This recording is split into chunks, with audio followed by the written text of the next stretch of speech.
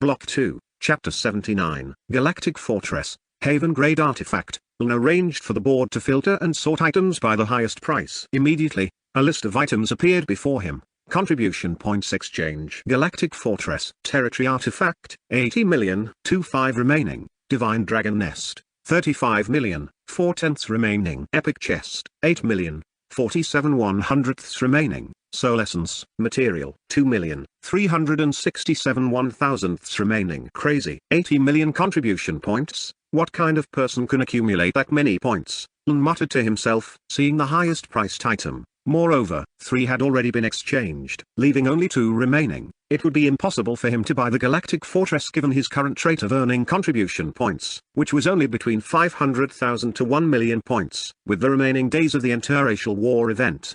Then shifted his gaze to the next item. Epic Chest. Wow, very generous. Soul Essence. Is this the same item dropped by Bao Yuan earlier? Recalled the purple flame dropped by Bao Yuan on battlefield number 44. Lun's eyes widened as he saw each item on the list requiring the most contribution points to exchange. All the items on the list would make any human ruler drool over them and unable to afford them. It seems I have to act quickly because these items are limited and can disappear at any time. Lun muttered to himself as he saw the numbers indicating the remaining quantities of the items. Should I use that trick again?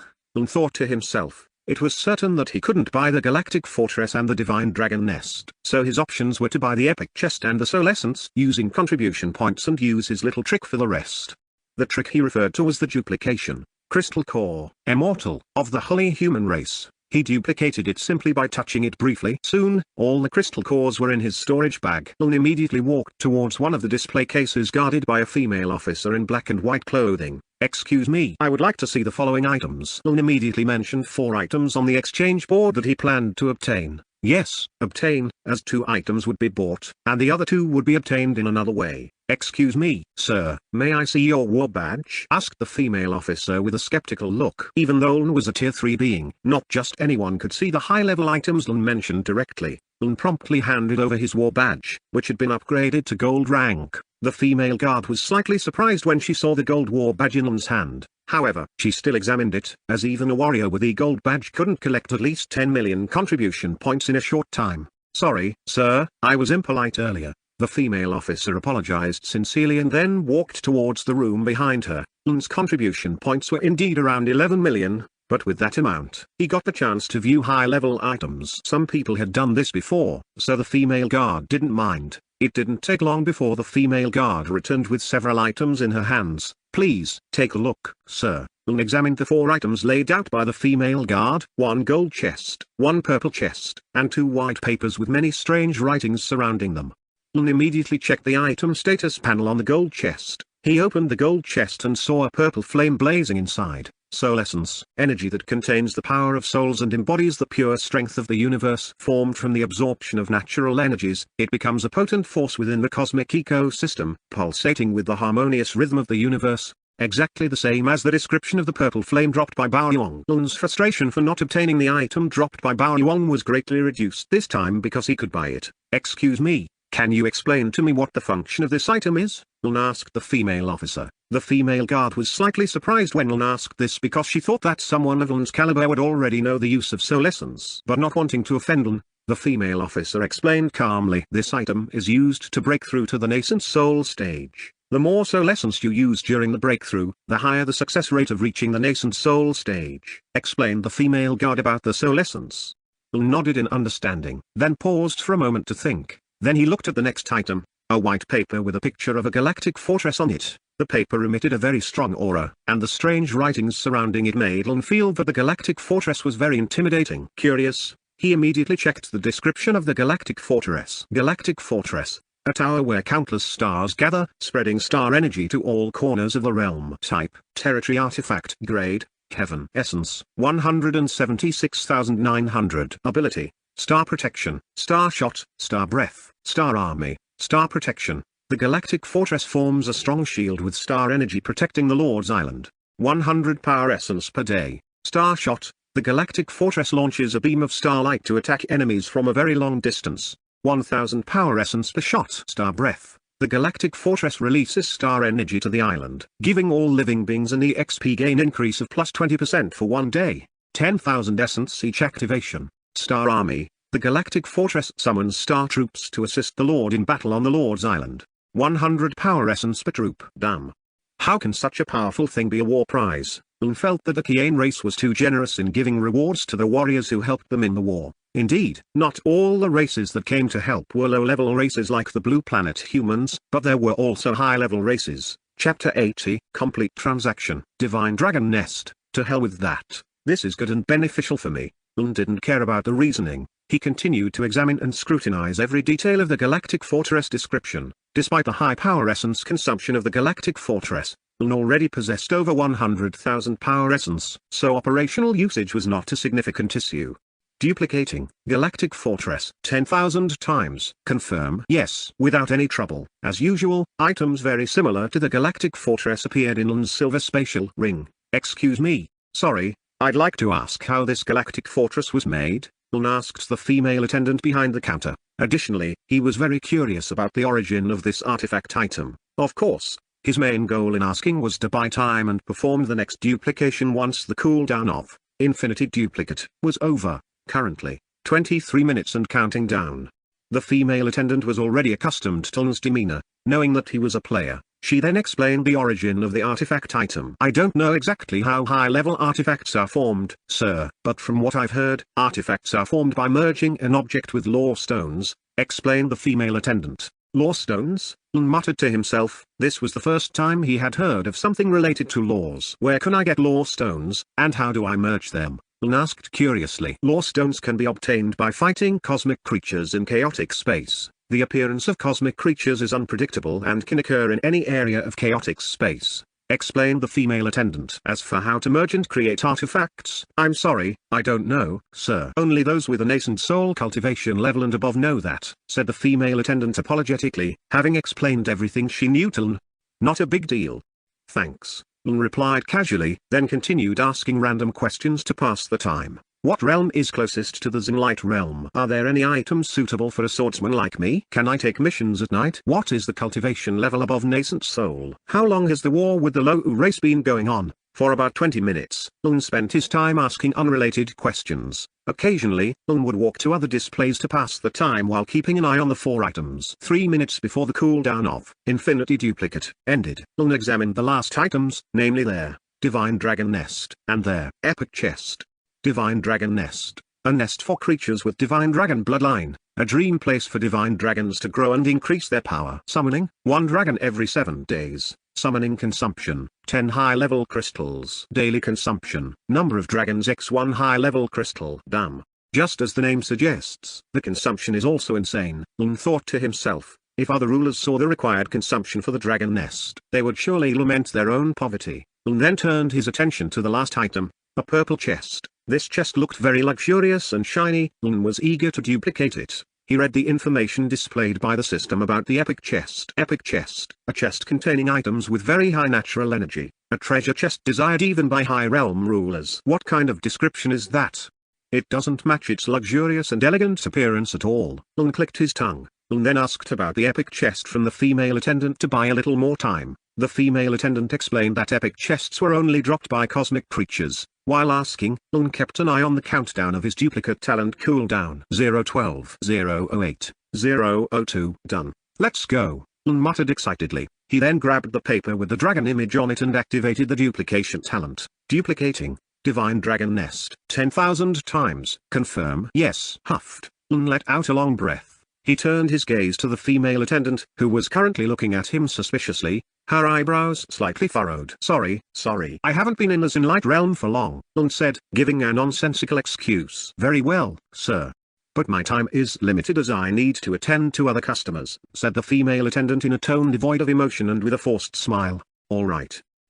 I want to exchange for Epic Chest and Soul Essence, Lun said hurriedly, fearing the female attendant in front of him would run out of patience. Sure enough, after hearing the items Lun wanted to exchange for, her eyes narrowed sharply, and her lips tightened into a thin line. A deep furrow formed between her brows, showing clear displeasure, but even so, she dared not act too rudely towards Lun, a gold-level warrior. The female attendant then said, "War badge?" While extending her hand, Lun casually handed over his war badge to her. The shop attendant then recorded something behind the counter and carried out some procedures for about a minute. "All right, sir. you are exchanging epic chest and soul essence for a total of 10 million contribution points. Thank you. The female shop attendant reported Lun's exchange and then handed over a black bag containing the epic chest and the Galactic Fortress paper to Lun, not forgetting to return his war badge. Thank you too. Lun received the black bag and took back his war badge. By the way, this is for you. After saying that, Lun handed a bag containing 100 high-level crystals to the female shop attendant. The attendant opened the bag given by Lun. Her expression remained the same as before because she knew that people like Lun, who had become gold-level warriors, often gave extra tips to attendants. What? Sir, this is too much. The attendant's expression was very shocked, and she intended to call Lun back, but at that moment, Lun was no longer in front of her. Lun was now heading to another display to spend the remaining contribution points he had. Chapter 81, Dinner with Su Yiling's family. Lun spent a lot of energy buying various forging materials, alchemy materials, skill books, spiritual wood, spiritual stones, spiritual crystals. He bought one of each type of item. Not only items related to combat, but Lun also bought items related to productivity, such as sewing machines, smelting machines, high-quality fabric, spiritual plant seeds, history books, etc.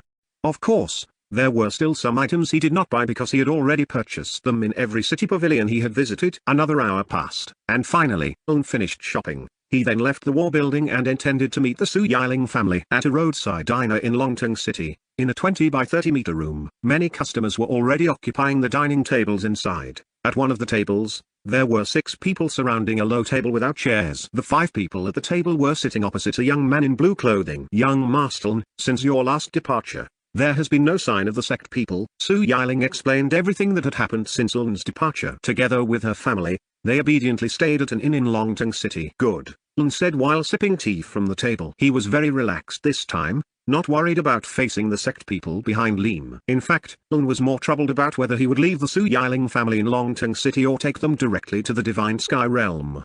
If he left them in Longteng City, the sect people could do anything to them. It would be a burden on Lun's mind later. The other option was to take them to the Divine Sky Realm. This option could only be done if he had a multi-dimensional portal. Lun could actually search for a multi-dimensional portal in the Zinlight Realm, but he didn't do it because he had an agreement with Elder One in the Guandu Realm.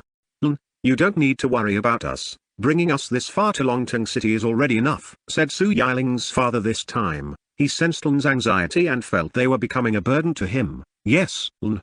Thank you for your help, added Su Yiling's mother beside her husband. Lun looked at Su Yiling's parents calmly. Just by looking into their eyes, Lun could feel how troubled their hearts were at that moment. From the first time Su Yiling entered the cultivation world and became a cultivator, they had prepared for a journey full of dangers. Sure enough, the danger came now. After a while, Lun finally took a deep breath and said, yes, I have no problem with those people, but it will take a long time before you can enter the Divine Sky Realm. After saying that, he then took out a golden sword 1 meter long. The sword did not emit a holy light at the moment, but the aura it radiated made Su Yiling, even a golden core cultivator, feel slightly pressured.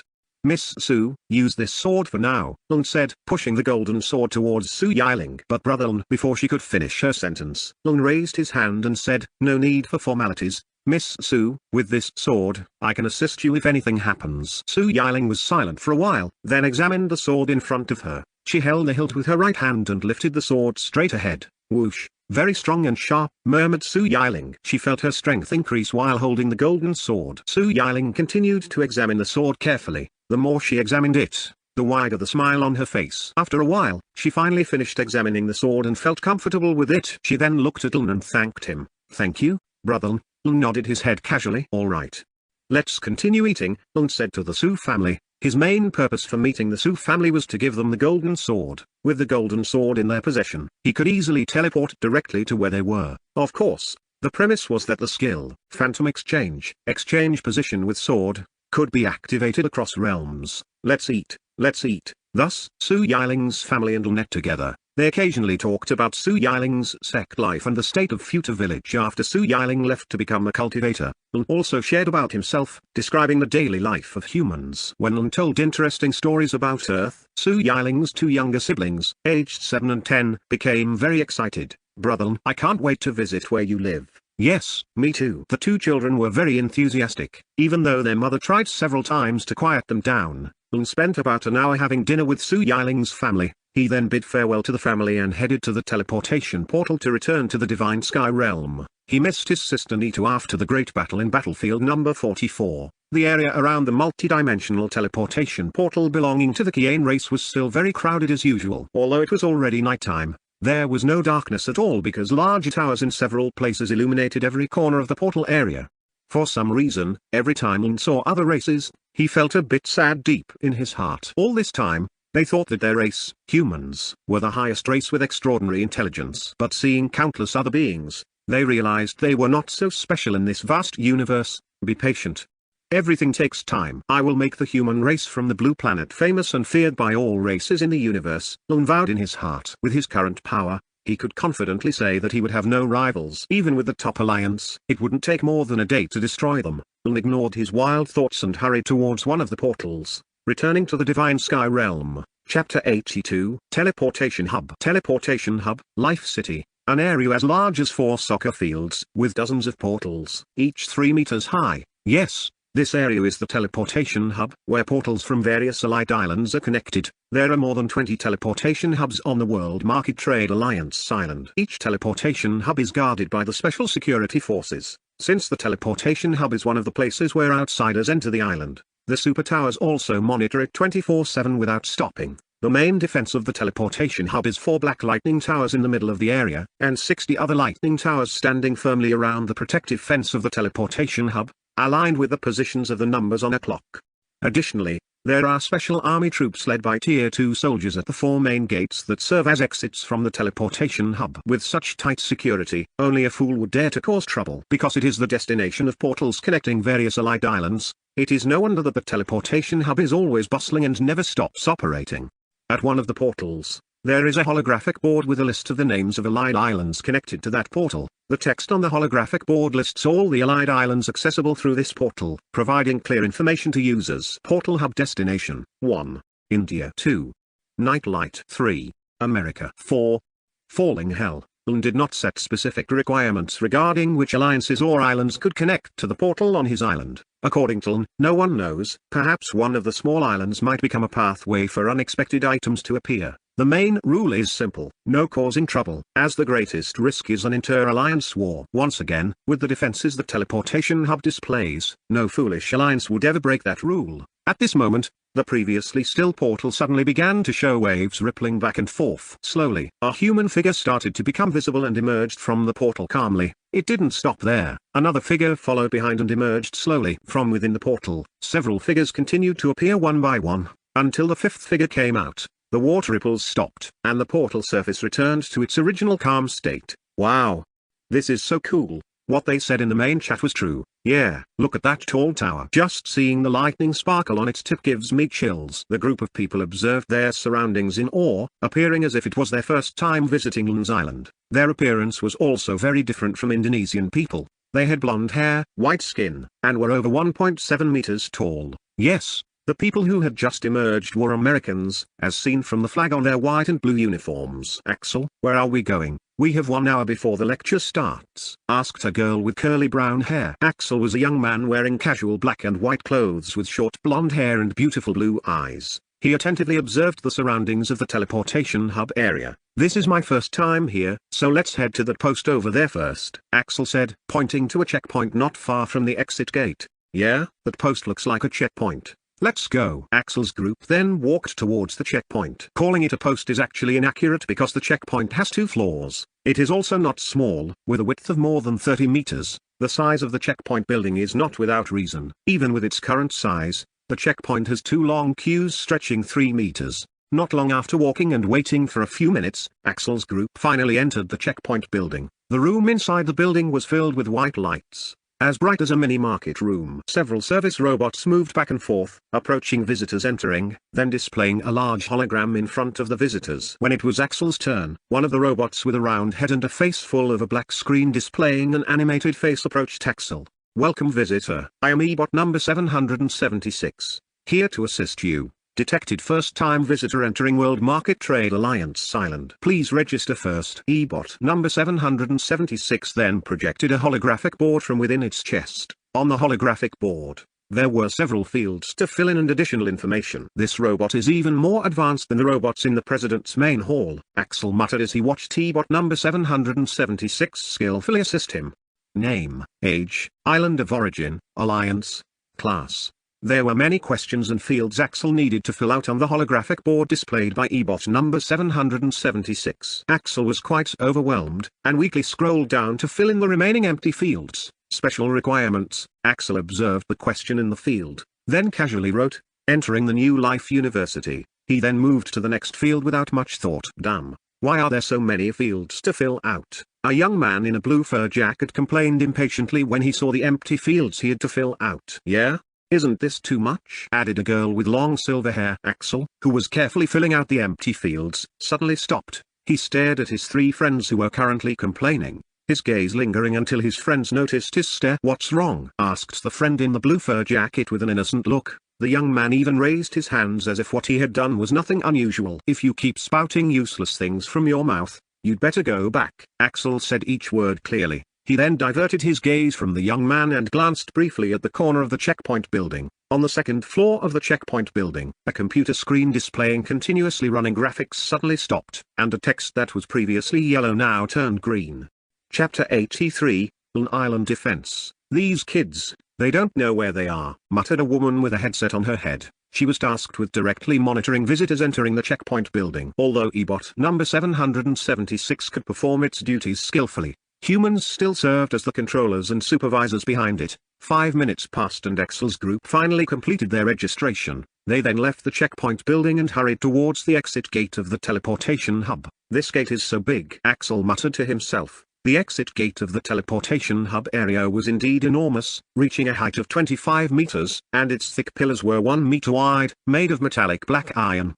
What's up with those guards? Their aura is so strong. Aren't tier 2 soldiers not supposed to have such strong auras? Yeah, and their guns look very strange too. Axel's friends behind him also marveled at the grandeur of the exit gate of the teleportation hub area. On both sides of the gate pillars, there were 2 teams of soldiers, each consisting of 3 people. Axel and his group continued walking and eventually passed through the exit gate calmly. Just as they passed through the gate, they were unaware that a wave of energy passed through their bodies without them realizing it. Axel's group was now outside the teleportation hub area, greeted by the advanced appearance of Life City. The buildings were mostly constructed with strong clear glass, and floating vehicles zoomed quickly above the black asphalt, with colorful lights at the road edges. Traffic signs continuously displaying beautiful animations added a unique charm to the streets. Pedestrians on floating discs occasionally glided over the sidewalks, and large aircraft passed through the sky every few moments. Axel and his friends felt like villagers visiting the city for the first time. I made the right choice by attending university here. With the level of technology and power displayed by Life City, I'm sure I will achieve my greatest creation, Axel declared firmly in his heart. He opened his current status panel.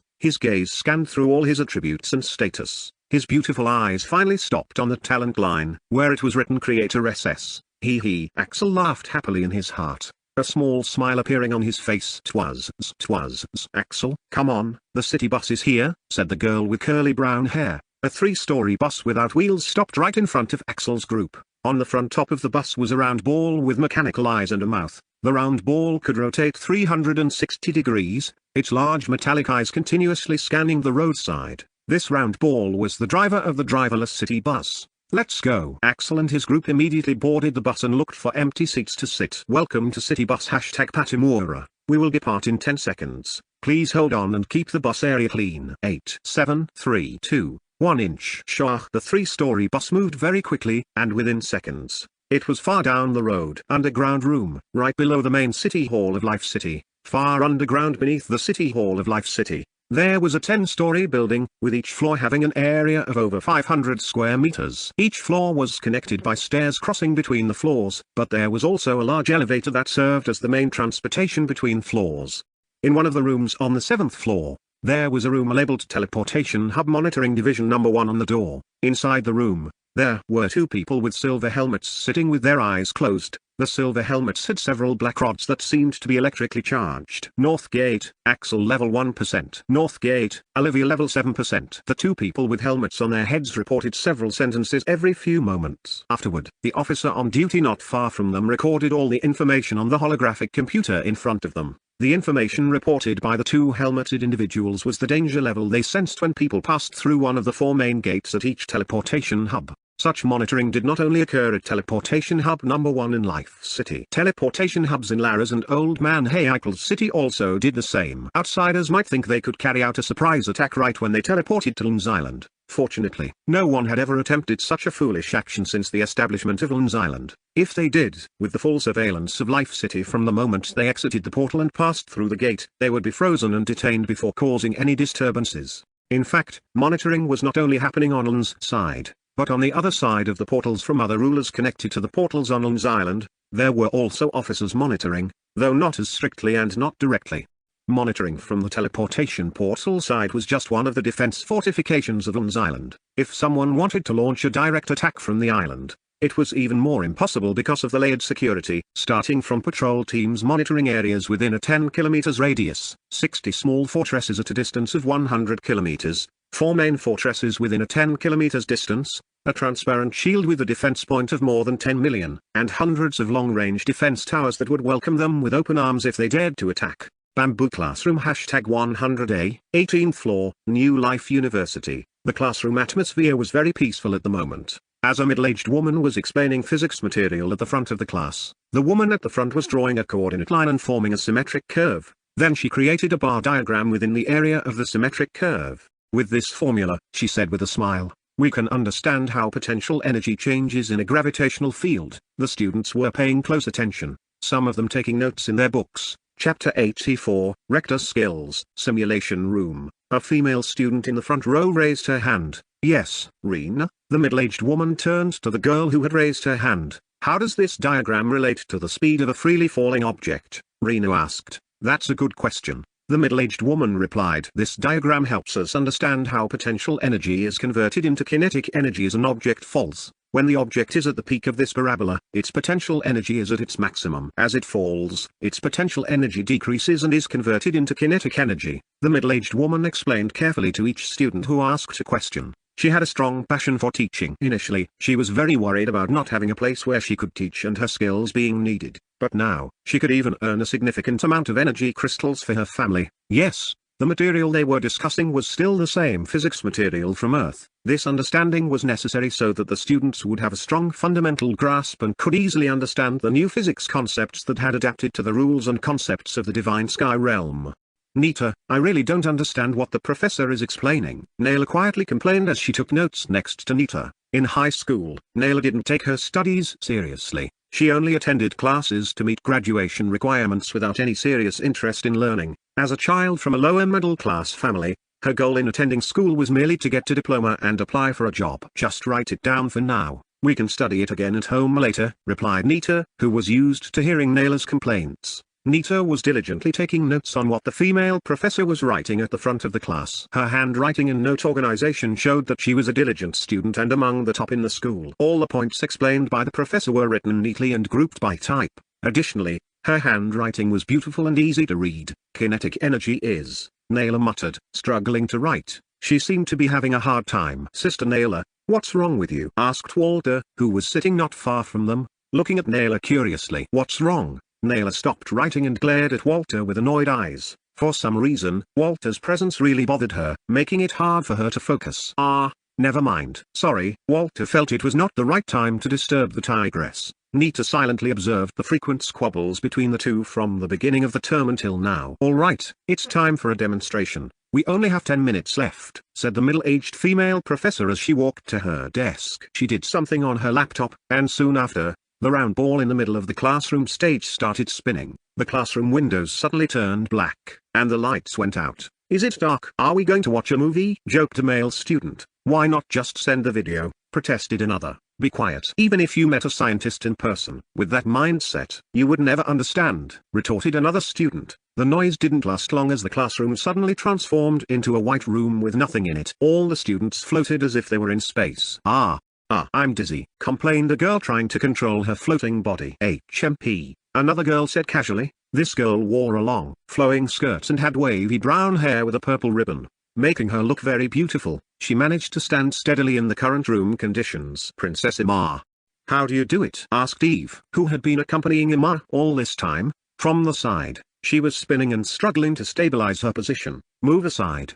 Shark attack. A loud shout came from a distance. The voice was getting closer. A young man was quickly swimming in a frog style. Just by hearing his silly voice, the other students knew the owner of the voice was Walter. Walter, who was moving quickly, suddenly lost control. He tried to spread his arms to slow down. Unfortunately, it was too late. He crashed into Imar from behind. Ouch! Imar was shocked and lost her balance. Idiot! Imar yelled. White light surrounded her fist. Without thinking, she threw a punch at Walter's shoulder. Boom! Uck! Walter was sent flying more than 20 meters, floating helplessly. Take that! You deserved it. Imar smiled in satisfaction seeing Walter fly far away and in a miserable state. Walter floated helplessly, regaining his strength. The purple light surrounding his body now dimmed. Uck!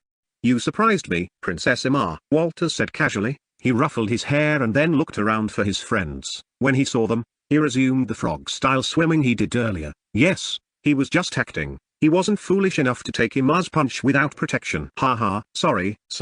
This room is so fun. Walter tried to explain himself. Nita and Nayla didn't pay much attention to Walter's antics. Their ancestors' proverb said that there's a cure for illness, but there's no cure for habitual behavior. Everyone, we've already used up 5 minutes. Do you want to spend the remaining 5 minutes playing around? Asked the middle-aged female professor, observing everything her students were doing. She didn't feel obligated to take harsh measures against them and didn't want to offend any of them. Sorry, ma'am, we'll be quiet. Yes, let's continue, ma'am. Almost all the students in the class agreed to continue and pay attention. The female professor then explained that this room was called a simulation room. This simulation room is the effect of the rector's skill that can create a space for simulations for a certain period. So, your time in the simulation room is very valuable and limited, so don't waste it, she explained, ensuring all the students understood.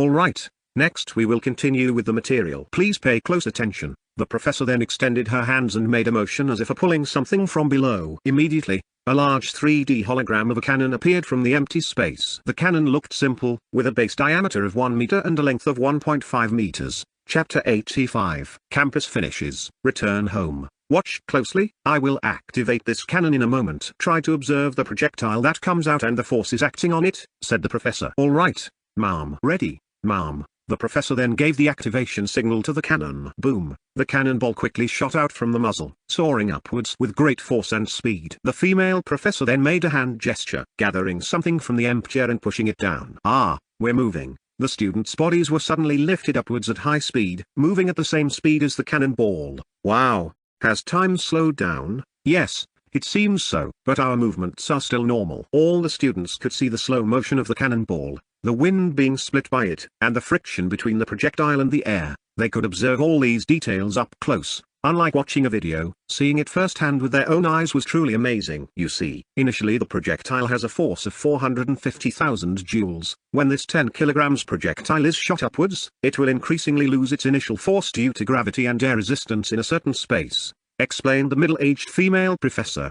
Pay close attention to how much force the projectile loses every few meters. The middle-aged female professor continued to explain everything that happened to and was experienced by the cannonball as it was shot upwards. She kept explaining until the highest point the projectile could reach, where its force eventually became zero. Even as the projectile fell, the middle-aged female professor kept explaining with all her heart, ensuring that all the students understood what force, gravity, speed, etc. were. However, during her explanation, the environment suddenly shifted back to the classroom setting. All the students were still seated in their places. The previously dark classroom was now bright again, and the round ball in the center had stopped spinning and dimmed. Alright, thank you all for attending our first class. See you next week, said the middle-aged female professor while packing up her equipment. Thank you, ma'am. Thank you. Emma, who was in the middle of the classroom seating area, stared sharply at Walter, very annoyed that he had caused all the commotion earlier. If only this idiot hadn't acted up, said Emma, clenching her fists. Princess, don't think about it, said Evan, trying to calm her down beside her. Meanwhile, at the front, Nita had already finished packing up her things. Nayla was also ready. Let's go home, Nita said to Nayla, a bit hurriedly. What? Going home already? Nayla asked, surprised. Yes, let's not delay any longer. They quickly passed through the rows of seats and walked out of the classroom. All the other students were also packing up their things and getting ready to leave. Walter, who was currently reading a chat panel in front of him, was no exception. Dillman, how was your lecture, son? Walter, pretty good. What's up?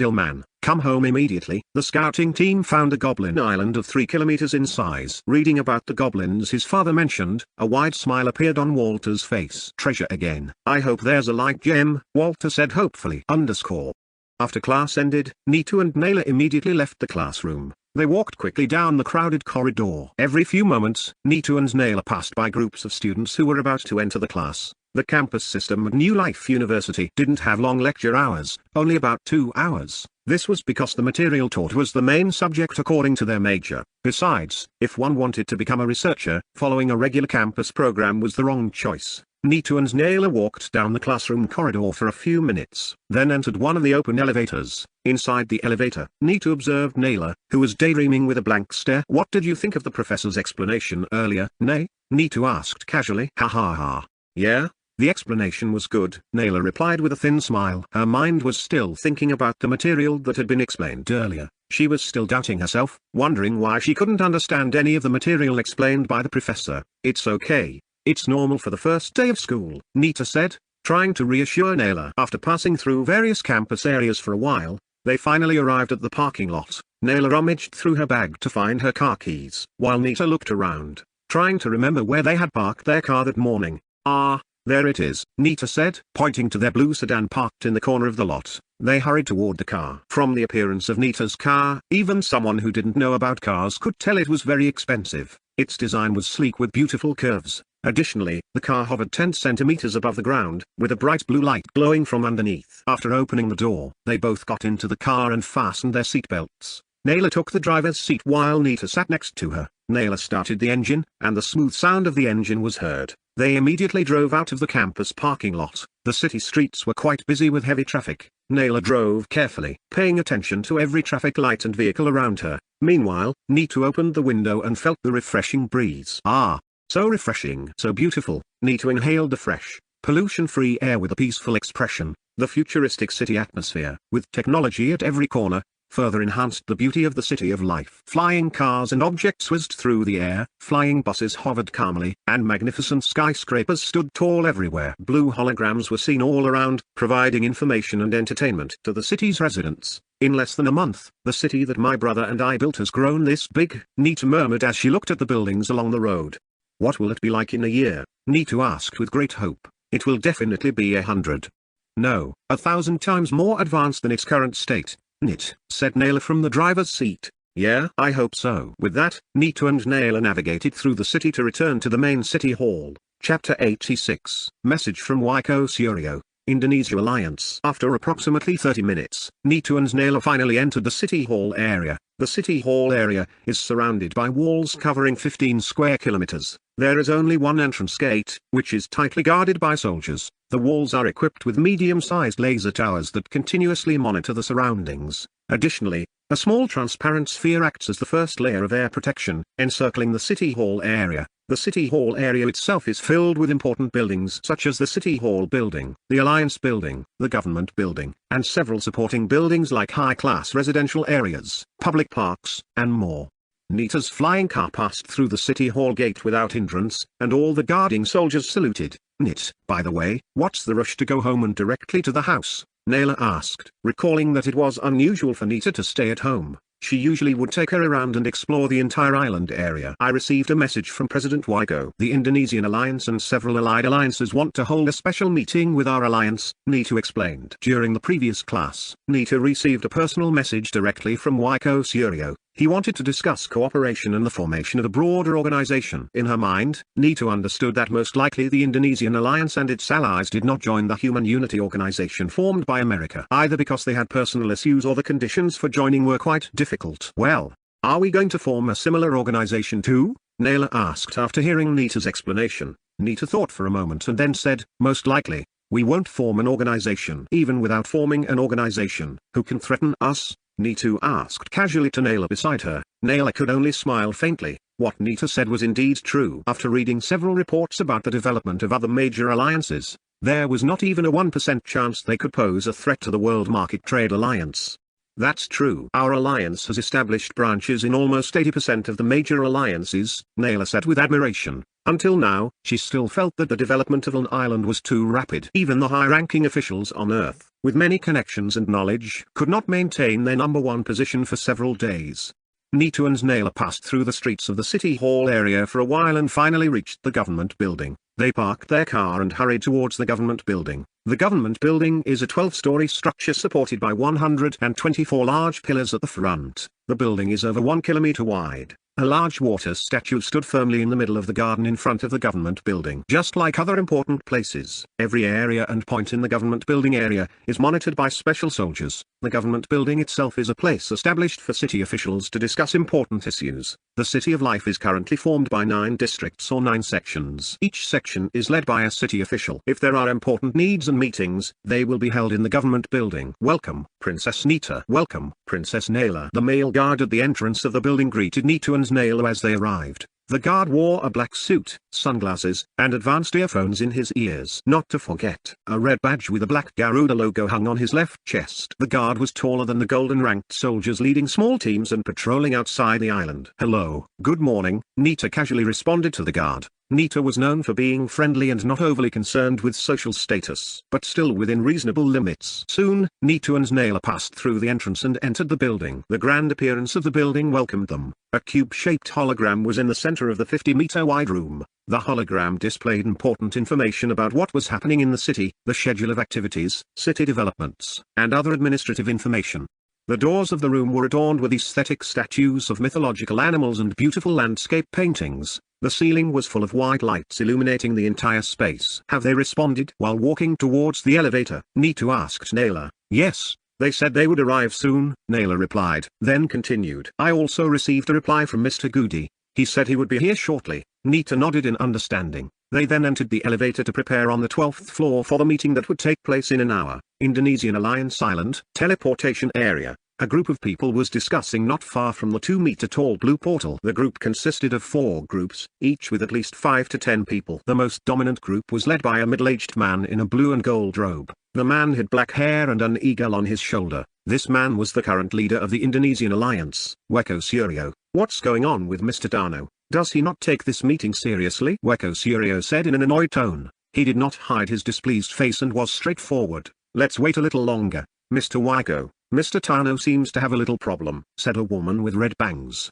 She was sitting on a floating sofa, relaxed with her right leg lifted over her left thigh, making her body as comfortable as possible. This woman had smooth and attractive facial features, and her graceful curves and hands would captivate anyone. This woman was the leader of one of the top 20 alliances, Dewi Anjani, leader of the White Dove Alliance. Although called the top 20, this was just a simple statistic based on island size, island development, the number, and the strength of the rulers within the alliance. HMP. I hope he comes within 10 minutes. If not, let it be. We'll go, Weko Suryo said firmly. Ha ha ha. Mr. Weko as usual, very impatient, said a young man with loud laughter. Wearing black glasses. Chapter 87. Weko Suryo's group arrives at an island. This young man was the leader of the last group, Dika Mahendra, leader of the Heavenly Voice Alliance. His alliance was not very famous among the higher ranks, but within the slightly lower scope, the Heavenly Voice Alliance was a core player. Sorry, I'm late. A voice came from within the portal. Not long after,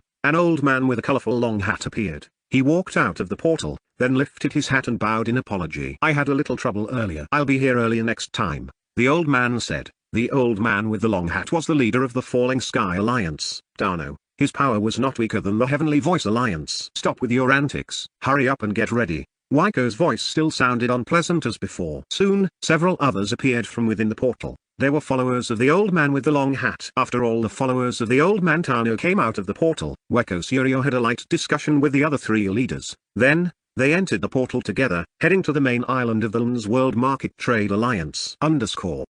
At the same time on an island, in the teleportation hub area, Weko Suryo's group emerged from within the portal located in one area of the hub.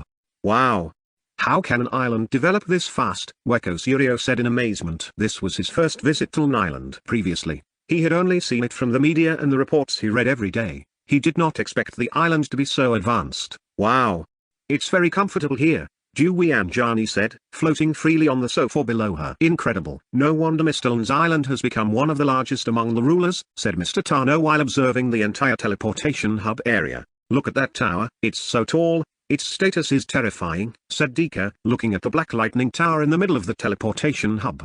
Divine Tower, Black Lightning type, Defense Tower, Attack, 1,000,000/hit, Defense, 1 million. Skill, Single Target, monitors the area within a 10 km radius, detects creatures designated as destroyers, and issues 5 direct attacks. Multi-target, can attack 10,000 targets simultaneously with 50% attack energy. Damn. Where did he get this tower? Weko Surio and the others also saw the status of the Divine Tower, Black Lightning. Wouldn't we die instantly with just one hit? Weko Surio muttered in horror. The followers behind them also showed faces of awe with a slight sense of dread in their hearts. They observed other people from various alliances and places who seemed very accustomed to obediently exiting the portal and heading to the inspection building near the gate. Weko Surio, while observing the surroundings, saw a man in a black suit approaching them. "Mr. Waiko, I am Ryman, and I will guide you to the city hall," said the man in the black suit and sunglasses. Weko Surio scrutinized the man in front of him. Status: Name, Ryman. Race, Blue Planet Human. Power Core, System. Rank, Tier 2. Yes, we are from the Indonesian Alliance. Weko Surio explained with a slightly respectful tone, not only because the man in front of him was a Tier 2 soldier, but also because the shiny white badge on his chest with the number 6 indicated his high position. Weko explained the members of his alliance to Ryman clearly. He mentioned everyone in his group so that Ryman understood and did not cause any suspicion. "All right, Mr. Waiko, please follow me." Ryman then turned and led Weko Surio's group to the inspection building. Yes, even though they were alliance leaders, there was no difference. The only difference was perhaps that they were served immediately without having to queue. Soon, Weko Surio's group entered the inspection building and filled out the forms as usual for first-time visitors to Lun Island. The inspection and registration took 5 minutes, and then Ryman led them through the north gate. "Damn. Each one of them is Tier 2, and their aura is very strong," said Old Man Tano to himself, looking at the soldiers on guard. Ryman and Waiko's group passed through the gate. The group may not realize that a wave passed through their bodies as they passed through the gate. Far underground, the main monitoring center of Lun Island was in operation, analyzing the data of Waiko's group. North Gate, Weko Surio level 34%. North Gate, Dewey and Johnny level 27%. North Gate, Tano level 23%. North Gate, Dika Mahendra level 25%. An officer wearing a silver helmet reported firmly. The helmet on his head had metal rods with tiny electric hairs around them. "What, that high?" the officer at the desk in the room asked in surprise upon hearing the report. He then searched the data of Waiko's group on the advanced computer in front of him. He wanted to check the data from the first inspection carried out during the initial registration process. "Yellow," the officer muttered in slight disbelief. Yes, he recognized Weko Surio's group. As an officer working in the government of Life City, he certainly had some knowledge of the alliances of the rulers. He did not expect the Indonesian Alliance, his place of origin on Earth, to have a leader with bad intentions towards the World Market Trade Alliance. Soon, the officer sent a message directly to Naylor and also provided the information to his superiors. At the same time, Ramon, who was in the official city vehicle with Weko Surio's group, received a report from the officer underground. He only glanced at it briefly but did not react further. He had to continue performing his assigned duties. Shortly afterward, a private message with the number 1 priority order appeared on the communication device in his hand. "Princess Nita, keep monitoring, increase the escort." The man read the order carefully, then replied with "understood." Ramon then sent a message to another division. 25 more units, Nest troops standby mode, ready for combat. Chapter 88. Alliance meeting begins. Shortly after sending the message, 25 flying combat vehicles arrived from behind, joining the official vehicle convoy. A total of 28 combat vehicles were now escorting Waiko's group. "Mr. Waiko, I feel something is off." Dewey and Johnny sent a message to Weko Surio in front of her. "Yes, I feel the same." "Has our plan been discovered?" Weko Surio replied, while continuing to observe the surroundings. With no option to retreat, Weko Surio and his group could only stay firm and keep following. The increase in the escort for the official vehicle carrying Waiko's group became a hot topic among the residents around. "Who's coming? Are the princesses from other alliances coming? Impossible. It must be more important than that little princess." Public discussion as usual. They were curious about the officials. There were even some floating robots from various television stations covering the convoy of Surio's group. "Viewers, reporting live from the Central District. Our city is receiving other important guests this time. It is reported that the arriving guests are top alliance leaders. Not much different from Earth. The mass media always reported information only to care about view counts without rechecking the quality of the information they conveyed." Weko Surio's group and the others continued to pass through the metropolis of Life City without hindrance. Occasionally, The police on duty on the street would block the road for the convoy. They saluted Ramon, who led the convoy. It didn't take long before the convoy finally entered the city hall area. Their speed slowed, and a guard opened a large portal, allowing the convoy to enter. "Please proceed, Mr. Ramon." "Yes, Mr. Ramon." 4 portal guards raised their hands and saluted Ramon inside the official vehicle. Ramon nodded his head casually. The group continued to explore the city hall area until they finally arrived at a magnificent 12-story government building supported by 124 sturdy pillars. In front of the building, a guard opened the car door and saluted Ramon, who was already waiting. "Mr. Waiko, we have arrived. Princess Nita is waiting on the 8th floor. Please follow me," invited Ramon in a friendly tone, then led them to the entrance. "Damn, I still can't believe Mr. Lin is also human," whispered the old man Dano quietly. "Yes, indeed. Even the American alliance isn't as advanced and large as this." Dewey Anjani chimed in, agreeing. She admired every corner of the government building with great awe. The guest group soon passed through the entrance and headed straight to the elevator to the 8th floor. The guest meeting area. Nita, Naylor, and others had been waiting for a few minutes. In the elevator, Waiko Surio felt uneasy. He appeared slightly nervous but tried to stay calm. Ting. The elevator doors opened. Ramon exited first, followed by Waiko's group. The floor they were on had an office design with blurred glass walls, beautiful flowers in the corners, and artistic paintings and sculptures. Ramon led the way, guiding Waiko's group. They passed several rooms with people working at their computers. "What? Assistant robots are everywhere," Dewey Anjani whispered quietly. She saw several servant robots walking along the corridor, carrying trays, cleaning tools, and other items. The robots were very friendly, stopping when someone was nearby, then continuing their journey once the person moved away. "Mr. Waiko, everyone, we have arrived." Ramon opened the door on the left. Inside, several people were already waiting. "Thank you, Mr. Ramon," said Waiko Surio, then walked into the room, followed by Dewey Anjani, Old Man Dano, and Dika Mahendra. Their guards waited outside with Ramon. "Hello everyone. Good afternoon." Waiko Surio greeted everyone in the room. 7 people were already seated there. At the end of the table sat Nita, with Naylor on her right and a muscular man on her left. Next to the muscular man was a large golden hammer standing beside him. The other 5 people sat on the left side of the table. They were the district leaders of Life City. There were supposed to be 9, but not all could attend. "Welcome, Mr. Waiko and company. Please, have a seat." Nito at the end of the table stood up, inviting the guests to sit. Waiko Surio and his group sat down. They felt nervous and worried. Their appearance showed helplessness, as if being scolded by parents without being able to retaliate. They looked at the status of Nito and the muscular man beside her, a tier 3 soldier. "Crazy," Waiko Surio muttered to himself. Status: name, cute cat. Race: human from blue planet. Power core: system. Rank: tier 3. Status: name, Gusty Indra. Race: human from blue planet. Power core: system. Rank: tier 3. The man beside Nita was one of the 10 core members of the World Market Trade Alliance. As a core member, he received special treatment from Lung. Besides being a tier 3 soldier, he also had a vortex plate sent by Lung. Ahem. First, I would like to thank Princess Nita, Mr. Gusty, and the other gentlemen for agreeing to this special meeting. Waiko Surio opened the conversation. "I did not expect the development of Life City to be so rapid and have reached this level," he continued. "This time, I am accompanied by the leader of the White Dove Alliance, Dewey Anjani." He went on to introduce the 3 other alliance leaders.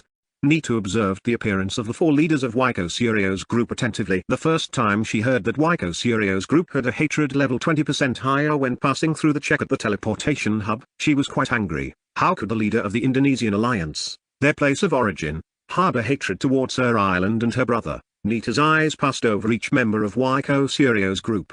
However, this time she suddenly stopped. A message appeared on her system chat panel, a message from Naylor. "Naylor, their hatred level has decreased to 3% now, Princess." "What's going on with these people?" Nita muttered. Chapter 89, Gusty Takes Action. She actually had a small guess why their hatred value suddenly changed. Most likely, they abandoned their bad intentions when they saw the power that Nita and Gusty displayed. However, what still puzzled Nita was, why did they hate the World Market Trade Alliance? They had made small collaborations several times, and the World Market Trade Alliance had even established more than 30 branches in the Indonesian alliance. "I'll get straight to the point, Princess Nita. Our purpose here is to form a cooperation organization with you." Waiko Surio stated their main objective directly after a few opening words.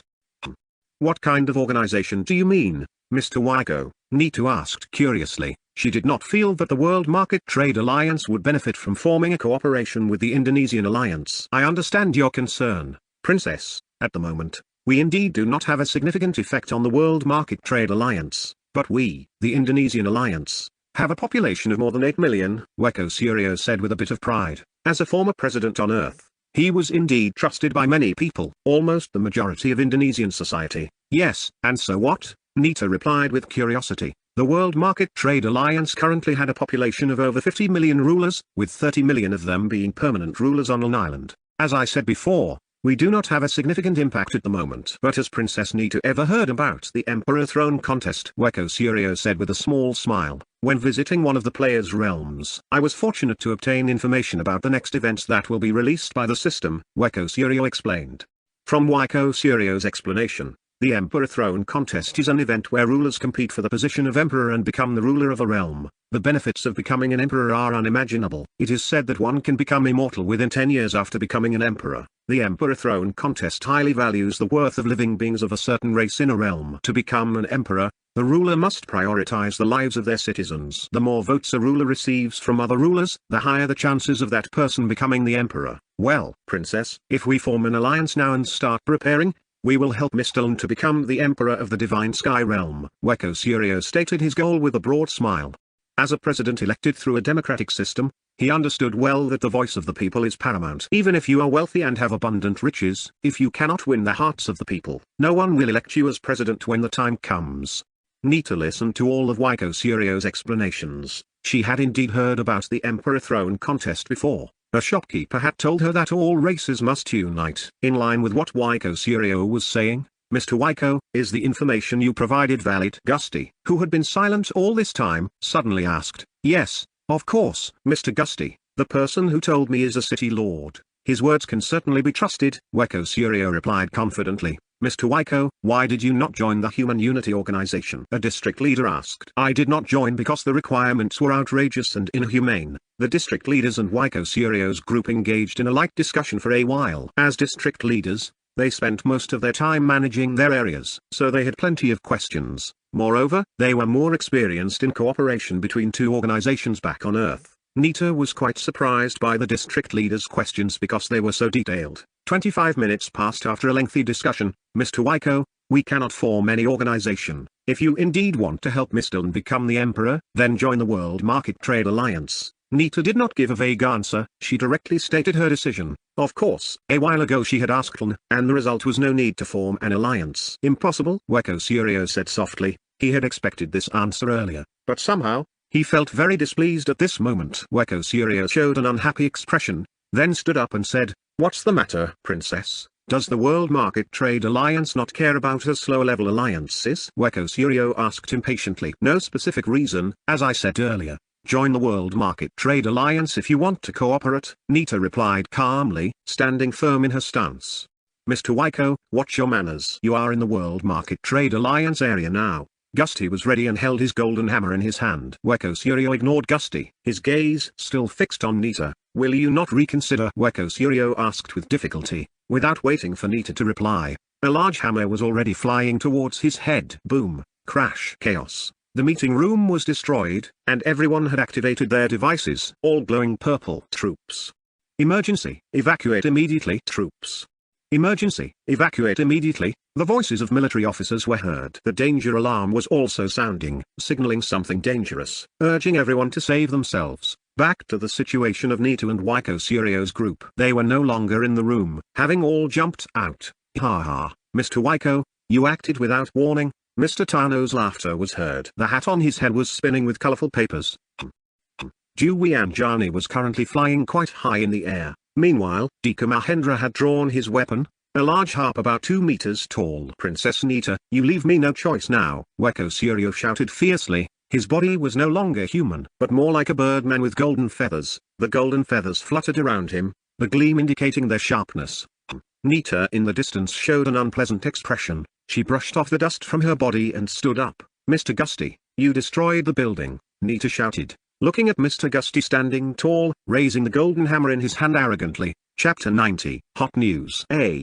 What's the matter, princess? This man was rude to you. Gusty had many question marks over his head. No, you won't be paid this week, Nita said harshly, then turned her gaze to Weko Suryo's group casually. Mr. Waiko. I don't know why your brain suddenly stopped working a while ago. As an Indonesian citizen, it would be commendable if I killed you now, so the Indonesian people under your leadership won't die in vain, Nita said loudly. Just as she finished speaking, a terrifying rumble was heard. Waiko Suryo now felt as if time slowed down. He felt a great force gathering above his head. Sure enough, a lightning ball was forming rapidly. Damn. It must be that lightning tower, Waiko Suryo muttered. Zap, zzz. Terrifying black lightning struck Waiko Suryo, who was covered in golden feathers, but to no avail. The golden feathers could not withstand even a bit of the black lightning's energy. What? Already dead? Gusty looked at where Waiko Suryo had been. There was nothing but burn marks caused by the black lightning. Impossible. Dewey Anjani stared at the blackened spot where Waiko Suryo had been with disbelief. She then immediately activated the teleportation charm in her hand. What?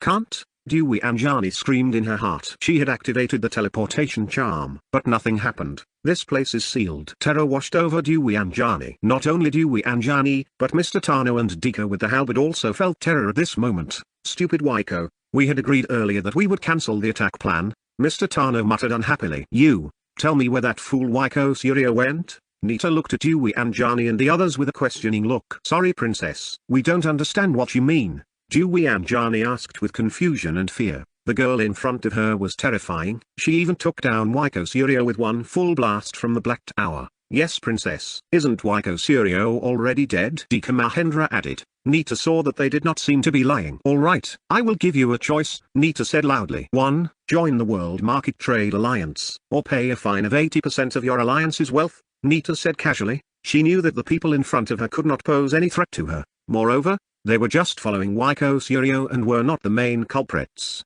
Instead of killing them, it was better to make them join the alliance and utilize them for the alliance's development. We will join, princess. Dewey Anjani was the first to speak, saying it gratefully. Earlier she thought she would die today. I will join, princess. I will too, princess. Dika and Mr. Tano agreed. It was a blessing they were still alive at this moment. Alright, Mr. Ryman, take care of them, Nita said to Ryman, who was currently at the front line of the soldiers lined up not far from the front of the government building. Yes, princess. Ryman promptly walked over and led Dewey Anjani and the others to handle the next administrative matters. Mr. Gusty, you know what you need to do, right? Nita looked at Gusty Indra with a meaningful smile. Alright princess. I will find that fool in a few hours, Gusty said confidently. No, Nita said angrily. What now, princess? Gusty asked with a serious look, not understanding what was wrong with his answer. Don't go alone. Go with Hana, Nita said angrily, then immediately turned around, no longer paying attention to Mr. Gusty. Gusty still stood in place, thinking hard, still not understanding why he had to go with Hana. Mr. Gusty. Nailo approached Mr. Gusty. Excuse me, Mr. Gusty, here are your next tasks. Good luck. Naila handed over a piece of paper with several lines of instructions on it. Gusty took it and read briefly. 1. Contact Sister Laras for a meeting. 2. Use an advanced battleship. 3. Find Waiko Suryo until found. 4. Yes, everything Gusty needed to do was listed on the paper. This was actually Naila's initiative because she often saw how unreliable Mr. Gusty was in handling complex matters. So she made a task list so Mr. Gusty could remember and not create more problems. Thank you, Princess Naila. A guilt-free smile appeared on Gusty's face. He stored the paper and then turned towards the soldiers not far around. Nita. Wait, Naila ran after Nita, who was heading to the car in the parking lot. You walk very fast, Nita, Naila said as she got into the driver's seat. Yeah, I'm not in the mood, Nita replied lazily. She was still puzzled why Waiko Suryo acted foolishly. It was very clear he had no chance to fight. Well, come to think of it, that person seems to have a few secrets, Naila said as she started the car and drove out of the government building's parking lot. Where to next, Nita? Home. To the city hall, Nita replied, gazing out the car window, seemingly deep in thought. Yeah, you're right, never mind. Let's just wait for Brother to take over the island of Indonesia, Naila said, playing with her phone. Their flying car soon passed through the entrance gate of the building and headed home, towards the city hall. And so, a major event occurred shortly after the grand meeting between the two alliances. The news had already spread everywhere in the media. Less than 10 minutes after the incident, the media in the City of Life, the entire island, and several other alliance islands had already spread the news about the battle between the Indonesian Alliance and the World Market Trade Alliance. Indonesia latest news. The latest news comes from another alliance, It is reported that there was a battle between the younger sibling of the owner of the World Market Trade Alliance Island and the president. The latest reports indicate that the president has fled and is hiding. India latest news. A major battle took place between Indonesia and World Market Trade along with 3 other alliances. Indonesian President Wiko Suryo attacked the World Market Trade Alliance. Hot news. High-level fight. Most of the news was, of course, exaggerated, causing many people to be curious about the real story. Some even came directly to the World Market Trade Alliance Island to investigate. Chapter 91. Weko Suryo is still alive. Human race chat from Blue Planet. Harith, you know, a great battle took place in the City of Life. World Market Trade Alliance Island. I was at the Night Sky restaurant when it happened. Joko, what's wrong with the president? Is he stupid to attack a top 5 alliance? Viraj, ha ha ha.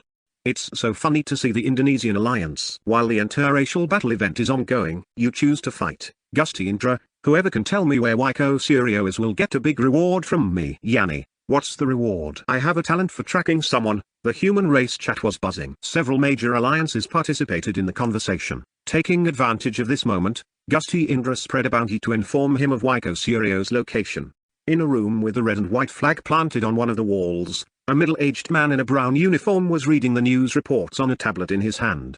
What's wrong with the president? Does he want to destroy this country? He muttered regretfully. I feel that there have been many strange incidents lately, said another man who was smoking, sitting not far from the desk of the man in the brown uniform. You're right, Mr. Handoko. A few days ago, I received news that the government funds were delayed, even reduced by 50% without prior notice, said a woman sitting not far from them.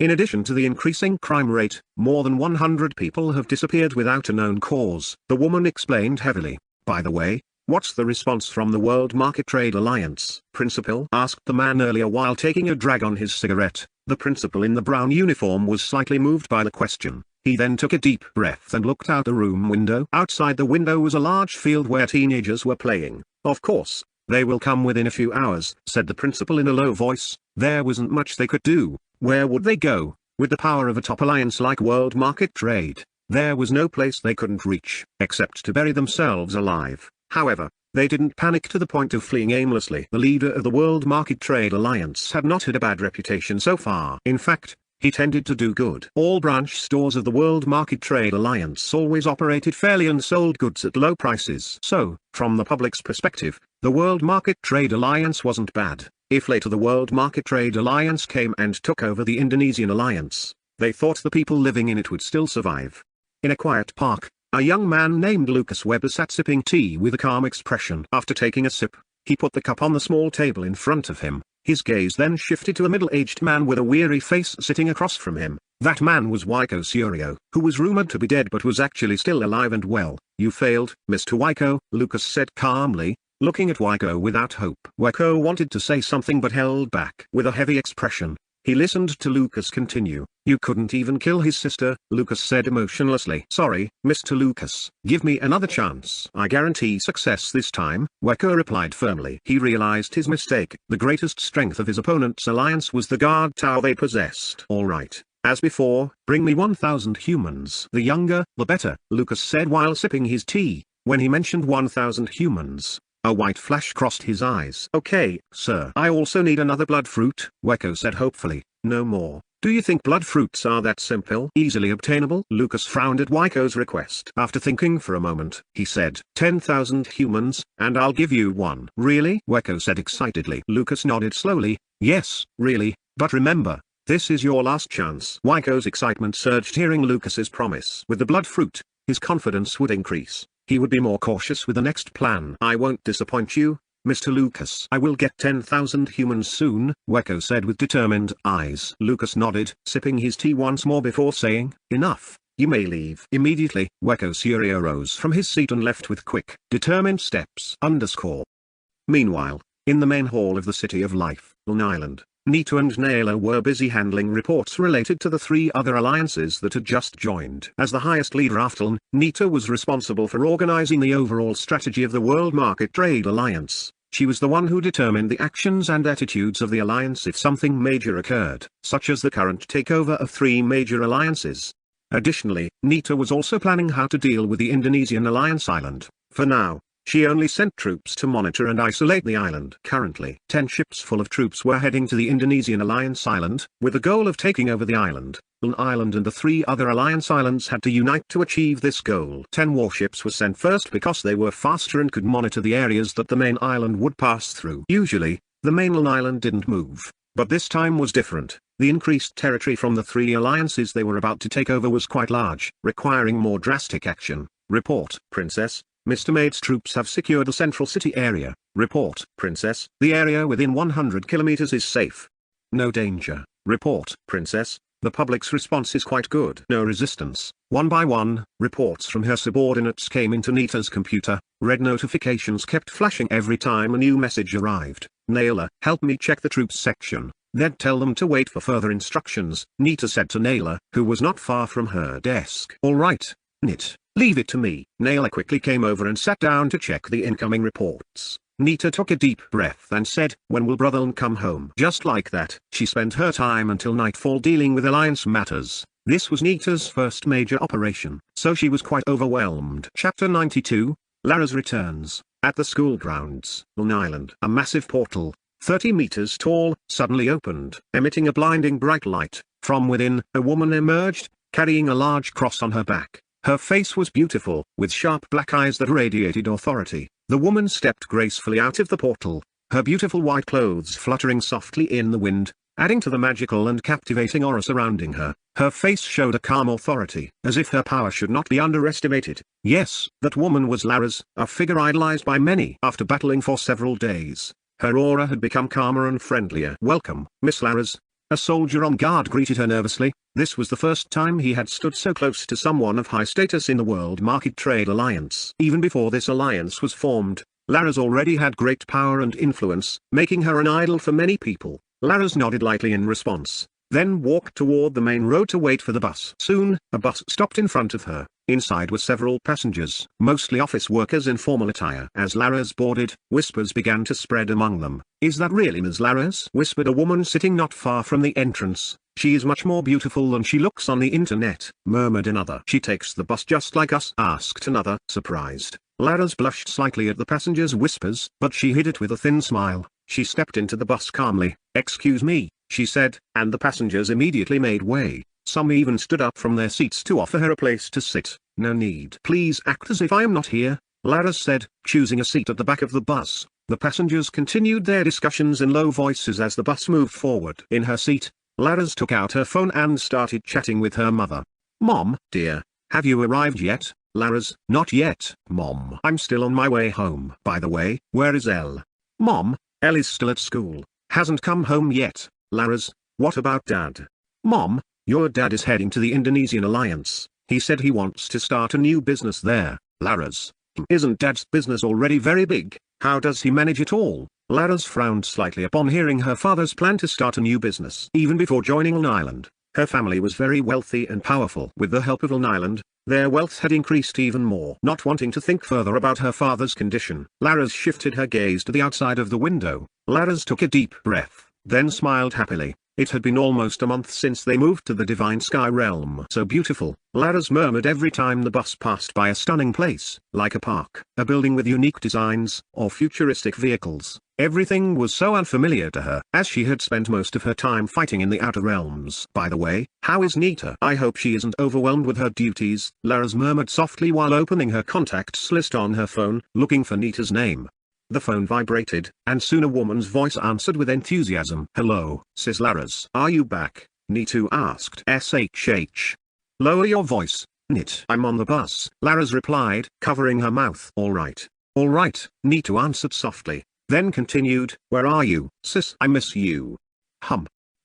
Her voice sounded like a child pretending to cry. I'm on my way home. After that, we can meet, okay? No, I'll go straight to your house. Let's meet there, Nita replied firmly. Ah, alright, Lara's conceded. Nita was very close to her. Perhaps because Nita didn't have an older sister, so she felt Lara's was a special figure for her. 10 minutes later, the bus stopped in a rather busy area. Lara's got off, not forgetting to scan her card on the bus payment machine. After getting off, Lara's saw a large area not far from the main road. The area was surrounded by wire fencing, with several heavily armed soldiers guarding it. This area was known as Rat Point, a place where small portals connecting various regions on the World Market Trade Alliance Island were located. Using these small portals required energy crystals, so usually only important people used them. "Welcome, Miss Laras," greeted two guards respectfully. Laras nodded lightly, then passed through the gate into the Rat Point area. Inside, there were 3 small portals, each 2 meters tall, and a blue hologram board explaining the destinations and the costs required to use the portals.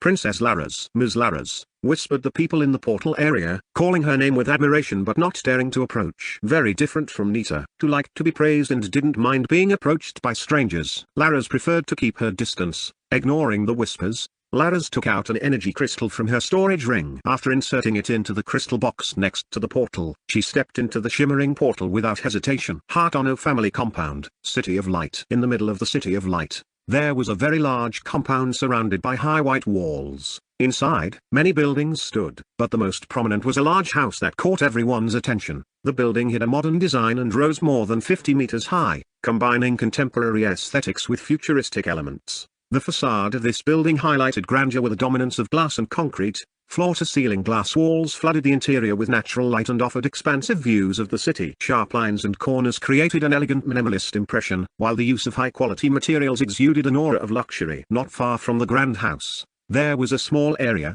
10 meters wide, surrounded by a half-meter-high fence. Inside this area stood a 1-meter-tall portal. Chapter 93, Arriving at Laras's home. The surface of the previously calm portal suddenly rippled and lit up, indicating the arrival of someone. A woman emerged from within. Laras, who had previously entered the portal from the Rat Point area. As a core member of the Alliance, she had exclusive rights to connect the public portal directly to the portal in her private residence. "Welcome, Miss Laras," greeted a guard on duty. Even though this was a private portal, strict supervision was maintained to ensure security and prevent misuse. Laras nodded and walked straight toward the house, leaving the teleportation area. Her gaze softened as she looked at the grand house in front of her. She had been away for several days and had just returned. The image of her mother, who surely missed her, flashed in her mind. Just as Laras approached the door of her house, it suddenly swung open without warning. "Welcome home," exclaimed a short-haired girl standing at the entrance. Her voice echoed with enthusiasm. Behind her stood a middle-aged woman wearing a grey hijab, gazing at Laras with loving eyes. "You're home," she said softly. "Mother," Laras murmured, holding back the overwhelming longing inside her. But before she could step closer, another shout rang out. Sister Laras. Nita, who had opened the door, suddenly ran inside and hugged Laras tightly. "This girl," Laras whispered softly, opening her arms to embrace Nita, who was already clinging to her chest. Sister Laras. Why were you gone for so long?" Nita murmured gently, burying her head deeper into Laras's embrace. There. "What's the matter with you?" said Laras, stroking Nita's head. "You're acting like we've been apart for a year." After a few moments, the two women released their embrace and turned to Laras's mother, who was watching their antics with a gentle smile. "Sorry, Auntie," said Nita with an awkward smile. Laras then approached her mother and hugged her tightly. They embraced for a moment before finally letting go. "All right, it's good to have you home safely. Come inside," her mother invited, waving her hand to usher them into the house. The 3 women walked into the house. Of the 3, Nita was the most energetic, her cheerful and spirited nature starkly contrasting with the quiet demeanor often perceived by others. At the back of Laras's large house, there was a spacious swimming pool with water shimmering under the sunlight. The pool was surrounded by an exotic wooden deck, furnished with lounge chairs and large umbrellas, giving it a tropical resort feel. This area was perfect for relaxation, with a warm jacuzzi inviting for a soak. Not far from the pool, there was a green garden filled with colorful flowers. Stone paths and a small, babbling fountain in the corner of the garden added a calming, natural touch, creating a captivating peaceful atmosphere. In the middle of the pool was a small pavilion with several sofas and a table inside. There, 2 women were sitting, warmly chatting while enjoying the fruits on the table. "Yes, sis, we have detected that Waiko has bad intentions towards the Alliance," said Nita, explaining the situation when Waiko Suryo acted unexpectedly at the previous meeting.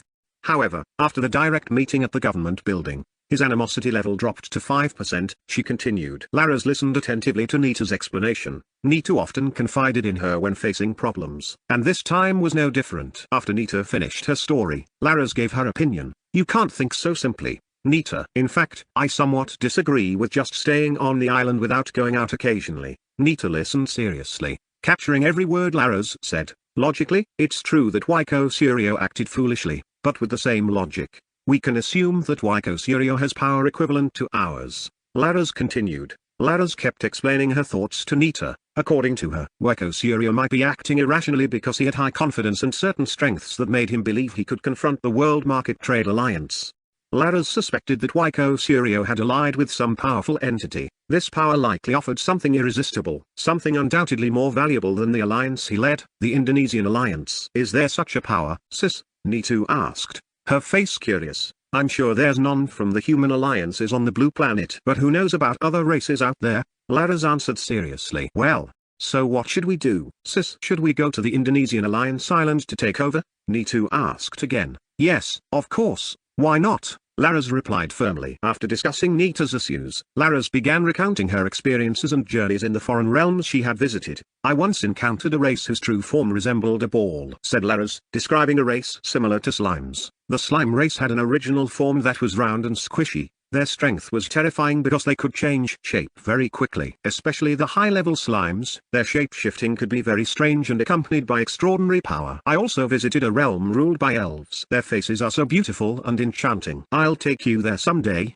Laras explained, continuing to share her experiences with Nita. Wow, Sister Laras has visited many places, Nita said in awe. Alright, next time I'll come with you, sis. Don't worry, I'll let you know next time, Laras replied with a smile. The two women spent more than 2 hours in Laras's family garden, sharing stories. Occasionally, a servant came to refill the food, and sometimes they talked about their past on Earth. From Laras's stories, Nita knew that Laras came from a well-off family in Kalimantan, Indonesia. Their family was among the elite, or could be considered nobility in the region. Laras also shared about her school days and activities when she was still on Earth. Laras was very fond of playing badminton. She once represented her school in a competition. Laras also felt she got to know Nita better because of their frequent conversations like this. Undeniably, she also felt closer to Ln, albeit indirectly. Chapter 94, Indonesian Alliance Leaders Meeting. White Building, Indonesian Alliance. In a very large room, a high-level meeting of the Indonesian Alliance leaders was taking place. A long table draped in gold cloth was surrounded by more than 20 people on both sides, all of them wearing suits with various emblems. The person leading the meeting was a stout, middle-aged man dressed in a white robe. He gazed at everyone with a serious expression, his hands tightly clasped together. I want to ask for the last time, does anyone here know where the president is? The stout middle-aged man asked in a deep voice. Silence. No one dared to speak at this moment. Everyone exchanged glances, hoping someone would say something. Mr. Arok, I suspect that Commander Bowo has ties with the president, a young man said firmly, standing up and directly pointing at a sturdy middle-aged man on the opposite side of the table. The man had a rough face with a sharp gaze. The 4-star emblem on his shoulder indicated the high military rank he held in the previous government. The man in military uniform then looked at the young man who had just accused him. Watch your mouth, little man. You accuse someone without evidence, the man in military uniform said in a condescending tone. Yes, Maman, you shouldn't accuse people recklessly like that. Don't tell me you're the one with ties to the president, another person added. Yeah, that's right. Hearing the supportive remarks for the man in military uniform, the young man named Maman became a bit angry. He glared at them all as if he had been humiliated by thousands of people for years. Why are you accusing me? I have evidence here, the young man said, pulling out a folder with several sheets of paper. He opened the papers and showed them to everyone in the room. Pay attention.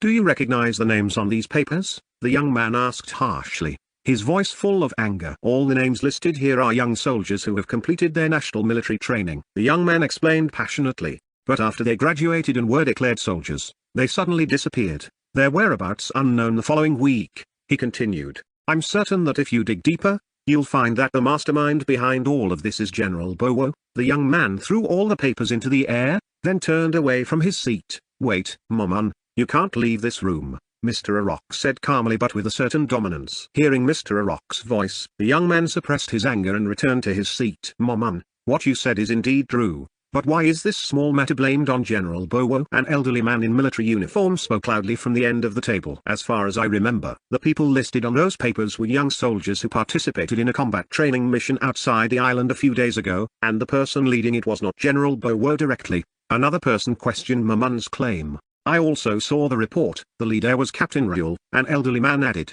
The debate continued, with almost everyone siding against Maman. Everyone, calm down. There's no need for all this arguing.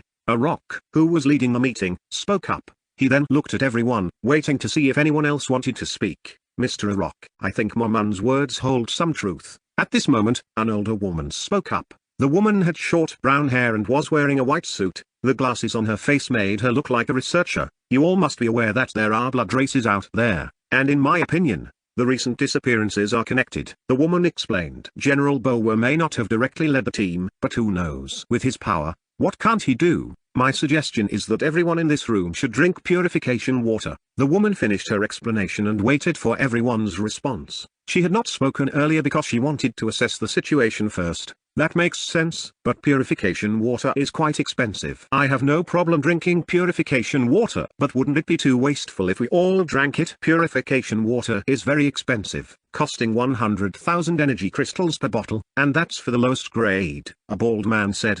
Everyone showed positive responses, no one objected. Maman also felt pleased and occasionally glanced at General Bowo to observe his reaction. Don't worry, I have plenty here, Mrs. Watty said, taking out many bottles from her storage bag. More than 20 blue bottles appeared on the table, each one emanating a sacred aura. Mrs. Watty, where did you get these bottles? Commander Bowo, who had been silent all this time, suddenly spoke up. He looked at Mrs. Watty with a sharp gaze, sensing that the woman before him had carefully planned everything. Hearing General Bowo, Mrs. Watty just smiled warmly, neither frightened nor arrogant. She was very calm. She distributed the bottles to everyone in the room. Wow! It seems this is high-grade purification water. Its effects are very potent, capable of curing fatal diseases, a middle-aged man said, looking at the blue bottle in front of him with admiration.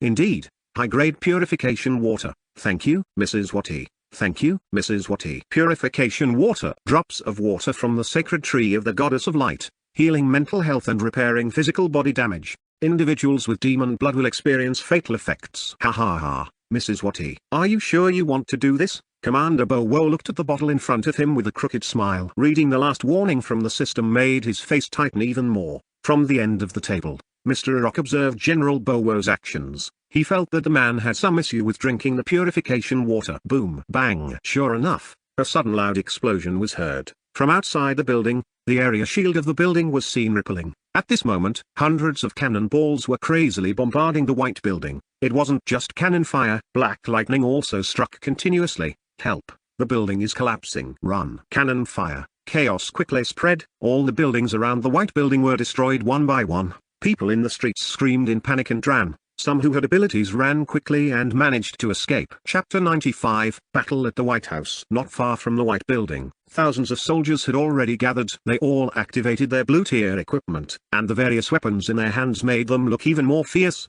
They all looked like Indonesian soldiers in black and white uniforms. The only difference was their auras, which were blood red, and the veins in their eyes bulged on their faces. Blood troops immediately stormed the White Building. Hush! Hoo-ha! The unity of the soldiers was unparalleled. They were terrifying just by marching and stepping. Far at the southern end of the Indonesian Alliance Island, a military building was visible. On the top floor of the building, a man was seen reading a report in front of him with a furrowed brow. From the uniform he wore, the man was a high-ranking military officer, and the area he was in was the southern defense of the Alliance Island. What madness is this? How could the blood race enter the Alliance? Weren't all those entering and leaving the portal thoroughly checked? The man asked in bewilderment. Not thinking for long, he looked at the female assistant beside him. Recall all troops from outside, immediately. Yes, sir. Right away. The assistant quickly ran towards the stairs, then dashed to make the announcement in the control room. The man in the military uniform remained alone in the room, gazing out the window into the distance, his mind filled with questions and analyses known only to him. The same situation was not only happening at the Southern Military Defense Building but also in other areas. In fact, one of the military officers who received a report about the rebellion in the main city immediately transformed into a dragon and flew straight toward the main city. It was true that Indonesia would be taken over by the World Market Trade Alliance in a few days, but no one was opposed to it. They were certainly saddened when they first heard the news. However, the sadness didn't last long because the leaders of the World Market Trade Alliance would continue to manage the island while paying a certain amount of wealth to the main alliance.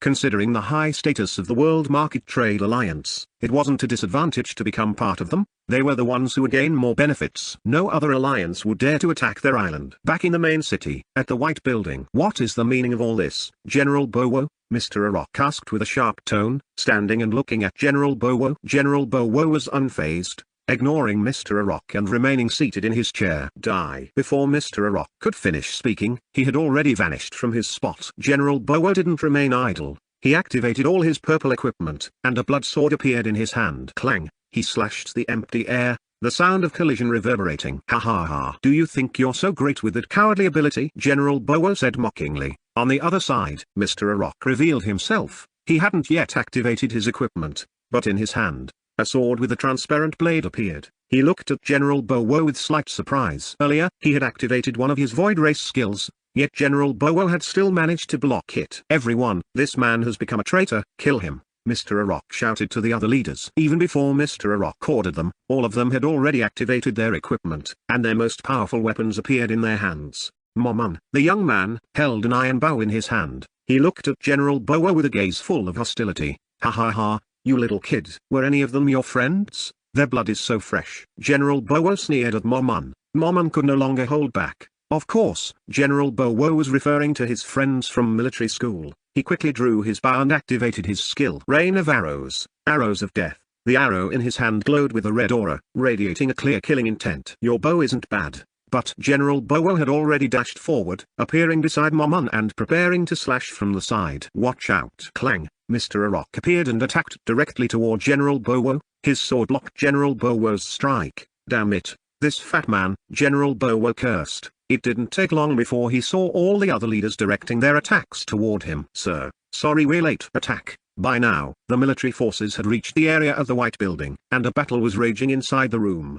Damn it. You traitor, kill him. The other leaders confronted the soldiers entering the room, unleashing their strongest skills. Ugh. Oh, boom. At this moment, one of the leaders activated his skill. His body, originally 1.7 meters tall, began to grow to 2.5 meters, and it kept getting bigger. Not only did he grow taller, but his body also expanded. Yes, this man was a ruler with a core crystal of the giant race. His body swelled up to 3 times its original size. Ugh. The giant crushed all the soldiers nearby. Each of his attacks obliterated the ranks of those powerful soldiers, mercilessly destroying the entire White Building in the process. All the leaders scattered, while General Bowo tried to distance himself and observe from afar. Don't run. Mr. Arok never took his eyes off General Bowo, even amid the chaos. Void slash. Mr. Arok slashed forward with tremendous force. Nothing happened, not even the slightest breeze stirred. Mr. Arok slashed forward with tremendous force. Nothing happened, not even the slightest breeze stirred. Damn, this fat man is really annoying. Blood shadow. Immediately, General Bowo's body split into a human-shaped figure, but the entire form was made of fresh blood. It didn't last long before the blood figure shattered and sprayed in all directions. Mr. Arok, your void slash becomes more terrifying with each passing day, said a bold official, holding a golden spear in his hand. Ha ha ha. That arrogant brat even sacrificed his blood shadow. Mr. Arok replied casually. The two of them continued moving, chasing after General Bowo, who was running away. Chapter 96. First place. The chaos on the Indonesian island escalated. The blood soldiers led by General Bowo clashed with the remaining loyal Indonesian troops. News of the internal war within the Indonesian alliance spread across all the high-level alliances. They also received information about the blood race attacking the Indonesian alliance. Chat, Blue Planet Human Race. Yo Ming. What's happening with the Indonesian alliance? I was just planning a trip to the Indonesian island. Van Rek, I have a friend there. I hope he's okay. Jackson, I heard from my friend that the president of Indonesia disappeared after causing trouble at the World Market Trade Alliance. Bearer of blessings. Yes, I saw that news too. Even though Misteln, the owner of the World Market Trade Alliance, is also from Indonesia. Drizzle, only 7 days left before the event ends, but the Indonesian alliance is engaging in war. Green Sky, yeah, the Indonesian alliance is going to collapse. The internal war caused the chat within the human race to become lively, with more messages being sent than ever before. Social media also featured photos and live-streamed videos of the ongoing war within the Indonesian alliance. The videos showed chaotic battles, not unlike those seen in inter-race wars. Various monster forces, summoned beasts, and skills clashed in the air, devastating the entire area of the Indonesian alliance's main city. Lightning bolts from active defense towers, fire cannons, and automatic arrows rained down randomly. Of course, the defense towers were controlled by both sides, the human rulers who followed the blood race and the rulers of the Indonesian alliance. While the war on the Indonesian alliance island captured the attention of all human rulers, a significant change occurred on the leaderboard. Leaderboard 1. Lun, 11,560,500. 2. Laras, 3,036,000. 3. Heikle Manuel, 2,921,000. 4. Ilan, 1,704,000. 5. Area, 1.290,008. William Anderson, 748,000. Chat, Blue Planet Human Race. Natural stone. Crazy. What kind of score is that? Over 10 million? Is he even human? Eric, Mr. Lun, the owner of the World Market Trade Alliance. I need to move to that island. I want to develop there. Jib. 7 people from the World Market Trade Alliance are in the top 10. Isn't that amazing?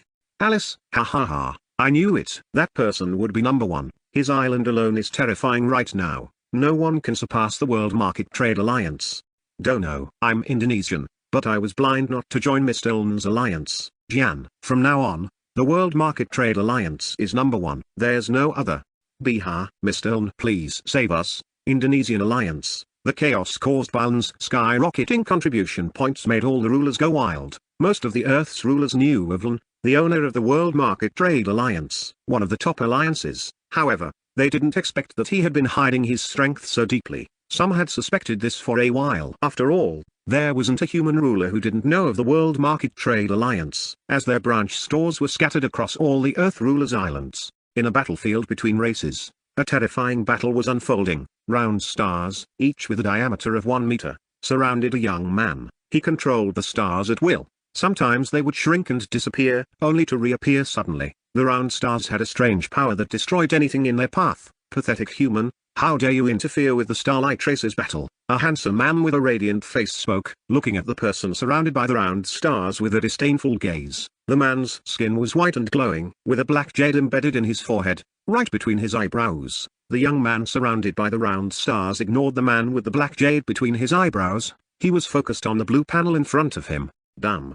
Is that guy the real star? The young man muttered in disbelief, doubting himself. Yes, this man was William Anderson, currently the leader of the American Alliance. He had been monitoring Lun for days. He couldn't sleep soundly, constantly thinking about it. Lun was always his greatest challenge in becoming number 1 on the leaderboard. No hope of getting the epic chest. An artifact? William said angrily, his eyes turning red, his face wrinkling even more. Ugh! William screamed loudly, scattering the 7 stars around him in all directions, not caring whether they hit friend or foe. Boom! The explosions caused by the stars were massive, affecting a 100-meter radius for each star when they exploded and struck someone. Run!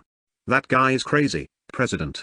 Snap out of it! A distant Earth ruler shouted, trying to bring William back to his senses. Save me! The man with the black jade in his forehead watched William's madness for a moment before a multicolored star shot toward him at great speed. The man's body faded into nothingness, becoming invisible. Moments later, tiny specks of light appeared so numerous they were almost imperceptible unless they were gathered together. The burst of starlight quickly flew toward William, who had already devastated the surrounding area. Why? Is God not on my side? Didn't I receive an S-grade talent? I am the Star Prince. I am the strongest. William kept screaming in frustration, unable to accept the reality that someone was stronger and had far surpassed him.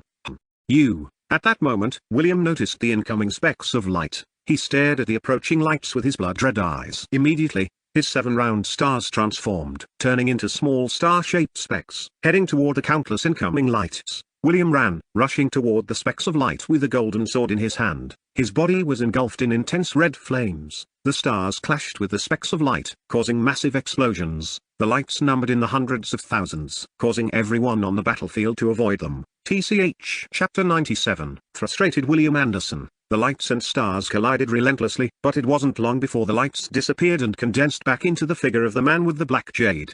Take this. The man's eyes glowed, and a pair of circular discs appeared in his hands. He gripped them tightly and then ran directly toward William. Ugh! Come at me. William slashed rapidly from the right, then twisted his body slightly upwards to aim for the back of the man's neck. Unfortunately, the man's movements were incredibly flexible. He bent his body, twisting his torso, and saw William's strike as he hovered above. Slash! A strike aimed directly at William's abdomen. Cling! The protective light from William's defensive gear activated when the man's disc collided, but unfortunately, the disc was so sharp that it pierced through the shield. Splurt! The sharp white disc sliced through William's abdomen with ease. Ugh! William's scream of pain echoed as he jumped back to retreat. Damn it! What weapon is that in his hand? William muttered as he pulled out a healing potion from his storage space. Ha ha ha! Have you regained your sanity? The man with the black jade laughed in satisfaction, his body language clearly showing that he looked down on William. Not giving William a chance to catch his breath, the man immediately ran and charged toward William, who was crouched down to drink the healing potion. Screech! Screech! Hundreds of black bats attacked the man of light. Each bat he slashed died and exploded into fresh blood that splattered everywhere. But there was something strange about the blood. It was highly corrosive and began eroding the white aura that enveloped his body. President. How are you? At this moment, an old man with long black hair approached and helped William to stand up. I'm fine, Mr. Harrison, William replied calmly. The wound on his stomach was almost fully healed now. That person's weapon seems unusual, it even penetrated my defense with ease, William said as he observed the white disc in the hands of the light man. Indeed, President, I believe the discs in his hands are artifact items, the old man, Harrison, replied with a tone of dread. Hearing the word artifact, William's eyes gleamed with a white light. Yes, he didn't possess a single pure artifact in his hands. At best, he only had pseudo-artifacts. Let's attack together. Sir, my bats won't last long. Old man Harrison was already prepared. His bats were almost all dead. He looked at the light man with a frightened gaze. Let's go. William quickly moved again, the stars around him reappearing. He wouldn't foolishly engage in direct combat with the light man. And so, the fierce battle resumed. Far away in another realm, a muscular man was climbing a mountain, riding a bear. Don't be fooled by its appearance. The bear this man was riding was truly majestic, with white fur and lightning energy surrounding it. The muscular man sat comfortably on the bear's back, eating a large deer leg, with a bottle of drink in his right hand, making him quite at ease on the bear's back. Delicious. The man tore into the deer leg with his strong teeth, biting and pulling it sideways with his mouth, leaving a large chunk of meat from the deer leg. The man's tearing motion suddenly stopped as he received an emergency message. Yelena, Mr. President, you've dropped to 10th place. The leader of the World Market Trade Alliance has 11 million points. The message was short and concise, explaining the important information happening at that moment, and from the message, it was clear that it didn't mention the war in Indonesia, proving that the muscular man prioritized ranking information over the Alliance's situation. The muscular man immediately closed the message and opened the leaderboard. The leaderboard appeared, displaying the ranks of all the rulers in the inter-race war event. The man looked at the leaderboard in silence, even forgetting to bite the deer leg in his hand as he had before. Ha ha ha. Amazing. The man wasn't angry, sad, or losing his sanity. Instead, he laughed loudly and freely. Good. It seems I should make time to meet the main player among Earth's rulers, the muscular man said casually before continuing to eat the deer leg. The silence of the forest, which had lasted a moment ago, was now shattered, and it returned to normal. The sound of biting and chewing by the muscular man echoed around the forest. At the Lara's family residence, World Market Trade Alliance Island, Sister Lara's, it seems Brotherlin will be back soon, said Nita to Lara's, who wasn't far away. They were currently at a playground with Lara's younger sibling, Ilya. Lara's was watching the slide, where a small boy, about 8 years old, was standing on top, looking down at her sister. Catch me? Okay. Come on, Al, I'll catch you. Here I come. The small boy bravely slid down, lifting both hands in the air freely, shouting with joy. When he reached the bottom of the slide, Lara's caught him and lifted him up. Brave boy. El is very courageous, Lara's said as she lifted Ilya into the air. Not long after, she put him down and encouraged him to play on another piece of playground equipment. Yes, you're right. He'll be back soon. By the way, will Mr. Hayek'll be back too? Lara's asked. Yes, Brotherlin informed us that we should be on the island when he returns. It seems he has something to discuss, Nita replied casually. Then how is the situation on Indonesia Island? Lara's asked again. She had already seen the information spreading on social media. They had previously planned to visit Indonesia Island, but knowing that the chaos involved the blood race, they postponed it for a while. It's not that they lacked the power to face the blood race. They were simply waiting for him to return before taking action. With normal thinking, it could be said that the appearance of the blood race in the Indonesian alliance was not the plan of a low-level being. Chapter 98, Back. The battle on the Indonesian Alliance Island has been raging for several hours now. Nearly 10,000 lives have been lost, most of them belonging to people who haven't awakened their system and elderly individuals. Some wealthy families are attempting to relocate to other islands and seek refuge within different alliances. For the poor, they can only resign themselves to fate, hoping for rescue from the government. In an urban area, many high-rise buildings have been destroyed. The fierce battle between Indonesian soldiers and the human rulers who have joined the blood race is wreaking havoc. A massive fireball descends from the sky, obliterating a group of blood race soldiers. On the other side, the blood race's abilities are equally terrifying. Within a 100-meter radius, their power increases by 10%. Every drop of blood spilled by the Indonesian soldiers strengthens the blood race's formation. In the distance, a man with a large shield in his hand is fending off the blood race soldiers, reflecting their attacks back at them. The golden light from the shield is so powerful that the reflected attacks can kill the very blood race soldiers who launched them. The man with the shield notices a blood race leader approaching with a long red sword in hand. The Blood Race leader rushes forward and slashes directly at the man with the golden shield. The golden shield completely blocks the Blood Race leader's slash. Ha ha, Leader TD, your shield is as strong as ever. The Blood Race leader remarks, eyeing the shield in TD's hand. TD doesn't reply. Instead, he leaps high into the air, his shield aimed downward as he propels himself with his legs. The shield, which was originally 1 meter in size, expands to 10 meters, its golden aura growing even stronger. Seeing the 10-meter shield falling from the sky, the Blood Race leader tries to escape. Damn it, why can't I move? The Blood Race leader panics, seeing his legs entangled in thorny vines. He looks around, trying to identify the source. Not far away, he spots a woman with a green light orb in her hand, surrounded by roots and vines. She appears to be fused with the plants around her. Master TD, hurry! The woman shouts, knowing her entangling roots won't hold the Blood Race leader for long, and he'll soon be free to escape. The Blood Race leader is completely immobilized, his arms bound by thick vines, with tiny thorns piercing his skin, slowly sapping his strength. Captain TD's shield has landed, striking directly at the spot where the Blood Race leader once stood. Captain TD pauses for a moment, checking his system panel, which confirms the kill. Damn, these people have no sense of fear, and their physical resilience is incredibly strong, mutters a military captain leading a group of soldiers. Yes, sir. I believe they're only afraid of light-based attacks, replies a soldier with a light mage class. The remaining Blood Race soldiers, seeing their leader brutally killed by Captain TD, experience a dip in morale, but it doesn't last long. As another leader arrives on the scene, the newly arrived leader is a ruler with the ability to transform into a beast resembling a giant crab. His large claws, covered in sharp spikes, emit a bloody aura, signaling that they have claimed dozens, if not hundreds, of lives. Lena, fall back, find a safe position behind us. Captain TD orders the woman with the plant abilities. Yes, Captain. Judging by the situation on both sides, there is no clear winner or loser. The higher-ups of the Indonesian alliance aren't even counting on the President or General Bowo making an appearance anytime soon. They have hidden a substantial portion of their forces. Teleportation hub, Indonesian alliance. A young man with a somewhat handsome face steps out of a portal.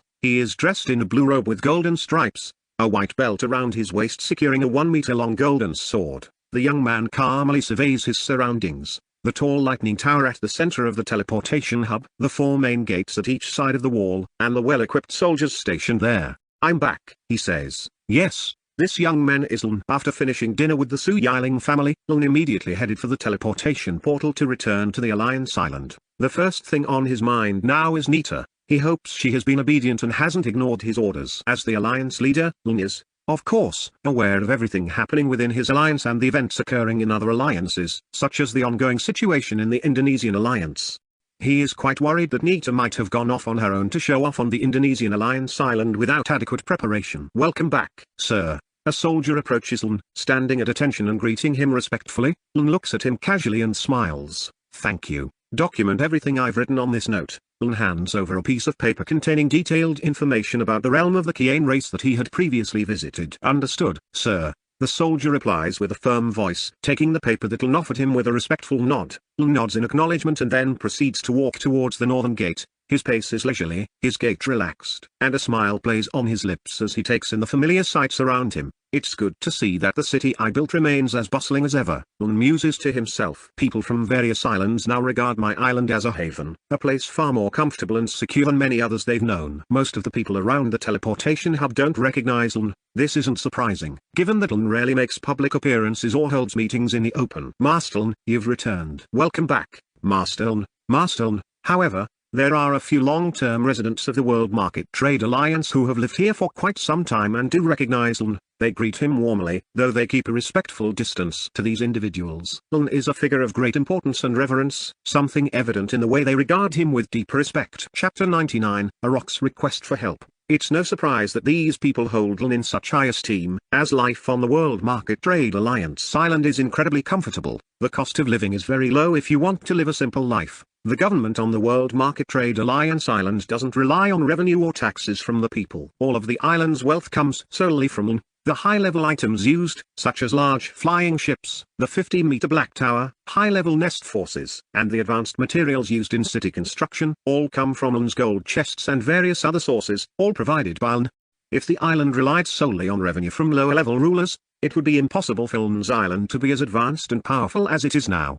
It wasn't long after passing through the teleportation hub's main gate that Lun saw a black flying car waiting for him by the roadside. Next to the car stood a man in a black suit, a white badge on his chest, standing still, waiting for Ln's arrival. As soon as he saw Ln approaching, the man gently opened the car door. "Sir, please, thank you." Ln smiled warmly at the man in the black suit and then entered the car. The interior design was luxurious, with various advanced technologies. From inside, Ln could see almost 360 degrees of the surrounding area. Everything outside was clearly visible. Inside the car, Ln sat comfortably and then opened his touchscreen phone. He ignored all the red notification icons at the top of the screen, instead opening the chat app to try to contact Nita. "Ln, Nita, where are you right now?" Not long after, a reply came in. However, instead of a message, it was a photo. The photo showed two girls taking a selfie with cute faces, one with an oval face and short hair, and the other with long hair and beautiful eyes.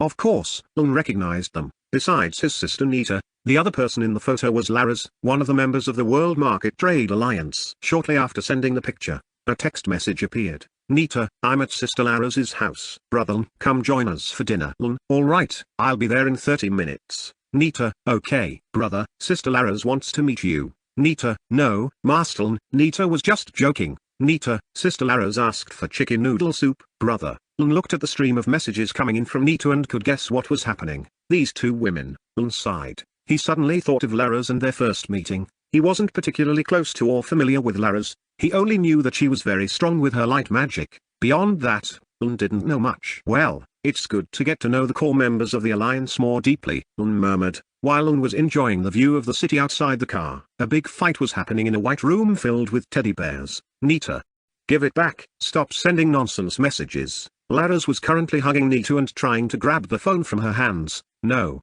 it's my phone," Nita said with a slight laugh in her voice. "Sister Laras, be my sister." "Is my brother not attractive?" Nita asked while laughing, trying to tease Laras. For some reason, she felt that she had a personality that matched well with Laras. She liked Laras's active, elegant, and caring nature. She wanted her brother Ln to get closer to Laras. "What are you saying?" "Stop joking around." Laras was still trying with all her might to grab the phone from Nita's hands. Even though her face was slightly red, she occasionally imagined that young man. "What am I thinking?" Laras said to herself, shaking her head. In a 10-story building with the Garuda emblem at the center of the floor, a meeting was currently being held on the top floor by several people dressed in formal attire.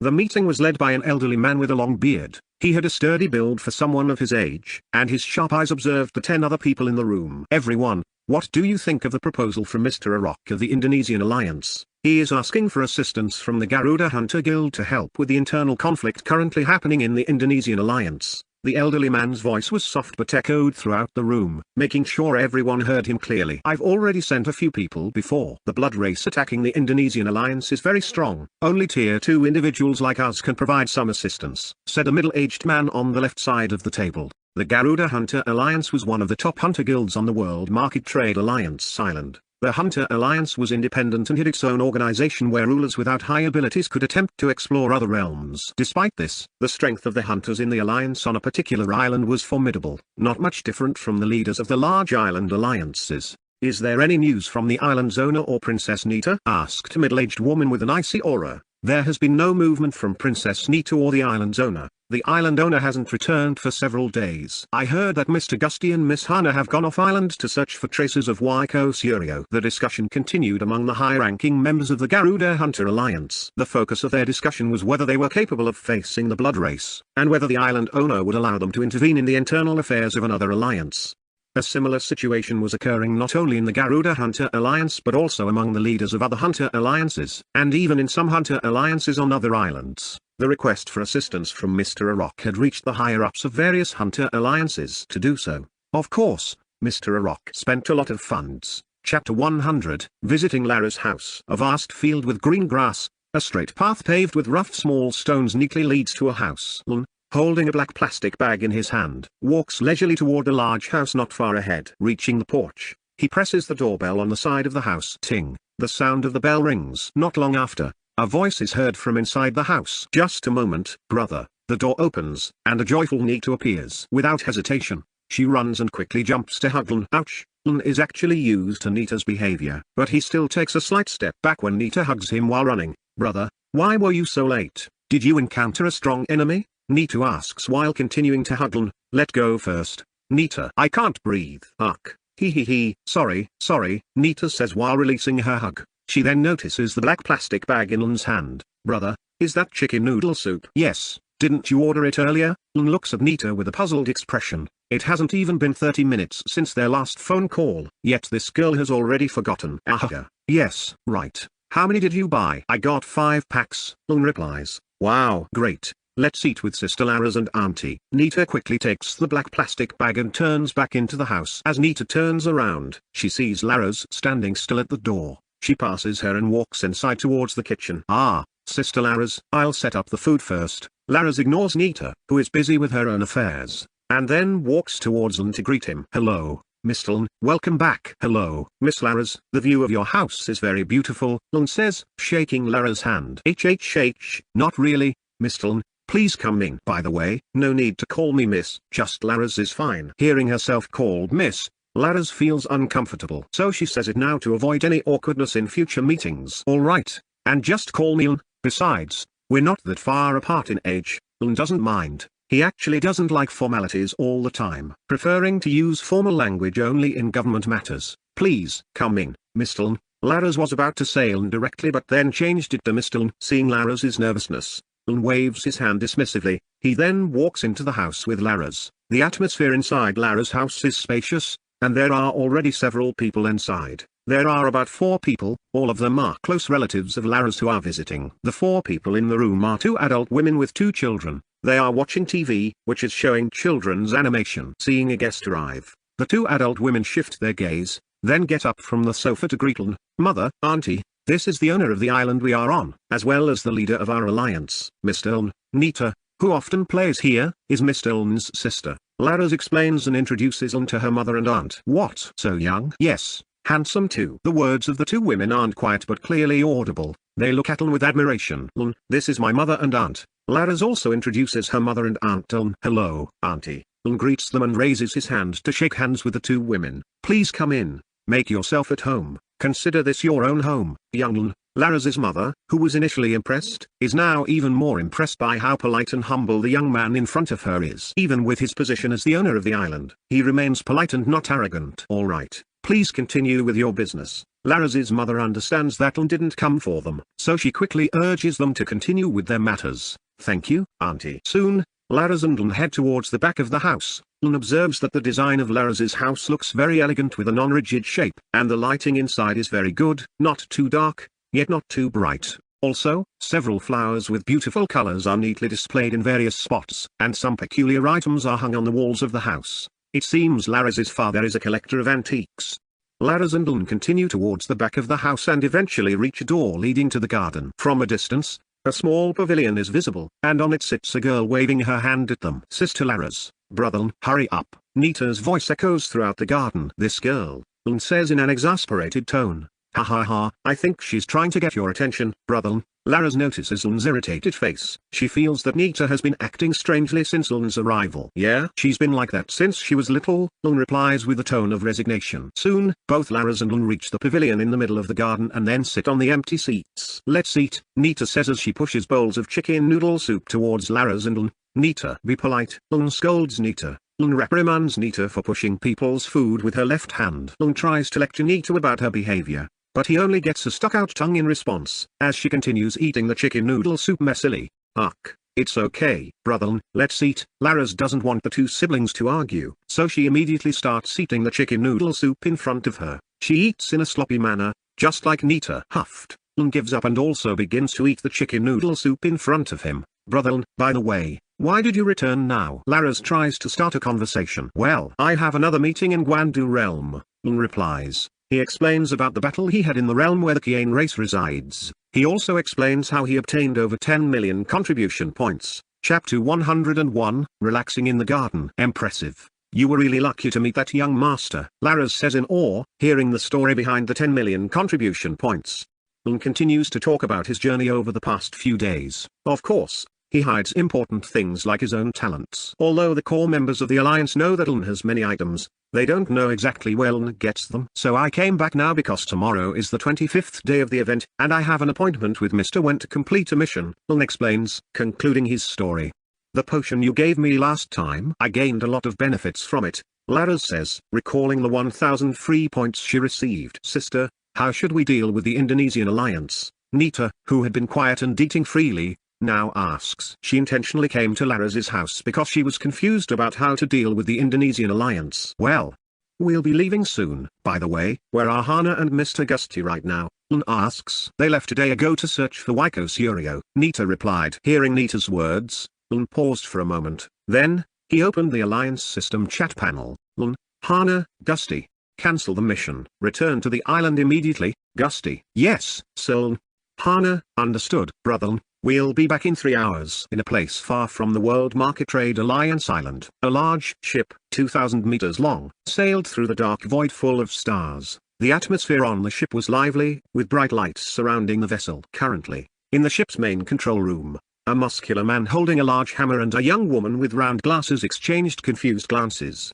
It seems Soln has returned, Gusty said in a panic. He was the cause of everything, and he had even upset Nita. Who knows what Lun would do to him? Don't worry, Sir Gusty, Soln isn't like that. Hana reassured him. After saying that, Hana quickly moved to the helm to adjust the ship's course. Even though she had said they could return in 3 hours, it didn't mean they had only been searching for a few kilometers. When they were searching for Waiko Suryo, smaller ships were released to conduct a widespread search, but since they were now ordered to return, there was no need to continue deploying the smaller ships. All the ship's power was directed toward returning at full speed without any obstacles. Back at Lara's house, in the garden area at the back of the house, we'll be heading to the Indonesian island in a few minutes, Lun said after sending the mission cancellation information in the Alliance chat. Awesome, we're going to war, Nita said excitedly. She couldn't wait to lead the troops. Even without Lun, the World Market Trade Alliance Island was already moving toward the Indonesian Alliance Island. But Lun's intention to go to the Indonesian island was to do so via teleportation portals. They would attempt to stop the blood race. Lun didn't really want to waste his time dealing with the problems of other alliances. But at this point, it could be said that the Indonesian alliance was his. By the way, I have a gift for you both, Lun suddenly said, pulling out 2 golden swords in his hands. The golden swords Lun pulled out were, of course, the ones he currently owned. Divine Sword, Part 1. Level 41, Growth. Attribute, SDR plus 1050, Int plus 1034, Aga plus 1061, Rees plus 1078. Holy Blessing, all body wounds healed. Base attributes plus 30%, damage increased by plus 30%, for 1 minute, cooldown 10 minutes. Binding skill, Echo Phantom, clone with 50% attributes. Blade Warp, teleportation to sword's location, Phantom Exchange, exchange position with sword, Phantom Assault, swords passively auto-attack nearby enemies. Wow, brother, it's so strong now, it's so different from when I first saw it. Nita marveled at the golden sword's glowing aura, noting how different it looked compared to when Lun first acquired it. Yeah, look at its status. Can you see the binding skill? Lun asked about the skill that was added when he did the binding. Which skill? Brother, I don't see anything called binding skill. Nita replied, confused. Yes, that's right, brother. I don't see it either. Lara's added, staring at the golden sword in her hand with astonishment. She couldn't believe what she was seeing. Divine Sword, Part 1. Level 41, Growth. Attribute, SDR plus 2100, Int plus 2068, Aga plus 2122, Rees plus 2156. Holy Blessing, all body wounds healed. Base attributes plus 30%, damage increased by plus 30%, for 1 minute, cooldown 10 minutes. Haha, 8,000 attributes at once. Where did Brother Lun get this? Lara's murmured to herself. Lara's was essentially a light attribute mage, but that didn't mean she couldn't use the golden sword in her hand. She could use it, though with some limitations. However, seeing the attributes the golden sword had, it compensated for all her class skill deficiencies. After all, she was a mage and a sword mage knight. Brother Lun, may I ask you something? Lara's had now stored the sword in her hand and looked at Lun as if she had a very important question in mind. Yes, what is it? Lara's? Lun asked casually. Where did you get this golden sword? Brother Lun, the golden sword in my hand and Nita's are exactly the same, and I thought the golden sword in your hand should be the same too, right? Lara's asked innocently without any guilt. Lun stared at her in silence for a moment before finally answering. That's a secret, Lun said with a wide smile. Yes, he couldn't tell them. In truth, he wasn't afraid of someone finding out he had many identical swords because he was very powerful now. He also knew that there were many skills that could duplicate weapons or items, even if the attributes and statuses weren't exactly the same. Sorry, Lara said, embarrassed. The golden sword Lun had given her was so fascinating that she forgot about respecting others' privacy, even though they were in the same alliance. Chapter 102, Opening an Epic Chest. Lun and Nita spent a few hours at Lara's house until late afternoon before finally deciding to go home. Their plan to go to the Indonesian Alliance Island was postponed until the next day. They also decided to go together. Lun contacted all the core members to return to the island. Currently, Lun and Nita were in a luxury flying car heading to City Hall. In the front seat, a male driver dressed in formal attire drove with great caution. "Brother, a few days ago I started school and managed to make some friends," said Nita with a smile. "The learning system at the New Life University is also very advanced, completely different from the high school I used to attend." During the journey, Nita shared her experiences at the New Life University, which had just officially opened. The sophistication of the learning system at that university was unmatched by any schools on Earth before. "Yes, of course, that's only natural, considering the arrival of the new system," replied Lun from his seat. The two siblings continued to chat, enjoying the beauty of the night sky. They deliberately rolled down the car window, letting the cool night breeze brush their faces, as if washing away the heat of the day. The journey from Lara's house to City Hall took an hour, even though they were using a flying car, not teleportation. Upon arriving home, Nita went straight to her room to continue her routine hobbies of drawing and writing. Meanwhile, Lun moved toward the secret room in the basement of City Hall. Lun was now inside his spacious room. The room was furnished with a large bed, a bookshelf filled with books, a study desk, a white chandelier, and wall decorations such as paintings and sculptures that added an artistic touch. "It's time to calculate the harvest from the Kiane race's territory," Lun murmured with an enthusiastic tone. Lun walked towards the large wardrobe on the right side of the door. The wardrobe was about 3 meters wide and 5 meters tall. He raised his fingers, touching a few books on the 5th shelf from the bottom. Each time his index finger touched the edge of a book, a bright light appeared briefly. Occasionally, Lun moved his fingers as if playing the piano, skipping over some books. DRRZZ. A creaking sound was heard, followed by a loud rumble. A long white corridor appeared in front of Lun. The walls of the corridor emitted a bright white light, making the end of the corridor clearly visible, complete with shelves filled with chests in the distance.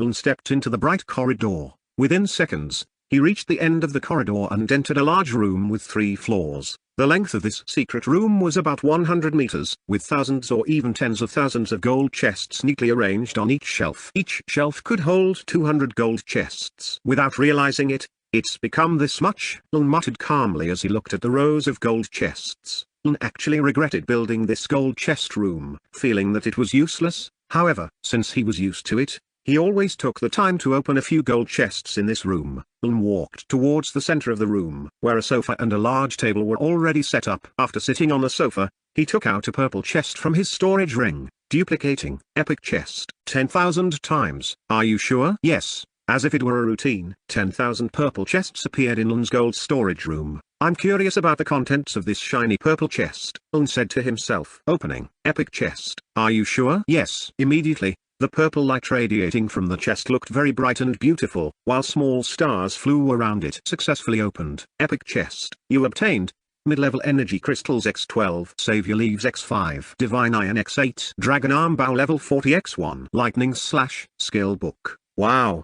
A skill book, level 40 item," Lun said in amazement. He didn't expect the first chest to immediately provide a skill book. "What's this?" Lun said, picking up a green stone from the chest. Divine Stone, a stone made from the sediment of star creature bones over hundreds of millions of years, very strong and durable. Lun nodded in satisfaction after reading the description of the green stone. He then examined the blue skill book he had just obtained. Lightning Slash, perform a quick slashing motion forward. Level 1, 0 10,000. Base damage, 1,200. Rarity, rare. Cooldown, 3 minutes. Requirement, level 20, swordsman. Ha ha ha. Rare level, pretty good, Lun said casually. Even though obtaining a skill book was difficult, Lun was used to acquiring high-level skill books. So, a rare level book didn't really excite him. Lun then turned to the green bow inside the epic chest. The bow had a transparent string that looked very strong. Curious, Lun opened its description panel. Dragon Arm Bow. Level, 40. Attributes, SDR plus 480, SPD plus 236. Dragon's Breath.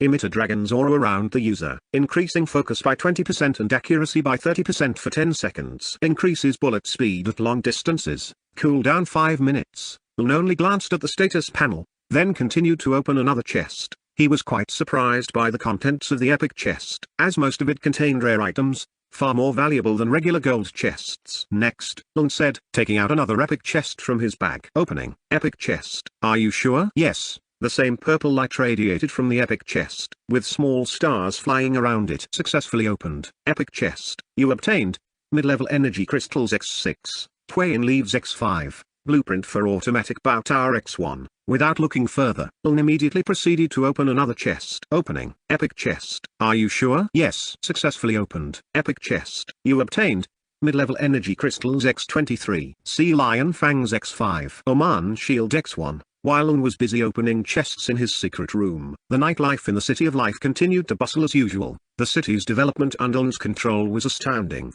The city's streets were filled with public vehicles coming and going, creating an atmosphere similar to life on Earth. In a corner of the city, a group of school students was walking home. The group consisted of 3 boys and 2 girls. "Hey, did you hear that the Indonesian alliance is having an internal war?" asked one of the girls in the group. "Yeah, I heard it on the news too. I didn't expect President Wiko Surya to do something like that," replied one of the boys. "Luckily we're in the World Market Trade Alliance. We've been safe all this time thanks to the power of the island's owner." Although their levels were still low and didn't have a big impact, these young people still felt comfortable living on Lun's island. Other islands had been attacked several times by large monsters, and some had even gone to war with each other. However, since the formation of the World Market Trade Alliance, there had never been a war in Lun's city. The inhabitants of the Alliance Island highly respected the island's owner, Lun, although they rarely saw him appear in public. Information about him could easily be found on the internet. Javanhawk Guild, City of Life. Inside the Javanhawk Guild bar,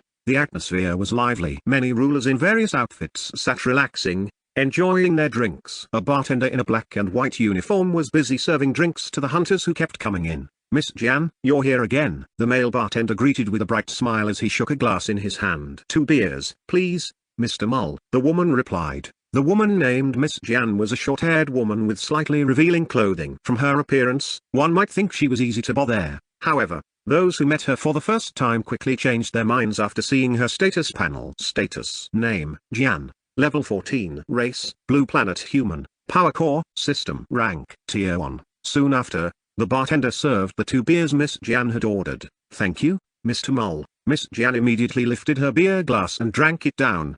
She sighed in relief after gulping down the beer. Then she took the other glass and drank it all down again. "You seem to be in a bad mood, Miss Jan. What's the matter?" Mr. Mull asked curiously. Miss Jan didn't answer right away but instead pulled out a cigarette from the small bag beside her. After lighting it, she exhaled the smoke slowly. "My brother got hurt while on a mission outside the island," Miss Jan replied briefly. Mr. Mull just nodded, understanding the situation, and didn't ask further. Behind the comfort of life on Lun's island, the inhabitants still had to work hard to survive and thrive. As Miss Jan experienced, even though her level was already quite high as a level 14 ruler, dangers still lurked everywhere, even if they didn't directly affect her.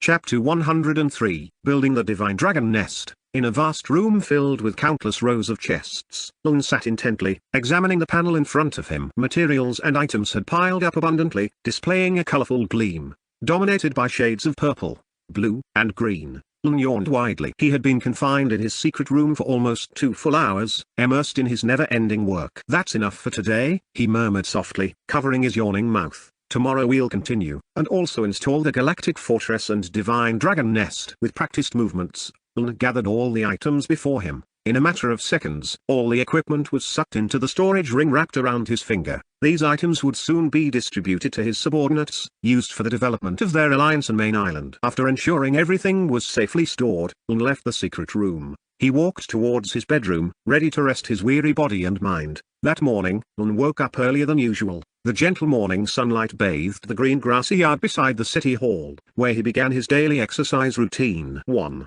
2, 3. With a straight posture, Lun counted each push-up movement with a steady and consistent rhythm. His now muscular body moved up and down with well-trained strength. Sweat slowly soaked his body, a testament to 2 months of dedication and consistency in maintaining physical exercise. After 30 minutes of exercising, Lun finally stopped, regulating his now heavy breathing. "Wow, I didn't realize my body had improved this much," Lun said as he looked at his well-toned, muscular body. Back on Earth, Lun had once tried to create a workout schedule and exercise routine every morning. However, those plans always fell apart midway and never reached fruition. Lun rested for a moment, then prepared to continue his goal of building the divine dragon nest that he had just acquired. I'm curious what it will look like. Will it release a real dragon with a long body? Lun wondered with curiosity. Lun walked towards the parking area filled with several small cars, vehicles typically used to move around the city hall. He selected one of the nearby golf carts, got in, and directed it towards the back of the city hall, where the main monster nest was located. Along the way to the nest, he was greeted by a variety of small buildings, guard posts, gardens, and well-maintained parks. The expansive city hall made it take about 5 minutes for him to reach his destination. A towering iron gate stood firmly before him. On either side of the gate, guard posts with 5 officers each stood watch with full vigilance. "Open the gate," the team captain ordered sharply, raising his hand in salute as he saw Lun's small car approaching. In an instant, the long portal was lifted, followed by the wide opening of the gate. Lun's small car drove on without obstruction, and he took a moment to politely smile at the guards. As Lun's car entered the main monster nest area, he was greeted by the sight of various bizarre buildings in different shapes and sizes. While many appeared uniform, there were some that differed in significant aspects such as roof shape, color, and construction materials. Lun's gaze stopped on one square-shaped building, standing 5 meters tall and 10 meters wide. At the top of the building's roof, a golden wolf's head was majestically mounted, radiating an aura of nobility that startled Lun. The golden gleam of the wolf's head seemed both intimidating and awe-inspiring to anyone who saw it. Golden Wolf Den, a place imbued with the calling of the Golden Wolf Knights, a location that radiates strength and pride. Type, Swordsman. Level, 30. Summoning ratio, 10. Golden Wolves. Day. Ability, creatures with very high damage, capable of ignoring enemy defenses in certain attacks. The fear effect it generates intimidates and terrifies creatures with lower bloodlines. This is strong enough, Lun murmured while looking at the Golden Wolf Den with satisfaction. However, his gaze soon shifted to another building that looked far stranger. It was a structure resembling a grave with a large cross-shaped tombstone. A white skeletal hand appeared to grip the ground tightly, giving an eerie impression to anyone who saw it. Necromancer's Grave, the primary grave for the dead in their world. A dream place for those who wish to be resurrected a second time. Creatures with great and powerful magic energy, but cursed by fate. Type, Magic. Level, 34. Summoning ratio, 8. Necromancers. Day. Ability, creatures with a very strong curse effect, capable of dealing greater damage to weak light creatures, can be resurrected once after their first death. Immortal, Lun said in awe, seeing the necromancer's ability. But after thinking about it, he smiled faintly. But it seems that it only applies once, he thought. There's no way a true immortality ability could be continuously utilized by an army of the undead. Lun continued walking past several other unique buildings. There was one building shaped like a large red stone, enveloped in scorching flames. Around the building, several stone golems with lava flowing through the crevices of their bodies stood tall, appearing mighty and intimidating. Another building was shaped like a large tree with lush, fresh green leaves. Its trunk was massive and full of wrinkles, displaying the power and grace of nature. On the tree's trunk was a door, and Lun occasionally saw creatures with round heads made of large leaves emerging from behind the door. What kind of creatures are those? Lun wondered, then checked the status panel of the creature. Olive Leaf Archer, a creature with high intelligence and extraordinary skills. They have a close bond with nature and are highly adept at hiding. Their connection with nature is unbroken, lasting indefinitely. Type, Archer. Level, 30. Summoning ratio, 10. Olive Leaf Archers. Day. Ability, creatures with near-perfect natural energy, capable of blending with nature like lifeless entities. They have a very strong instinct in environments close to nature. Very strange, Lun murmured to himself, fascinated by the unique creature. Before he knew it, Lun had arrived at the main building situated at the center of the nest area. This building was managed by several staff members tasked with leveling up newly summoned monsters and assigning them according to needs. The area visible behind the city hall was just a small part of the overall nests Lun owned. Other nests were scattered in various other locations, far from the main city to avoid disrupting life there. Welcome, sir. A guard greeted Lun respectfully as he stopped in front of the operational management building. Find a vacant spot to build a new nest, Lun ordered as he got out of his golf cart. Yes, sir. The staff member quickly typed a few words on a device resembling a tablet in his hand. Moments later, a chime sounded. 40 meters from here, sir. Please follow me. The staff member politely guided Lun to an empty plot of land suitable for building the Divine Dragon Nest. Lun's mind was filled with anticipation as he rechecked the status panel of the Divine Dragon Nest stored in his storage ring. Divine Dragon Nest. A nest for creatures with Divine Dragon lineage. a dream place for divine dragons to grow and increase their power. Summoning, 1 dragon every 7 days. Summoning cost, 10 high tier crystals. Daily consumption, number of dragons x 1 high tier crystal. Lun smiled with hope, imagining the power that would soon be under his control. Not long after, Lun and the staff member reached the empty plot of land that could be used to build the new nest. Detected, divine dragon nest. Would you like to build it at the specified location? Yes. Immediately, the paper in Lun's hand disappeared, replaced by a bright white light. Shortly afterward, the ground in front of them cracked and split. From within the earth, a structure began to emerge. Step back, Lun instructed the staff member as he observed the cracks spreading and growing larger. The staff member was startled but quickly stepped away from the cracking area. Slowly but surely, the cracked area expanded to 20 meters from its original center point. A large cave structure came into view, made of flawless crystal clear stone. Despite being made of crystal, the dragon cave still supported the growth of plants, even with a small tree on top. Divine dragon nest, next summoning in 23:59 and 48 seconds. Next summoning in 23:59 and 36 seconds. The countdown timer for the summoning continued to decrease. Well, I thought I'd be able to get it right away, Lun said with disappointment. He was eagerly anticipating the appearance and status of the divine dragon. In his mind, it had to be something truly extraordinary. All right, we need to be patient. Next is to build the defense towers, Lun said calmly. He then turned around and headed back to the nest management building. He didn't forget to hand over a few divine dragon nests to the staff member beside him so that they could build several more nests in other locations. As for the other nests, which were numerous, they would need to be built in areas far away from the city. Chapter 104, Building Galactic Fortress. After building the divine dragon nest, Lun headed to the left side of the town hall. That area was the control center for the city's main defense towers. As usual, Lun drove a golf cart toward the main control building for the defense towers. Along the way, he saw some workers walking leisurely along the road aside and in the park area. Occasionally, Lun would smile at them and exchange greetings. Initially, they were quite surprised by Lun's friendliness, but after being on the main island for over a month, they grew more respectful of Lun's leadership. As long as you have the intention to work, you can live on Lun's island. However, if you want luxury, hard work is still required. After driving for 6 minutes, Lun finally arrived at a large gate with the symbol of a silver fortress on the archway. The silver fortress emitted a very beautiful white glow. Open the gate. Welcome, island owner. Every guard at the post came out and raised their hands in salute to Lun. Initially, these soldiers were former soldiers on Earth. Being a soldier on Earth used to be very difficult and dangerous, but after joining the guard forces on Lun's island, they realized that the danger was almost non-existent. All soldiers were equipped with top-tier equipment for free, and as long as no extremely vicious monsters appeared, there would be no life-threatening danger on any mission.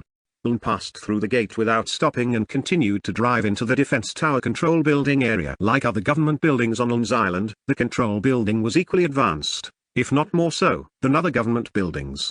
Every few dozen meters, there were small towers ready to fire as soon as ordered. No joke, even a tier 2 soldier could be instantly killed without a trace. Lun finally reached the defense building and got out of the golf cart he was driving. There, a staff member in a white suit was already waiting. Welcome, sir. The empty area is not far from here, the staff member said politely. Lead the way, Lun said casually. The staff member immediately walked ahead, followed by Lun. Along the way, Lun noticed several strange towers. One tower was shaped like a 20-meter tall T. The top of the tower was oval, thin, and long. Its tip emitted a frightening blue light. Curious, Lun looked at the status panel of the T-shaped tower. Blue light tower. Type, defensive tower defense. 70,000 power, 35,000 firing speed, 1 shot every 10 seconds, 1 minute cooldown. Range, 150 km energy consumption, 5,000 energy crystals. Special ability. Continuously fires hot blue energy in all directions at enemies. The longer the enemy is hit, the more their defense decreases. Terrifying, Lun muttered to himself. Lun had even forgotten that he possessed such a powerful tower. He didn't always keep up with the construction of new towers. But it seemed he had forgotten because of the sheer number of items and materials he owned. Sometimes Nita represented him. Lun continued walking through the defense building area, marveling at the tall towers on his island. At that moment, a gold-colored tower shaped like an inverted dome caught his attention. The elongated dome faced the sky vertically, and the tower was only 5 meters tall with a base side length of 10 meters. The golden spikes at the tip of the dome continuously rotated and moved smoothly. Lun then checked the status panel of the tower. Sky punishment mortar. Type, ship defense weapon. Power, 50,000. Firing speed, 5 shots, 1 minute cooldown. Firing range, 100 km defense, 100,000 energy consumption, 10,000 energy crystals. True to its name, that tower can really destroy the sky, Lun muttered to himself. We've arrived, Mr. Lun. The staff member leading Lun stopped in an area surrounded by yellow tape. It seemed that after Lun informed them that he was going to build another tower, the staff had quickly secured the area. All right, I hope its appearance matches its name and status, Lun murmured as he took out a golden paper from his bag. Galactic Fortress, a tower where countless stars gather, spreading star energy to all corners of the realm. Type, territory. Artifact grade, heaven. Essence, 176,900. Ability, star protection, star shot, star breath, star army. Yes. This paper was a building, Galactic Fortress, that Lun had purchased earlier. This golden paper was not a blueprint that required materials to build but a finished structure that could be built at any time and could be activated as long as there was sufficient power essence. Lun immediately used the paper to build the Galactic Fortress. Building, Galactic Fortress. Are you sure? Yes. The paper in Lun's hand instantly disappeared into a bright white light, and the ground in front of them, previously surrounded by yellow tape, cracked. Slowly but surely, a building in shades of purple, black, blue, and white emerged from the ground. Lun observed the structure with his mouth wide open, astonished and amazed by the appearance and form of the building emerging from the ground. The building truly had several small round blue stars orbiting around it, not just one but many. The tower in front of him continued to grow taller,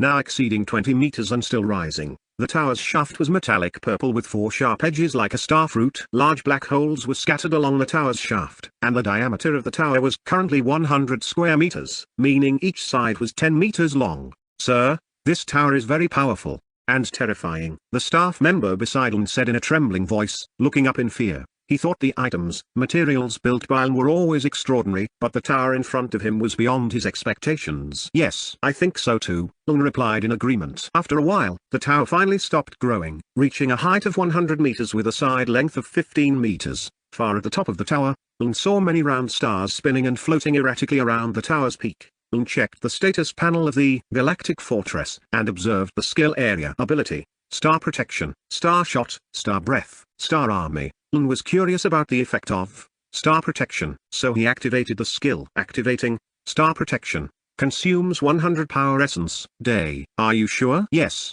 A white wave immediately spread from the tower's shaft, then expanded in all directions. The wave's movement was quite fast, and it had now almost covered the town hall area and continued to spread. Within seconds, a blue light surrounded Lun's island. Hey, did you see that shield? It looks very beautiful and strong, said a worker sitting at his office desk, watching the shield's emergence through the window. Did the island owner build another protective barrier? Is there a need for that? The island's defenses have never been breached. Stop complaining and get back to work. It's a good thing if the island's defenses are stronger. Many discussions arose due to the effects of star protection. Lun felt his power essence decrease by 100, indicating that the tower was now active. Not disappointing at all. Let's try another skill, Lun said enthusiastically. He then activated Star Breath. Activating Star Breath consumes 10,000 power essence. Activation. Are you sure? Yes. Immediately, 10,000 power essence vanished into thin air. Then a notification appeared on Lun's system panel. Gained Star Energy Blessing, EXP plus 20% for 24 hours. Amazing. This item benefits everyone, Lun said happily as he saw the EXP buff notification he received. Don't say 20% is small. 20% is equivalent to increasing work efficiency by 20%. Even though the duration is 1 day, with Lun's inexhaustible power essence, it could be said that the effect of Star Breath would never stop.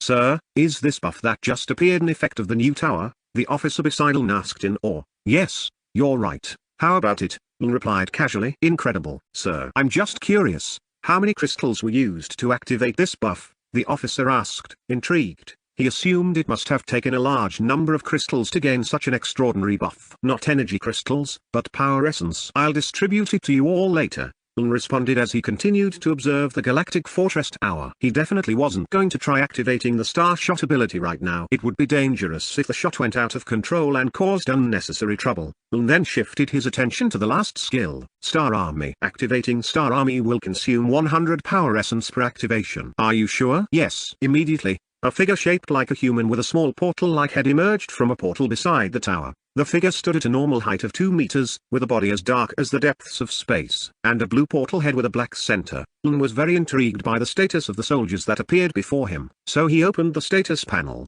Star Soldier Type, Strength Level 41, follows the level of the island owner. Attributes: SDR 20,000, Int 10,000, Agi 10,000, Reese 10,000. Ability: a soldier highly skilled in strength and close combat. Note: lifespan of 1 hour. Damn. Its stats are almost as high as mine, Lun exclaimed inwardly. The SDR attribute of the creature in front of him was nearly double his own. It's a pity they can't last long and will disappear after an hour, Lun said with disappointment as he read the description about the Star Army's lifespan.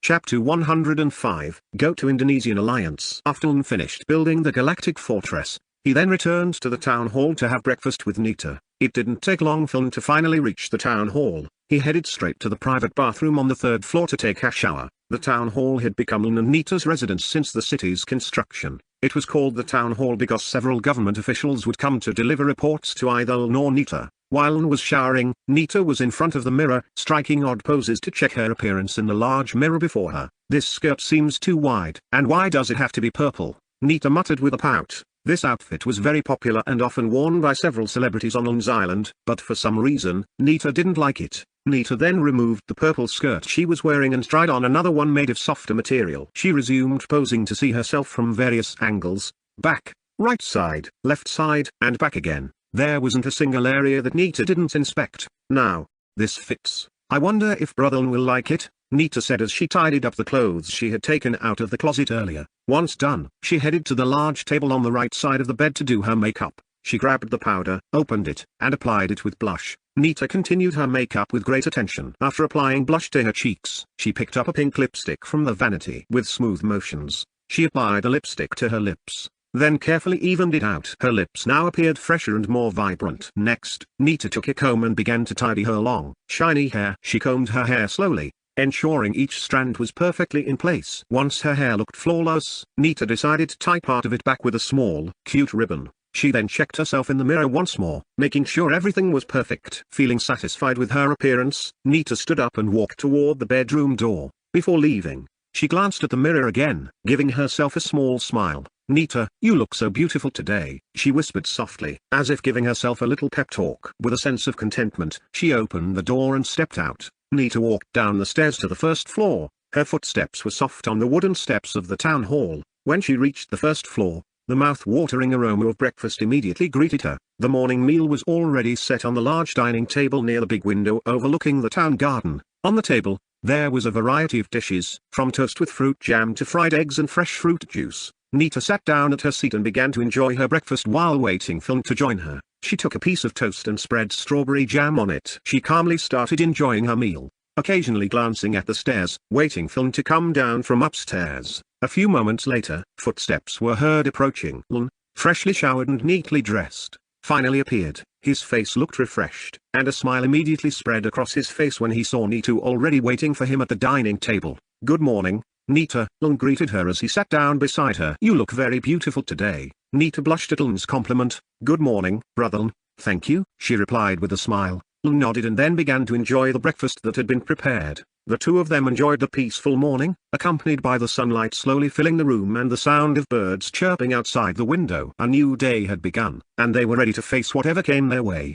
At a construction site with a 10-story concrete frame, a portal was being tightly guarded by heavily armed soldiers. The portal was usually still, but now its surface began to ripple, causing chaotic vibrations. Soon after, a figure emerged from the portal. An old man with a white beard appeared. He was dressed in a black and white robe with stripes in several places. With a relaxed stride, the old man stepped out of the portal. Home, he said with a happy smile, taking a deep breath. I wonder how my grandson is doing now, the old man muttered to himself. The old man then walked out toward the portal gate. Welcome back, Mr. Heikel, one of the portal guards said respectfully. Yes. The old man was Heikel Emmanuel, one of the 10 core members of the World Market Trade Alliance. Seeing the guard, Heikel nodded kindly and continued walking out. However, he suddenly stopped for a moment. Ah. Yes, I almost forgot something, he said. Old man Heikel quickly pulled out a document from his spatial storage ring and handed it to the soldier beside him. The hellish demon realm documentation. Old man Heikel said. Understood, sir. I'll deliver it right away. The soldier responded promptly, taking the document. After that, Old Man Haykel ignored the soldier and walked toward the nearby main road to wait for a bus. At the town hall, Uln and Nita were enjoying their breakfast. Brother, who all will be going to Indonesia Island? Nita asked curiously. The five of us, Uln replied casually. Sister Laras, Hana, and Brother Gusty will also be joining. Nita then remembered something. Old Man Haykel has returned. Should he join us too? Earlier, Nita had seen a message from Old Man Haykel in the World Market Trade Alliance group chat. Old Man Haykel mentioned that he had returned. Nita thought that the more people joined, the safer their journey would be. No need, Lung said, shaking his head. Old Man Haykel probably misses his grandson. So, let him rest for now. Besides, we need a core member to stay here while we're away on Indonesia Island, and Old Man Haykel is the perfect fit for the job, Lung further explained. Nita considered her brother's words, then nodded in understanding. With that, the two siblings continued their harmonious breakfast in a spacious dining room on the first floor. The clinking of glass plates and light conversation filled the peaceful morning atmosphere. Teleportation Hub Number 1. 10:30 a.m. 5 people were gathered and discussing near one of the portals. Their appearance was casual, dressed in ordinary clothes like regular people. To those unaware, they might seem like a group of friends preparing for a regular trip. However, this simple appearance was highly deceptive. This group was actually Uln and his companions, 5 of the highest-ranking members of the World Market Trade Alliance. Even among all humanity, they were Tier 3 rulers, at the peak of human power. Even without using their full strength, other human rulers could hardly match them. Additionally, each member of this group was equipped with extremely rare gear and items. Pure artifacts were exceedingly rare, and only a few human rulers possessed them. Yet, each of them had at least 2 pure artifacts, the Vortex Plate and the Time Ring, which granted them incredible power. Brother, do you think the person behind Waiko Serio is a being from outside the human race on Blue Planet? Asked Hana, a girl with shoulder-length black hair. She was wearing grey jeans, a plain white t-shirt, and a colourful jacket. Nodded firmly. Yes, I'm 100% sure. Though it might not be direct, but through an intermediary. How could he have access to high-level beings beyond the Divine Sky Realm? Isn't it only the top 3 alliances that have multi-space portals right now? Asked Laras, a long-haired girl dressed entirely in white. Although her appearance seemed harmless, no one dared to underestimate her. Even among the core members of the alliance, it's possible he connected through higher-ups in a Tier 3 alliance, added Gusty, a middle-aged man with a muscular build who had been silent until then. However, Nita's sharp gaze, which had been directed at him, finally made him speak. I think the same, Mr. Gusty, Lung said, agreeing with his opinion. But to be certain, let's go there directly, Lung said to everyone. If there's nothing else to discuss, let's depart. The 5 of them immediately entered the portal one by one. Lung went in first, followed by the others. Main city, Indonesia Island. The entire city of the Indonesian Alliance was in chaos. The battle still raging intensely with no end in sight. Help. Save me, shouted an old man trapped under large debris. A woman was currently shielding her child behind her back, protecting him from the blood race. Stay away from my daughter. The woman shouted loudly. Ugh. The blood race ruler ignored the woman's screams and immediately attacked with the long sword in his hand. Clang. The blood race sword was deflected. At that moment, a man with a large shield appeared, standing firmly in front of the distressed woman, looking like a superhero saving someone in need. Chapter 106, Waiko Serio reappears. Retreat, it's dangerous here. The loud shout of the man with a large shield echoed across the battlefield. His unwavering gaze was fixed on the blood race ruler standing firmly in front of him. You, step aside. Wasting no time, the blood race ruler activated his sword skill. A blue aura flared up from the sword in his hand, growing and extending until it reached 5 meters in length. Slash, slash. 2 powerful slashes were unleashed, sending crossing waves of energy toward the man with the large shield. However, instead of dodging, the man only gave a slight smile. Calmly, he activated his shield skill. Iron Wall. The shield in his hand glowed, creating a holographic yellow duplicate with a hexagonal pattern. In an instant, the duplicate grew 20 times its original size, resembling a giant wall ready to block the fast-approaching sword waves. Crash. Boom. The sword waves crashed into the large shield, but they couldn't inflict any significant damage. The man with the shield laughed in satisfaction. Ha ha ha. Is that all you've got? He said mockingly. Without hesitation, he dashed forward, directly toward the blood race ruler. The shield in his hand transformed. Its edge became sharp, and its surface was covered with long spikes, their tips glowing red. Come on. The blood race ruler, seeing the man with the shield approaching, only sneered wickedly. Similar battles were happening all across Indonesia, between the rulers of the Indonesian alliance and the blood race rulers. At lower levels, the strength of both sides was almost balanced, but the battles between the leaders were at the peak of intensity, nearing a decisive end. In the main city of the Indonesian alliance, a major battle between Lord Rock and General Bowo was reaching its climax. The atmosphere of the war was tragic, with many corpses lying around. Once the rulers of the Indonesian alliance, in the center of the city, General Bowo faced two formidable enemies, a fat middle-aged man and an old bald man holding a golden spear. The three warriors looked exhausted and severely injured. Lord Rock had a long slash wound on his arm, while several fingers of the old bald man were missing. On the other hand, General Bowo had lost his left hand, leaving only his right hand holding a long blood sword. Ha ha ha. You'll die today, no matter what, shouted Lord Rock with a hoarse voice. Though his words were firm and victorious, there was deep sadness in his voice. His once sharp eyes were now empty, devoid of hope and purpose. Ha ha ha.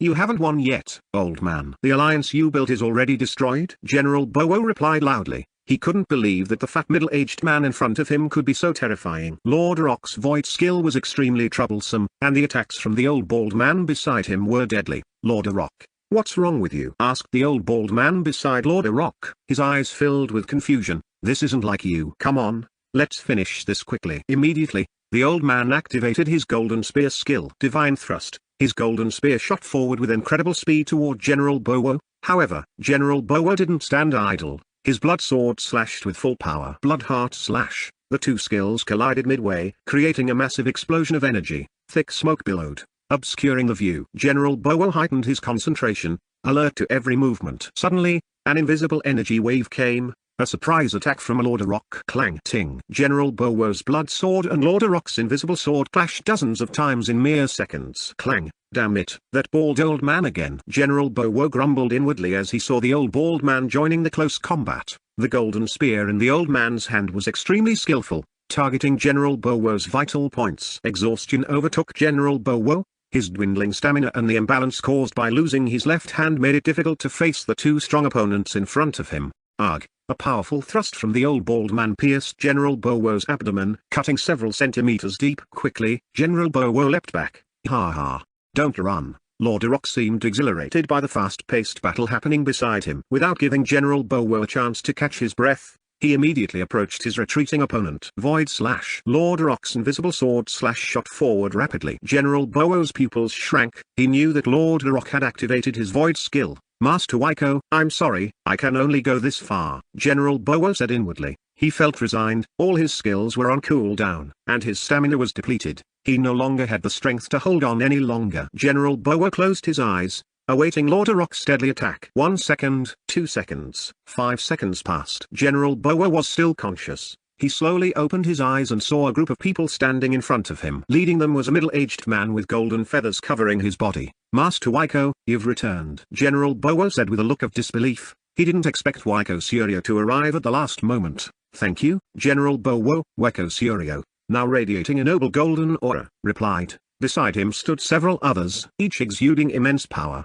Master Waiko, what is the meaning of this? Asked a man with a dragon tattoo on his left cheek. He looked at Lord Rock and the old bald man beside him with a disdainful gaze, as if they were nothing but trash on the side of the road. Sorry, Lord Killen, but they are not the people I was referring to, Waiko Suryo replied politely, not wanting to offend the man with the dragon tattoo. HMPH.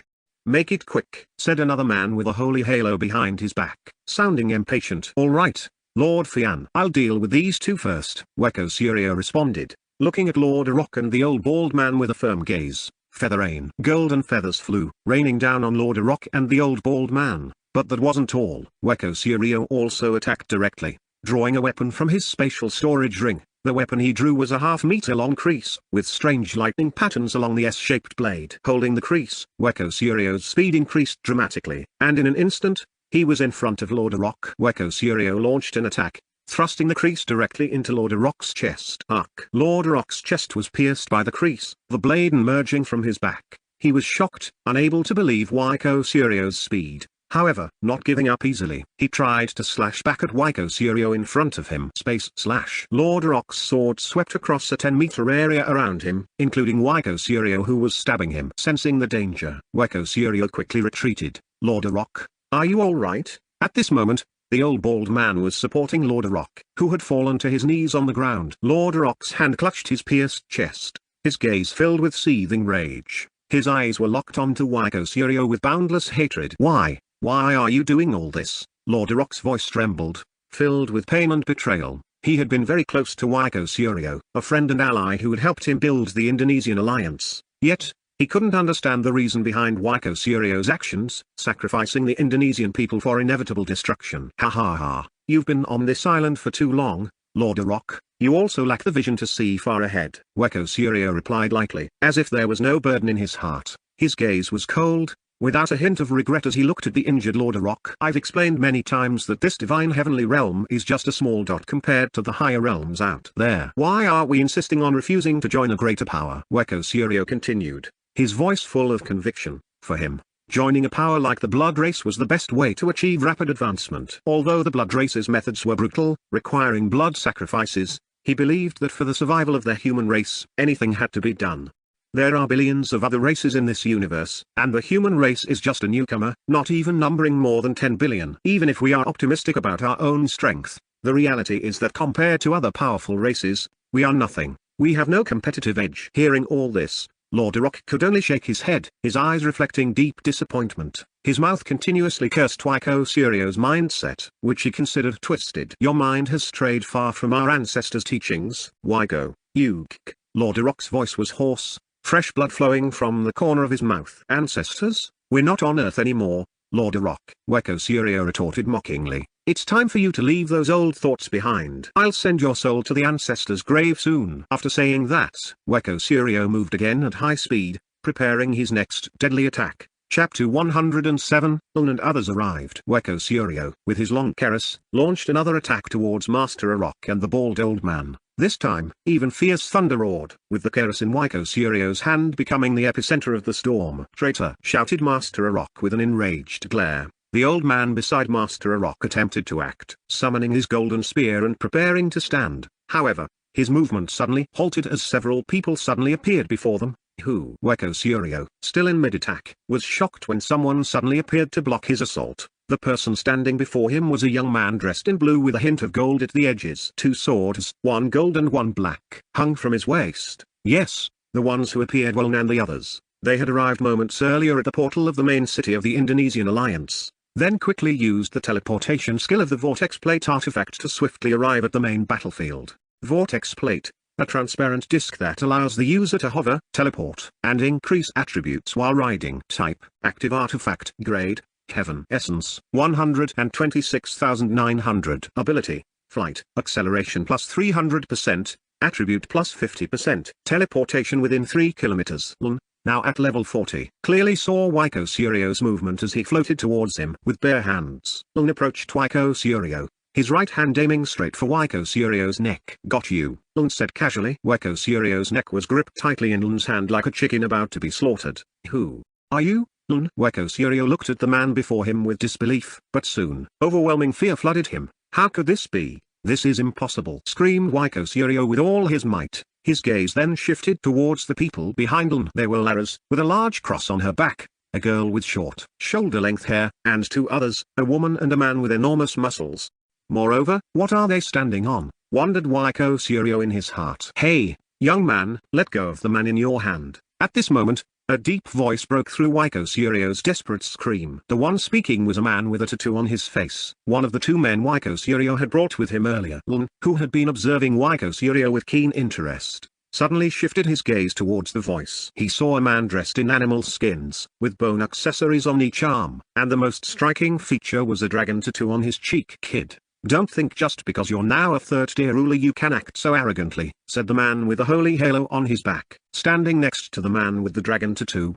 Status panel. Name, Kalan. Race, Bianom race. Power core, Beastmaster. Level, Solar empowerment. Status panel. Name, Fian. Race, Demos race. Power core, Faithwood. Level, Holy Disciple. Who are you? I warn you to return to your realm before I change my mind, Uln said casually. He didn't care much for these two men. To him, they were just rulers who would do anything to make money to survive. Damn, this kid is so arrogant. Let's go, Master Fian, said the man with the tattooed face to the man beside him. Who are you? Just mind your own business, Fian replied, looking at the man with the dragon tattoo with a disdainful gaze. He didn't consider the man to be his equal, even from the start. Unperturbed, the man with the dragon tattoo on his face raised his right hand. A blue hologram lit up on the man's wrist, rotating and displaying various animal forms. After spinning for some time, the hologram stopped at the image of a King Kong. "King Kong Gatu!" shouted the man with the dragon tattoo. Immediately, blue light shot out from the hologram tattoo on the man's wrist. The blue light flew forward, and within a fraction of a second, a massive figure appeared before everyone. King Kong Gatu. Level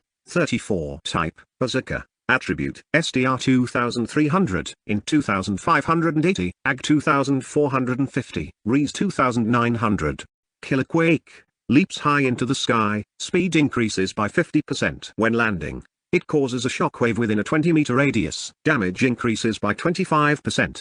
Cooldown 5 minutes. A 7-meter tall King Kong appeared. Thick black fur covered the large King Kong, making it even more fierce. "Gatu, attack together!" shouted the man with the dragon tattoo. At that moment, white gloves made of bone appeared on both his fists. The gloves emitted a sharp blue aura. Immediately, the man named Killen charged towards Lin at great speed, followed closely by the massive King Kong behind him. "Master Lin, allow me to handle this man." This time, the speaker was Gusty, already moving with his large golden hammer to face the man with the dragon tattoo. "I'll help too." Hana didn't remain idle either. She flew on the vortex plate under her feet, joining Gusty in facing the Beastmaster and the King Kong he summoned. Damn, the man with the tattooed face knew that Lin and the others possessed third-tier powers. However, he didn't expect that they were not newcomers to the third tier, and even Gusty and Hana, who approached him, were not far behind in strength. His eyes narrowed as he realized that the vortex plates under their feet were no ordinary items. Where did they obtain so many artifacts? Wondered the Beastmaster with surprise. Boom! A loud crash resounded, causing a powerful dust wave in the surroundings. Bone gloves and the golden hammer collided, both stepping back a few paces.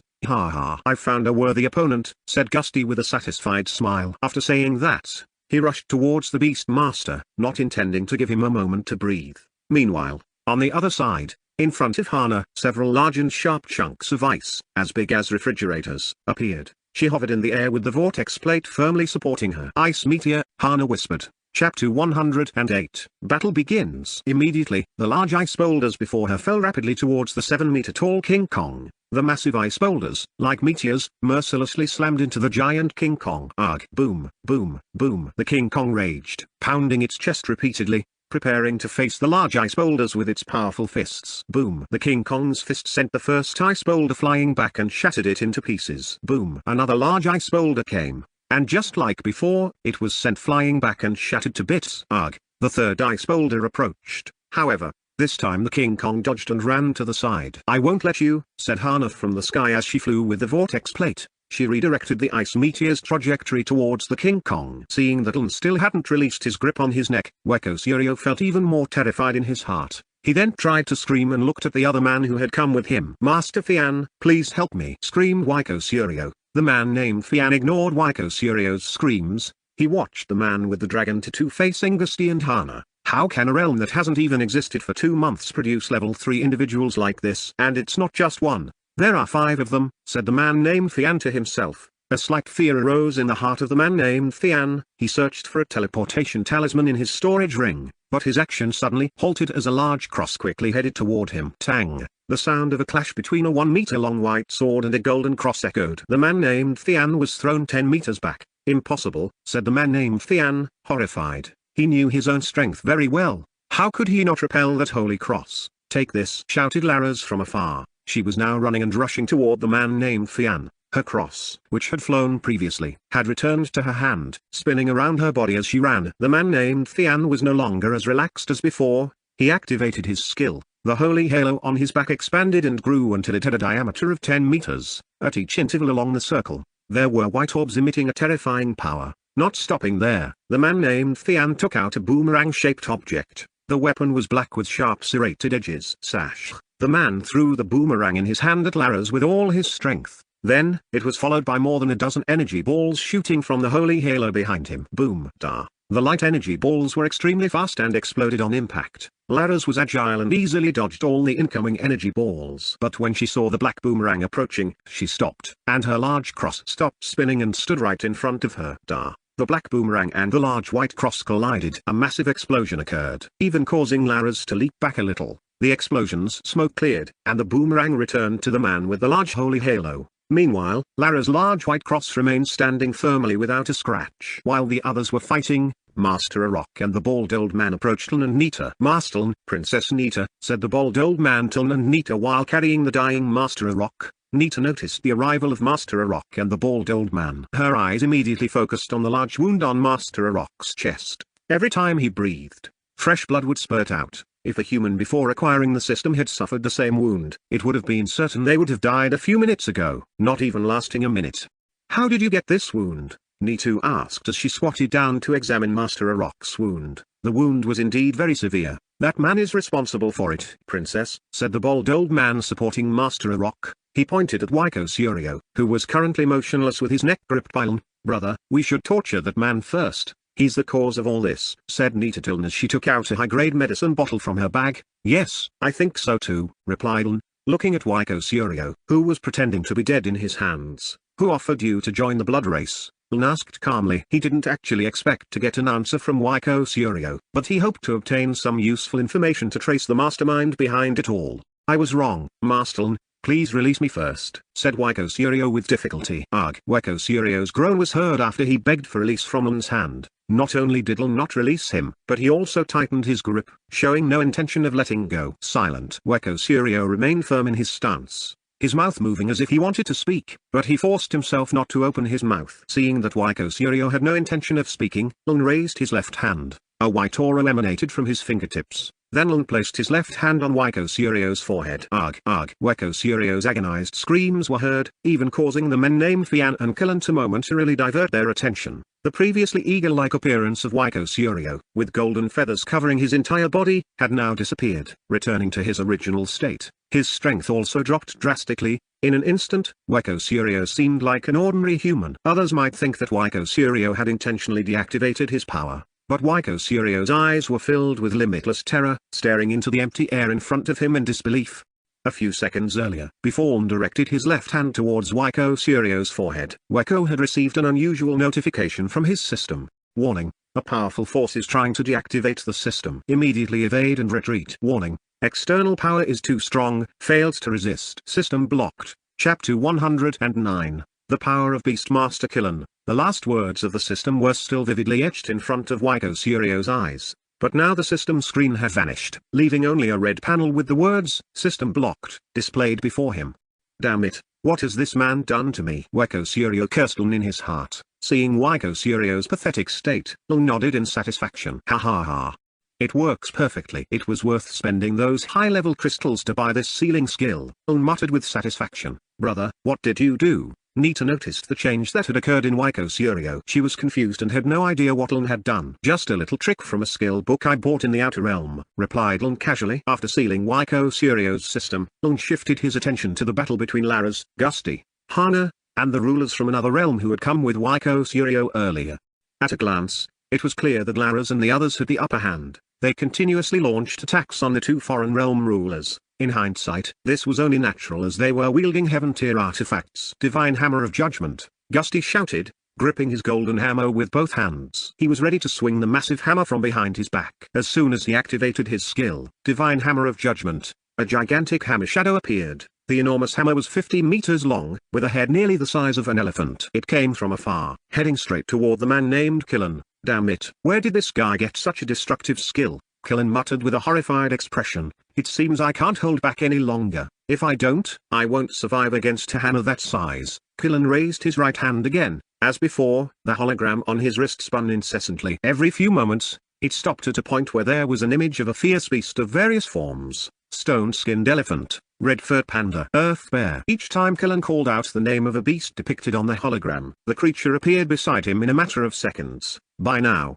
he had summoned more than 5 beasts. Among them was a red panda with black markings around its eyes, standing 10 meters tall with long, sharp claws. There was also an enormous elephant, waving its trunk majestically. Its skin glistened, indicating its incredible toughness. Killer grasshopper. The hologram continued to spin, but this time it suddenly stopped at the image of a golden beast. The picture showed the silhouette of a dragon with an incredibly long tail. Sky-tail dragon. A golden light shot out from the hologram on Killen's hand, quickly forming into the shape of a beast. First, a tail with jagged fins along its back appeared, followed by a body covered in beautifully patterned scales. 2 small arms emerged from its abdomen, and finally, a head with a mouth full of sharp teeth and long whiskers billowing in the wind. Roar, roar. The dragon roared loudly, then looked around arrogantly. "Why did you summon me again?" the dragon asked, staring at Killen. "I told you to stop acting arrogant in front of me," Killen replied with a frustrated tone. Roar. The dragon cried out in pain as a red collar appeared around its neck. It was clear that Killen had complete control over the dragon. "Attack the man with the big hammer," Killen commanded clearly. The dragon ignored its pain and looked at Gusty, who was swinging his enormous hammer. Low-level race. As soon as it said that, the dragon flew straight toward the shadow of Gusty's golden hammer. The dragon hovered parallel to Gusty's massive hammer, then opened its mouth wide. Roar. The dragon's roar was immense and filled with a powerful suppressive force. The shockwave from the roar caused the ground to tremble, and a massive energy clash erupted with Gusty's golden hammer. "Lord Gusty, be careful," Hana shouted from afar. She could see that the dragon's roar carried an immense power. "Don't worry, I can handle this," Gusty replied confidently. Soon, the dragon's overwhelming energy was dangerously close to Gusty's hammer shadow. Teleportation. Gusty attempted to activate his teleportation skill. Boom! A massive explosion occurred, and Gusty was thrown back dozens of meters. His body flew and collided with several buildings before finally stopping and falling to the ground. Ha ha ha.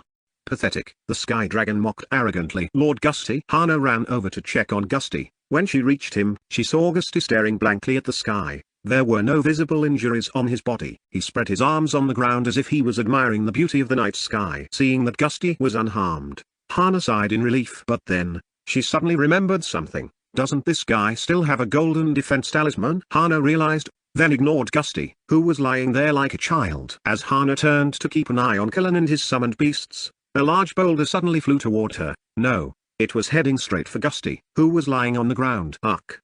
The massive boulder landed squarely on Gusty's head. His eyes wide as he stared up at the sky. "Hey, who dares?" Gusty yelled, clutching his now purple-blue head. He looked around as if searching for the culprit. "What's wrong?" a voice called out. Gusty then turned his gaze toward the source of the voice. He saw a woman with short hair. Her right hand was casually playing with large rocks, ready to throw another if he continued to lie there. Gusty muttered in his heart. He quickly stood up and stopped pretending to be in pain. "Sorry, Princess. I'll deal with that dragon," Gusty said with renewed confidence. He then shifted his gaze back to the dragon from earlier. "Whoa," Gusty gasped internally. His eyes widened, and his mouth formed a big O. "The Island Master?" he said in awe. Chapter 110, Weko Surio Regrets. At that moment, an incredible sight unfolded. He saw him controlling thousands of swords, both golden and black. In the sky above, the swords looked terrifying as they attacked the Sky Dragon relentlessly. Roar! The Sky Dragon roared in fury, the swords belonging to the man before it could penetrate its defenses with ease, continuously cutting and even slicing through its body effortlessly. Skytail Dragon. Level 35. Attributes 3100 STR, 2800 INT, 2780 AC, 2370 Res. Skills: Roar of Destruction, Heaven's Breath, Dragon Blood. Lun looked at the Sky Dragon with a calm expression. He deliberately didn't use his full power because he wanted to test his own capabilities and those of the dragon before him. At this moment, he saw the dragon stop as if it were gathering energy. Lun was about to disrupt the dragon when a figure flew toward him. A red panda with extremely long claws, ready to slash at him swiftly. Sun Core Arrow. From afar, Nita had already prepared and released her third skill as an archer to attack the red panda. Sun Core Arrow shoots a sharp arrow that locks onto the target, plus 100% damage, and ignores 50% of the enemy's defense. Cooldown 1 hour. A golden arrow soared rapidly, emanating a powerful energy. Ugh! The red panda sensed the danger coming from the arrow and halted its attack on them. It then attempted to flee. However, the golden arrow released by Nita was locked onto its target and would not miss. Despite the red panda's quick escape, Nita's golden arrow closed in and struck the panda's back. Boom! A massive explosion occurred, shattering the panda's body into pieces, leaving nothing but ruins from the arrow's blast. Lun watched the arrow's explosion, then looked at Nita from afar. He smiled and gave her a thumbs up. Impressive. Lun muttered softly. Nita saw her brother praising her from a distance, and she simply smiled before turning her attention to the other beasts summoned by the man named Killen.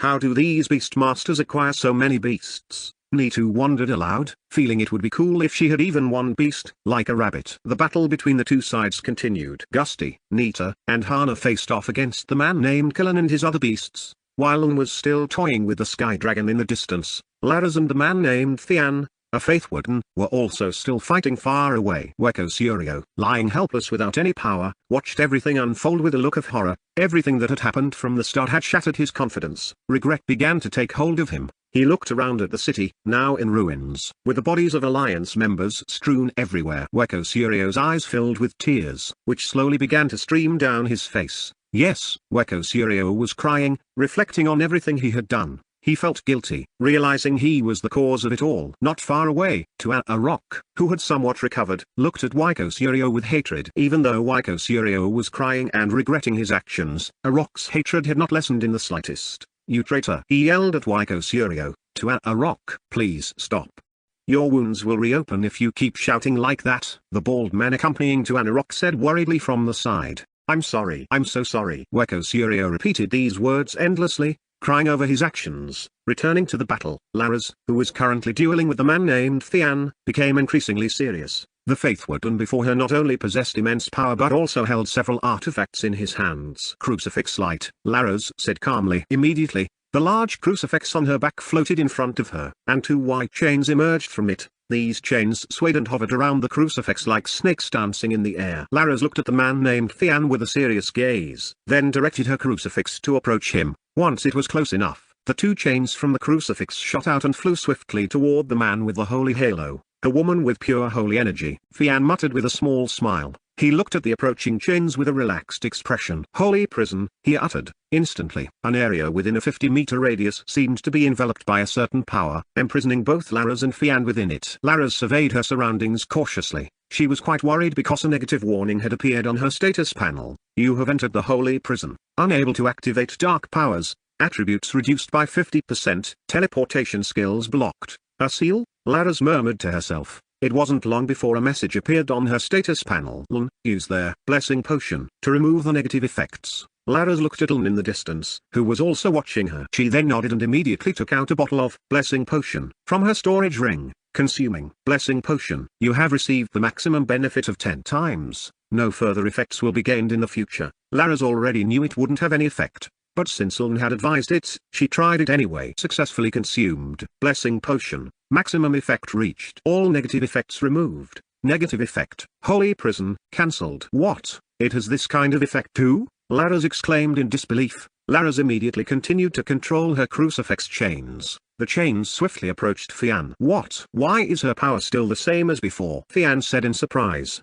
Ignoring the reason behind it, he focused his gaze on the 2 chains closing in on him. Zap. Dozens of energy orbs from the holy halo behind him shot forward at high speed, intercepting the chains as they approached. Boom, boom. Each time an energy orb struck the chains, a massive explosion ensued. The chains remained intact, but they couldn't move further due to the explosive force caused by Thian's holy energy orbs. Laras observed the situation and then brought her hands together as if in prayer. She resembled a nun preparing to pray, and a holy light enveloped her body. Her joined hands lifted high towards the sky, and then she spread them wide as if asking for a blessing. "Come forth." Immediately, the sky above her began to crack open, the rift widening until it was 10 meters long. Chapter 111, Laras's Strength. "What is that?" muttered the man named Thian curiously. He focused his attention on the crack in the sky. From the crack, a figure emerged, a man standing 2 meters tall, clad in a white robe, with a crystal white sword in hand. What was unusual about this figure was the large silver wings on his back. Yes, the figure looked like an angel with a holy aura. It wasn't just one angel. Several other angels slowly emerged from the crack, fully equipped for battle. Each angel had a pair of beautiful silver wings and a long crystal sword in their right hand. "Holy Angel Army," Laras whispered softly. Laras watched the angels emerge from the crack with a satisfied smile. The angelic army was the result of her skill. Holy Angel Army. Holy Angel Army opens a large crack in the sky, summoning 12 holy angels with the same level as the caster. The holy angels inherit an additional 50% of the caster's power. The holy angels assist the caster in battle for 10 minutes. Dead holy angels will be resurrected after 10 minutes. Cool down. 1 hour. When Laras first acquired this skill, she was stunned. Even if it only lasted for a few minutes, 12 immortal holy angels were incredibly powerful. Of course, the numbers in the skill description had doubled due to her talent effects. From a distance, Lun observed all the skills Laras used. Honestly, he was amazed to see the Holy Angel Army, making him feel like he was just getting to know Laras, as if he hadn't really known her before. Not only Lun, but Nita, Hana, and Gusty also looked at the angels with admiring smiles. The power of each angel was unimaginable. "They are so beautiful. They look very powerful," Nita said with an eager gaze as she watched the Holy Angel Army. "Holy Princess, we, the Kingdom of Heaven's army, are ready to serve," said the leader of the Holy Angel Army, a man, to Laras with great respect. He bowed his head, followed by the 11 soldiers behind him. "All right," Laras nodded. She then turned and looked at the man named Fian in the distance. "Destroy and kill that man for me." "Yes, Holy Princess." The leader of the Holy Angels nodded and stepped back a few paces before turning and looking at the soldiers behind him. "Everyone, kill that lowly creature. The Holy Princess's orders are absolute. Attack." The Holy Angel army immediately turned and rushed simultaneously towards the man named Fian, who was now feeling intense fear. "Damn, it looks like I've messed with the wrong person," said the man named Fian, his voice trembling. He then pulled a golden paper from his bag. Not only was it golden, but the paper also had strange writings on it, and small star-shaped crystals adorned the edges. "Rebirth talisman. Activating the talisman will pull the caster's soul back into the soul vessel. No limitations on space and time." "Father, I'm sorry, but this is the only way," he convinced himself as he prepared to activate the talisman in his hand. Not far away, the angels were flying at high speed toward the man named Fian. "7, the leader of the angels shouted, looking at a female angel behind him. "Yes, sir." The female angel then traced several patterns in the air with her fingertip. Every time her finger moved, a white light followed as if writing something. Shortly after, a strange pattern formed. "Seal activate," the female angel shouted. Immediately, a large circle surrounded the battlefield. "Damn, I can't use short-range teleportation," said the man named Killen, who was fighting Ln. He kept trying to dodge Ln's golden and black swords. Judging by his face, he was struggling and looked desperate. The dragon he had summoned was also having a hard time. Its body was covered in blood, and it could no longer regenerate. Ugh. The dragon's roar was pitiful and sounded desperate. Back to the angels heading towards Fian, a faithwarden with a large white halo behind his back. "First punishment," the angel leader shouted. He swung the sword in his right hand, and with a slight movement, he disappeared from his spot. In a split second, he had moved and was now directly behind the man named Fian, who was staring at him in shock. Without hesitation, the angel leader slashed directly at the man's neck. Sure, the slash created a strong gust of wind.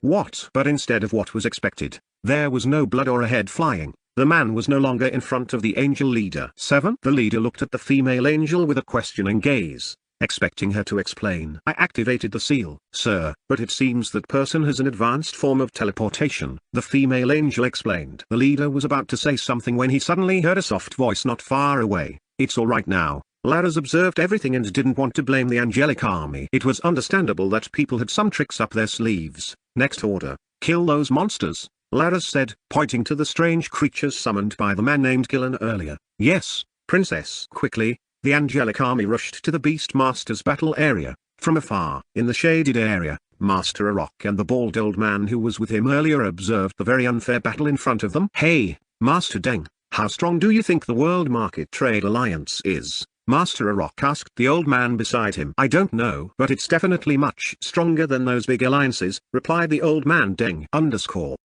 "It seems it's time," Lun said calmly. He then directed all his golden swords at the Skytail dragon. Like water controlled by Lun's mind, the swords flew without obstruction and pierced the dragon's entire body. "TSK, TSK, ugh." The Skytail dragon roared in pain, screaming every time a sword pierced its flesh. But there was nothing it could do. It was already exhausted and had no defenses left as it had in the beginning. Killed. Skytail dragon, X plus 91,000, plus 100 contribution. Skytail dragon drops.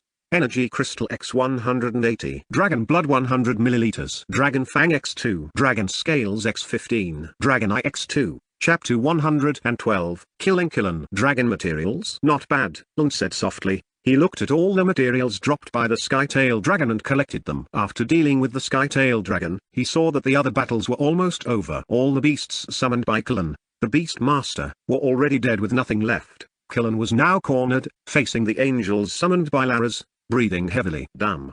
This seal won't let me escape or teleport," Killen said fearfully. He could only defend passively against the relentless attacks from the angels. At this moment, Killen did not notice that Laras was already behind him, ready to launch an attack. "Crucifixion light," Laras said calmly. Immediately, a large cross appeared in front of Laras. Two white chains shot out like dancing snakes. The cross floated towards Killen, and the two chains flew, trying to bind the already cornered Killen. It didn't take long for Killen, who kept retreating, to finally make contact with the chains from Laras's large cross. The chains wrapped around every part of Killen's body, binding him tightly. "No. What are these chains? My power is draining." "Let go." Killen, now bound, could only scream for his life. Fear and regret filled him. The arrogance he showed earlier was gone. Unable to blame anyone, He turned his gaze to Waiko Suryo, who lay helpless on the ground not far away. This man, it's all because of this man. Killen tried to muster a bit of strength to attack the nearly dead Waiko Suryo, but his actions were halted as a sharp golden sword pierced his chest, right through the heart. Killed, Killen. Alpha Command, X plus 186,000 plus 1,000 contribution. Killen drops. Silver storage ring. Yes, Killen's golden sword had already pierced him. Killen sensed Killen's intent to attack Waiko Suryo, so he took immediate action without waiting for Laras to finish her crucifixion skill.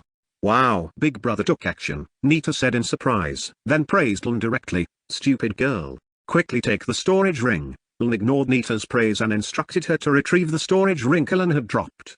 I knew it, Master Killen must be very powerful. Yes, of course. Hana and Gusty also watched Killen's attack with awe. The golden sword moved so fast they could barely see it clearly as it struck. Laras had already guessed that it must have been an attack from Killen. She also slightly sensed Killen's actions towards the end of his assault and wanted to strike directly. But Killen had acted first. After all the enemies were defeated, Killen and the others gathered. Alright. The main enemy is down. The next task is to eradicate the blood race across the entire Indonesian alliance island, Killen said to the others. Yes, brother Killen. Several teams from other forces and alliances have also arrived to assist in attacking the remaining blood race. Hana reported the latest information. Killen nodded. He then shifted his gaze towards Waiko Suryo and was about to approach him, but before that, Killen said, if there's nothing else, you can start the cleanup in other areas. Killen told the others. Of course. They weren't obligated to do so since there were already many forces that had come to the Indonesian island to help, and deliberately asked them to engage in battle so that their combat skills would be honed and become even more refined. Laras, Hana, Gusty, and Nita quickly spread out to search for any blood race in the surrounding area, eliminating them if they encountered one. After giving those instructions, Killen approached Waiko Suryo. Near Waiko Suryo, Mr. Arok and the old man, Deng, were seen waiting. Waiko Suryo, I'm giving you one last chance. Who is behind all of this? Killen asked, staring at Waiko Suryo with sharp eyes. Waiko Suryo didn't dare to look back at Killen at that moment. He could only lower his head, deep in thought. After a few moments, he finally began to speak. Since Killen and the others arrived at the Indonesian alliance island, many media forces had been covering the battle live. Some media outlets even hired some alliance hunter rulers to protect their reporters, enabling them to cover the events live and bring hot news from the Indonesian alliance island. For several days, as the battles between the rulers of the Indonesian alliance and the blood race followers unfolded, the media became the primary drivers of news dissemination. Of course, the media companies didn't broadcast the news without a return. The media system functioned similarly to how it did on Earth before, where people would subscribe to their favorite channels. The advertising business had also become wider spread, with promotions for stores, items, and alliances aiming to attract other rulers to join. In recent days, news media had been filled with live broadcasts and fascinating information about the ongoing battles. Because of the easy access to news media, discussions among the public were also taking place. Did you hear? The American alliance has already sent reinforcements to fight the blood race forces on the Indonesian alliance island. I heard that too. Not just America, but the top 5 alliances are also helping. Has the island's owner taken any action? At that moment, a heated discussion was taking place among high school students in a cafe. They had already activated their systems and gained powers, making them very interested in the situation on the Indonesian alliance island. It wasn't just the students. Even elderly people were discussing the situation while hanging out in the city park. I can't believe President Waiko made such a foolish move, said an old man while puffing on a cigarette. Well, that's how it is. People tend to forget themselves when given a little power to rule, replied another old man, gazing at the lake not far from the park. Though they were old, they still paid some attention to the Indonesian alliance. Indonesia was once their homeland on Earth, and even though they had moved to the Divine Sky realm, a small spark of patriotism remained in their hearts. Chapter 113, Humanity Against the Blood Race. The battle on the Indonesian alliance island unfolded rapidly. Almost all the major alliances teleported directly to the Indonesian alliance island to annihilate the blood race. Chat of the Blue Planet Human Race. Hello everyone, I'm Lun, the leader of the World Market Trade Alliance. Anyone who obtains blood crystals can purchase equipment at any World Market Trade store with a 50% discount. Jack, is that true? Mr. Lun, you're not lying, right, Sun Lord? I'm with Mr. Lun. I really want to buy the dragon slaying bow from the World Market Trade Alliance store. William Anderson, the American Alliance will also offer a 50% discount if you shop with blood crystals. Baichi, the Chinese Alliance is also giving a 50% discount to anyone who shops with blood crystals. Wipe out the blood race, leave no creature alive. Hianbai, It's great that the major alliances have the same commitment to annihilate the blood race. The rulers who were tempted by the blood race are doomed. Andy, damn. My friend became a follower of the blood race. The messages in the human race chat had a massive impact on the destruction of the blood race on the World Market Trade Alliance Island. It all started with Ln, who didn't want the human race to be destroyed. He wanted the human race to survive and become a powerful race among the other realms in the universe. Ln intentionally sent messages directly in the World Market Trade Alliance chat to reach all the rulers. Nevertheless, the announcement of the extermination mission was also conveyed through the internet and mass media. Far from the Indonesian island, there was a large island with several tall buildings. High defense towers could be seen everywhere. Right next to the island was a magnificent white building standing strong. In front of the white building, a flag with white and red stripes and a star emblem in the top left corner fluttered in the wind. Yes, this was the main island of the United States Alliance. In front of the building, soldiers were lined up neatly, ready to receive orders. On the edge of the field, several military trucks were ready to transport the troops to the teleportation area, leading to the teleportation portal on the Indonesian Alliance Island. The person leading the troops was a woman with sharp eyes and blonde hair. The woman wore a tight uniform with a distinctive military pattern. She looked very strong, but the most striking feature about her was the large axe by her side. The axe was 1 meter long with a spiked, razor-sharp head. Everyone, are you ready? Ready. The woman shouted loudly and received a unified response from all the troops. The soldiers in front of her were equally intimidating, each with their weapon by their side. Some wielded swords, others bows, and some carried spears. However, a few troops didn't carry weapons. From their appearance, it could be inferred they were of the mage class or another class that didn't rely heavily on weapons. Mage squad ready. Infantry squad ready. Each time the female commander called out a group, the soldiers responded with enthusiasm. After naming several groups, it was time for the troops to move toward the military trucks lined up on the side of the field. There were about a dozen trucks already prepared, and once filled, they floated and hurried toward the main teleportation area. The military mobilization wasn't just happening with the American troops. The Chinese alliance was also on the move. Far from the Indonesian Alliance Island, there was another large island with towering mountains and lush green valleys. In the center of the island stood a futuristic city with a blend of traditional architecture and high technology. Among the skyscrapers and towering watchtowers, there was a grand palace with white walls and red curved roofs. In front of the palace, a red flag with 5 gold stars in the top left corner waved proudly, the symbol of the Chinese alliance. In front of the palace, hundreds of soldiers were lined up in formation, ready to receive orders. On the side of the field, armored combat vehicles were lined up, ready to transport the troops to the teleportation portal that would take them to the battlefield on the Indonesian Alliance Island.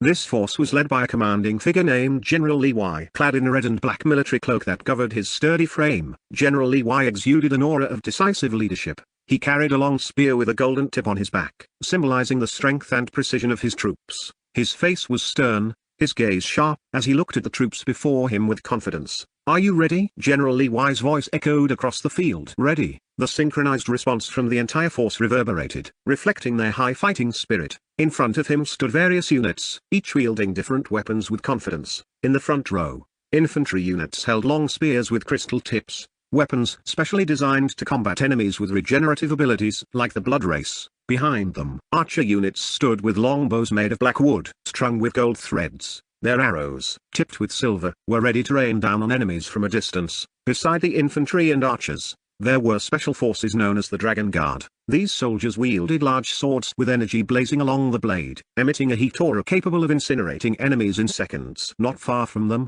mage units were also prepared, dressed in long dark blue robes with dragon symbols on their chests. They held wands that emitted a soft glow, signaling the magical power that could destroy enemies in the blink of an eye. Infantry unit. General Lee Y called out the first group. Ready. They answered with enthusiasm. Archer unit. He continued. Ready. General Lee Y continued to call out the other units, ensuring that all the troops were ready to move. After receiving a firm response from every unit, he raised his spear high, signaling the troops to start moving toward the military trucks lined up at the edge of the field. Just like that, other alliances had also sent their military forces to help annihilate the blood race on the Indonesian Alliance Island. One thing was certain, at this moment, all human races were united with the same goal, to wipe out the blood race. At this point, it didn't matter which alliance you came from, what your skin color was, or your beliefs. Everyone was helping to eliminate the blood race from the Divine Sky Realm. Indonesian Alliance Island, teleportation area. Currently, in an area the size of 10 football fields, there were dozens of teleportation portals. Every few moments, people would emerge from the portals non-stop. The arrivals weren't just military forces, but also regular rulers with a burning desire to eradicate the blood race. The sight of this vast teleportation area was truly impressive. After people emerged from the portals, they would head to the nearest outpost to find out which areas of the Indonesian island still had large numbers of blood race members.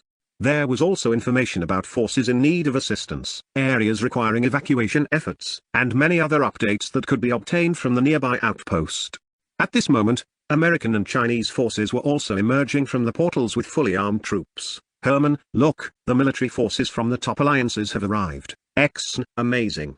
We're definitely going to win and eradicate the blood race from the Divine Sky Realm. Verd KZ, let's join those soldiers. We'll be safe if we stay with them. The discussions among the regular rulers who saw the top alliance forces were clearly audible from the crowd. This was quite natural, considering many people had the desire to join the military forces. In addition, the top alliance forces truly lived up to their name. As seen now, a large warship over 100 meters long appeared in the sky. And not just one, many warships appeared. Look at that enormous ship. And what's with the tall tower on top of the warship? Said a ruler wielding a long iron weapon. Can we join them? Asked an old man with a look of admiration as he gazed at the flying ship. Wait, look, another ship is appearing. A ship with a traditional design, but it's equally impressive. At this moment, the Chinese alliance forces had also deployed their warship. Although different in style, the Chinese alliance's warship was equally magnificent, with traditional designs and beautiful carvings along the sides of the ship. After the warships were deployed, the troops below flew up and entered the warships in an orderly manner.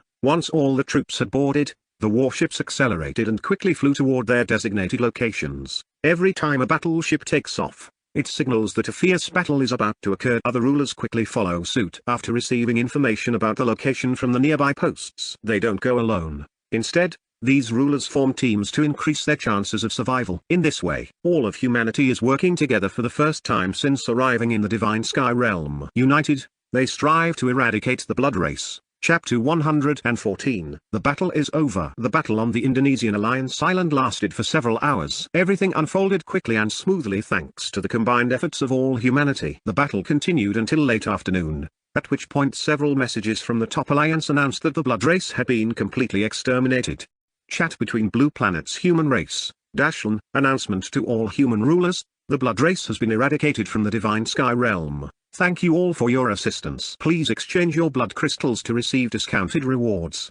Baichi, to anyone who betrays humanity by becoming part of the blood race, Baichi, will be the first to kill that person. William Anderson, congratulations to us. Humanity, Riko, amazing. That terrifying blood race was dealt with in just a few hours. Hunmo, congratulations to all of humanity. Iko, by the way, who caused the blood race to appear on the Indonesian Alliance Island. I heard it was because the president of Indonesia betrayed us. Aldi, as a member of the Indonesian Alliance, I apologize to everyone. The chat between all of humanity became lively, discussing the destruction of the blood race. Many rulers sent messages congratulating one another. Of course, who wouldn't be happy about driving out another race from their homeland? At this moment, Lun and the others regrouped at a still intact location. In one area of the portal hub, Lun stood casually, observing his surroundings. Incredible. Humanity's progress is so fast, he murmured. Lun, being one of the highest-ranking individuals in the Divine Sky Realm, or rather, one of the strongest and wealthiest, felt proud of how rapidly humanity had advanced. He had done what he could by opening branches of the Alliance World Market and selling items at affordable prices. Initially, this approach didn't show results, but now the results were slowly becoming evident. Every time he saw other rulers passing by, most of them were level 10. Some had even reached level 15, and occasionally, a level 20 ruler from the top alliances would pass by. Not only were they advancing in level, but Lun also noticed that the rulers entering and exiting the portal had high-quality equipment. Green deer swords were the standard for going to battle, and blue equipment was held by rulers with some strength. Green equipment was, of course, usually reserved for the leaders of the top alliances. But even so, it wasn't unusual to see random human rulers with one or two purple pieces of equipment on their bodies.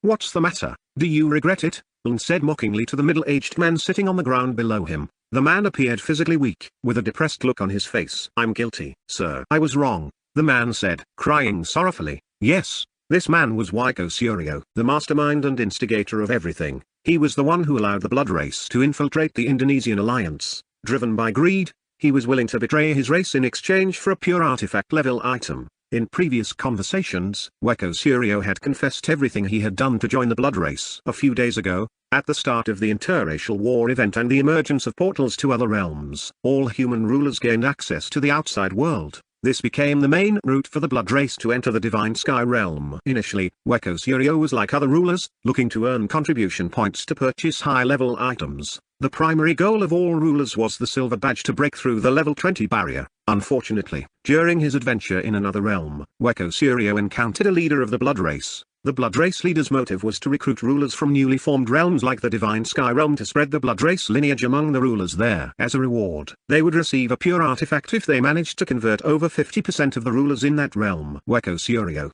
driven by greed and self-interest, was tempted by the sweet words of the blood race leader. The leader also revealed some crucial truths to Weko Surio regarding the next steps after the interracial war event and the emperor selection system in newly formed realms. The blood race leader also promised Weko Surio that he would be made an emperor in the divine sky realm if he successfully completed his mission. Sadly, Weko Surio targeted the wrong group from the start. Although he knew that the World Market Trade Alliance island was strong, he never imagined he would be killed in mere seconds. The World Market Trade Alliance rarely showed its true power. So many human rulers were unaware of just how strong the tower on that island really was. Lun conducted a thorough examination of Weko Surio but found nothing special except for his spatial ring. "Sorry, I'm late, brother." From afar, Lun heard a familiar voice. Yes, it was Nita, who was now walking towards him. Beside Nita were a few others, Laras, Hana, Gusty, and another woman with short hair, wearing a long white robe. "Yeah? You took your time," Lun replied casually. "Hello, Mrs. Wati. We meet again." Lun greeted the woman in the long white robe. This woman was the one who had brought out the purification potion during the high-level meeting of the Indonesian Alliance. The meeting led by Mr. Arok, which resulted in the conflict between General Bowo and the small man, Momon. On reflection, it made sense. During the meeting, Mrs. Wati had distributed many high-grade purification potions. Without the help of Nita, who had long been strategizing with Mrs. Wati, it would have been impossible for her to purchase such expensive purification potions. "Yes, we meet again, Mr. Lun," Mrs. Wati replied with a warm smile. Initially, she didn't believe it when Nita contacted her about the plan to use the purification potion to detect the blood race. But after being promised several benefits and protection, Mrs. Wati eventually agreed, leading to the events at the high-level meeting of the Indonesian Alliance. "Mr. Lun, let me take this man away." Gusty, who had been silent all this time, suddenly spoke up. He was disgusted by Weko Surio, who was acting like a dead dog on the ground. "Go ahead.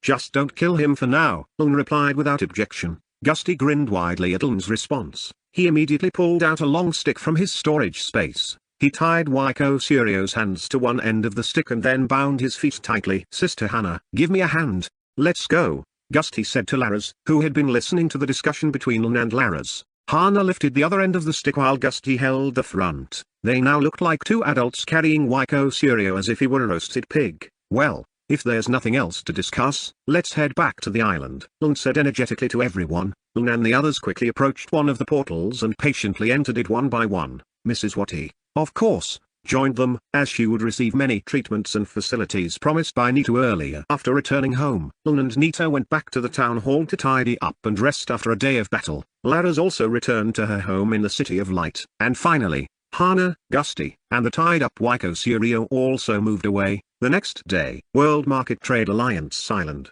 Today was the 26th day of the interracial war event. As usual, Lun and Nita were having breakfast after their daily exercise routine in the main square in front of the town hall. At the dining table, Nita, who had been enjoying her meal, suddenly asked, "Brother, how did it go?" Nita ate while paying attention to Lun's response. She seemed to have a question deep within her heart. "Well, the usual stuff." Weko Surio's greed nearly led to the destruction of Indonesia and even all the rulers in the Divine Sky Realm, Lun replied while eating his food. Lun then explained to Nita everything Weko Surio had told him earlier, from his initial encounter with the Blood Race leader to the process of selecting an emperor in newly formed realms, and the information about the next event after the interracial war. "Disgusting.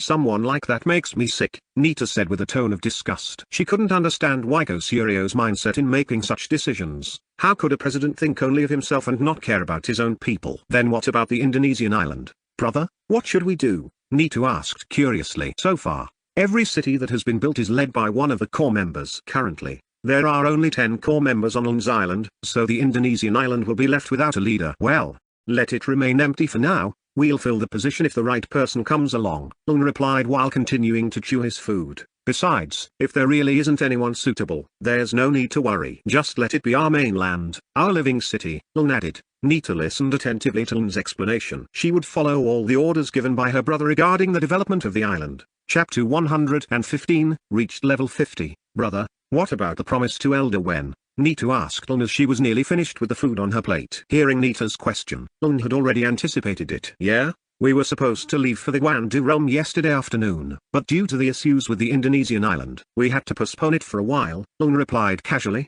It was true that he had delayed because of the issue on the Indonesian island, but that wasn't the real reason. Lun finished the food on his plate and then said, we will level up before going to the Guandu realm. Yes, Lun wanted to increase his level before meeting Elder Wen again. He disliked the feeling of being powerless in front of someone with such terrifying strength, capable of destroying him with just one finger. That's why Lun had deliberately gathered many tier 5 X bottles to break through the level 50 barrier. Lun's current level was 41, as was Nita's. Over the past few days, after duplicating tier 5 X bottles, Lun had amassed nearly 8 million tier 5 X bottles. Each X bottle would provide 100,000 X points to the sovereign. In other words, one X bottle was equivalent to the X gained from killing several tier 2 creatures. Okay, brother, I'm ready, Nita replied enthusiastically. Who wouldn't want to become stronger? Around 8 AM, Lun and Nita finished eating, and they were currently in the garden area next to the town hall building. As usual, Lun and Nita loved this place because it was very comfortable and peaceful, with fresh air, the sound of small fountains, the sound of fish jumping in the pond, and the fragrance of flowers in the garden area.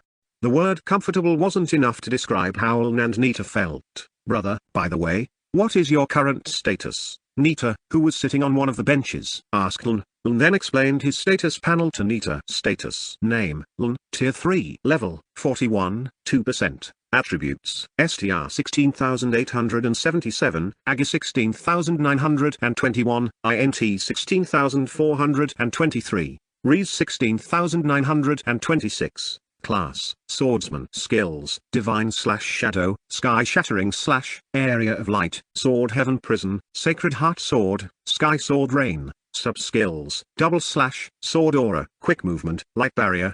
Equipment: Divine Sword +15, Two-Step Shoes +15, Night Splitting Cloak +15, Fierce Fighting Gloves +15, Durable Helmet +15, Artifact: Time Ring, Pure Vortex Plate. Wow!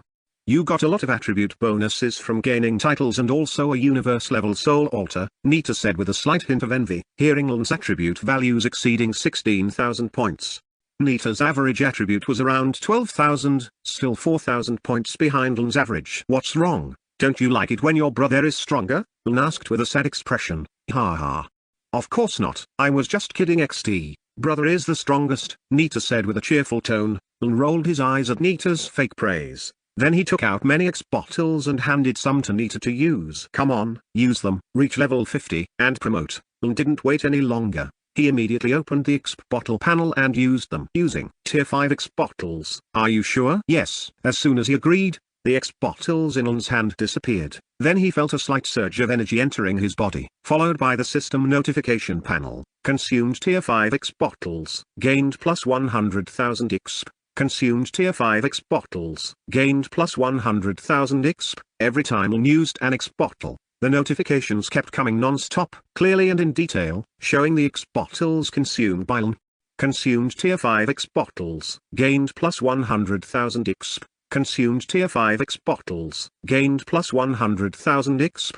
Nita, you can turn off the notifications so they don't bother you, Lun said to Nita, who was also seriously consuming the X bottles. Nita's expression was like a doctor treating a patient. She was intently focused on the X bottles in front of her. I already did, brother. My power is increasing so fast, Nita replied, not even looking away from the X bottles in front of her. This girl, Lun sighed deeply. Since when did this girl become a power maniac? Did something happen to her? Lun wondered to himself. As far as Lun knew, Nita wasn't that interested in power. Consumed tier 5 X bottles. Gained plus 100,000 XP. Congratulations, sovereign level increased. Level 43, attribute points plus 1,000. Consumed tier 5 X bottles. Gained plus 100,000 XP. Damn.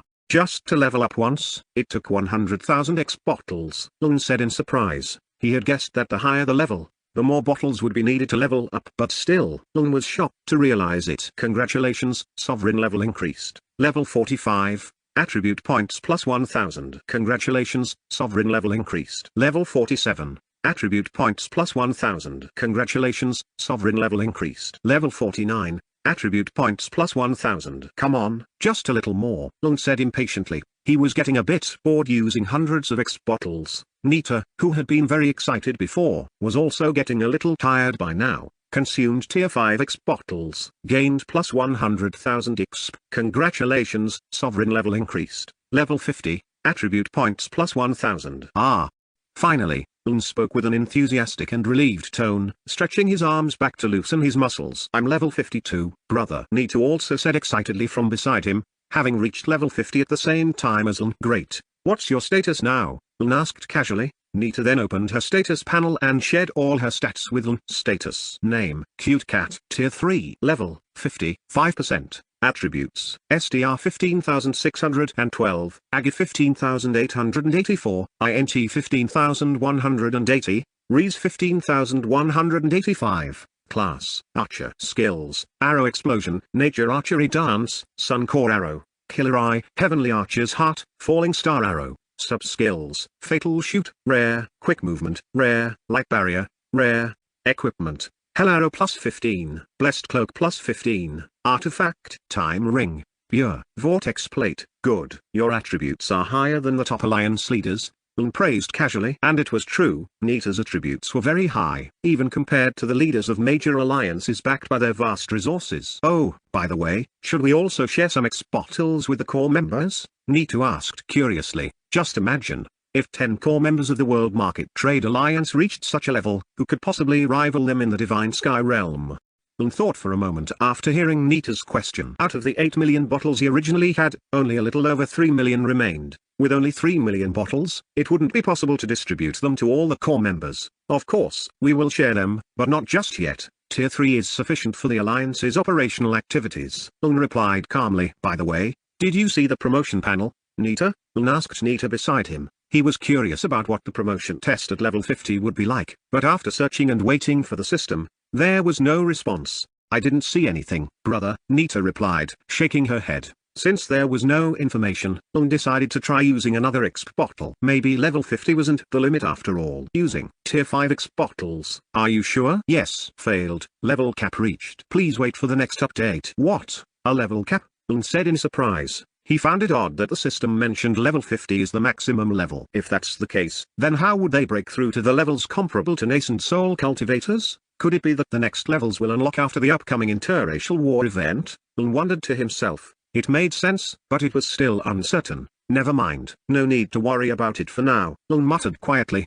He felt foolish trying to guess what the system would do next. Nita, get ready. We'll depart at 1 o'clock, Lun said to Nita, who was busy chatting on her phone. Roger that, brother. I'm going to meet with Sister Laras. After saying that, Nita stood up from her seat and ran toward the town hall to change her clothes. This girl, Lun said, shaking his head with a smile. Seeing Nita run off happily, Lun smiled warmly. He felt a deep sense of joy because of her. Lun recalled how, back on Earth, his sister had spent her time accompanying him as he sold fried snacks along the city's streets. Because of this, Nita had little time to play or socialize with kids her age. It could be said that Nita's childhood wasn't particularly happy, even bordering on miserable. Seeing her now, Lun was both happy and proud. Nita had made many friends, was respected by others, and could live safely on her own island. Yosh.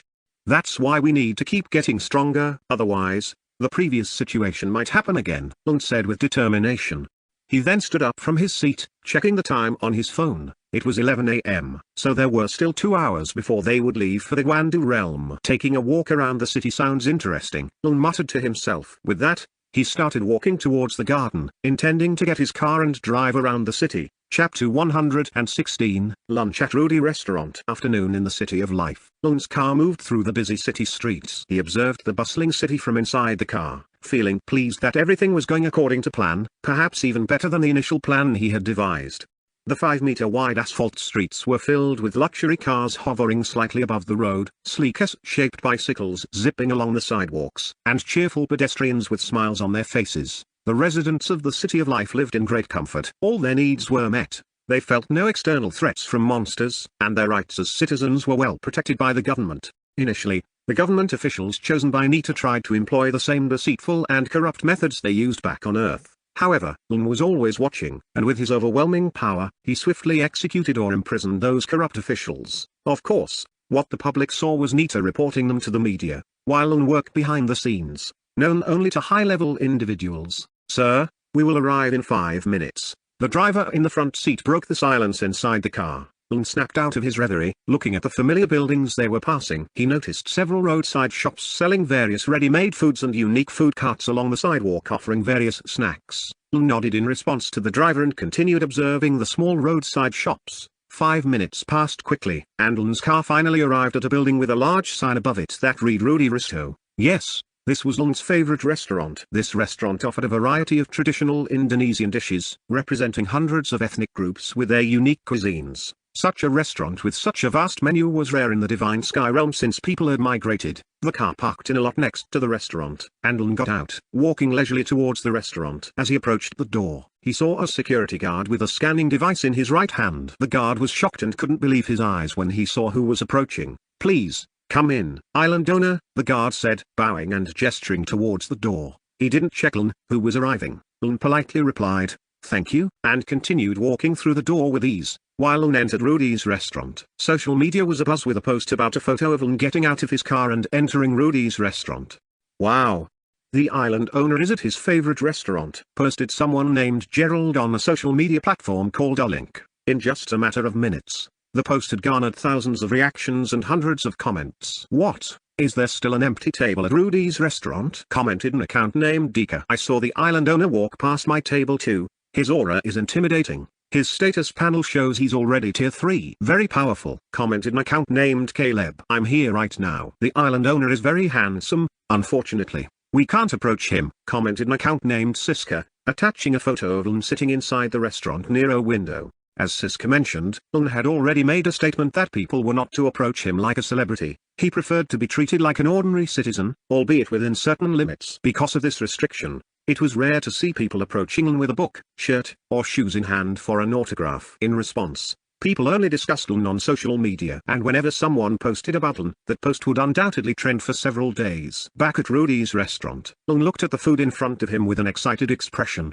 He was a bit hungry at the moment, so he couldn't wait to dig in. In front of him were several plates of food with various dishes. The first was a plate of rice, salted egg, roasted meat, and brown-colored jackfruit. Yes, this was a traditional dish from Yogyakarta. Gudg. Then there was a bowl of brown soup. Lun stirred it and found minced meat inside. "Rawan," Lun said, drooling a little. For a drink, Lun ordered bandrek, a brown beverage with a strong ginger flavor. Lun loved this drink because it refreshed his throat after drinking it. Without waiting any longer, Lun started with the main course, Gudg. The slow-cooked jackfruit of the Gudg was very delicious. Solnet at first, followed by the rice, meat, and egg. Delicious. The jackfruit is thoroughly cleaned. It's very comfortable to chew. In between bites of the food in front of him, Lun couldn't help but express words of praise and gratitude for being able to eat comfortably. Every time he dined at a restaurant, Lun was reminded of the tough times on Earth, having to save his monthly salary to pay rent and Nita's school fees.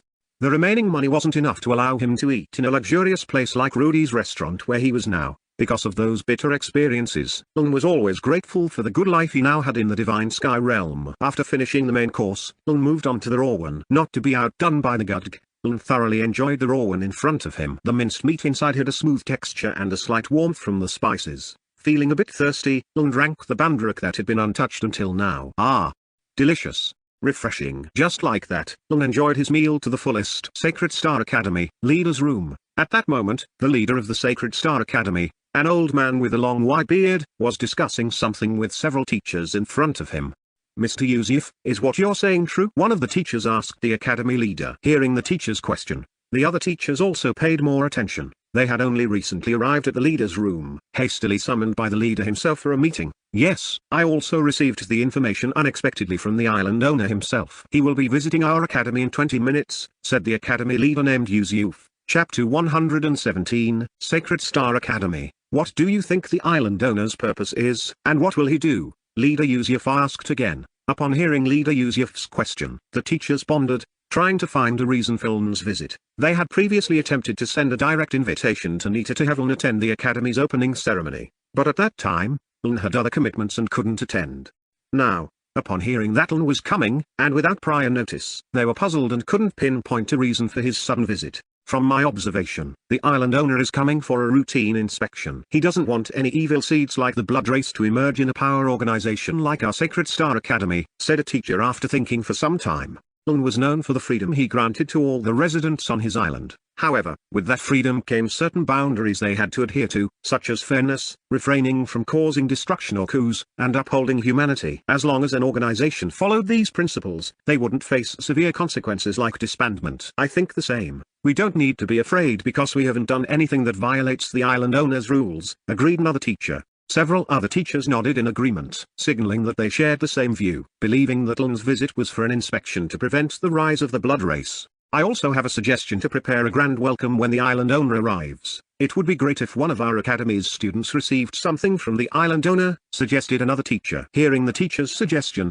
the others concurred. They needed to showcase the achievements they had made since establishing the Sacred Star Academy. Alright, let's proceed with that plan, Leader Yusuf concluded. Mr. Yosep, please gather all the students to welcome the island owner. Also, ask some of the top students to perform a brief demonstration. Teacher Diane, please assist in organizing the academy grounds, defenses, and facilities so that everything runs smoothly during the welcome ceremony. Mr. Chailu, I entrust the security of the academy and its surroundings to you. Leader Yusuf made decisions and assigned tasks to the teachers in front of him. Of course, he had his own tasks to assist in the preparations for the welcome ceremony. In this way, Academy Bintang Susi is currently very busy preparing a welcoming event for Lun, who will arrive in 20 minutes. Back at Rudy's restaurant, Lun had already finished his meal. After paying at the cashier, he continued on his way to his next destination, Mall Melati. Mall Melati is one of the shopping destinations for the upper class and is also the largest mall in Kota Kehitupan, owned by Lun. As the owner of the island, it would be a pity if Lun didn't visit at least once in his lifetime. Soon, Lun's car was smoothly driving down the main highway without any obstacles. Due to the vast size of Lun's island, the city roads were very wide, preventing traffic jams. Additionally, many public transportation vehicles could hover slightly above the ground, significantly reducing traffic congestion on the main asphalt roads.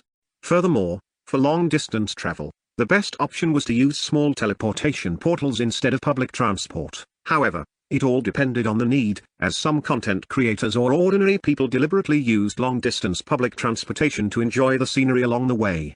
The journey to Mal Melati did not take long, only 3 minutes from the location of Rudy restaurant. Upon arrival, the driver parked the car in a large parking area, and then stepped into a large building that had 50 floors. Yes, this is the largest mall in the City of Life. Mal Melati. Lun walked toward the Melati building casually, and as usual, there was a guard at the entrance with a screening device. Everyone who passed through had to go through this door to prevent anyone from carrying dangerous items like bombs and destructive weapons. Welcome, Mr. Lun, the entrance guard greeted respectfully as Lun approached. Lun politely walked through the screening door and past it. Then he stepped into Mal Melati, his eyes immediately drawn to the magnificent and futuristic interior design. In the center of the atrium, light from the upper floors penetrated down to the ground, reflecting the bright colors of holograms floating in the air. These holograms displayed various interesting information, such as the latest discounts, directional guides, and interactive advertisements that looked so real they almost seemed touchable. Each floor in this mall had a different theme, ranging from modern fashion on the first floor to advanced technology on the upper floors. Shops were lined up neatly along the corridors, offering a wide range of items from luxury clothing to the latest gadgets. Lun walked slowly, enjoying every corner and hallway he passed, occasionally stopping to examine items that caught his attention. It's true, to facilitate people's access to trade, their businesses have also seriously developed, Lun muttered to himself. He had anticipated this from the beginning. Not to make it difficult for other rulers to open businesses. If these small rulers were hindered in opening businesses, the city's development would be monotonous, relying only on himself to grow.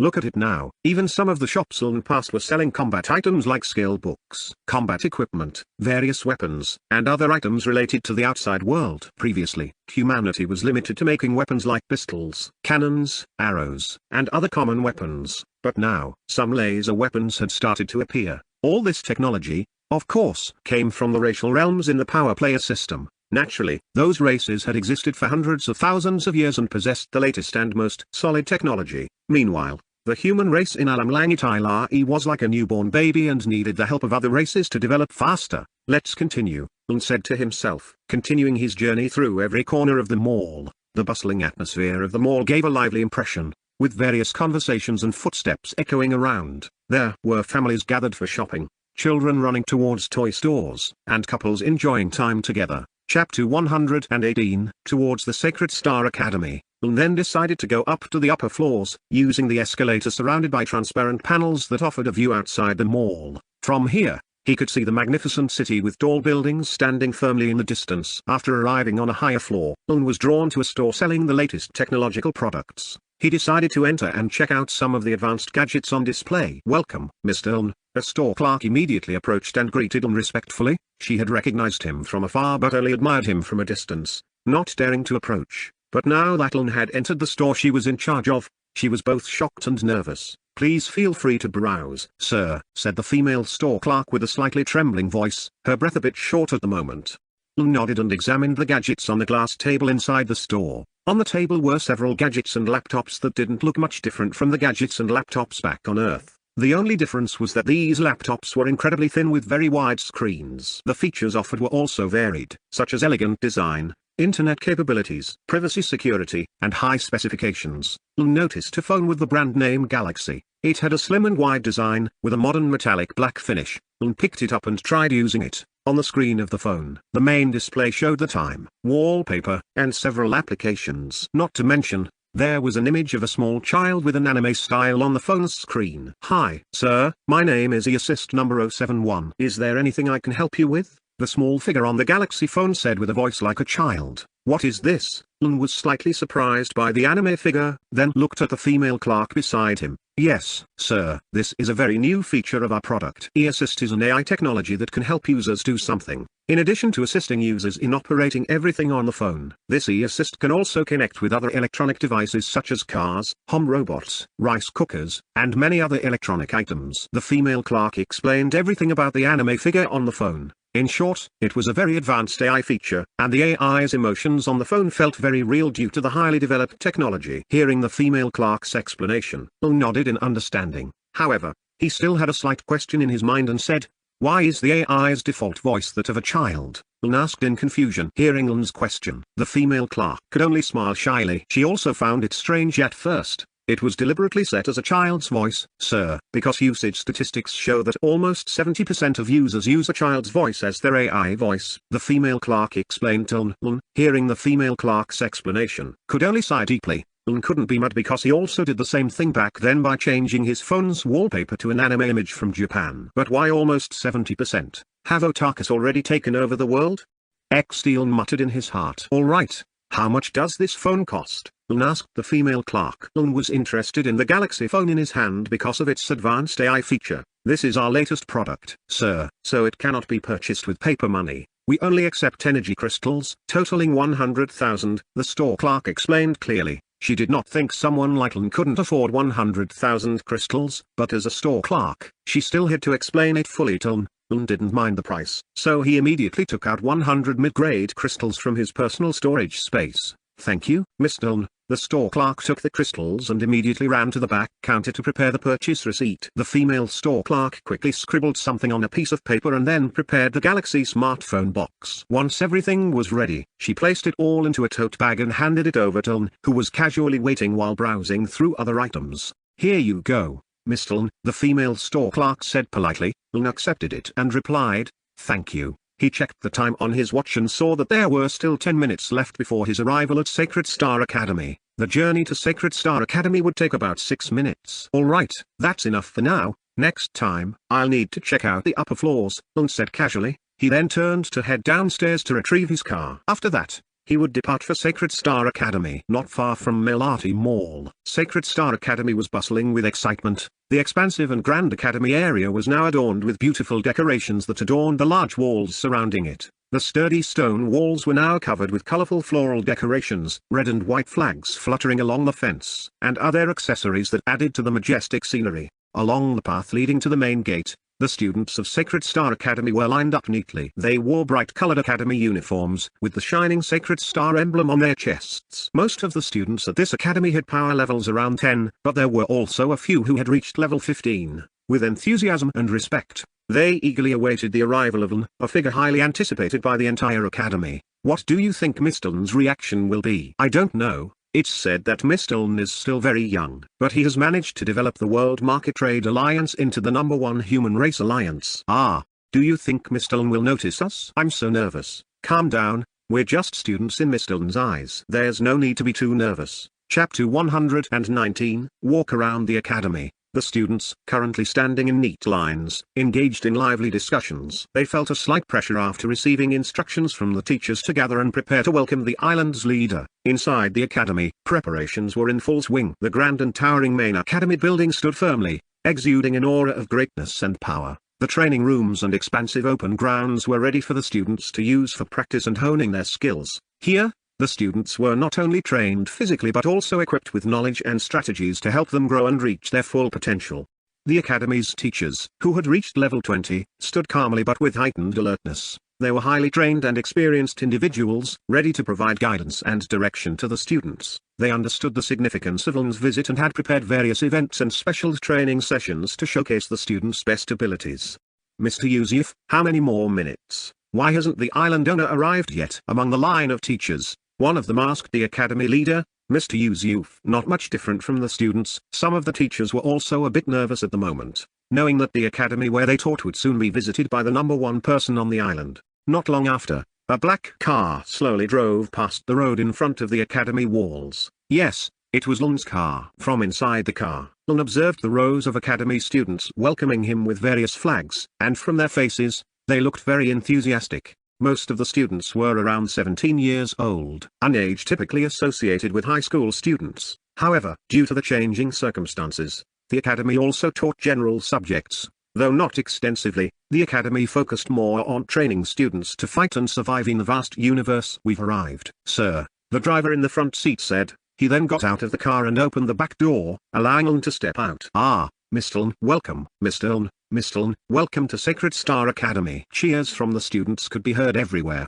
Ln responded with a warm smile and waved his hand to all the students, from those at the far end of the wall to those closest to him. Thank you, thank you. Ln kept expressing his sincere gratitude. Seeing the enthusiasm of the students, he then turned his gaze toward the gate and saw that the path was also lined with students standing neatly in their white uniforms. Ln then walked along the main road, occasionally waving to the academy students on either side of the path. It didn't take long before Ln finally reached the end of the road and saw the Sacred Star Academy teachers. The person in the center was the first to step forward and greet Ln, followed by the other teachers behind him. Island owner, Mr. Ln, welcome, said an elderly man with a long beard, greeting Ln with a slight bow. The old man then continued. I am Yusuf, the leader of Sacred Star Academy, the elderly man said in a warm voice. Yes, the elderly man was the academy leader, Mr. Yusuf. Hello, Mr. Yusuf, nice to meet you, Ln said, shaking Mr. Yusuf's hand and greeting him with a warm smile. After shaking hands with Mr. Yusuf, the other teachers also stepped forward and introduced themselves.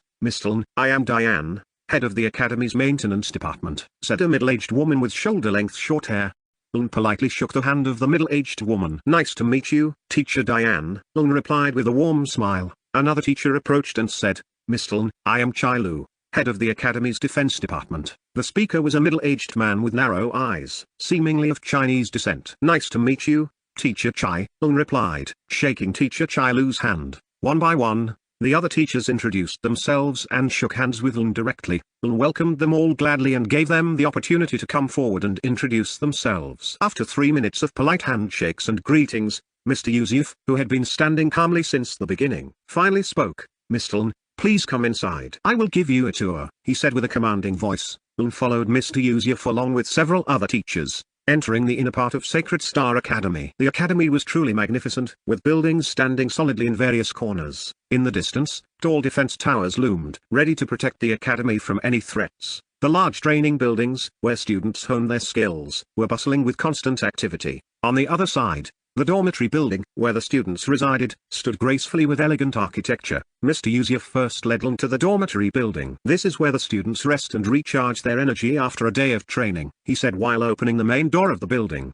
Inside the room, Ln saw rows of tidy rooms, each equipped with excellent facilities. Each room meets high standards, including air conditioning, soft beds, televisions, and other amenities to ensure the comfort of our students, Mr. Yusuf explained.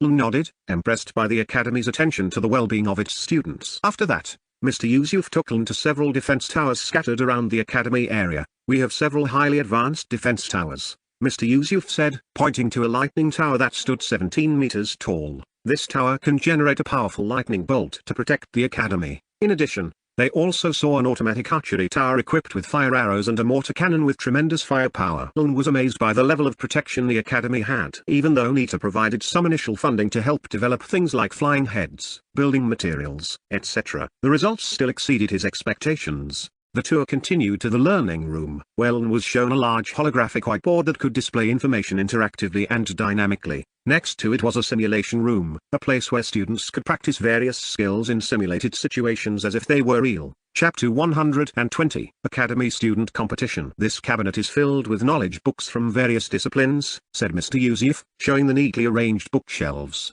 Lun observed closely, impressed by the resources the academy provided to support the students' learning. They then headed to the training building, a place entirely dedicated to training the students' physical and skill abilities. Here, we have training room arrays that can be customized to create various training scenarios, Mr. Yusuf explained. With this room, students can train without the fear of severe injury because everything happens in a safe simulation. Lun also saw various sports equipment, racks full of weapons, and other tools designed to train the students' strength, speed, and accuracy. Their final stop was the main hall, where the atmosphere was already bustling. Hundreds of students surrounded a large platform that served as a battle arena. We have planned this main event for you, Mr. Lun, Mr. Yusuf said with a smile. Here, you will see the best quality of our students. Lun observed the platform where 10 students with impressive appearances were already present. They seemed to be the top students of Sacred Star Academy. Soon, Mr. Yusuf, Lun, and the others walked to a shaded area where several seats were prepared for the judges. Not long after,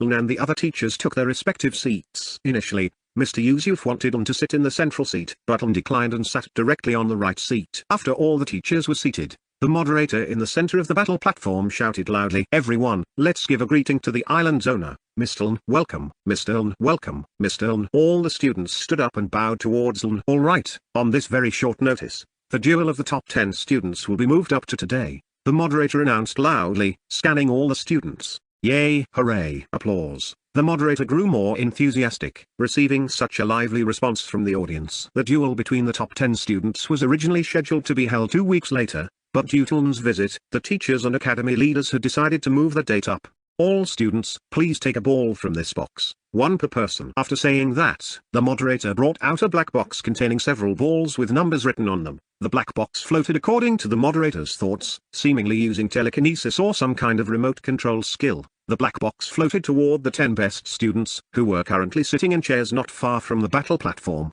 A young man with deep black eyes looked at the black box in front of him with a relaxed expression. He reached his hand into the box and pulled out a white ball with a number written on it, number 1. Wow! Joy got number 1. I wonder who the unlucky one is who'll have to face Joy. A student in the audience commented. Yeah, Joy is really strong. His vampire abilities make it easy for him to recover. Another student nearby responded. The black box continued to float from one student to the next until it finally reached a female student with fair skin and blonde hair. The blonde-haired girl extended her hand into the box, and without twisting her hand, she calmly took out the last ball from the black box. She looked at the number on the ball and smiled softly. She had indeed drawn number 1, the last ball. Wow, Grace will face Joy. Quickly, record this. It's going to be exciting. Will Grace use her strongest lightning power this time? I'm curious just how strong Grace's black lightning is. Last time, she almost destroyed the training simulation array. The discussion in the audience grew more heated when they realized Grace and Joy would be dueling.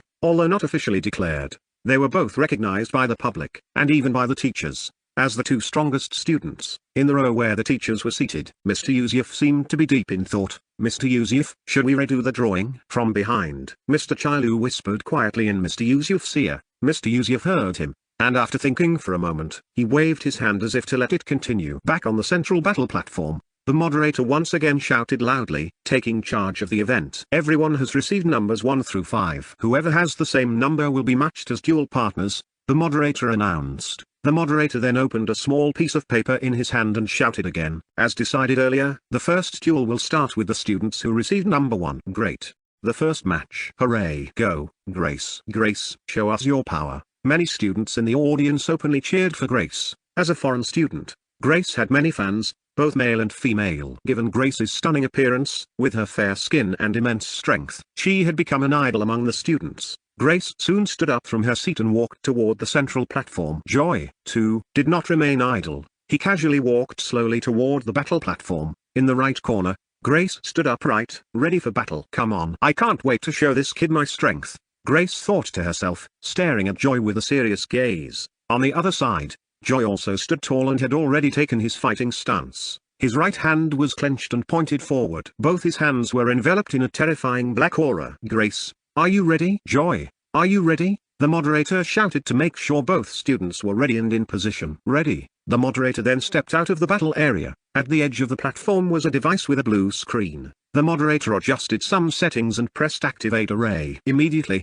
a transparent shield in the shape of a cube enveloped the battle area where Grace and Joy stood. "Start," the moderator shouted at length. Chapter 121, Grace vs. Joy. Immediately, both Grace and Joy activated their equipment. In the right corner, Grace activated the purple equipment on her body. Then, a long whip appeared in her hand. The whip was over 3 meters long and had branches at the end. Grace skillfully waved the whip, spinning it into a wheel ready to strike anyone who came close. Joy also activated the equipment on his body. Like Grace, he too had purple equipment on his body. His body was also protected by a transparent black aura. Lun observed the two students calmly. He was somewhat surprised to see both of them equipped with purple gear and also that both were at level 19, just shy of level 20. Status: Name, Grace. Race, Human. Blue Planet. Power Core, System, level 19. Rank, Tier 1. Status: Name, Joy. Race, Human. Blue Planet. Power Core, System, level 19. Rank, Tier 1. Lun was actually curious about the talents they had acquired.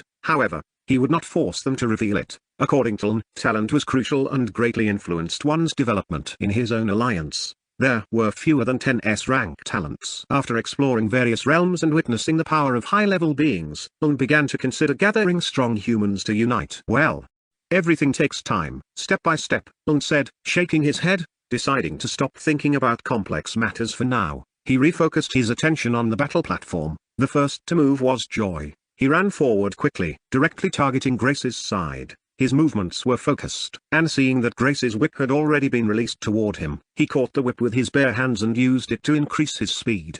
Grace had anticipated that Joy could catch her lightning whip. With a simple thought, she channeled powerful lightning through the whip. Boom! Zap! Joy was ready. He let go of the whip and ran to the right, preparing to unleash his skill, Vampire Mode. Immediately, Joy's appearance slightly changed. His entire skin turned pale white, and his fangs extended past his lower lip. Swoosh! In a fraction of a second, Joy had already darted right beside Grace. Both his hands, now equipped with sharp claws, slashed at Grace's unprotected neck. Clang! The protective gear on Grace's body activated, blocking Joy's sharp claws from piercing her neck. Darn, Joy didn't expect Grace's protective gear to be so advanced and able to activate instantly. He intended to retreat when he noticed the end of Grace's whip quickly coiling around his waist. Lightning snare. Zap! Boom! The students in the audience watched as Joy was entangled in Grace's whip, holding their breaths. Some of the more faint-hearted students closed their eyes, hoping to skip straight to the outcome of the battle. However, what they expected did not happen. Instead, Joy, who was about to be struck by Grace's lightning, transformed into thousands of black bat shadows. TCH. That technique again. Grace had anticipated this. She quickly scanned her surroundings and finally spotted the black bat shadows merging to form Joy's figure. Without giving him time, Grace slashed out with her whip. Zap! Joy raised his hand, and a red skeletal hand shadow covered his hand. Slash! Swish! The skeletal hand shadow Joy summoned was incredibly sharp, even cutting Grace's whip with ease. Sea of lightning. From afar, Grace activated her strongest direct attack. Even from outside the simulation array, the power of the impending lightning could be felt. A shadow of black clouds appeared far above the main hall building. The energy concentrated on the battle platform. Mr. Yusuf and the other teachers also turned their attention to the battle area with great seriousness. Previously, Grace's lightning had nearly destroyed the simulation array. The cost of a simulation array was extremely high. Moreover, they were also worried that if the simulation array were destroyed, Joy, who was the target, would not be able to survive. They all then directed their gazes toward Lun. Lun felt their stares and then said, "It's okay, let it continue. No need to worry." After saying that, Lun resumed watching the battle between Joy and Grace inside the simulation area. Immediately, the terrifying lightning directly struck Joy.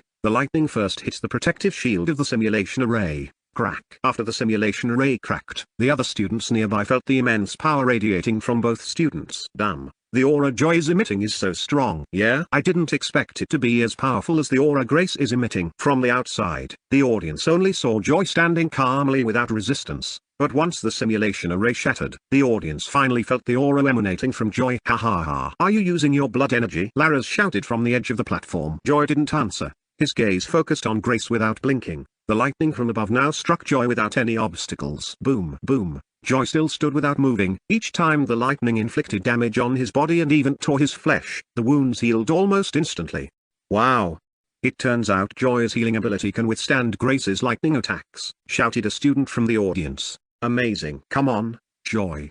You can win this. Grace, hearing the cheers from the audience, could only smile slightly. On the screen in front of her, she saw the number 100 release. As soon as she said that, Joy, who had been standing calmly, suddenly felt a strange power approaching him. However, he didn't know where this terrifying power would come from. Lun, observing from the judges' seats, also sensed a powerful force approaching. He scanned the surroundings but couldn't see the source of the terrifying power. He activated his legendary skill, Divine Eyes. Divine Eyes enhances eye sharpness, detects enemy weak points, and increases reflexes for 30 seconds. Level 50. Base sharpness, plus 30%. Rarity, legendary. Cooldown, 3 minutes. Requirement, Tier 3, Universal. After activating Divine Eyes, Lun saw a transparent thread connected to Joy's heart. The thread had no end and was floating around Joy. Chapter 122, S-level talent. Lun immediately stood up from the judge's seat and leapt onto the battle platform. Mr. Yusuf and the other teachers were shocked by Lun's sudden action.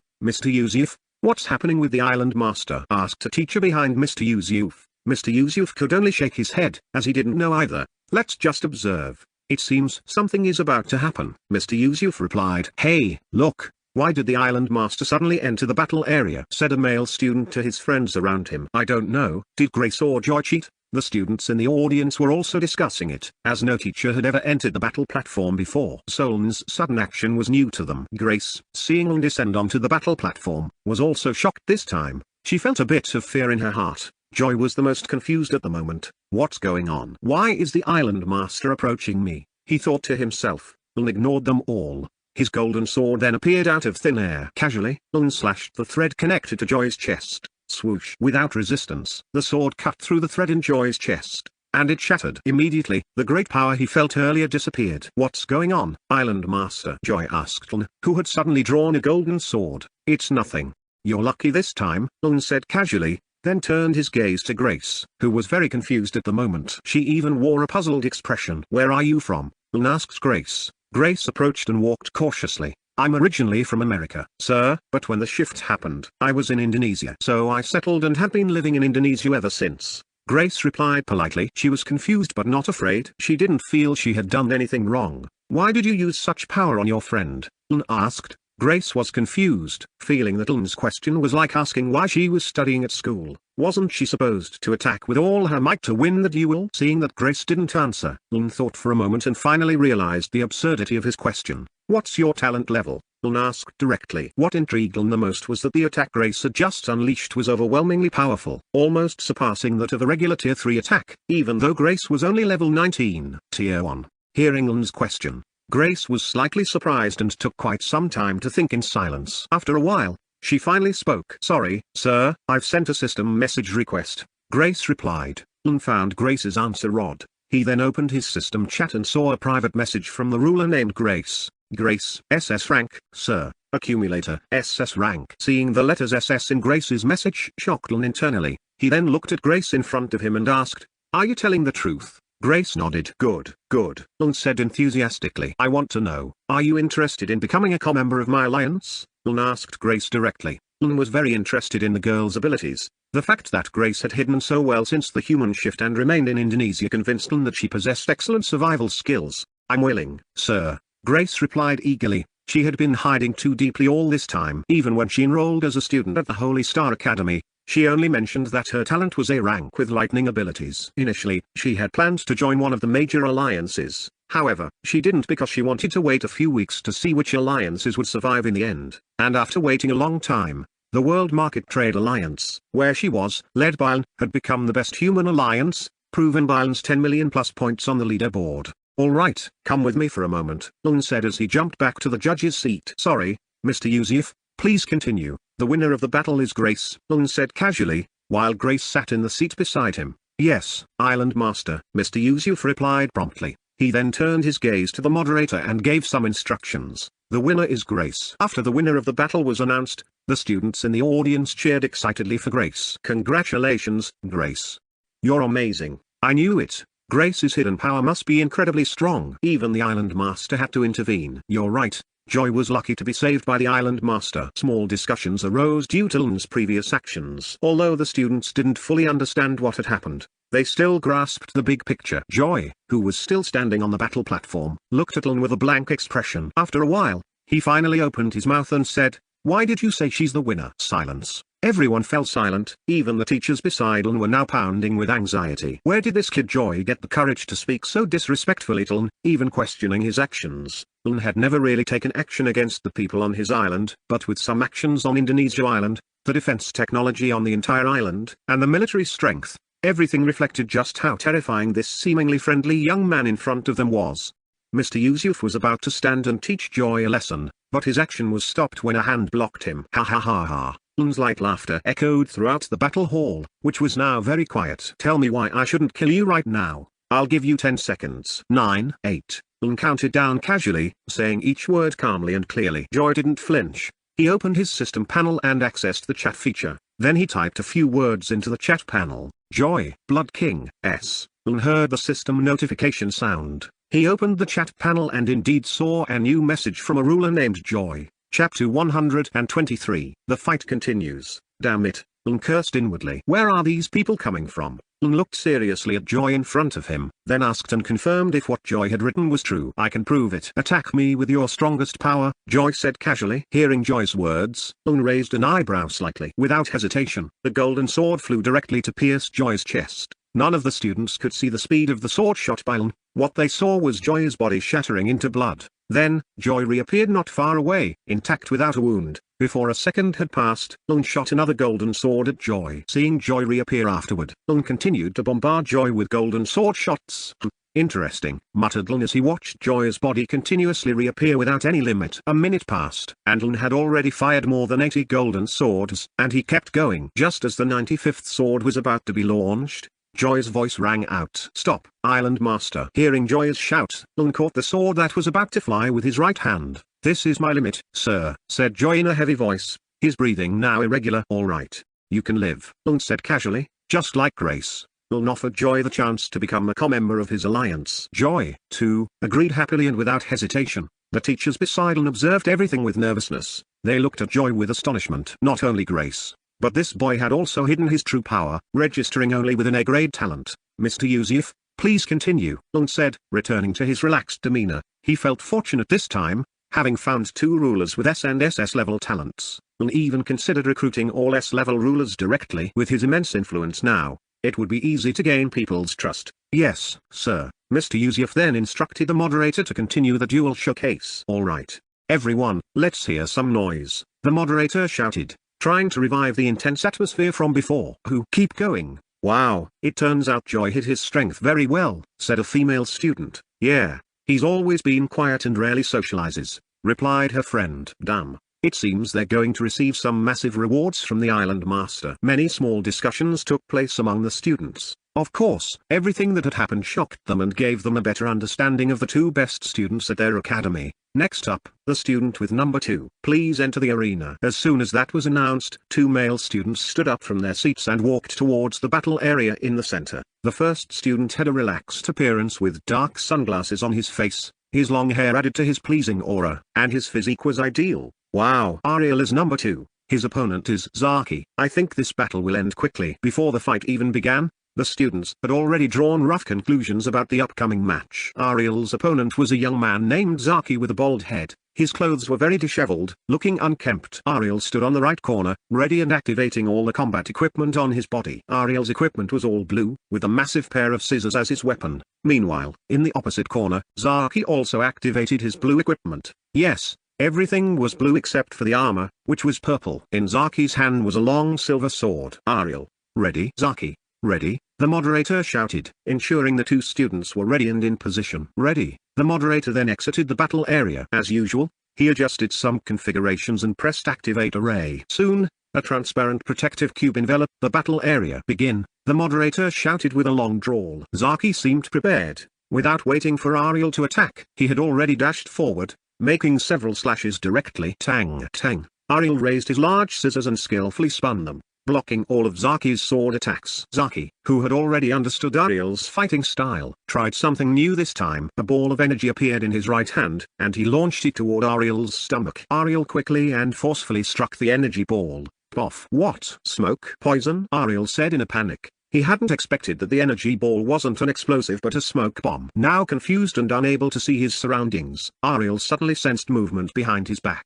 He lifted his scissors and immediately slashed backward with a spin. Tang! Sure enough, Zaki was behind him. But it didn't stop there. Zaki moved rapidly within the smoke, while Ariel observed his surroundings cautiously. But the thick smoke still obscured his vision. Suddenly, a silver flash appeared from the left side. Ariel quickly spun his large scissors, blocking Zaki's sword strike that had merged from within the smoke. Tang! A loud clang echoed. But Ariel remained unfazed. He knew Zaki would try to attack him from an unexpected angle. Quickly, Ariel took advantage of his momentum, spinning his scissors at high speed and swinging them in a different direction. Zaki tried to dodge, but Ariel had already anticipated his movement. In one swift motion, the large scissors managed to strike directly at Zaki's sword, hitting it with full force. Clang! Zaki's sword was knocked out of his hand, rolling away across the arena floor. Now unarmed, Zaki retreated a few steps. Ariel didn't give him any chance. He surged forward, using his large scissors to create a powerful gust of wind that dispersed the remaining smoke lingering in the air. With a clear view now, Ariel saw Zaki looking exhausted and cornered. Without hesitation,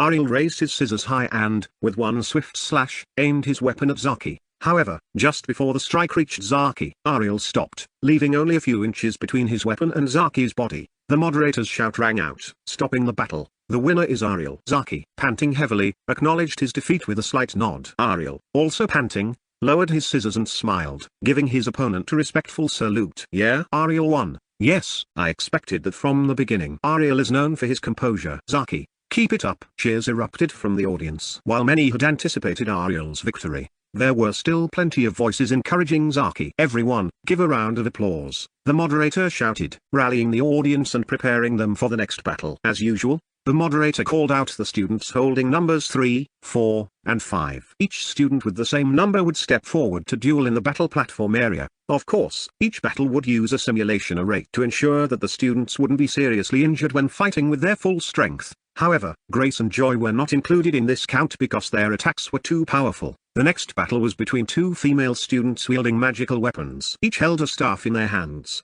In the right corner, the female student in a long skirt prepared herself, already summoning water around her. On the opposite side, the female student with a pointed hat summoned rocks from thin air, which floated around her as if weightless. The first attack came from the student with water powers, directing a large wave towards her opponent. However, the student with the pointed hat quickly responded, directing the rocks to smash through most of the water wave before it could reach her.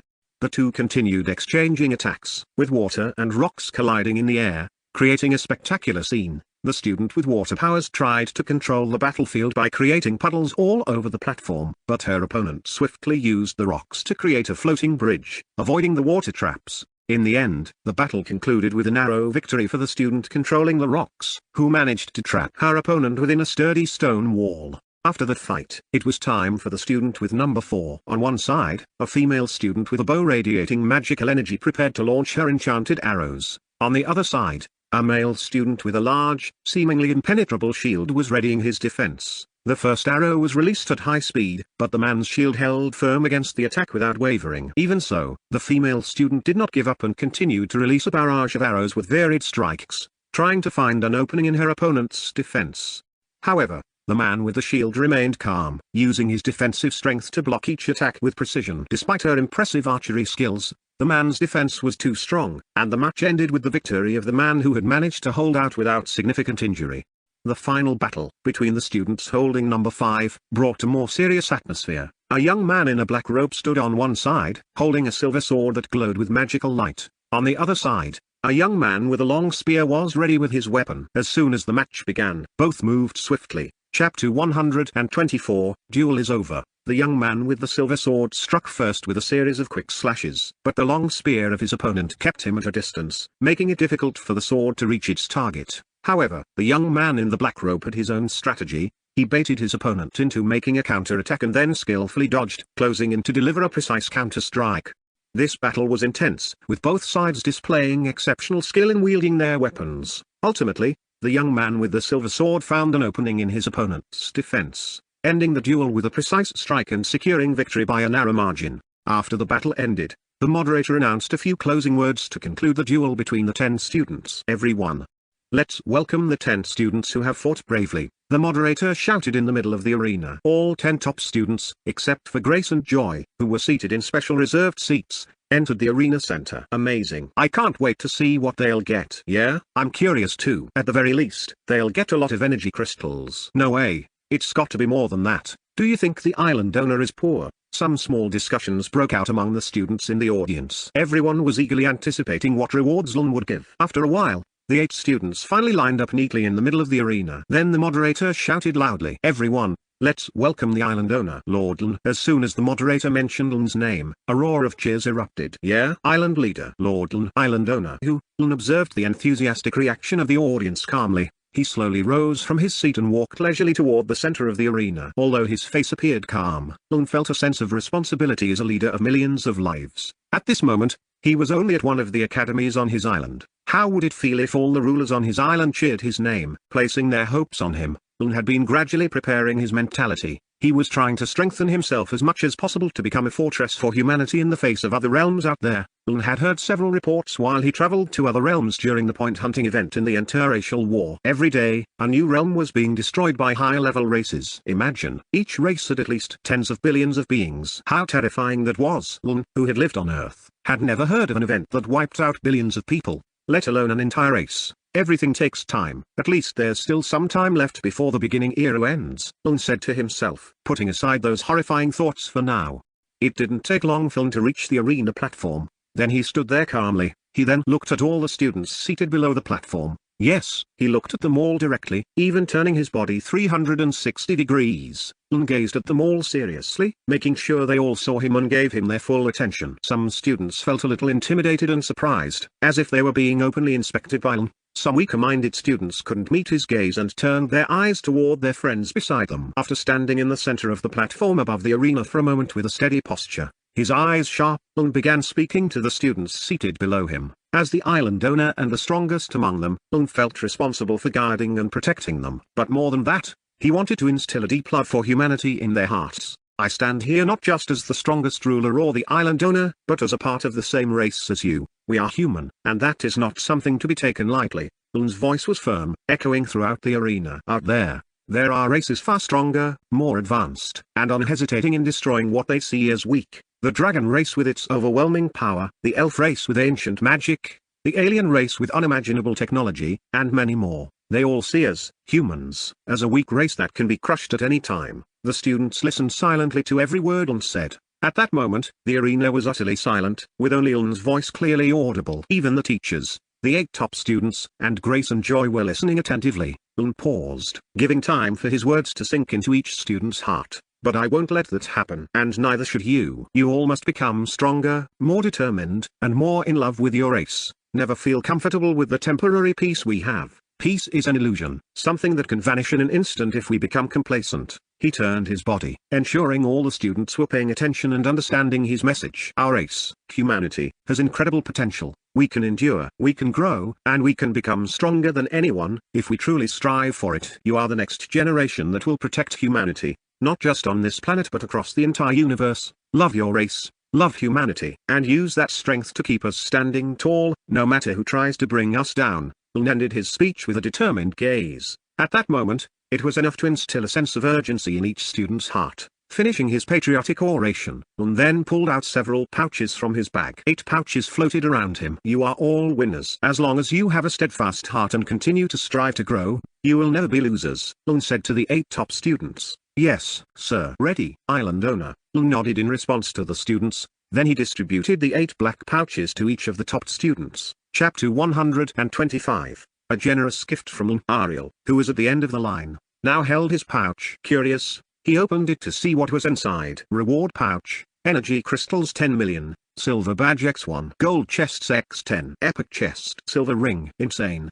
What kind of reward is this? Ariel exclaimed inwardly. An epic chest, a silver ring? He had never even heard of those before. Not far from Ariel, Zaki and the other top students also looked at the contents of their reward pouches with wide eyes. They all gaped in amazement. Don't tell anyone about the contents, If you feel someone is trying to do you harm, contact the city's mayor immediately, Lun said to the 8 students. He certainly didn't want their lives to be threatened or terrorized by greedy rulers out there just because of the rewards he gave. What's in those pouches? I'm so curious. Ha ha. Never mind, it's a secret of the top students. The students' discussions reached Lun's ears, and he could only smile slightly. He then turned his attention to the audience. Relax. You all get something too. Each student will receive a level 20 blue gear of their choice. You can ask the principal for distribution. You'll also get 10,000 energy crystals as academy fees per student. The top 1,000 students at the end of the school year will receive a silver badge. Lun announced everything at once without pausing. He deliberately provided these many benefits to boost the students' spirits and give them the resources to grow. A loud cheer from the students immediately echoed throughout the academy hall. Wow! Awesome! Shouted a male student hysterically. 10,000 energy crystals. I'm rich. Mom, I'm rich. Shouted a male student in plain, worn-out clothes.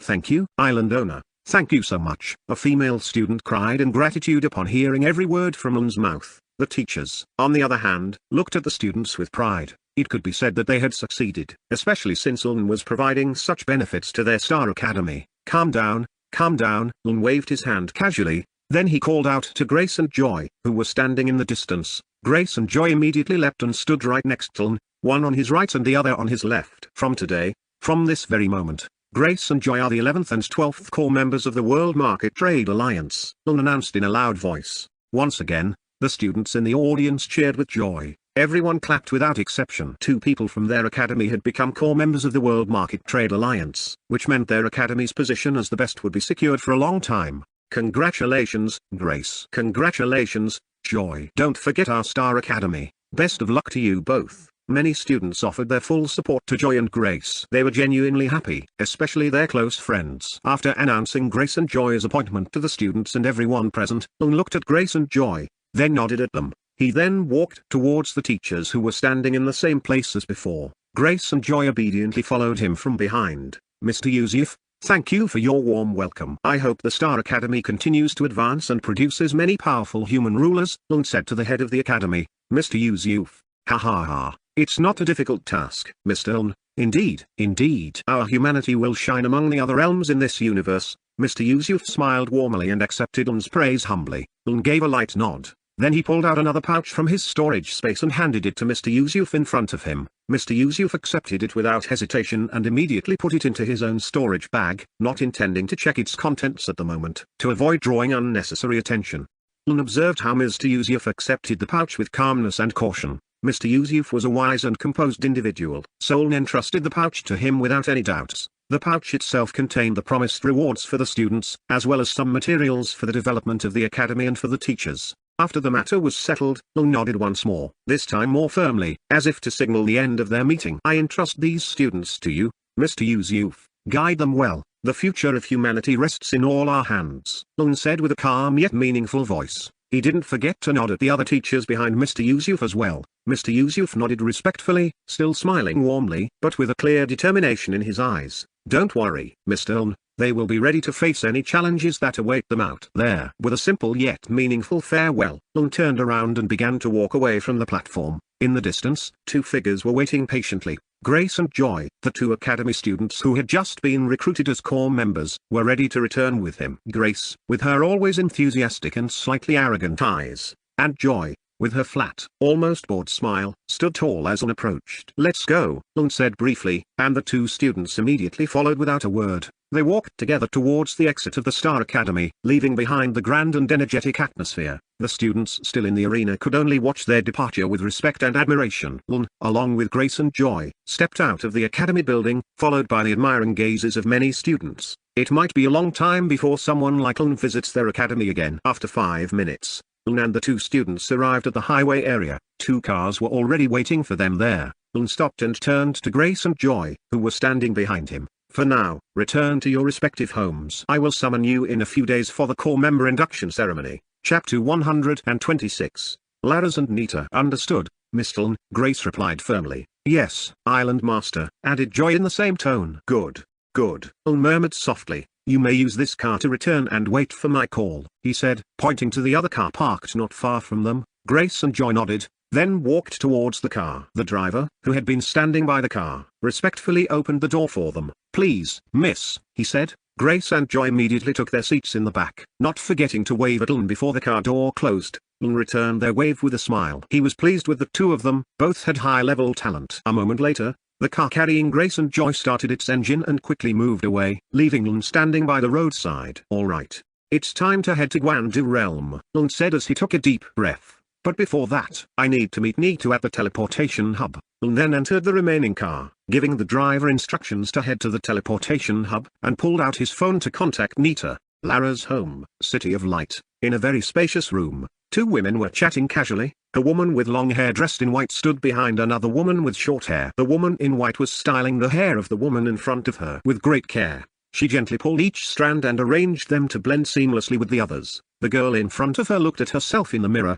Occasionally, she would change her expression, admiring her beauty in the large mirror. Yes, those two girls were Lara's and Nita. After leveling up, Nita had hurried to Lara's house to hang out. Nita felt like Lara's was her older sister, so their relationship was very close. Lara's continued to tidy Nita's short hair with great attention, occasionally smiling at Nita's playful antics in the mirror. "Sis Lara's, I'm sure if you're the one doing it, the result will be perfect," Nita said with a wide smile, watching every movement Lara's made in the mirror. Lara's chuckled softly. "Yes, but you have to be patient. Your short hair is a challenge, but I'll make sure it looks perfect," Lara's replied, slipping a few small pins into Nita's hair to ensure everything stayed in place. "I've been thinking, maybe I should grow my hair out. So, you won't have any trouble anymore, sis," Nita said, laughing. Lara's shook her head. "No need, Nita. Your short hair is unique, and it suits you well. What's important is that you feel confident with whatever you have." Nita smiled sweetly, feeling encouraged by Lara's words. "Sis Lara's always knows how to make me feel better," she said. After a while, Lara's finished with Nita's hair and moved on to her makeup. "Now, let's add a little color to your cheeks. Do you want a natural look or something a bit bolder?" Lara's asked, picking up a makeup palette from the table. "Just natural, sis. I don't want to stand out too much," Nita replied, a bit shy. Lara's nodded and began to apply powder gently on Nita's face, followed by a soft touch of blush. Nita stayed quiet for a moment, amazed at Lara's skill in makeup. "Sis, you're so good. If I try this on my own, it definitely wouldn't look like this. Everything takes practice, Nita. I used to mess up a lot too, but if you keep trying, you'll get better over time," Lara's said as she finished the final touches. When they were done, Lara's suggested trying something new. "How about we cook together now? I have a great beef soup recipe. Want to try?" Nita hesitated for a moment but finally nodded. "Sure, sis, but I'm not good at cooking. I'm afraid I might mess it up." Lara smiled and took Nita's hand, leading her to the kitchen. "That's okay, Nita, we'll learn together. I'll help you." In the kitchen, Lara's began taking out the ingredients for the beef soup while Nita watched intently. "First, we need to cut the beef. Can you try?" Nita took the knife and carefully started cutting the beef, but her movements were awkward. "Sis, this is really hard. The beef won't cut evenly." Lara's chuckled and stood next to Nita, helping to guide her hand. "Just take it slow, Nita. The pressure needs to be just right. Not too hard or too soft." After a few tries, Nita's cuts started to look more even. "Wow, with your help, sis Lara's, everything is so much easier," Nita said excitedly. Lara smiled warmly. "See, you're already getting the hang of it. Now, let's saute the beef before adding it to the soup." They continued cooking together, with Lara's patiently teaching Nita each step, from salting the spices to simmering the soup. Although Nita made a few mistakes, like spilling a bit of water or adding too much salt, Lara's always guided her with kindness and care. Finally, their beef soup was ready. Lara's tasted a bit and then handed the spoon to Nita. "Try it. What do you think?" Nita tasted it, her eyes lighting up. "Wow, sis, this is so delicious." Lara's laughed proudly. "Of course, like I said, if we learn together, we can definitely do it.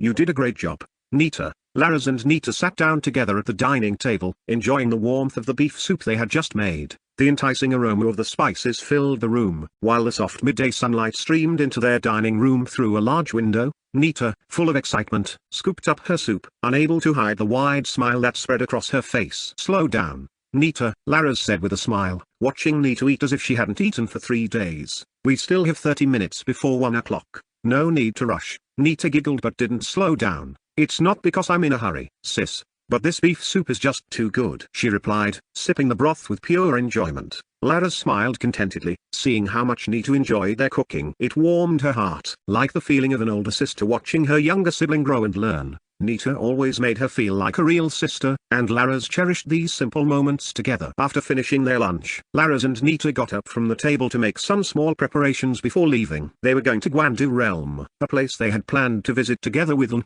Nita had talked to Laras earlier, asking for permission to join the trip, and Laras had agreed without hesitation. For her, the event contribution points she had accumulated were already enough, so there was no need to rush things. The journey to the teleportation hub took about 10 minutes. When they arrived, Laras and Nita immediately saw Lun waiting calmly amidst the crowd. "Ah, you finally arrived." Lun greeted them with a calm voice as he saw them approaching. "Sorry, big brother, I was learning to cook with Sis Laras earlier," Nita explained with a shy smile, feeling a little guilty for making Lun wait. Laras, standing beside Nita, also nodded and said, "Hello, Mr. Lun. I'm sorry. I'll be joining you this time," she said, slightly embarrassed. Lun smiled softly, signaling that everything was fine. "It's no problem." "Laras, your presence is very welcome." They then walked further into the teleportation hub, a vast area bustling with activity. There, they saw crowds of people coming and going, using the portals scattered throughout the area to travel to various islands and other worlds. The portals stood tall, emitting light in different colors, creating a scene almost like a dream. Around them, heavily armed guards stood watch, ensuring the safety of everyone using the facility. The towering lightning defense towers provided additional protection, ready to unleash deadly bursts of energy if any threats approached. Other advanced security technologies were also visible around them, adding layers of protection for the city and all its inhabitants. After chatting for a while, Lun led Laras and Nita to one of the portals that would take them to Guandu Realm. They walked with confidence, though there was a slight tension, especially for Laras, who was visiting the place for the first time. The portal they were about to enter glowed with a soft blue light, reflecting gently around them. Lun stepped in first, followed by Laras, who gently held Nita's hand to give her some comfort. With a slight flutter in their stomachs and bated breath, the three of them finally stepped into the portal, feeling a cold sensation enveloping their bodies as they transitioned to Guandu Realm. "Hey, did you know who they were earlier?" an old man asked a few people behind him. It seemed that the people behind him were his children and grandchildren. "Who? I feel familiar with those two girls, but I can't recall from where," said a middle-aged man. "It's natural that you recognize those two girls. The one with long hair is Laras, the goddess of light, and the other girl is the owner of the City of Life, where we are right now," the old man explained to his son. "And that man is the owner of the island you're standing on right now. He is also the leader of the World Market Trade Alliance," the old man added, with a slight warning to his son. "What? So young?" The middle-aged man widened his eyes in shock. How could that be? It wasn't just the old man's family. Many people around the teleportation hub recognized Lun, Laras, and Nita, but they couldn't approach, let alone ask questions. All because Lun had established a strict, unwritten rule not to treat himself as a celebrity or idol. Chapter 127, Arrive at Guandu Realm. A bustling place with a large portal standing firmly in the center of a plaza paved with white stones in a specific pattern. The vast plaza was filled with a variety of races. There were humanoids with lion heads, crows with sharp beaks, and even beautiful women with pointed ears. However, humans remained the dominant race in this place. At that large portal, people of various races would appear every so often. Besides their diverse physical forms, these people also possessed a wide range of power auras. Occasionally, a power equal to foundation building, Tier 2, would emerge, and several times a figure with the strength of a golden core, Tier 3, would appear. At this moment, a man with black hair and a friendly face emerged from the portal, followed by two beautiful girls who looked joyful and energetic. "Yay, that was so easy," said the short-haired girl, letting out a light sigh. Yes, the three people who had just emerged from the portal were Lun, Laras, and Nita, who had previously planned to visit the Guandu Realm. "This place is still as busy as before," Lun said as he observed his surroundings. He saw a long line at the registration post for new rulers wanting to accumulate contribution points. He also saw a large gate, the exit from the teleportation area. "Come on, what are we waiting for? Let's get out of here first," said Lun, already walking towards the exit gate. There wasn't anything particularly interesting in the teleportation area. Nita and Laras were still chatting lightly and observing the various races around them. Occasionally, Nita would comment on a race with an unusual body shape, and Laras would try to share her knowledge about it. However, after a while, as she was too engrossed in talking to Laras, Nita lost track of Lun. She looked around and finally saw him far ahead, walking towards the exit gate. "Brother, wait, why are you in such a hurry?" Nita called out softly. Seeing that Lun had already walked quite a distance, she walked impatiently, with hurried steps, trying to catch Lun's attention. Seeing Nita's behavior, Laras could only smile slightly. amused by her clinginess toward Lun as they stepped out of the teleportation plaza. The main view of Heavenly News City greeted them. The main streets of this city were filled with people from the Kiang race, who were the majority population in the Guandu realm. The bustling streets reminded them of villages on Earth but were much livelier and more crowded. Along the road, various activities illustrated the diversity of life in Heavenly News City. There were merchants pushing carts full of hay. On the side of the road, small shops operated with just a piece of cloth as their base, where sellers offered their goods to busy passers-by. However, the most striking were the cultivators. They walked confidently, radiating an undeniable aura of strength. Long swords hung at their waists, symbols of the power and skills they had achieved. "Look, there's a food stall over there," Nita exclaimed loudly. Out of all the activities and places along the streets of Heavenly News City, Nita only cared about the food stall. "When it comes to food, your eyes are sharp." Lun rolled his eyes 360 degrees at Nita's intense gaze at a noodle stall not far away. Even so, Lun felt they needed to explore Heavenly News City for a bit. So, without thinking further, he led the two girls towards the noodle stall. In the emptiness of the universe, two figures were locked in fierce combat. "Human, you will die today." A monster in human form spoke with a terrifying tone. Its body seemed to be made of shiny black rocks, with glowing lava flames visible in the gaps between the stones. Its horrifying appearance could make lower-level rulers shiver in fear. On the opposite side of the fiery monster, an old man in a white robe hovered calmly in the void. His face showed no sign of worry, let alone fear. Towards the lava monster in front of him, "You talk too much." Immediately after saying this, the old man waved both hands in front of him, forming a strange pattern. Every movement left a trail of glowing blue light. Nirvana Fire Hand. A massive hand appeared out of nowhere. The hand was so enormous, reaching 100 meters in size, making the lava monster look tiny beneath it. The Nirvana Fire Hand, glowing with blue flames, shot down toward the lava monster at incredible speed, as if intent on destroying anything in its path.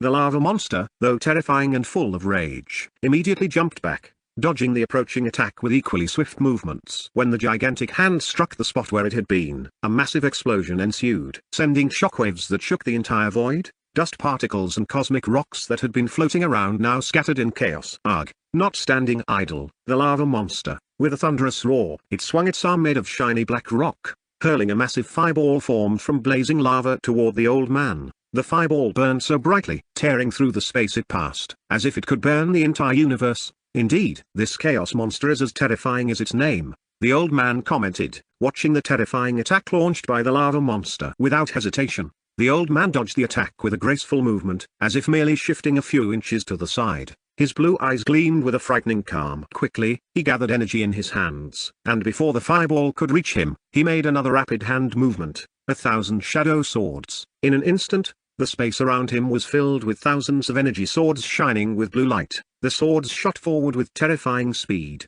chasing the lava monster from all directions. Each shadow sword that struck the monster's body emitted a small explosion, tearing through the black rock layer that covered it and burning every crevice filled with lava.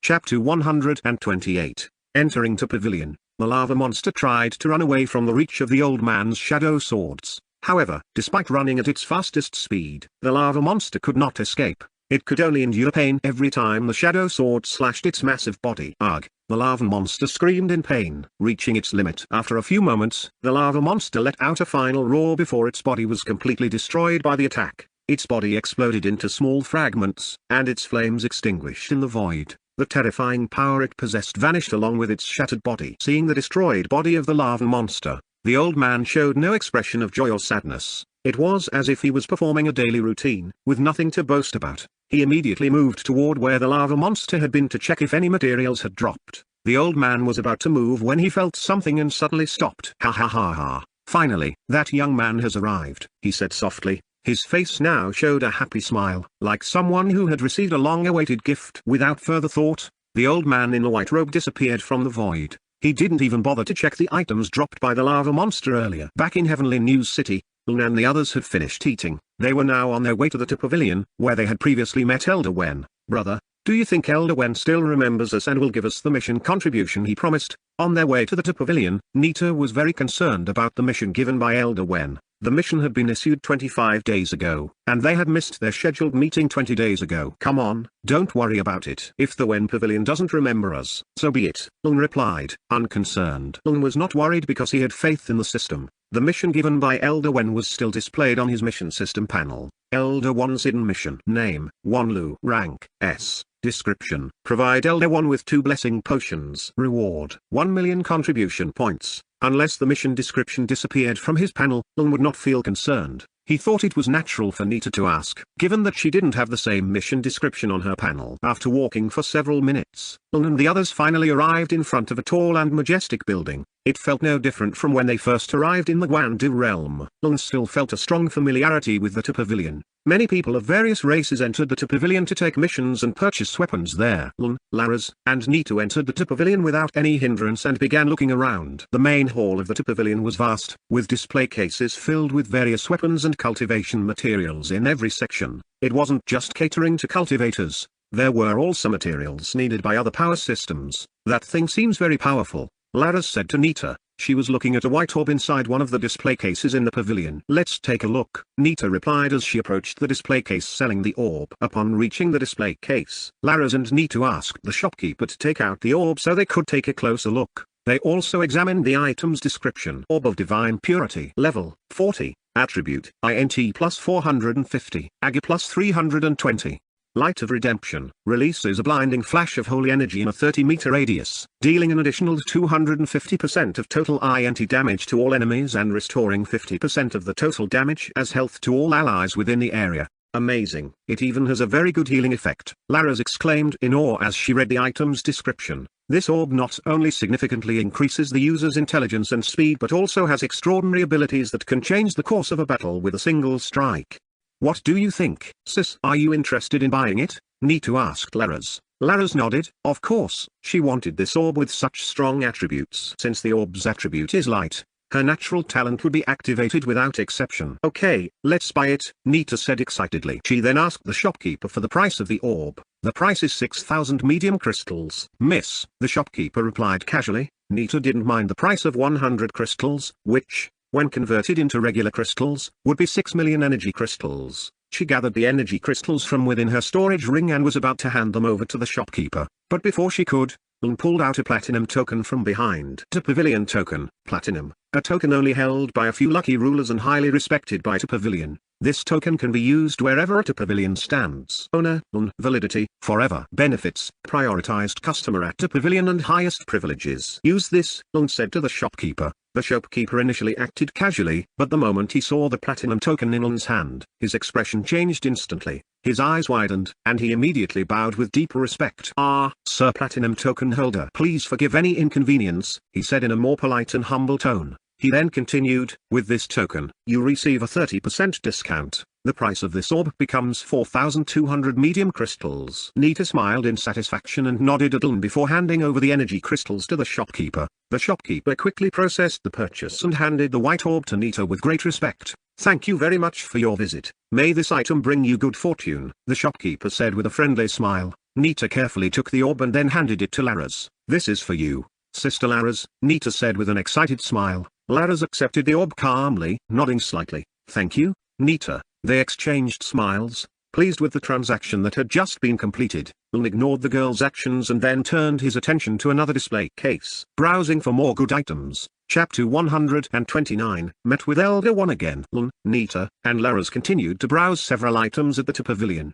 Occasionally, they would stop and inspect an item. No matter the price, it was not a big deal for them. As long as the item was useful, they would buy it without hesitation. Excuse me, are you Miss Dillon? While Lun and the others were examining an item on one of the glass display cases, a voice came from the side. The voice belonged to a woman in a blue uniform with a lotus emblem on the right side of her chest. Lun quickly glanced at her status panel. Status. Name, Mia GE. Race, Kui race. Power Core, Cultivator. Rank, Golden Core. Tier 3. The woman's cultivation level was the same as Lun's, but Lun could sense that her Golden Core cultivation level was still in its early stage. Even so, a person like her wouldn't appear randomly, much less act so politely as she did now. Yes, why? Lun replied casually. He had never met this woman before, and since she seemed polite, he had no issue reciprocating. Sorry to intrude. I'm here on behalf of Elder One. He would like to invite you upstairs to discuss something, the woman explained respectfully. Hearing her words, Lun and Nita immediately felt excited.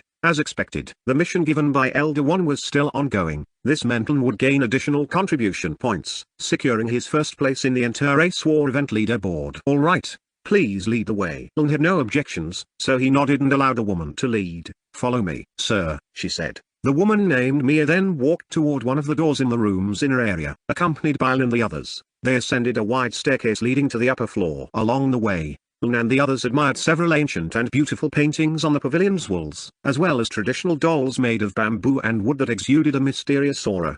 Sis Laras, do you think the scenery in that painting really exists in this world? Nitu asked Laras, pointing to one of the paintings on the wall depicting a stunning 5-colored waterfall. Laras, hearing Nita's question, paused for a moment. She also looked at the beautiful painting that Nita pointed out. The painting was indeed enchanting, with towering trees surrounding the waterfall. Most likely it does. Nita, why, do you want to live there? Laras teased with a playful tone. Yes, it looks so beautiful and pleasant to live there, Nita replied. Laras and Nita continued their conversation about the paintings and accessories on the floors they passed by. Lun occasionally chimed in with his own opinions. 2 minutes passed, and Mia, Lun, and the others finally reached the upper floor and approached one of the main doors on that floor. The door was massive, standing at about 2 meters tall. It appeared to be the room of the pavilion's head. It didn't take long for them to reach the door. Mia spoke politely, reporting to Elder One. I have brought Miss Lun. Enter. A deep voice echoed from inside the room. Just hearing it made Lun, Nita, and Laras's hearts beat faster. Even though they had heard Elder One's voice before,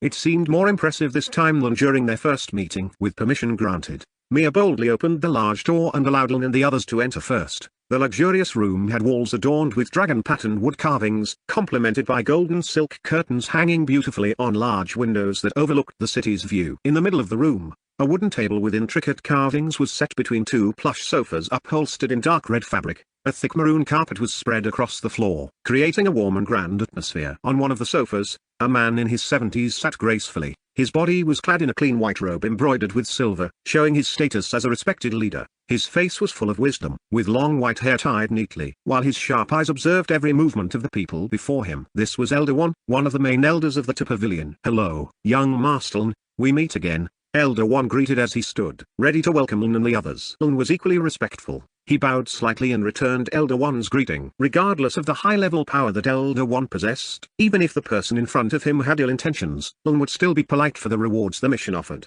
Hello, Elder One. Sorry I did not keep my promise. I arrived 1 day later than planned, Lun replied with a polite smile. Hearing Lun's words and his given reason, Elder One was not angry at all. He simply nodded and then shifted his gaze to Laras, whom he had never seen before. Lun noticed Elder One's gaze and quickly explained who Laras was and why she was with them this time. Sorry, Elder, but she is one of the core members of my alliance. Her name is Laras. Lun introduced Laras to Elder One. Hello, Elder One. Sorry for coming uninvited, Laras greeted. Bowing with a warm smile, Elder One smiled at the 3 of them. He then extended his hand and invited them to sit comfortably on the sofa in front of him. Lun, Nita, and Laras immediately sat comfortably on the sofa, trying to make themselves at ease for a while. They somehow felt a bit nervous meeting Elder One this time. In his heart, Lun still wondered, why is this person's cultivation level still a question mark? Yes, Lun and the others had checked the status panel information about Elder One, but all they saw was a question mark with no further explanation.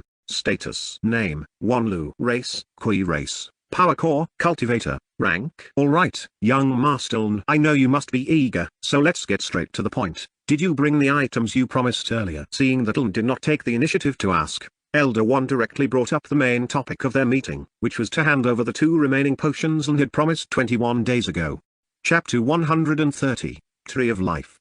Yes. Lun was slightly surprised but quickly regained his composure. He swiftly took out 2 blessing potions from his storage ring. Please examine them, Elder One. The 2 blessing potions I promised, Lun said as he casually handed the 2 bottles to Elder One. With his magical power, Elder One moved the potions to his hands. He carefully examined the bottles, his hands trembling slightly as if holding a priceless treasure. His usually calm eyes now sparkled with extraordinary enthusiasm. Wonderful. The same potions as before, Elder One muttered softly. He kept uttering words of admiration while gazing at the potions in his hands. Young Master Lun, thank you very much, he said sincerely. Elder One seemed to have run out of words of praise and simply expressed his gratitude. He continued to examine the potions with awe, occasionally staring into the empty space ahead as if contemplating something complex. Lun coughed softly. The elder snapped out of his thoughts, realizing he seemed to have forgotten something. My apologies, young Master Lun. I got too excited, Elder One said while producing several items from thin air. Lun observed the items and picked them up with his bare hands. Laras and Nita, who had remained silent all this time, also glanced at the items. Just by looking at them, the items emitted a white glow, indicating their value. At the same time, a system notification sounded. Mission: Elder 1's hidden mission completed. Name: Wanlu. Rank: S. Description: provide Elder 1 with 2 blessing potions. Reward: 1 million contribution points. With the mission completion notification, the mission description also disappeared from Lun's status panel. Without thinking twice, Lun quickly checked his hard-earned rewards. The first item Lun examined was something he had seen before: a white card with some strange writing on it. What caught Lun's eye the most was the number written: 1 million. Wanlu message card. This card can be redeemed at any Kui Race War office to obtain the corresponding contribution points. Contribution points plus 1 million. Wow! 1 million points? Laras, standing beside him, couldn't hold back her amazement and whispered. Nita was the same. Her eyes widened as she looked at the card's description panel in disbelief. Aren't the contribution points too many? Is it really that easy to earn points? Laras said incredulously. Yes.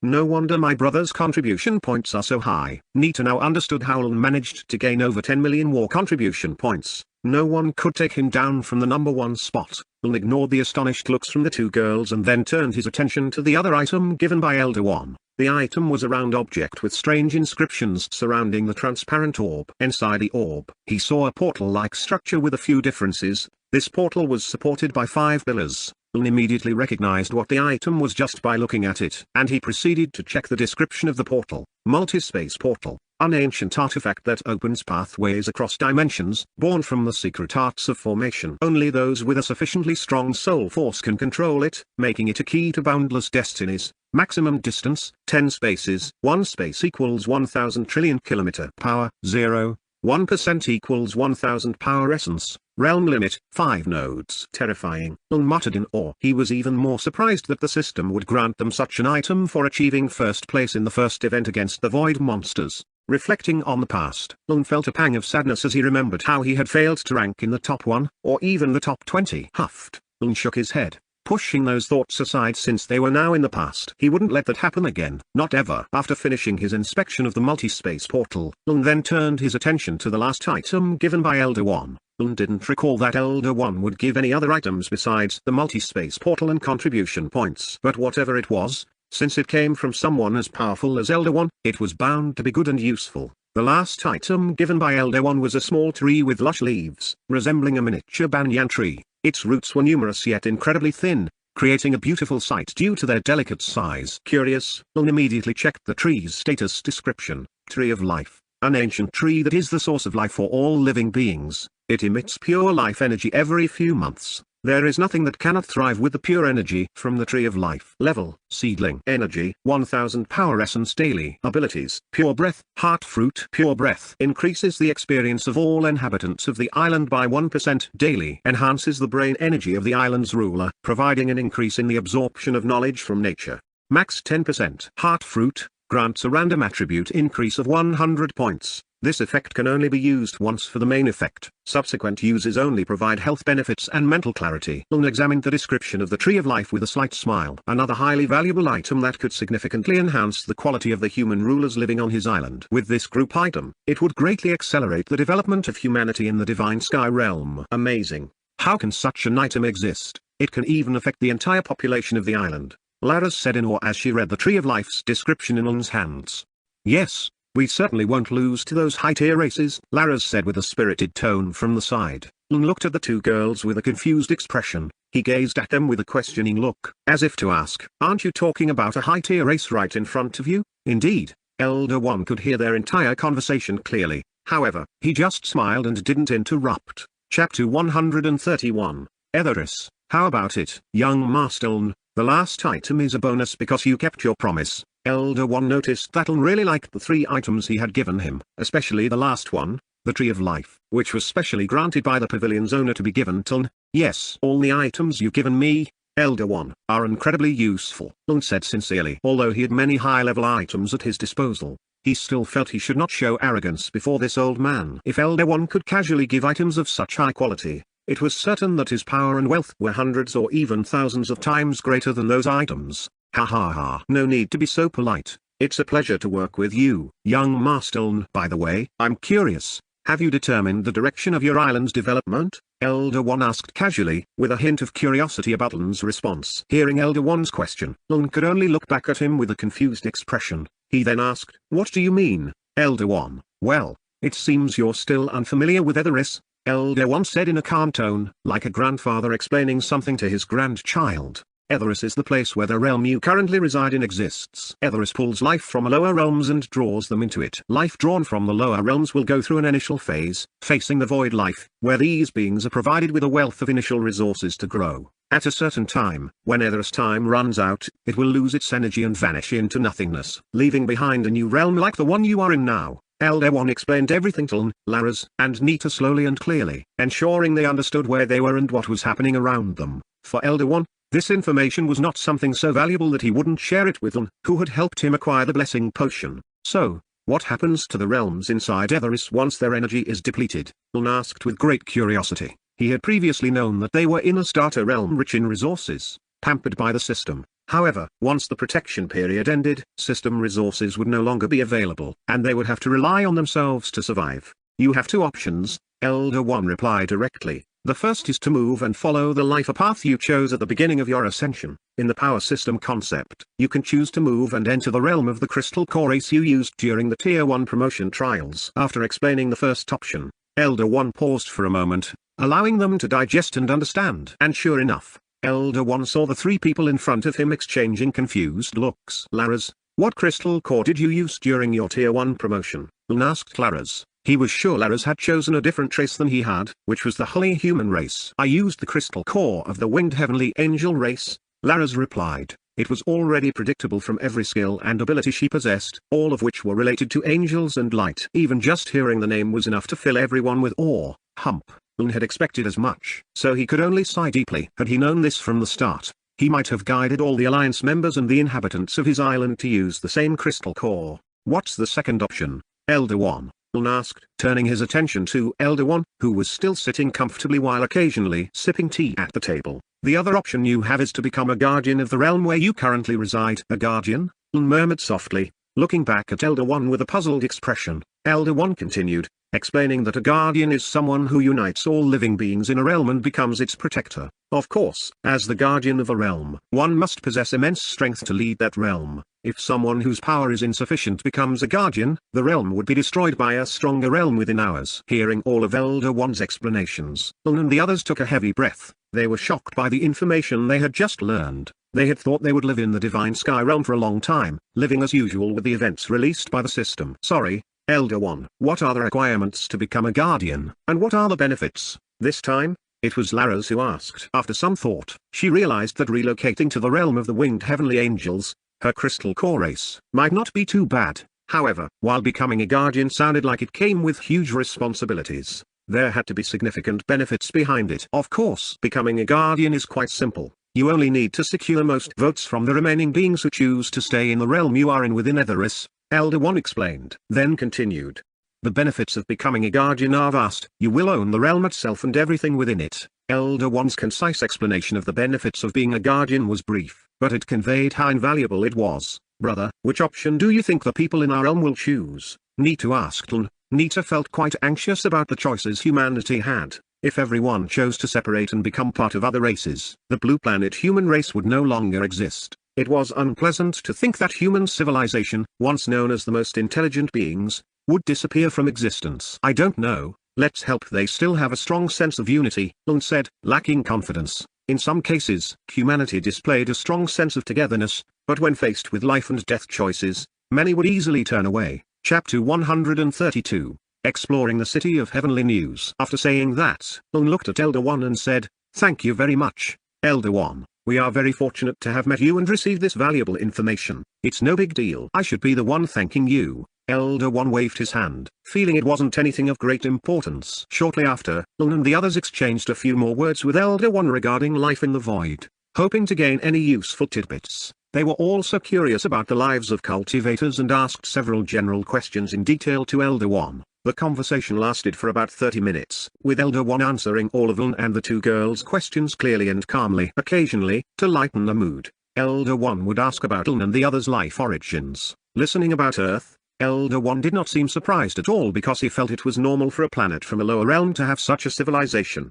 Feeling that the conversation was enough, Lun stood up from the sofa and said, "All right, Elder One. I think that's enough for the chat. Thank you for everything." "You're welcome." "Oh, and take this," Elder One replied, producing a hexagonal amulet made of white crystal stone. Elder One then tossed the hexagonal amulet into Lun's hands. "Oh, it's quite heavy." Lun held the hexagonal amulet and felt its weight. It was quite heavy, about 5 kilograms. But it was nothing for Lun, who had reached tier 3. He then checked the status panel description of the hexagonal amulet. Portal Core Amulet. An amulet containing spatial and temporal energy that marks a precise location within the chaotic void. It serves as a beacon for multi-space portals. Location: Guandu Realm. Amazing. I can meet Elder One again and visit the Guandu Realm without much trouble, Lun thought to himself. Shortly after, the three of them thanked Elder One, who watched as they prepared to leave. Lun and the others made their way back as before, descending the stairs to the ground floor. Once on the lower floor, they rented a Star Beast transportation vehicle located in front of the main road of Heavenly New City. The transportation chosen by Lun, Laras, and Nita was a two-wheeled vehicle pulled by a large bird with colorful feathers. The bird was beautiful to look at, with a gracefully curved beak. "This is great. I can barely feel any bumps. It's much more comfortable than riding cars on uneven roads," Nita said, standing on the rear seat alongside Laras. Lun and the others sat comfortably on the transportation cart. After meeting with Elder One, their next goal was to explore and try to find popular dining and sightseeing spots in Heavenly New City within the Guandu Realm. The streets were filled with the vibrant colors of lanterns and vendors offering various exotic fruits and mouth-watering grilled foods. Small shops sold glittering items and cultivation tools. The tempting aroma of food mixed with the bustling sounds of visitors, creating a lively and energetic atmosphere. Lun and the others were captivated, eager to explore all the wonders that the City of Heaven's News had to offer. After a few minutes, the beast vehicle carrying Lun and the others came to a stop.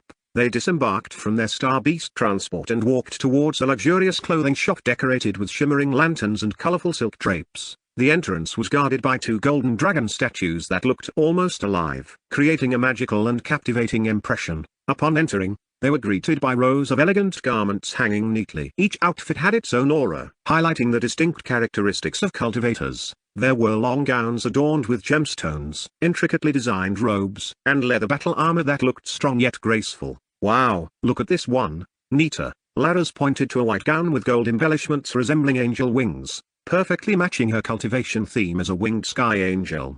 Nita smiled. "Yeah, it looks perfect on you. You'll look like an angel descended from heaven." Laras tried on the gown and looked at herself in the mirror. "But I need something more flexible for fighting. This gown is too formal," she said. Spinning slowly, Lun, who was browsing the men's cultivator outfits, chimed in. "How about this cultivation robe?" He pointed to a navy blue robe with silver accents that looked light yet durable. "This robe has protective magic and seems comfortable enough for battle." Laras nodded in agreement. "This seems more suitable. What do you think, Nita?" Nita, busy trying on some accessories, glanced at the robe and picked, "Great choice. The navy blue will also make you look more dignified. Take it, and save the gown for special occasions." Satisfied with their selections, Laras and Nita decided to purchase the robe. They headed to the cashier and then continued their journey to a grand building at the end of the street, the famous auction house in the City of Heaven's News.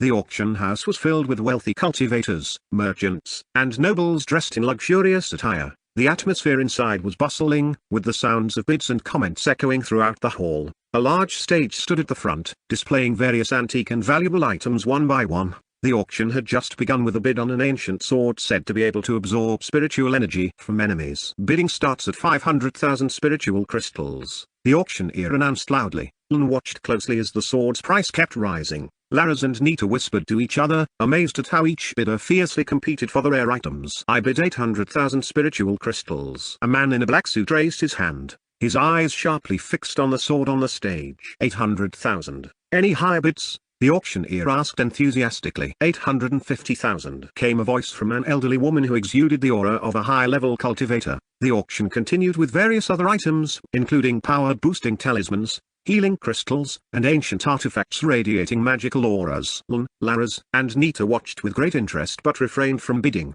To them, these items were of a lower tier. They were here just to observe and experience the atmosphere of the City of Heaven's News. Special auctions for high-level cultivators were, of course, not open to the public and couldn't be entered by just anyone, unlike the one they were attending now.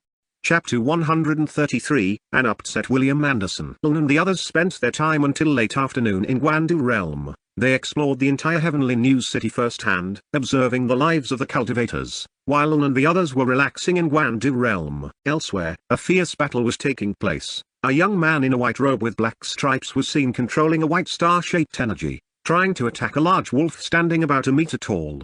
Ha ha ha, too easy, muttered the young man in the white robe as he controlled the brightly shining white stars. Woo, the wolf tried to dodge every approaching star, occasionally howling in an attempt to halt their movement. Not far from the wolf stood a figure in a green hooded robe. His hands were glowing blue, seemingly activating a beast summoning hologram. Damn, this guy is only a mid-tier 2. But his power is terrifying, said the man in the green robe. The young man controlling the stars, who had been smiling, now wore a frown. He stared at the empty space ahead of him with disbelief, frustration, and confusion. Damn, this guy again, he exclaimed angrily. From 11 million points to 13 million in just a few days. Yes, this young man was William Anderson, the leader of the American Alliance. Since finding out that Lun's contribution points had reached 11 million a few days ago, he no longer considered aiming for the top 1 to 3 spots. Nonetheless, he continued monitoring the daily leaderboard updates of the event. Not only do his alliance members dominate ranks 1 to 6, but he even gained an additional 1 million points. William muttered, baffled and questioning himself despite having an S-rank talent. As William was deep in thought, he sensed someone approaching him. Sure enough, the man in the green robe, who had been summoning the green wolf, leapt and lunged at William with a sharp silver sword aimed forward. William didn't panic. He quickly sidestepped. The stars around him gathered and immediately flew toward the man in the green robe. Tang, tang. The silver sword and the stars collided. Each time a star was deflected, it would return and continue attacking the man in the green robe. Slashing killer. The silver sword emitted a red glow, enveloping the sword in a bright red aura. With just one slash, 4 of the attacking stars vanished. The man in the green robe then turned his gaze toward William, who was standing a short distance away. A slight smile appeared on William's face. He had just received news that he didn't want to hear. But fortunately, this man in the green robe was there at the perfect time to vent his frustration. Falling star. It was a simple murmur, but the previously dark sky above suddenly lit up. Damn, where is this terrifying energy coming from? Said a Faithwood with a white halo behind his back.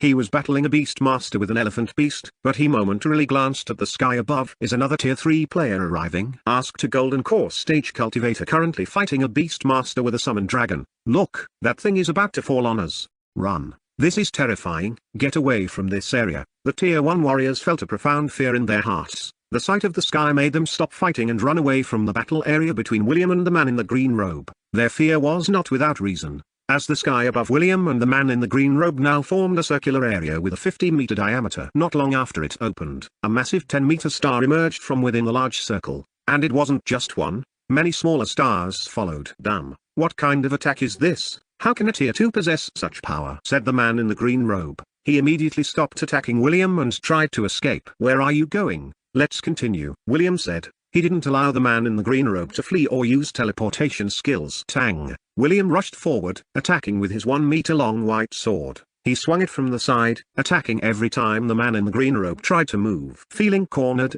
the man in the green robe raised his hand, and the beast summoning hologram began spinning. The hologram on his wrist stopped at a large ape-like creature, and a white light emerged, forming the figure of a 2-meter-tall black-furred ape. The hologram continued spinning, stopping at another beast. How many beasts are you planning to summon? It's useless, William said. Transform. Another skill activated. The stars William controlled before now transformed into figures resembling him. The difference was that these transformed stars seemed even stronger than William himself. One clone charged toward the large ape that had just appeared. Each of the other clones attacked all the beasts summoned by the man in the green robe. Ugh.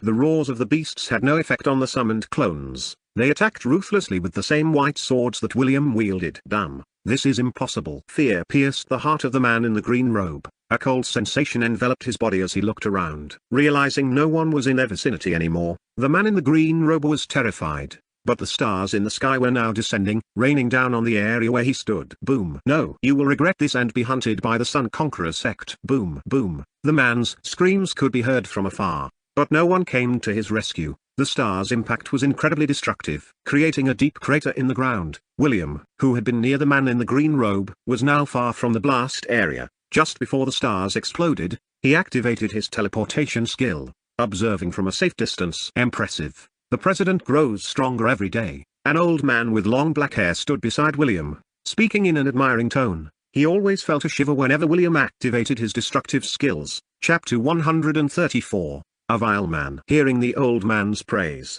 William remained silent. His thoughts were still on Howlin. The leader of the World Market Trade Alliance had grown so powerful and amassed such an absurd number of contribution points. The explosions in the distance had stopped. A figure in a long robe floated, observing the blast area beneath his feet. In just 2 seconds, the figure's gaze turned directly toward William Anderson and the old man Harrison beside him. Ugh. William and the old man Harrison knelt on the ground, fresh blood spilled from their mouths. Damn.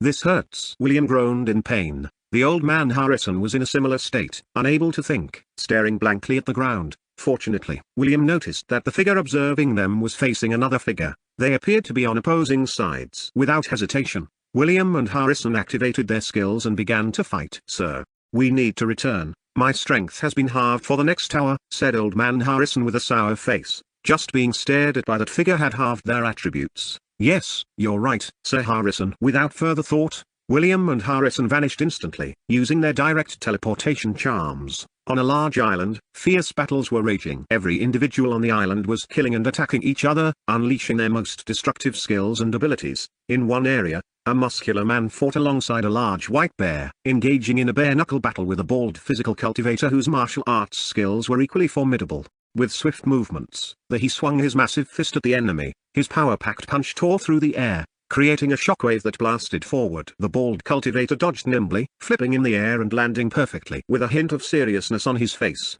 he countered with a spinning kick to the muscular man's abdomen, but the muscular man blocked it without injury, merely pushed back a few steps.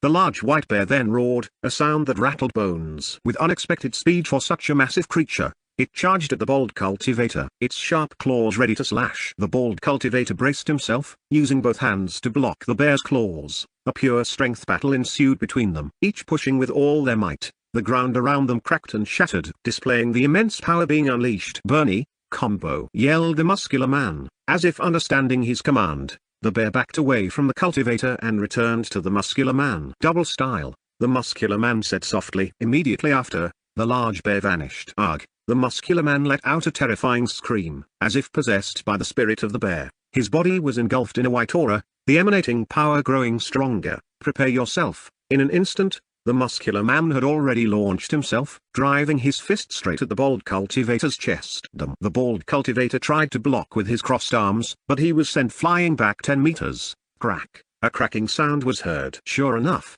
he found himself unable to move his arms. The cultivator didn't panic. A green aura enveloped his arms. Shortly after, his previously broken arms became firm, and he could move them freely again. However, before he could reassess his surroundings, the muscular man in the white aura was already upon him. Powerful punches rained down quickly. With no other choice, the cultivator could only fight back with his own martial arts punching skills. A quick punch from the right was gently deflected away from his body. Another punch emerged from below, aiming at his stomach, but was blocked with a slight push to the side. The bald cultivator increased his focus to the maximum level as he faced hundreds of punches launched by the muscular man. At this moment, a powerful kick came from the right. The bald cultivator bent his body backward as if he had no spine. His movement was smooth and flexible, allowing him to evade the powerful incoming kick. Quickly, his body straightened, and he continued blocking all incoming punches. The muscular man was quite surprised to see the cultivator in front of him keeping up with his speed and boxing skills. He then gave a thin smile, immediately directing a straightforward punch aimed right at the bald cultivator chest.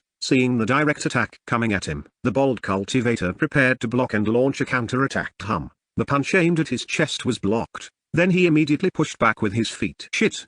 No, he shouted in shock. He saw a white, furry hand emerging from the stomach of the muscular man, with sharp claws on the white hand aiming directly at the cultivator's stomach, tearing into it forcefully. Ugh! AAA. His terrifying scream was filled with pain. He could not retreat at this moment, his stomach already pierced by the sharp claws of the suddenly appeared bear's hand. "Gih, got you," said the muscular man with a wide smile. His strong hand immediately gripped the bald cultivator neck. Then his right hand delivered a powerful punch directly at the bald cultivator's face. Bleh! The cultivator's head shattered, leaving only a body still hanging in the muscular man's grasp. Damn.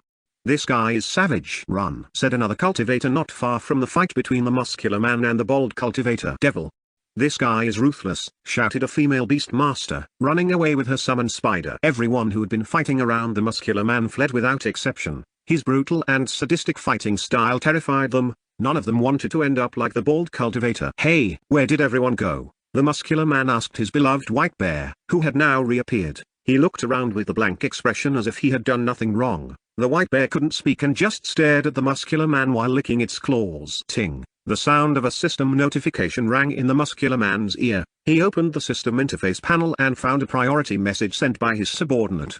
Yelena, Mr. President, Mr. Ln's contribution points have increased from 11 million to 13 million. The muscular man read the message with a relaxed expression. He nodded and replied, noted. He then checked the leaderboard. Sure enough, the contribution points of the top rank, which were previously 11 million, had now risen to 13 million. Ha ha ha. This Indonesian guy is tough. I must pay him a visit when I return, said the muscular man. He then looked at the big bear in front of him, leaping high and landing smoothly on the white bear's back. The white bear didn't mind. After the muscular man mounted it, the bear leisurely walked toward another battlefield. Chapter 135. Checking Island Orb. On the main road of the Heavenly News City, many people were going about their business, engaged in various activities. Along this road, a group of 3 could be seen. 1 man and 2 women. Brother Ln, don't you want to add more points? Laras asked Ln. Yes, this group of 3 consisted of Laras, Ln, and Nita. They were currently on their way to the main teleportation area in Heavenly News City. I think that's enough. Our next task is to determine the development direction of the island. Ln replied clearly. After receiving information from Elder One about the next development of the main island, Ln made it his top priority. His contribution points were already high enough, making it nearly impossible for other rulers to catch up. Ha ha ha. Don't worry, Sister Laras. Even if the top alliances worked together, they wouldn't be able to surpass Brother Ln's contribution points. Nita chimed in from the side. Nita didn't really care about any of that. Her task was to handle minor duties for Ln that no one else could do, not even the core members of the alliance. Thus, Ln's group made their way through the main street toward the teleportation area smoothly and without any obstacles. Since entering the cultivation realm,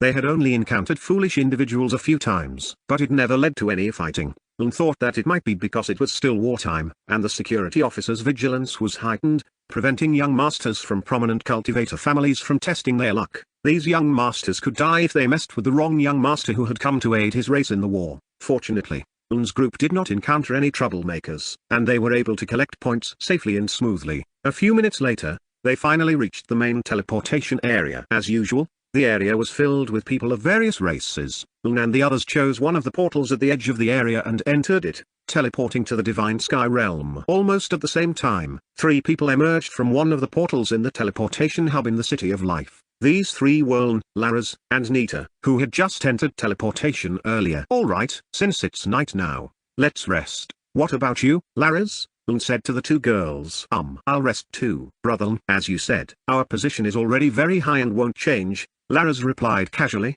Ln nodded, then looked at Nita beside him. How about you? I'm also tired.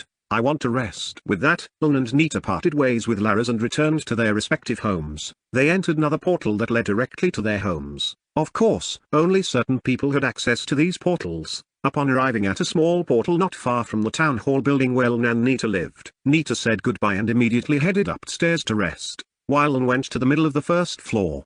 The first floor of the town hall building was a common area with a living room for receiving guests, a kitchen, a storage room, etc. Among all these, there was a special room in the center that was heavily guarded. At this moment, Ln was heading toward that special room. Ln walked down the first floor corridor, continuing toward the center of the room. Not long after, he saw a room with metallic white walls, protected by an array formation. Not only was it guarded by the formation, but 2 soldiers were also standing watch. When they saw Ln, they saluted and remained in their positions. The 2 guards were tier 2 strength, enough to deter any city hall officials from acting out. Seeing them salute, Ln nodded casually. He then stood right in front of the room's door. Next, he placed his palm on the protective layer of the array formation. Crack. The protective array formation disintegrated and disappeared. As the owner, Ln didn't need much time to unlock the array. Once the array formation vanished, Ln placed his palm on the door. On the left side of the door, there was a place to rest his hand, a scanner that looked like a handprint scanner. When Ln placed his palm on it, the scanner box changed color from white to green. Shortly after, a wide laser beam emitted from the door, scanning Ln standing in front of it. Huffed. Safe, but so bothersome, Ln said casually as he watched all the security measures this special room took for protection. Soon, the green door indicated that Ln could enter the room. As the door opened, Ln walked inside. The contents of the room were simple. A transparent orb floated above a black box. The orb emitted a pure aura that was indescribable. Every time Ln approached this orb, he felt that it was extraordinary. Yes, This orb was the island's energy source. Everything was managed through this orb. All information about the island was stored in it, including population, the number of buildings, and more. Island orb owner, island speed, 1000 km/s. Island size, 50 million square kilometer. Population, 1.3 billion. Defense tower building, galactic fortress. Territory artifact, fire cannon, sky punishment mortar, divine dragon nest, Kai tribe warrior nest. Defense, 5 million. I wonder if this display will change once we exit Etheris, murmured softly. After hearing Elder One's explanation about Etheris, felt a bit worried about his island, so he immediately checked his island orb. Besides being the island's energy source, the island orb itself was proof of ownership for a ruler over an island. Like the core members, they no longer had an island orb because they had joined Lun's island. Lun had already duplicated his island orb, placing copies in special locations guarded by special troops. All duplicated island orbs had display panels that closely resembled the original island orb before him. Nevertheless, Lun still had his own concerns and would check the main island orb whenever he had time. Alright, let's wait 3 days. I'm curious to see what will happen once the interracial war event ends, Lun said to himself. Lun then exited the White Room, reactivating the main door security and re-engaging the protective array formation. Once completed, Lung turned and went upstairs to his bedroom. Chapter 136. Opening epic chests. Pure artifacts. It took less than a minute for Lung to reach his room, which had a large door with half-body dragon statues on either side. Lung had been amazed when he first saw the dragon statues, and even now, he still admired the majestic expression on them. Opening the door, he entered the room. It was a spacious room with 4 windows facing outside. Even at night, the bright courtyard lights were clearly visible from inside. Tack. Tack.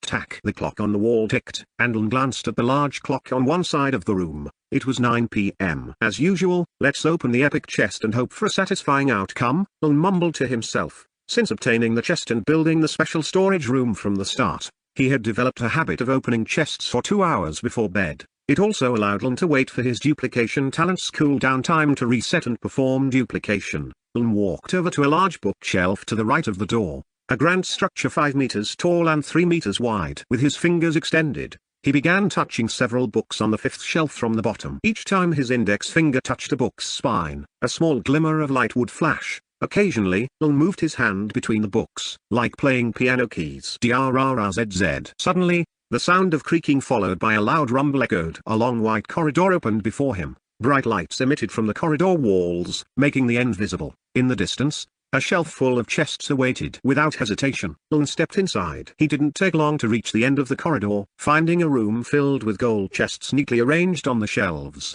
Phew. With this much wealth, who can match me? Lun said to himself. He had a habit of praising himself. He quickly walked to the center of the room, where a sofa and a small table were set up for him to relax. Yes, he would perform the tedious task of opening epic chests for the next 2 hours. Lun immediately opened a gold chest beside him. High storage chest. Storage slots, 1000. Item, epic item. Endurance, 10,000 points. All 1000 slots of the chest contained epic chests, each slot filled with 100 items. This high-tier chest could hold up to 100,000 items in total. Lun immediately took out an epic chest and opened it. Open. Epic chest. Are you sure? Yes. A purple light immediately shone from the epic chest. Dazzling and beautiful, with small stars dancing around the purple chest. Successfully opened. Epic chest. Obtained. Earth Spear, Pure Artifact X1, Mutant Wolf Nest Blueprint X1, High Level Energy Crystal X10. Whoa. An artifact?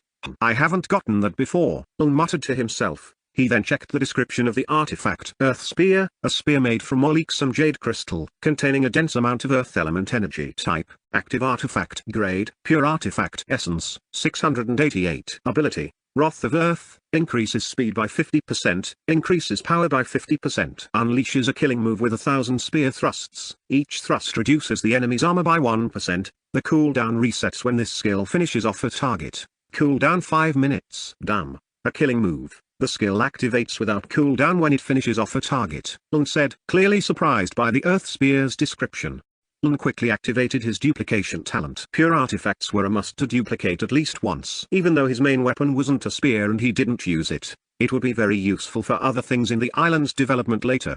Duplicating. Earth Spear, 10,000 times. Confirm. Yes. Immediately, items identical to the Earth Spear in his hand appeared in Lung's storage ring. He had no doubts about his talent's duplication ability. Even if a god stood before him in the form of an item, he would duplicate it without hesitation. Next, mumbled. He quickly took out another chest and opened it. Successfully opened. Epic chest. Obtained. Mid-level energy crystal x250. Armor, level 30 x1. Skill book. Legendary, x1. Legendary, damn. Why am I so lucky this time? Though puzzled, couldn't think of anyone in this realm praying for him other than himself. He didn't dwell on it and checked the descriptions of the items he had obtained. Armor, level 35. Attributes. Res plus 230. SPD plus 165. Iron defense. Increases armor thickness. Reduces incoming damage by 20%. Boosts healing effects by 15% for 1 minute. Cooldown 10 minutes. Just average, said after glancing at the armor's description. Although the item level was quite high, its abilities were other average, nothing special. He then quickly opened the description of the other item, the legendary skill book. Activates Void Aura on both arms for 1 minute. In Void Aura mode, every attack increases by 50%, speed by 50%, and attacks cannot be blocked by physical objects. Level 1, 10,000. Base damage, 40%. Rarity, legendary. Cooldown, 5 minutes. Requirement, Master, Swordsman. Master level is 1 level above tier 3 on power core. System. Crazy. Void Aura? Does that mean I can slash using the aura? Exclaimed, his mind running wild. He imagined himself standing valiantly before a giant dragon, casually swinging his hand, and the void aura emanating from his arm slicing the dragon in half effortlessly. Smack. Slapped his right cheek. Ha ha. This seems boring to me, but for others, who knows what their expressions would be, said casually. The longer stayed in the realm of the divine sky with the system's presence, the more he loved and appreciated everything he had achieved and gained. He had once thought little of himself for not securing first place in the system's first event. But look at what's happening now. His 13 million points would never be surpassed until the event ends in 3 days. Yosh! Next, shouted, cheering himself up. Actually wanted to use the legendary void slash skill right away, but he couldn't because his level was still 50 tier 3. To reach master level, he needed to exceed level 50 and undergo a promotion to the master rank. And so, continued his tedious work of opening hundreds of epic chests alone in the very quiet room. Chapter 137, 3 Pure Artifacts. The next morning, day 28 of the interracial war event, woke up with a sleepy face. He had gone to bed at 11 p.m. the previous night, extending his time by an hour because the epic chests had given him many rare items. For 3 hours the previous night, managed to open around 4,000 epic chests. The results were very satisfying. He obtained 17 pure artifacts, 58 broken artifacts, 22 legendary skills, 180 rare skill books, and 510 common skill books. The rest were building blueprints, materials, plant seeds, and ingredients for making weapons or alchemy formulas. From the 17 artifacts obtained, 3 items stood out as particularly useful: Mud Summoner's Necklace, Goddess of Enlightenment Fan, and False Soul Ring. Mad Summoner's Necklace, a necklace made from the teeth of the Chaos Dragon, emitting great energy power into the hands of a summoner. Type, Active Artifact. Grade, Pure Artifact. Essence, 995. Ability, Mad Summoner's Soul, activates the Mad Summoner's Aura. Each summoned beast will be tripled and inherit random attributes. 25%, 50%, 75%. No cooldown time. Each summoned beast that dies will create a 1-second delay before the aura reactivates. Maximum duration, 3,600 seconds. Mud Summoner's Necklace is perfect for rulers with summoner classes.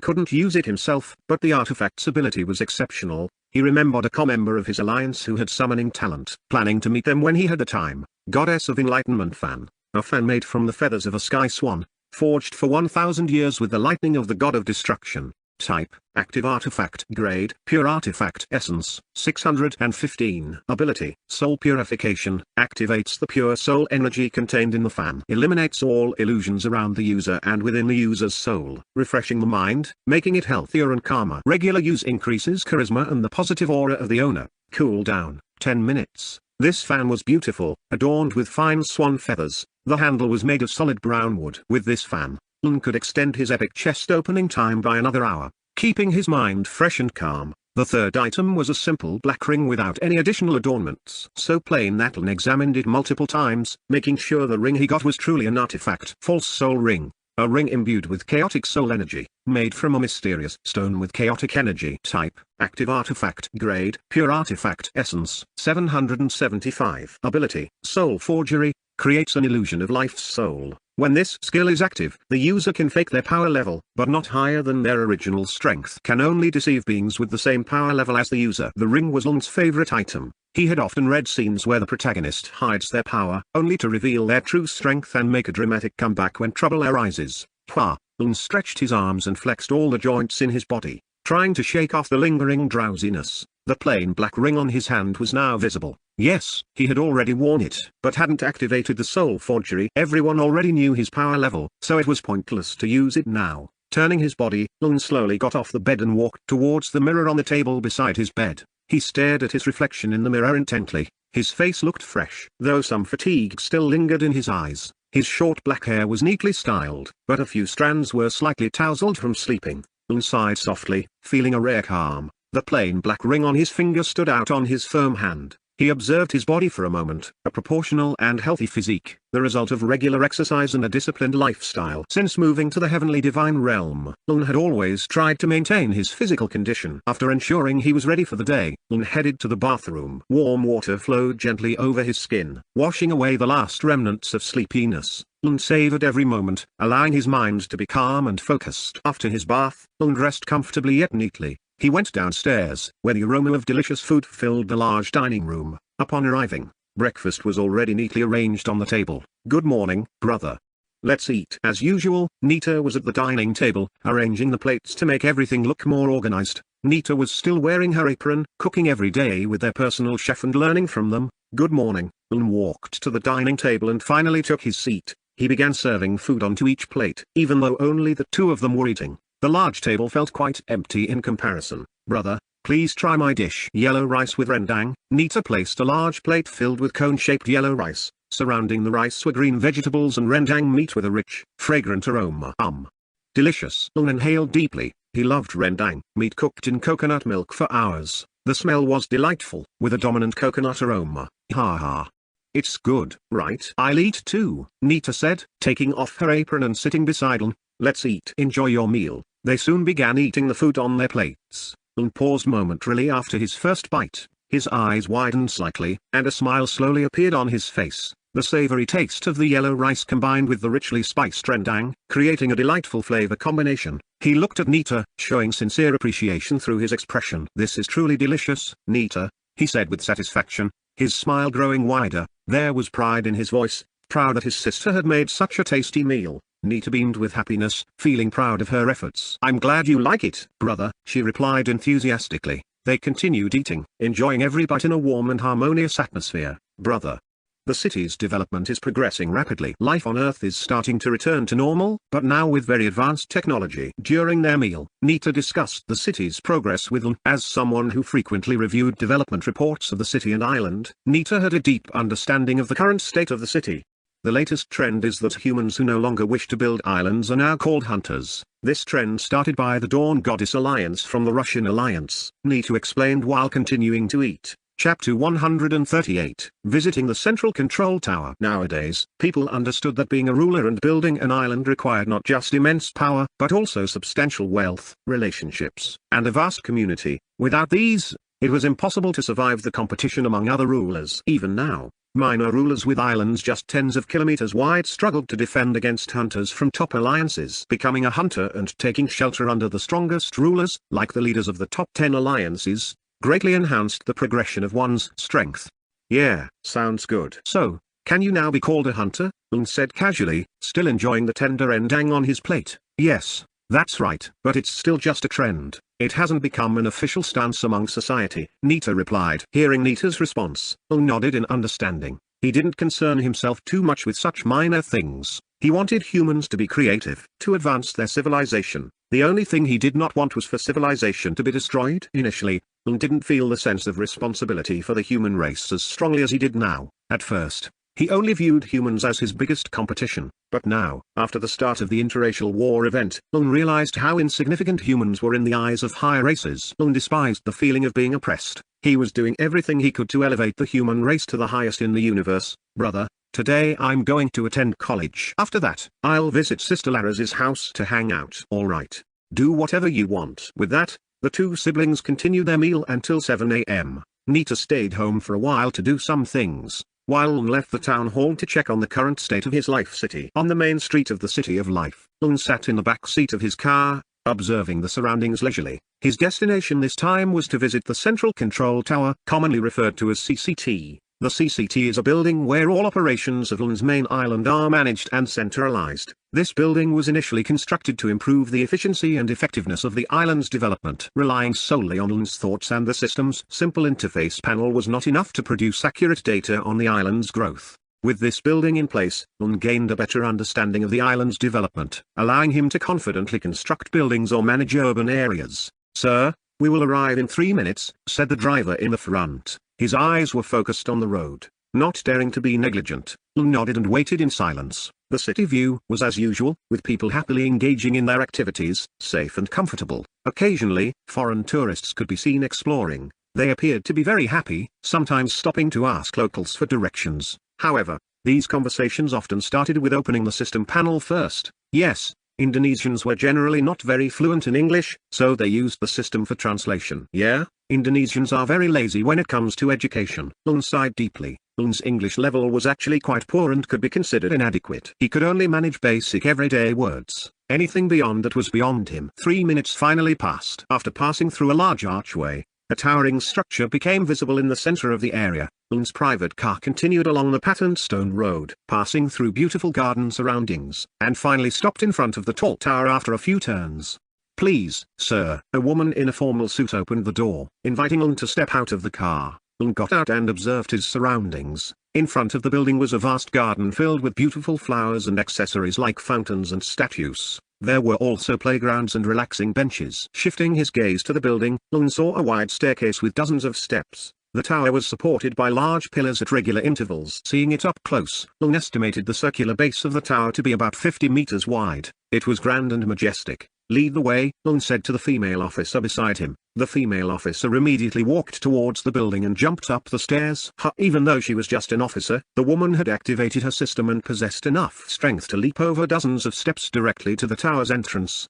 "Hey," Lun smiled and chuckled internally. He found it amusing to see a beautiful woman in a formal, neat outfit performing such a jump. It was a rare sight. Ignoring Lun's odd gaze, the female officer went through the security gate. Lun followed behind her, passing through the gate without any hindrance. Can this security gate be made larger so it doesn't have to be so conspicuous? Lun pondered aloud. He felt uncomfortable with the security gates in every major building. He wondered why inspections couldn't be conducted discreetly and within larger areas. "I'll order someone to handle it later," Lun said casually. He then passed through the inspection gate and headed toward the tower's main entrance. The entrance was wide and tall enough to accommodate an elephant. Wow! At first glance, Lun could only feel immense admiration. He hadn't expected that the building, once very simple during its inauguration, had now become so grand and advanced. Shiny steel pillars in the central area supported the ceiling of the first floor firmly. In each corner, there were glass rooms with several officers inside, operating a large computer device with many strange buttons. Lun noticed that in every corner, some ordinary citizens were queuing for something. Yes, the tower was accessible to the public. Interactive kiosks allowed ordinary citizens to access information, pay bills, and request services. In the early days, many visitors to Lun's Island used to submit land rental requests at this building. There were also citizens who came to pay their rent bills every few days. "This is the first floor, sir. This floor serves as a service center," the female officer explained to Lun about the first floor. Lun nodded, listening attentively to the officer's explanation. Chapter 139, Visiting the Central Control Tower 2. After observing for a moment, Lun saw an elevator leading to the upper floors. Followed by the female officer who kept trailing behind, Lun headed towards the elevator to explore the structure of the CCT. Floors 1 to 3 are public spaces, sir, used to serve the general public. Next are floors 4 to 10 where city data management is processed. These floors are the operational data center of Life City, explained the female officer inside the elevator. Lun simply listened, occasionally nodding in understanding. After a moment, the elevator reached the 4th floor. Sure enough, as explained by the officer, this place had a giant hologram displaying maps and surveillance camera feeds from various locations. The statistical data on the large screen gave a deeper insight into the city's situation. For example, the screen displayed statistics on the number of new arrivals, daily teleportation usage, and other complex information presented in a statistical format. No wonder knowledge is everything. Even with my current tier 3 power, it's still quite difficult to understand how they calculate all of this, Lun said, praising the work of the city's top officials. He wasn't stingy with compliments, and he appreciated it when officials did their best for the island's development. Where can I see the number of nest troops and defense towers on the island? Lun asked the female officer beside him. Certainly, sir. Please wait a moment. As she spoke, the female officer did something on a large tablet in her left hand, seemingly setting something up. Lun waited patiently. All right, sir. Please take a look, said the female officer, pointing towards the large screen in the center of the room. On the screen, Lun saw a densely packed graph. He focused his eyes on one of the diagrams showing the number of nest troops. 1. Nest troops, Kai Tribe Warrior. Level, 30. Quantity, 11,250,000. 2. Nest troops, Silver Wolf. Level, 30. Quantity, 10 million. 3. Nest troops, Shadow Lion. Level, 30. Quantity, 8 million. 4. Nest troops, Venomous Bull. 5. Nest troops, Flame Tiger. 6. Nest troops, Storm Serpent. 7. Nest troops, Thunder Eagle. 8. Nest troops, Ice Bear. 9.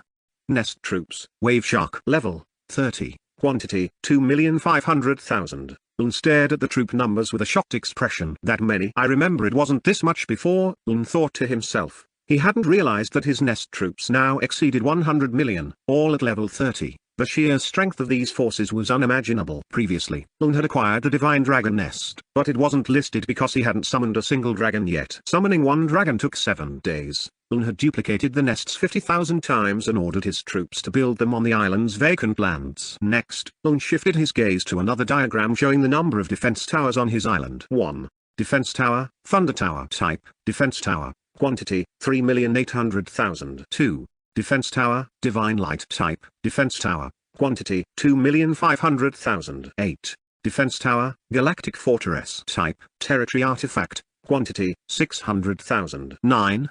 Defense Tower, Sky Punishment Mortar. Type, Defense Tower. Quantity, 500,000. Ha ha ha. Terrifying, Lun said with a long breath. Even though he duplicated all the items himself, Lun was still amazed by the sheer number of defense towers in his territory. Initially, the Thunder Tower was his mainstay, which is why it was the most numerous, but now, after acquiring more advanced towers like the Galactic Fortress, Lun stopped duplicating the Thunder Towers. Lun continued observing the defense diagrams on the massive holographic screen before heading up to the next floor. Ding! The elevator bell rang, and Lun stepped out onto the 11th floor, immediately greeted by an atmosphere of dedication and precision. Sir, we are now on the 11th floor. This floor up to the 20th is dedicated to urban planning and management, explained the female officer beside Lun cautiously. Her task was to ensure that Lun received all the information accurately, clearly, and swiftly. Lun nodded whenever the female officer spoke, constantly observing the work of the people in the room. This floor was the hub for strategic planning and city development. Where new ideas and long-term plans were crafted, the room was filled with large work tables equipped with interactive maps, 3D models of the island, and large screens displaying projections of population growth, resource allocation, and future development plans. Officers here were serious, checking data and making critical decisions. They worked in small groups, carefully discussing every strategic step. Lun watched a group of planners projecting potential city expansions to neighboring islands, an ambitious project that would increase production capacity and population.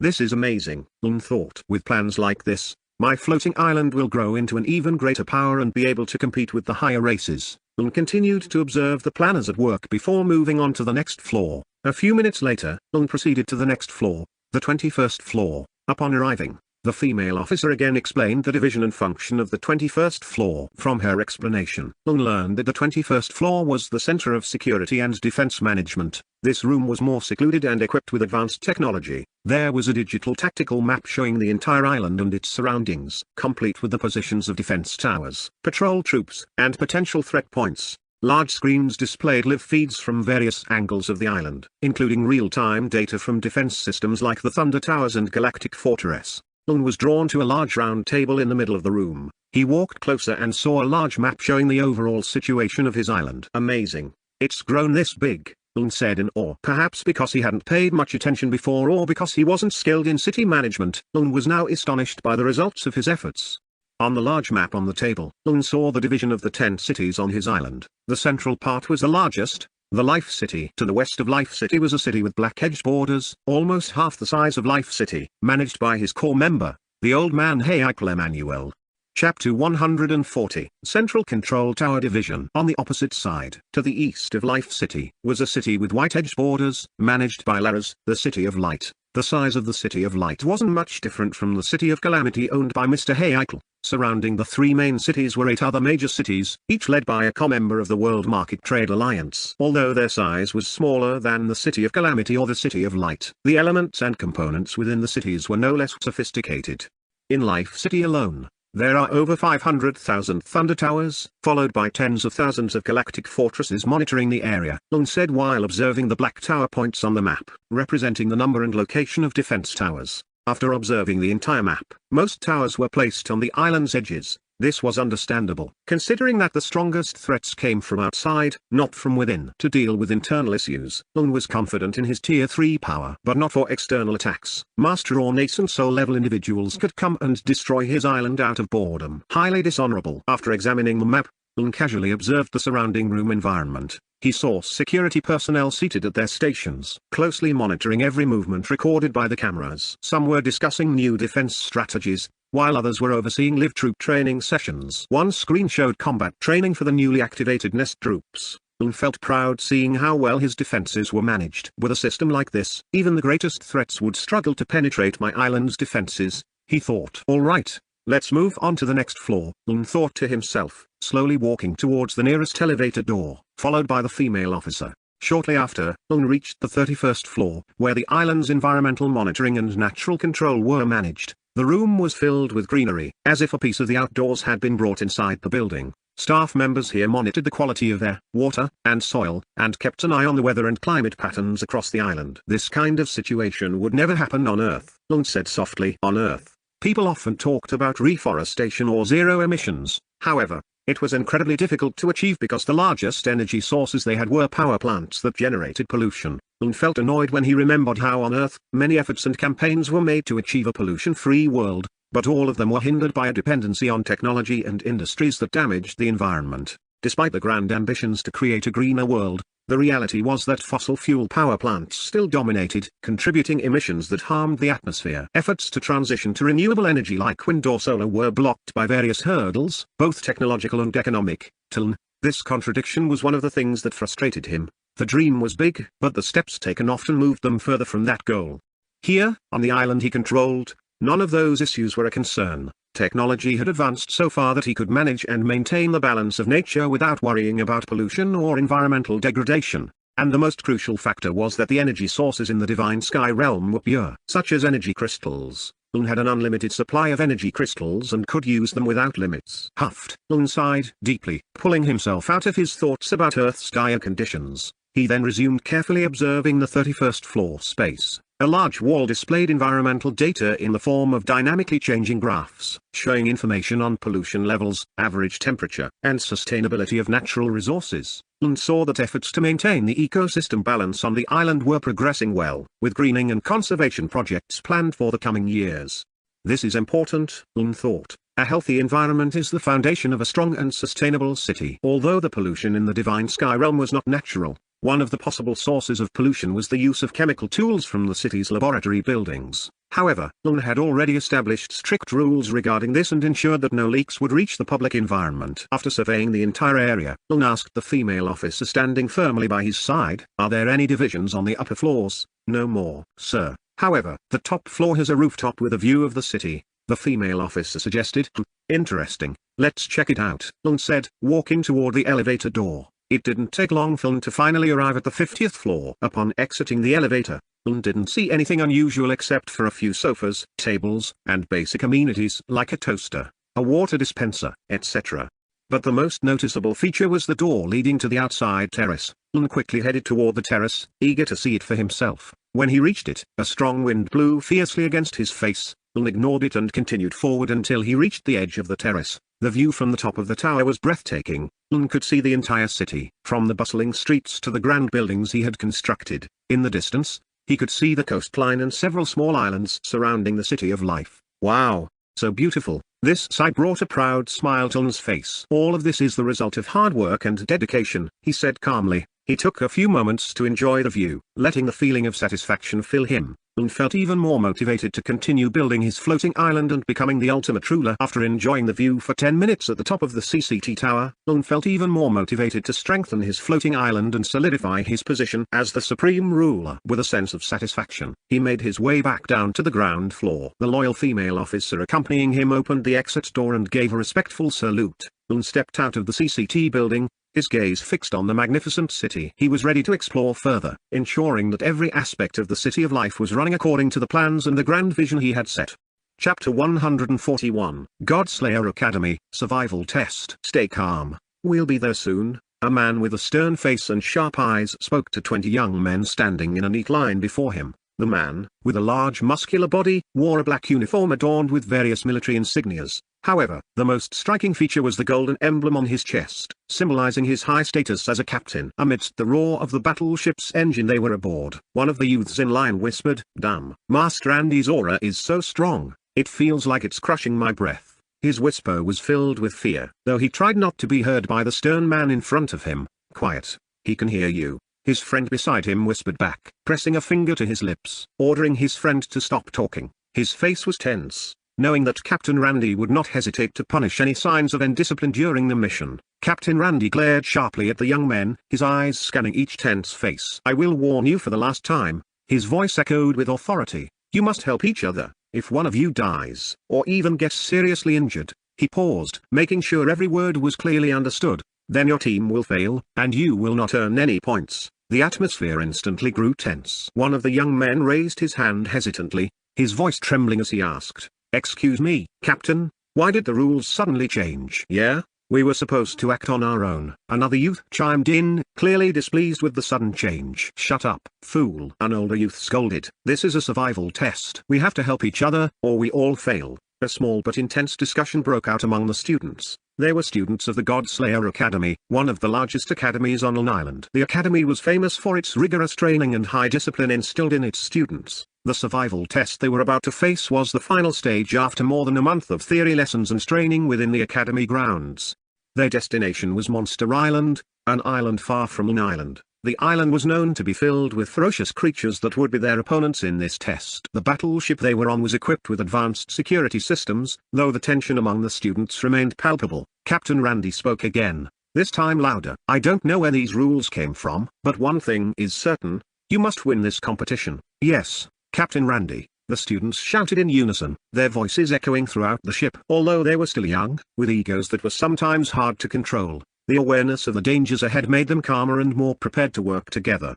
He paused, looking at each student with a sharp gaze. As the team captain this time, he would not let a single one of them get hurt. If anything happened to them, only God knew what consequences he would face from the island's owner.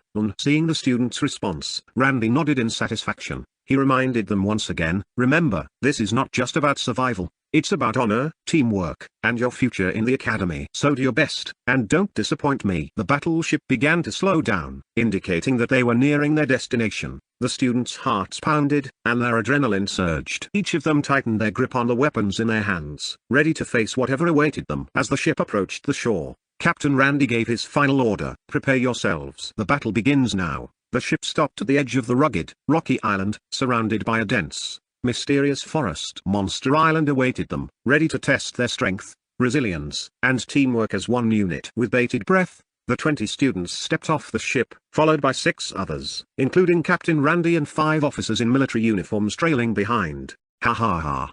We finally made it." Rainforest Island. A loud, hearty laugh echoed from a distance. Not far from their landing site, a skinny man with a golden badge on his chest shouted, approaching Captain Randy with quick steps. Randy glanced at the man briefly, immediately recognizing him, then said in a calm tone, "Yes, I hope nothing bad happens on our first mission." The skinny man finally reached Randy, and they shook hands casually, as if this were just another routine meeting between 2 old comrades. Even though they were in the middle of a dangerous island, there was a strong sense of camaraderie between them. "Let's hope so," replied the skinny captain, glancing at his team who were having a light discussion not far away. His face showed a hint of doubt. "It's just that I'm not very confident with the team I'm leading this time," he continued, his voice a bit lower, reflecting the concern he was trying to hide.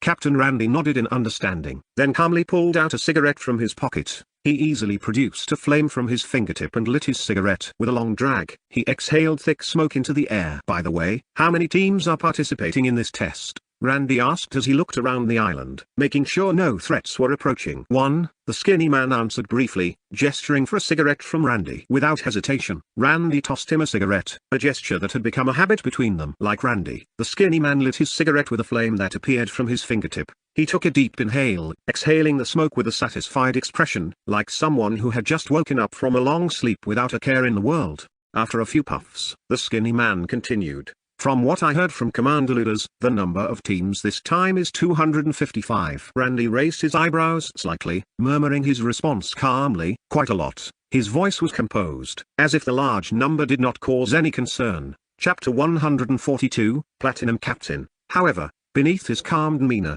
there was a great sense of responsibility to ensure that his team could survive and succeed in this arduous test.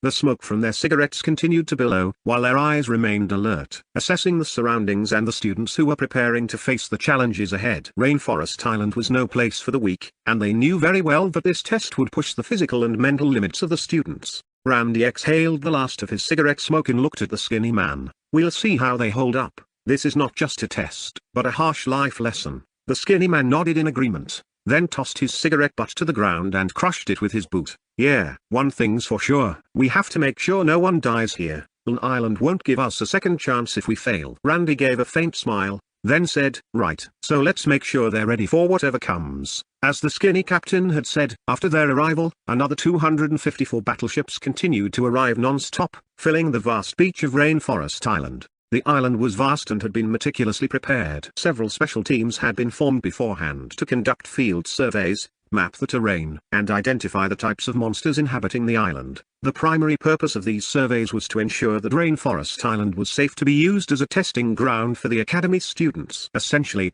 the entire operation was planned by the Academy, which worked closely with the government in terms of supervision and provision of facilities. As a result, the government sent gold-level captains to lead each team, ensuring the safety and success of the training. Among the crowd of newly arrived students, light conversations could be heard. What class are you from? I'm really lucky to be on Team Yanti, one of the top 10 students in the academy, said a young man to his chubby friend. Yeah, you're pretty lucky. My team is full of regular folks who are only level 5, the chubby youth replied with a slightly dejected tone. I'm worried. Are we going to be safe in the forest? Asked a young man with a bow, his voice anxious. Relax. We're being watched by gold-ranked captains, another youth replied, trying to calm himself. Right. Don't underestimate them. Every gold-level captain is surely level 15 or above. I also heard that there's even a platinum-level captain leading this test, explained a bespectacled youth who joined the conversation. The lively discussions among the students grew, with scattered groups now gathering closer as almost all the teams had arrived. Essentially,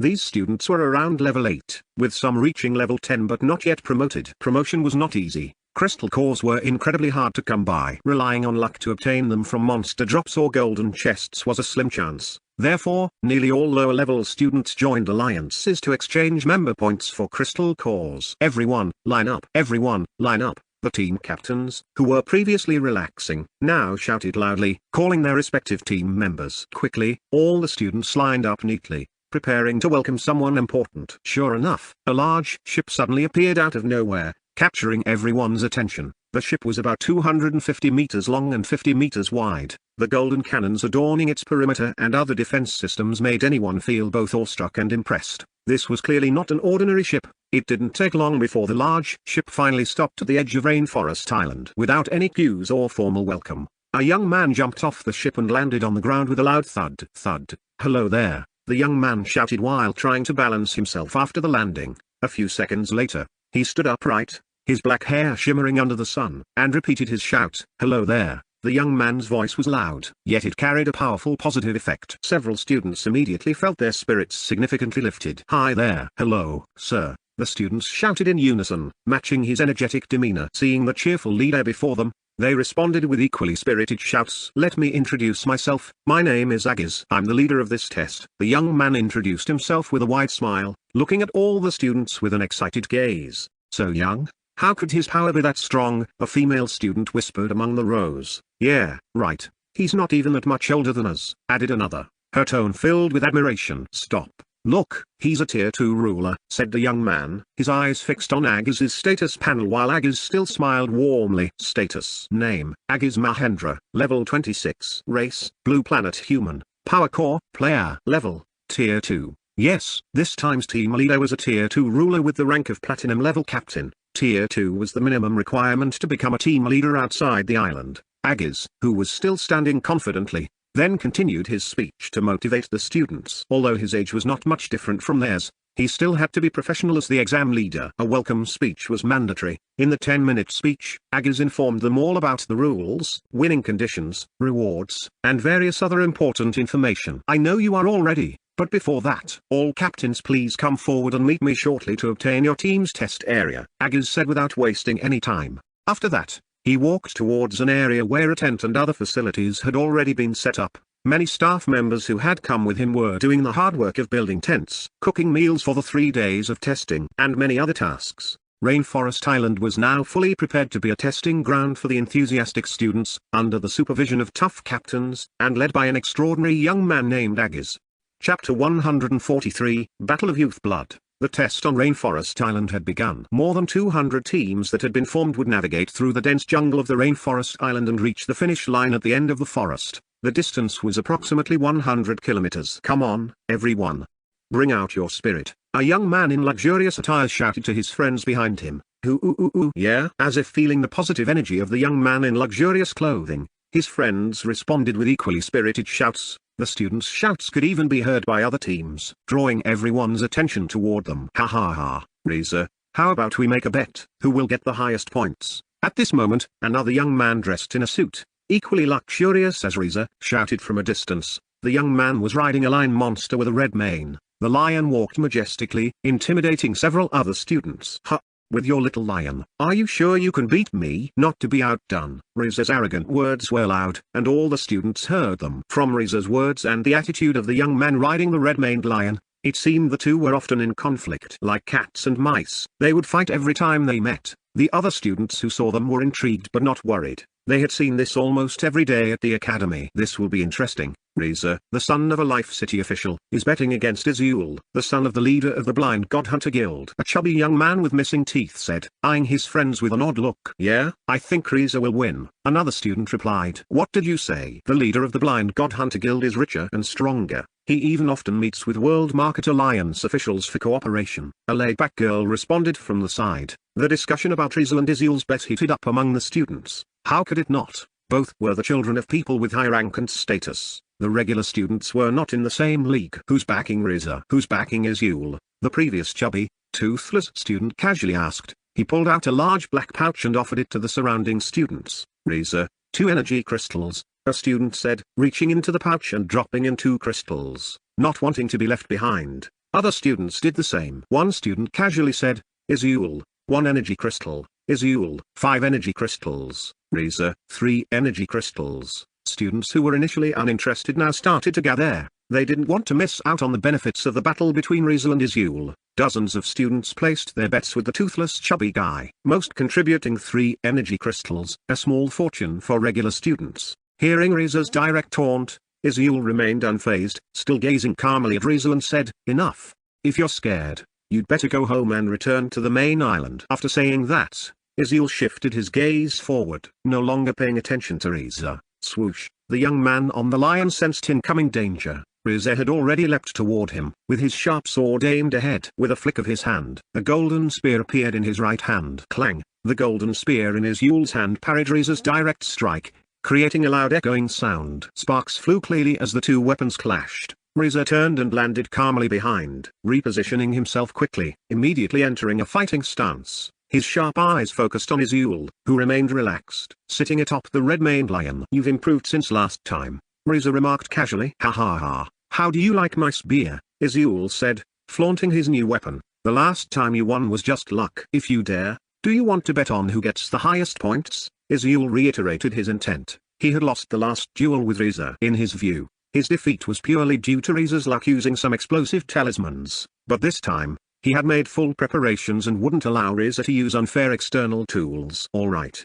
What will you wager?" Riza asked Azul, returning to a casual stance. Azul, still atop his mighty lion, pondered for a moment. Not long after, as if an idea had struck him, he said, "How about the loser gives the winner a golden chest?" Silence. All the students, even Riza, fell silent at that moment. Perhaps ordinary people unfamiliar with the system would not feel the same. But these were academy students, well aware of how valuable a golden chest was. Even in their families, it was a rare item. "What's wrong? Are you scared?" Isil mocked with a sneering gaze. He felt elated seeing Riza's deeply contemplative expression. "Is your family going bankrupt?" Isil continued ruthlessly. He deliberately provoked Riza's anger, but contrary to his expectations, Riza was entirely different this time. Riza's aura, initially unremarkable, intensified sharply. In less than a minute, Riza's aura had grown wildly, even more terrifying than the aura of gold-ranked captains. "Crazy, what kind of strange power is Riza using now?" a panicked student shouted. He slowly backed away. "Get back. This guy is going berserk." "Run. Inform the captain." Soon, the other students ran away from Riza. Riza's skin was now turning red, like a vessel unable to contain the massive energy exploding within him. However, among all the students who stepped back, one remained calmly observing Riza without the slightest intent to retreat. Yes, who else but Isil? He had also activated his equipment, all glowing blue, showcasing the value of his items. "Great. Let's fight again to decide the winner," Isil shouted excitedly. Ugh. The lion Isil rode was not just an accessory. Its aura also surged. Its body enveloped in blazing flames. Its roar generated a powerful shockwave. Not far from where Izu and Isil were, several captains noticed something was amiss. A captain with swift and light movements dashed toward the scene. It didn't take long to reach where Izu and Isil were. He observed the two, ready to fight at any moment. "You two, St." His words were cut short by a light pat on his shoulder. "Let them." A young man with black hair and a friendly face spoke from behind the gold-ranked captain, stopping him. "Continue without them. Appoint another leader as the temporary team leader for their teams." The young man continued. Yes, the young man who had just arrived was Agiz Mahendra, a platinum-ranked captain. Chapter 144, The Platinum Captain, Battle Maniac. After saying that, the captain left and carried out Agiz's orders obediently. Agiz, still standing in his place, pulled out a lounge chair from his storage bag. "Young ones, keep going until no one is left standing," he shouted, encouraging Rizel and Isul. He then dropped himself onto the chair, took out more items from his bag, a few fruits, some beer, and a small table to accompany him as he watched the free-thrilling battle. Rizu and Isul noticed that Captain Agiz did not stop them, making them even more excited. "Ha ha ha. Come on then," said Riza. Riza's appearance was very different from before. Now, he wielded scythe-like swords in both hands. The scythes were lined with sharp serrated edges ready to tear apart their prey. His equipment was fully blue and made of high-quality hard fabric, capable of blocking sword slashes with its sheer material strength. "I'm coming," Isil shouted. Charging straight ahead with his lion, the fight between Rizu and Isil had begun. Agiz Mahendra's cheers from his chair fueled the two fighters even more. There was no intention of stopping. "Ha ha ha. Come on, show me your skills. Don't bore me," Agiz yelled while biting into a fruit and taking a casual sip of his beer. Clang! Riza's scythe sword brutally slashed toward Isul, its serrated edges spinning like a deadly saw, slicing through the air at incredible speed. Each strike was full of fury, attacking relentlessly without pause, but Isul, with his sharp wits, remained calm on his red-maned lion, dodging elegantly while spinning his spear to deflect the ferocious strikes. "He's too emotional. But his power is indeed impressive," Agiz muttered from afar, observing with a keen eye. "Isul, that boy, surely has a strategy." Riza became more aggressive, attacking from every angle. The scythes in his hands gleamed in the dappled sunlight filtering through the trees, creating a dazzling visual effect. He spun, jumped, and slashed from above with full intensity. However, despite Riza's speed and relentless assault, Isul always found a way to dodge or deflect with his spear. He didn't strike back fiercely but waited for the perfect moment to counter. Bruak, Isul's red-maned lion suddenly lunged at Riza, its claws aimed at his body. Riza, with quick reflexes, jumped back. But the lion was already in front of him, delivering a powerful blow with its paw. Clang! Riza's scythe blocked the paw, but the impact pushed him back several steps. "Come on, lion boy. Don't give him a chance," Agiz shouted, watching with shining eyes. Isul saw an opportunity as Riza lost his balance. With extraordinary speed, he darted forward, thrusting his spear with precision. Riza managed to parry it at the last second, but Isil's movements were highly skilled. Every attack was a blend of intelligence and tactics. Unlike Riza's brute force that relied on power and emotion, Riza tried to trick Isul with a swing of his left scythe. But Isul wasn't fooled. His lion leapt high, positioning Isul above Riza. From there, Izul swung his spear at a deadly angle. Riza could only parry the attack with difficulty, each clash feeling like a sledgehammer pounding his body. Ha ha ha. You're too foolish, mocked Izul with a smile, though small beads of sweat began to form on his forehead. Enraged by Izul's taunts, Riza attacked even harder. This time, he spun in the air, his scythes forming a deadly circle, slicing through the wind with a sharp whistling sound. But Izul had set a trap. He commanded his lion to retreat slightly, and as Riza attacked, Izul spun his spear in a circular motion, sweeping Riza's legs. Riza didn't have time to react, and his body was thrown to the ground. Ugh, Riza groaned, trying to get up, but Izul was already above him. This ends now, shouted Izul. With quick movements, he thrust his spear toward Riza's stomach. Riza's scythe tried to deflect it, but it was too slow. Chuck! Izul's golden spear pierced Riza's stomach, emitting a shrill sound. Riza fell silent, his face pale, enduring the overwhelming pain. Riza collapsed to the ground, his breathing heavy, his eyes still burning with the fighting spirit. Even though his body could no longer move, Izul withdrew his spear and stepped back with a smug expression. Agis Mahendra, who had been watching from afar, raised his beer cup and laughed heartily. Ha ha ha, what an incredible finish. You two really entertained me. See, you only won last time because of sheer luck, Izul said calmly. Riza just smiled faintly, holding back the pain. TCH. You won this time, but next time don't forget the golden chest. Ha ha ha, Izul said before quickly leaving with his lion. Agis got up from his chair, clapped his hands, and shouted, well done, well done. You young ones have a bright future ahead of you. I can't wait to see your next battle. Agis then approached Riza and observed him briefly. He glanced at the wound on Riza's stomach. You're lucky your vital organs weren't hit. Otherwise, you'd be gone from this world, Agis said as he pulled out a transparent bottle from his storage bag. High-level healing potion. An elven concoction with extraordinary healing effects. It contains natural energy that can heal serious wounds. Contents: 25 milliliters. Drink it, Agis said casually. He could have stopped Izul from stabbing Riza's stomach, but he deliberately didn't. He wanted to teach these young ones the harshness of the world they lived in. Thank you, Captain Agis, Riza said. Lacking his previous arrogance, he quickly took the potion from Captain Agis's hand and drank it. Right after drinking the healing potion, the hole in Riza's stomach began to close at a speed visible to the naked eye. The effects of the high-level potion were potent, true to its name. Sorry, sir, I want to ask. Before Riza could finish his question, Agis was no longer beside him. He saw Captain Agis flying away, riding a small stick under his feet. I was careless this time, Riza said to himself. Chapter 145, The Test of Survival begins. Survival trials in the wild, like in rainforest islands, are common practices at the Magic Academy. The Academy sends their students to apply what they've learned in class to survive, protect themselves, and compete with other students. Will knew all this, and he supported it. If he wanted to make the human race the number one race, this had to be endured. There are no maximum results without process, struggle, and action. Even if they had hundreds of equipment or high levels, if their mentality was weak, those people would only become powerful rulers who fear someone stronger than them. After the brief battle between Izul and Riza, the trial had already begun some time before. They then rejoined their teams with the help of their respective captains. The captain's task was to ensure the students didn't kill each other and to protect the students if any issues arose, like wild animals that were too powerful for the academy students to handle suddenly appearing. If they couldn't manage, Agis, who was currently in the tent, monitored everything that happened inside the command tent. Agis sat comfortably in a large chair, surrounded by advanced equipment that allowed him to oversee the survival trials in the wild that the Magic Academy students were undergoing. In front of him, a large hologram displayed dozens of small screens, each showing various teams of students scattered throughout the rainforest island. He calmly bit into an apple, occasionally moving his hand to zoom in on one of the displays. On one screen, a team of students was seen working together to build a shelter from tree branches and large leaves. Two students were designing a simple foundation, while another agile student climbed a tree to keep watch.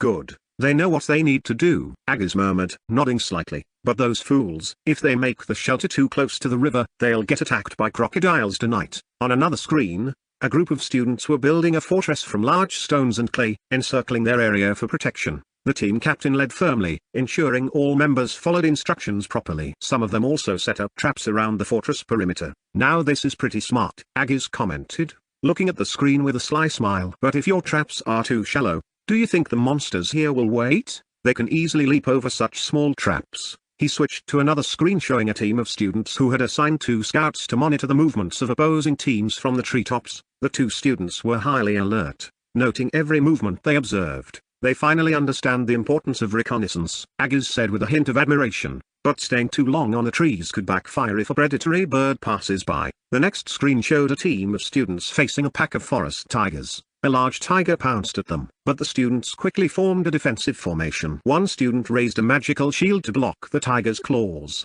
while others launched attacks from a distance. Not bad, Agis chuckled lightly, but that tiger isn't serious yet. Wait until it gets angry. On another screen, a different team of students was being overwhelmed by a group of aggressive large forest monkeys. Some monkeys jumped from tree branches, attacking with incredible speed. One student fell, but others quickly assisted, shielding them with magic barriers while others counter-attacked with fire. Idiots, against fast monkeys like that. Why are you using slow fire magic? Think about your tactics. Agis grumbled in frustration, shaking his head. Suddenly, Agis's attention was drawn to a screen showing a group of students battling a giant snake. The snake coiled around one student before others arrived and cut its body with a large sword. The student survived but looked exhausted. Ah, finally, someone did something right, Agis nodded, looking somewhat pleased. At least you have guts. Every action by the students in the field did not escape Agis's sharp observation. He praised them when they did something right but also didn't hesitate to mock or scold them when they made mistakes. His task was to ensure that they learned from their experiences, for in the future,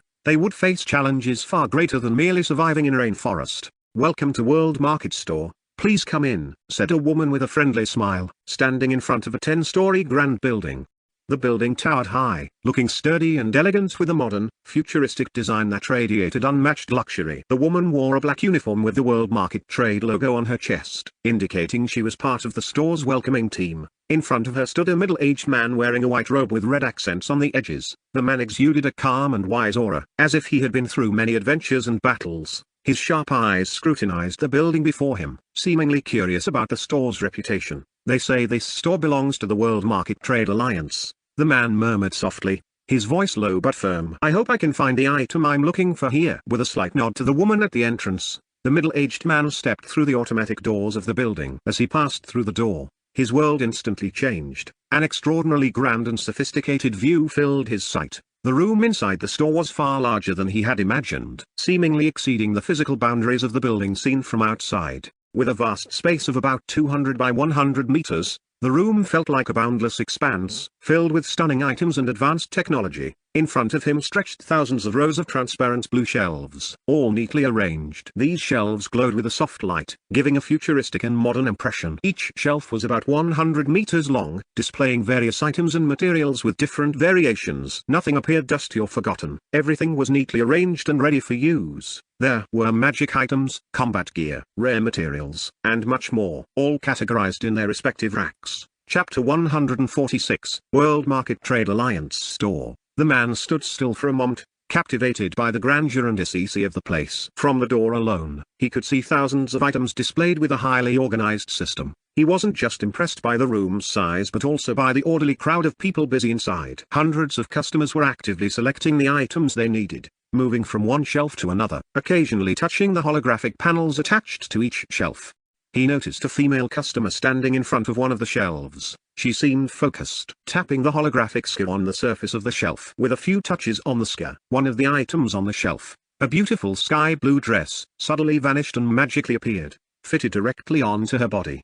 The man watched in awe, his eyes sparkling as he observed how the advanced technology worked. The woman casually spun a few times, carefully examining how the dress fit her body. The blue dress looked perfect, elegantly following every curve of her figure. However, after checking the holographic skill in front of her that displayed the dress's status, she frowned. It seemed the magical properties of the dress did not match what she needed. With quick movement, the woman touched the holographic skill a few more times, and within seconds, the sky blue dress vanished from her body, returning to the transport track as if it had never been moved. Amazing. We can try the items on before buying them, muttered the middle-aged man as he watched the scene in awe. Simply incredible. He continued his observations, this time noticing several small robots moving between racks and customers. These robots were about half a meter tall, with wheels underneath, allowing them to move agilely. Occasionally, one of the robots would stop. Someone waved at it. The man watched as a customer spoke to the robot, seemingly asking about the location of a specific item. The robot quickly provided the information and guided the customer to the correct track. Thus inside the store was vastly different from ordinary shops. Every interaction felt advanced, as if technology and magic combined to create an unparalleled shopping experience. The middle-aged man continued walking, occasionally glancing at the holographic panels on the racks, captivated by the speed and practicality of the system in use. The man paused briefly in front of a rack displaying various types of armor with distinct glimmers. Each armor was clearly visible behind transparent glass, with detailed descriptions appearing on the holographic scars. Some were red like blazing lava, others were cool like fresh forest leaves, and some were covered in sharp spikes. These armors exuded an aura of power, as if each one held unique secrets that could be decisive on the battlefield. He stopped at one armor that caught his eye. It was a sleek, shiny silver armor made of refined iron with a simple yet strong design. Fine iron armor. Level 30. Attributes: Res plus 30, SPD plus 65. Iron diffs, reduces incoming damage by %. Provides an additional 5% damage reduction with a % speed penalty. The middle-aged man carefully examined the armor. The iron armor looked heavy, but from its status description, he knew it was designed to provide a balance between diffs and speed. There was a speed penalty, but the damage reduction from the iron diffs skill made this armor suitable for heavy defensive situations. He pondered for a moment, nodding slowly. This armor is good for close combat, but it might be less effective.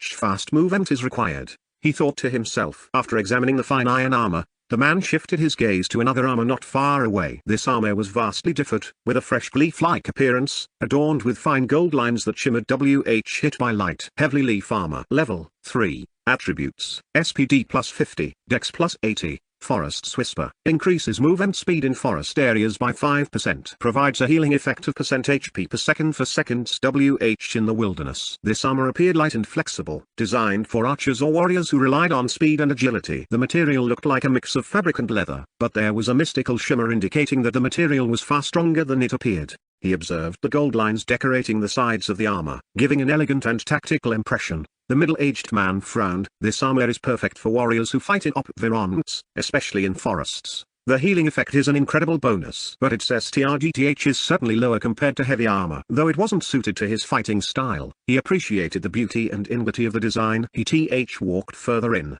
and his eyes fell on another armor that was vastly different from the previous two. This armor looked rugged, with spikes protruding from the shoulders to the chest. Its dark color, a mix of black and bronze, gave the impression of brutal STRGTH. Hellthorn armor. Level 35. Attributes: SDR plus 300, Res plus 50. Hell's Thorns. Every received attack reflects 5% damage back to the attacker. The spikes inflict additional wounds on nearby enemies. The man raised his eyebrows, examining the details of this armor. The sharp spikes jutting out from the armor's surface looked deadly, not just as protection but also as a weapon. This is armor for the truly brutal fighters, he thought. The Hell's Thorns effect was clearly designed for close combat, forcing enemies to think twice before attacking. He could vision a warrior wearing this armor in the midst of battle, absorbing blows while dealing damage back to his foes. This armor would suit those who are not afraid to fight with full force, without much concern for other defensive strategies. Simple, brutal, and effective, he muttered again, respecting its unique design. After examining the three armors,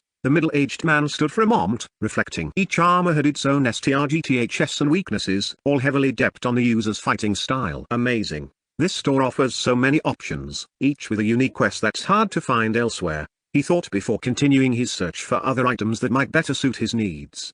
Chapter 147, Heading to Lara's house. The city of life was always filled with the endless bustle of activity in the morning. Its grand streets were crowded with hovering cars, flying at regulated speeds along neatly organized aerial routes. Among the swarm of vehicles, a luxury car moved elegantly, swiftly maneuvering past other vehicles without obstruction. The car was a gleaming black, equipped with state-of-the-art technology that allowed for automatic navigation and the ability to fly at certain altitudes.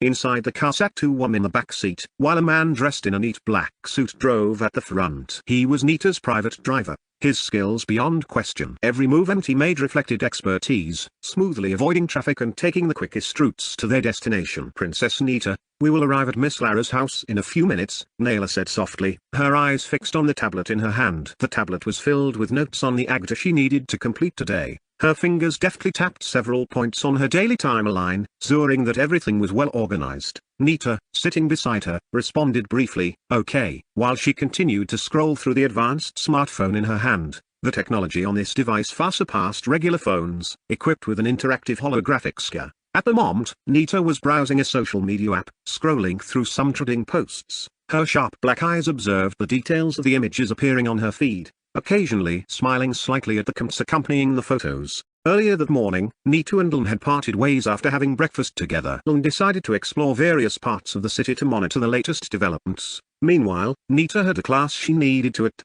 However, before heading to campus, she had promised her friend Laras to stop by first and take her to the campus. They had planned this in advance, and Nita didn't want to disappoint Laras, whom she considered an older sister. The hovering car continued to glide among the tall buildings of the City of Life. This city was not only grand but also futuristic, with towering structures adorned with massive holographic screens displaying ads for the latest products, important news, and government messages. On the streets, people from various walks of life were busy with their respective activities. In the air, several hovering cars of various shapes and sizes, from public to private vehicles, moved at different speeds on the regulated lanes. The driver in the front seat appeared focused, driving the car with extraordinary skill. As Nita's private driver, he had undergone rigorous training and strict selection, so his driving skills were unquestionable. Every turn was smooth, and every lane change was executed with perfect precision, providing maximum comfort for Nita and Naila, who were seated in the back. "Naila, what do you think?" Nita suddenly asked, turning to Naila and showing her the scan of her phone. "Should we participate in a competition like this sometime?" Naila raised her eyebrows slightly.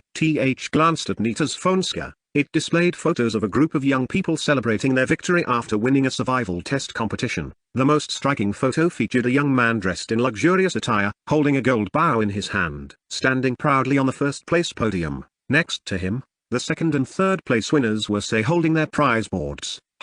"We could, Princess," Naila replied calmly after a moment of consideration. "The Alliance has already participated in 2 previous waves of this competition. But it would look a bit odd if you, the sister of the owner of the World Market Trade Alliance, took part in such an easy test." Nita smiled at Naila's response. She glanced at her phone scan again before saying, "You're right. If I joined, first place would be mine without a doubt." Nita's statement was not an exaggeration. As Lun's sister, Nita had reached Tier 3, an achievement attained by only a select few at this stage. Besides herself, Lun, and the core members, no other member had reached that level. It required an extraordinary amount of experience points to reach level 30 and undertake the promotion mission to Tier 3. However, the power gained was well worth the challenge. With her abilities, Nita could defeat most of the Alliance members with a single simple move, without much effort. Of course, this did not apply to other core members who also possessed comparable SDRGTH. "Does the princess want to become more famous? You are already very well known, Princess," Naila said admiringly. She greatly respected Nita, not just because of her status but also due to her kind and friendly personality. However, Naila realized one thing about Nita. Though she was already widely recognized, she still had the desire to gain more attention, both from those near her and from the outside world. Nita gave a faint smile, looking out the car window. The towering buildings along the road, the neon lights adorning the corners of the city, and the orderly hovering traffic all reflected the progress and luxury of the City of Life. "You're right. Everyone knows me. My task now is to help my brother protect and develop the city," Nita said, recalling a conversation she had with Lun about the city's development. Lun didn't want the same problems that plagued their previous world to happen here. Poverty, disease, violence, and other bad actions. They had already experienced some of these issues, such as poverty and illness. Lun knew how hard it was to survive. Finding a job in their own country was extremely difficult. In their discussions, Lun expressed his desire for the City of Life to provide all sorts of resources that could be processed by its residents. The City of Life had to provide job opportunities, so as long as someone had the will to live, they could work for themselves. Nita fully agreed with her brother's idea. Given their abundant resources, it was not impossible to realize such a grand vision. Chapter 148, Cooking Chicken a Pour. The car continued to speed along, eventually reaching an area shut by high, expansive walls. Yes, they had arrived at the location of Lara's house area. Nita's car drove calmly past the high and long wall that bordered Lara's family residence. After a few minutes, they approached the main gate, guarded by several fully uniformed soldiers. However, the guards seemed to recognize the vehicle Nita was in. Without any delay,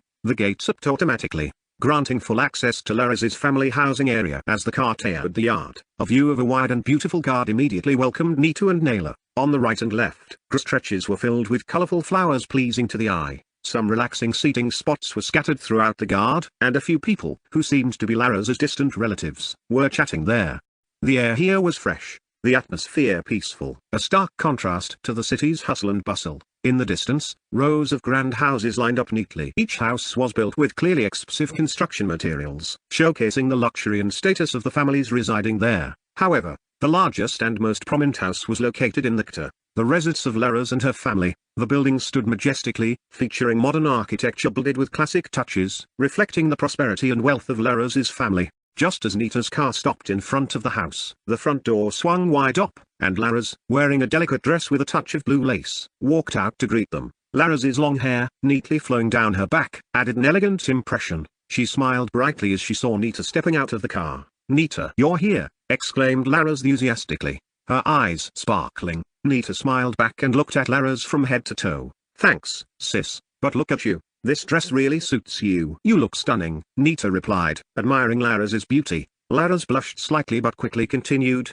"You always flatter me, Nita." "Oh, and this is Naila, right?" Laras turned to Naila, who was standing behind Nita. Naila, still holding her tablet, smiled politely and nodded. "Yes, Ms. Laras, it's a pleasure to meet you." Naila felt a bit nervous. Although she had met Laras several times, she still felt slightly intimidated by meeting a co-member of the World Market Trade Alliance. This was understandable given that Laras was a Tier 3, a level she rarely countered, just like Nita, who was also a Tier 3. Laras looked at Naila briefly and smiled. "Nice to meet you too, Naila. I've heard a lot about you from Nita. She says you're very reliable." Laras had heard about Naila several times from Nita. She had received her first message from Naila because Nita had instructed her to SD a message about their meeting schedule. Naila smiled wider, touched by the compliment. "Thank you, Ms. Laras. I'm just doing my best," she responded shyly, bowing her head slightly. After greeting each other, Laras invited Nita and Naila into the house. In the living room, they were warmly welcomed by Laras's family, including her father and mother, who were already waiting on the sofa.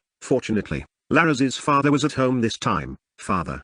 This is Miss Nita, the sister of the island's owner," said Laras, introducing Nita to her father and mother. Laras's father appeared well-groomed with very stylish clothing. He wore transparent glasses with shiny black frames. While facing Nita, he managed to maintain his calm expression. "Ha ha. Hello, Miss Nita." "Welcome." Laras's father greeted warmly. He walked over and shook hands with Nita and Naila. "Hello, sir. We meet again," Nita replied, shaking Laras's father's hand. She had met him earlier during the city's initial development phase. Nita saw him as someone who calculated everything based on profit and loss. For minor matters. After Laras's father, other family members also greeted them. They couldn't ignore Nita, though Laras was close to her. They still had to show some respect. Meeting the owner of Life City and the sister of the island's owner. After some brief pleasantries, Laras suddenly proposed an idea. "I have an idea. How about we cook first before going out?" "I want to try making chickapoo," she said excitedly. Nita immediately agreed. "Of course, it feels like it's been forever since we cooked together, sis. This will be fun." Naila just smiled behind them, happy to see the enthusiasm of these two friends. The three of them headed to Laras's large kitchen, filled with modern cooking equipment and various ingredients. Skillfully, they began cooking chickapoo, a traditional Indonesian dish rich in spices. Laras managed the pot, Nita prepared the spices, and Naila helped with small tasks, occasionally laughing along. Something funny happened in the kitchen. "Nita, by the way, what class do you have today?" Laras asked suddenly as she added carrots to the pot. Nita, who was chopping onions, paused and, after thinking for a moment, said, "Today is calculus, mathematics." "Why do you ask, sis?" Nita asked back. "Nothing. I was just curious if you had any assignments. Maybe I could help you later." Laras replied casually. She used to be very diligent and meticulous in her studies. She had continued her college education until halfway through the semester. They suddenly moved to the Heavenly Sky realm. A few weeks ago, it was announced that youths who were still in college could continue their education at the newly established university. But Laras didn't want to. Her father didn't push her to continue her studies due to the vastly changed circumstances. Instead, he encouraged her to keep improving her STRGTH and become the strongest. "No, sis. Today is my first time attending a calculus class," Nita answered while gathering the chopped onions and placing them in an aluminium bowl. Today, it might just be an introduction, not going into the actual material," she added. Laras nodded lightly at Nita's response and continued cooking, stirring the pot with a wood spatula. Chapter 149, Nita, the Old Fox. The fragrant aroma of spices filled the room as the coconut milk started to boil, and the chick was immersed in a thick, appetizing sauce. "It looks like it's done. Nita, please turn off the stove," said Laras, who was busy washing the cooking utensils. "Got it, sis." Nita quickly responded as she went to the stove and turned it off. Naila promptly helped set the dining table. She took plates, spoons, forks, and glasses from the kitchen cabinet not far from the stove, and carefully arranged them on the dining table. The dining room was just a few steps away from the kitchen, where the delicious aroma of chickapoo still lingered, making the atmosphere warm and cozy. Nita and Laras, having finished cooking, joined Nayla in bringing the dishes to the table. Once everything was ready, Laras called her parts, who were in the living room. "Dad, Mom, lunch is ready," she called out softly but clearly. Laras's father and mother immediately stood up and headed to the dining room. They smiled warmly upon seeing the neatly arranged dishes on the table. "It smells so good." "Impressive," said Laras's father as he sat down in his chair. Laras's mother added, "The aroma is so tempting. It feels like it's been a long time since we've had a meal like this." "Thank you, Nita and Nayla," she said while looking at them. "Ha ha ha, it's nothing, Mom." "Please Joy." Nita and Nayla could only smile shyly at the compliments from Laras's parts. Most of the cooking was done by Laras herself, while they only helped with chopping, preparing, and cleaning. Laras handled the measurements, stirring, and other cooking techniques. Once everyone was seated, they began to enjoy the chickapoo they had just cooked. "Enjoy your meal. Enjoy your meal, everyone." The lunchtime atmosphere was warm and filled with camaraderie. They exchanged stories, starting with light conversations about the food served. "Nita, how's your new university? There must be many new things you're experiencing there," Laras's father asked while scooping rice. Nita, who was placing some chick on her plate, paused briefly and replied, "The campus is amazing, sir. The facilities are complete and very modern. They have a lab that uses small-scale teleportation technology for simulations." She smiled, reminiscing about her new experiences at the university. "That sounds fascinating. Our world has changed a lot since we moved to this realm. The development on the island is also progressing rapidly." Laras's mother continued, delving deeper into the progress of their new home. Listening to his wife, Laras's father looked at her with an odd expression and said, "Huh.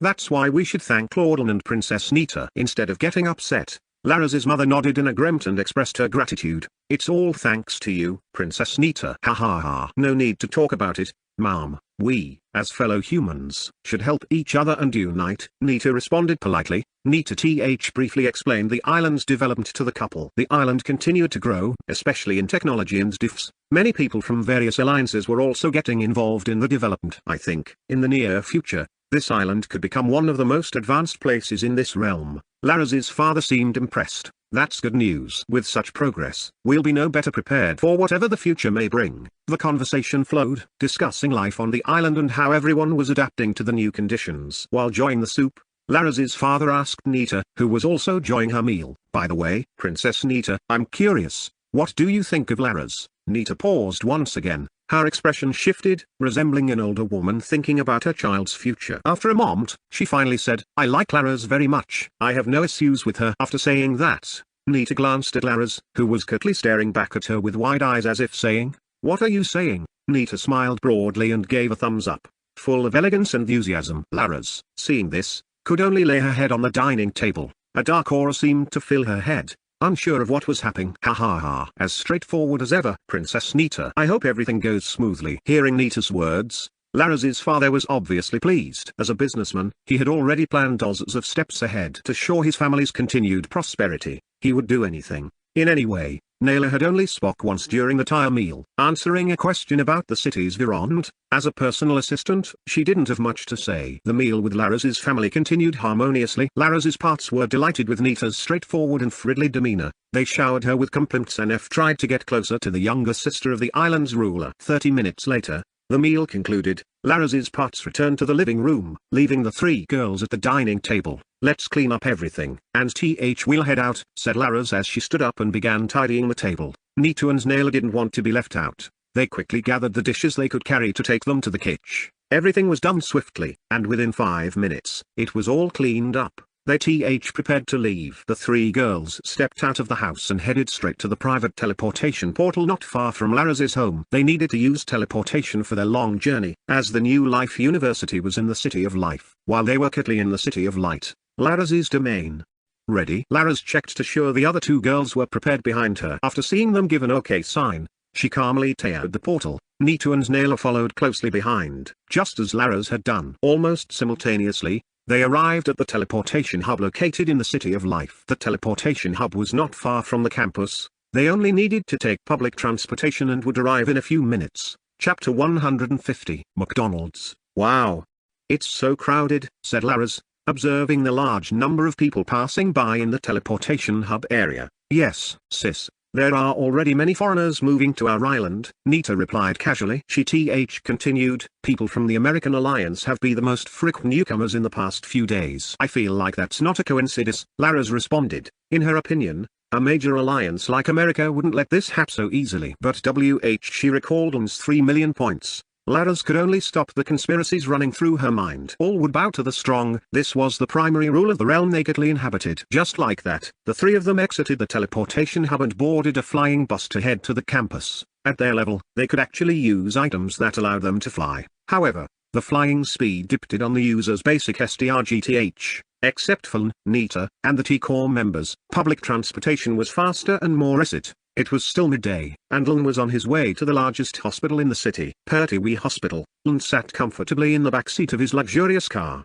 gazing out the window while enjoying the view of the city. The midday sunlight shone on the modern buildings with grand architecture, their transport glass reflecting the sunlight and offering a clear view of the activities inside. On some buildings, large advertisements displayed 3D animations in vibrant colors, giving the SNF more futuristic feel. Lun also noticed several police officers guarding street corners. Clad in full uniforms, they watched over various corners of the city. With the crime rate being very low, most of their duties involved guiding foreign visitors, assisting elderly people crossing the street, and monitoring vehicles to ensure they didn't exceed the speed limit. Sir, please stop at MCD for a moment, Lun said to his driver, pointing at a fast food restaurant not far from their view. The restaurant had a large, well-known gold M logo from the Earth's McDonald's. Lun had been planning to try McDonald's for a long time but never got to it due to her busy schedule. So, this time he will try it before going to Pertwee Hospital. Lun's driver skillfully maneuvered the luxury car, parking it smoothly a few meters from the grand trance of the MCD restaurant.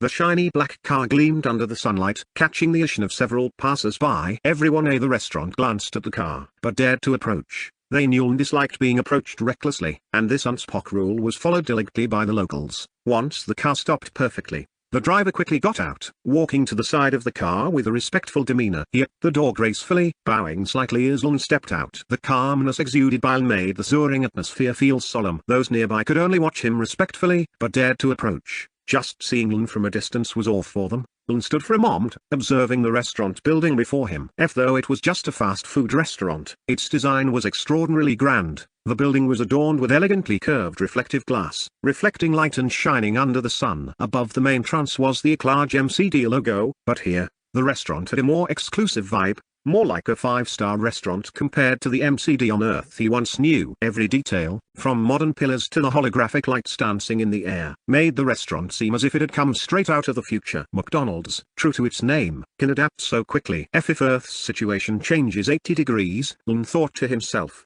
He couldn't help but admire the intellects of the mind behind MCD. After enjoying the view for a moment, Lun walked toward the front door. As he approached, the thick glass automatic doors opened smoothly, revealing an grander interior inside. Without rushing, Lun stepped inside, greeted by cool air that immediately hit his face. Welcome, sir. How may we assist you? A waiter greeted Lun as he dared. The waiter spoke with a warm smile, surprising Lun slightly with their politeness. Moreover, the waiter in front of him seemed to be from outside Indonesia. It seems the building before me is just to MCD branch, Lun murmured to himself. Lun paused for a moment, his eyes scanning the restaurant's interior, which was vastly different from the MCD he knew on Earth. This restaurant looked incredibly grand, with gleaming marble floors, holographic lights dancing in the air displaying various and futuristic technology at every corner. Holograms displayed images of burgers and fries with almost lifelike visual quality. Lun was truly amazed at this transformation. A once simple restaurant had now evolved into a high-tech dining place. So luxurious, Lun murmured softly, still in awe. Please order, sir. The waiter handed him a digital tablet displaying the menu with holographic animations. With light enthusiasm, Lun began selecting his meal. I'll have a hamburger, hot dog, and soda,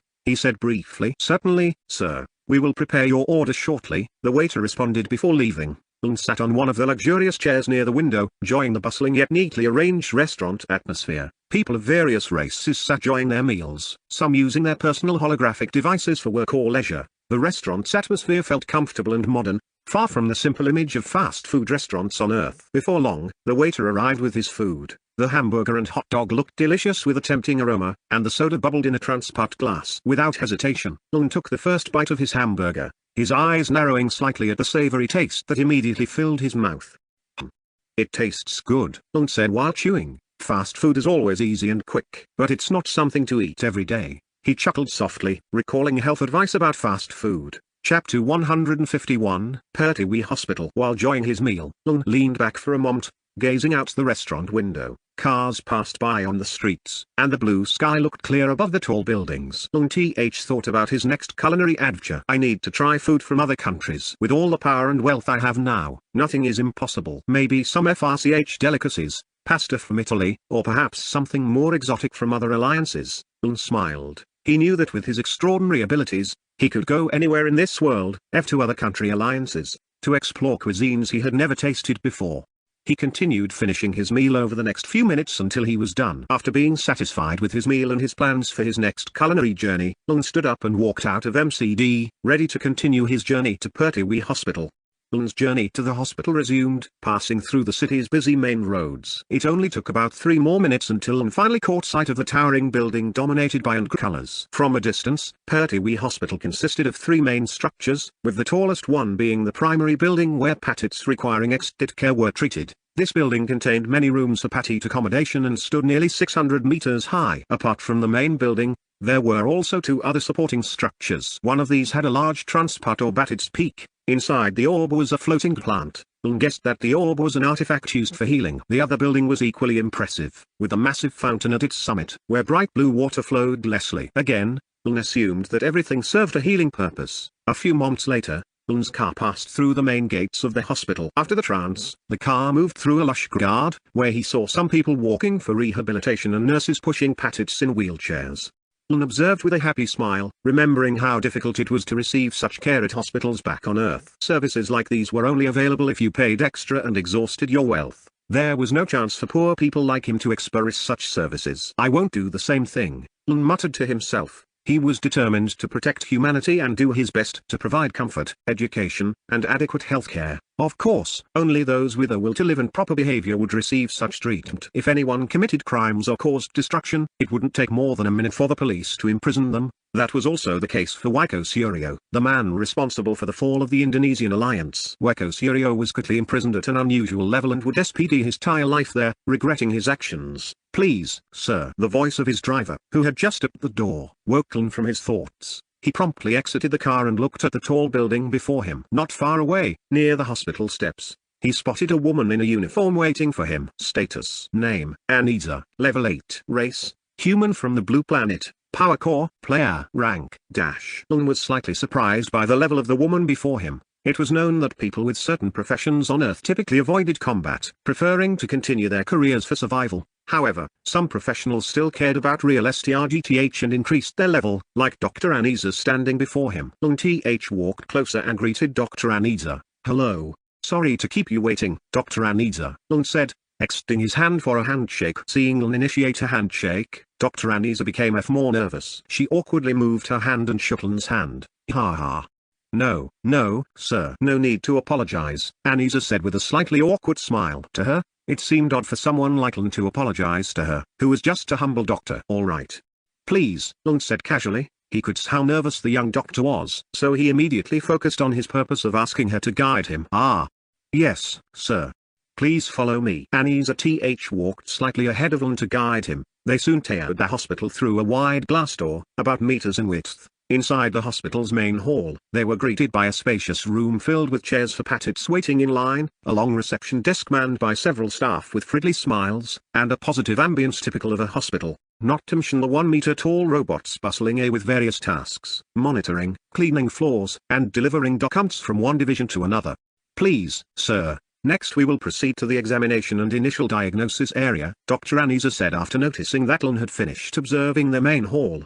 Lung nodded lightly and followed. They walked through the hospital's clean corridors, which were fairly crowded but still easily passable. Several people who passed by Lung smiled warmly and slightly bowed as a gesture of gratitude, although not directly involved. Everyone in the city knew how significant Lung's role was in all the activities, buildings, facilities, and regulations within the city and the entire island area. Lung was not arrogant. He also responded to people's actions with a light nod and occasionally a warm smile. Very cool. Anisa, who was leading the way, noticed all of Lun's actions. Her face was slightly red, and she was thinking strange thoughts. After all, she was still a normal girl who admired a powerful, wealthy, and impressive figure like Lun. Seeing Lun's friendly demeanor lessened her nervousness slightly, though it was now replaced by the joy of witnessing his actions firsthand.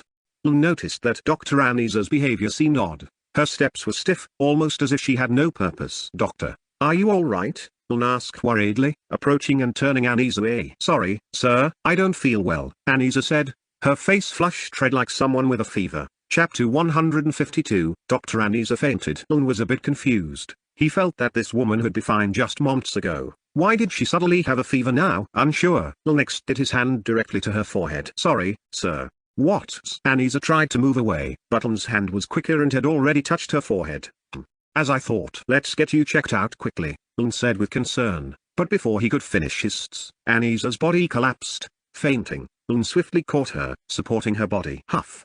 This woman," Lun said with a sigh. He jokingly added with a hint of narcissism, "Have I become so handsome that if doctors faint? Ha ha. Silly." Lun shook his head. Shortly after, several people in uniforms entered the room, followed by an elderly man who exuded an authoritative aura. "Hello, Mr. Lun. Sorry to keep you waiting," greeted the elderly man with a voice that was calm yet warm. "Status: Name: Darso. Level: Race: Human from the Blue Planet. Power Core: Player. Rank: Tier." Lun scrutinized the elderly man with narrowed eyes, trying to assess the figure before him. From the status panel displayed, Lun knew that this elderly man was at level and ranked as Tier. However, what caught his attention the most was the specialist doctor uniform the man was wearing, which indicated his professionalism. The old man's face radiated confidence, calmness, and deep wisdom. "Not a problem, Mr. Darso," Lun replied kindly as he released Anisa, who was still unconscious. Anisa was quickly taken by the nurses accompanying Dr. Darso. Afterward, Mr. Darso and Lun shook hands warmly, exchanging greetings. "Allow me to introduce myself, Mr. Lun. I am Darso, the Deputy Director of Services," the elderly man said politely, explaining that his position was as the deputy director of the hospital responsible for its service standards. "Nice to meet you, Mr. Darso," Lun said in a relaxed yet respectful tone. He could see the warmth and humility of the old man before him, who, despite his high position, did not show any arrogance. Meanwhile, the nurses who had come with Mr. Darso had taken the unconscious Anisa out of the room, leaving Lun and Mr. Darso alone. "Come, Mr. Lun, I will guide you further," Mr. Darso said, inviting Lun to follow his steps. The two walked down the long, gleaming hospital corridor. It didn't take long before they arrived at a room with a reception desk shut by doors leading to the in-Patit rooms where Patits were staying. "This is the room registration area, sir. We're sure that every room here meets the highest standards, whether in terms of quality, service, or other facilities," Mr. Darso explained in detail, demonstrating his deep understanding of every aspect of the hospital. They approached a large hologram board located in the center of the room. "This is the available room list, sir. All the information here is publicly accessible and transparent," Mr. Darso continued, not missing a single detail. "Good, very good," Lun nodded lightly, his eyes fixed on the room list displayed on the hologram. Each room came with photos, facility descriptions, food options, and room numbers. At the top of the hologram, Lun saw the numbers 4,707,000, indicating that out of 7,000 available rooms, about 4,700 were currently occupied. Lun didn't linger in the lodging area. After reviewing some details, he asked Mr. Darso to proceed to another area. "Certainly, sir." "Next, we will head to the pharmacy area," Mr. Darso said, promptly leading the way down one of the corridors that would take them to the hospital's pharmacy section.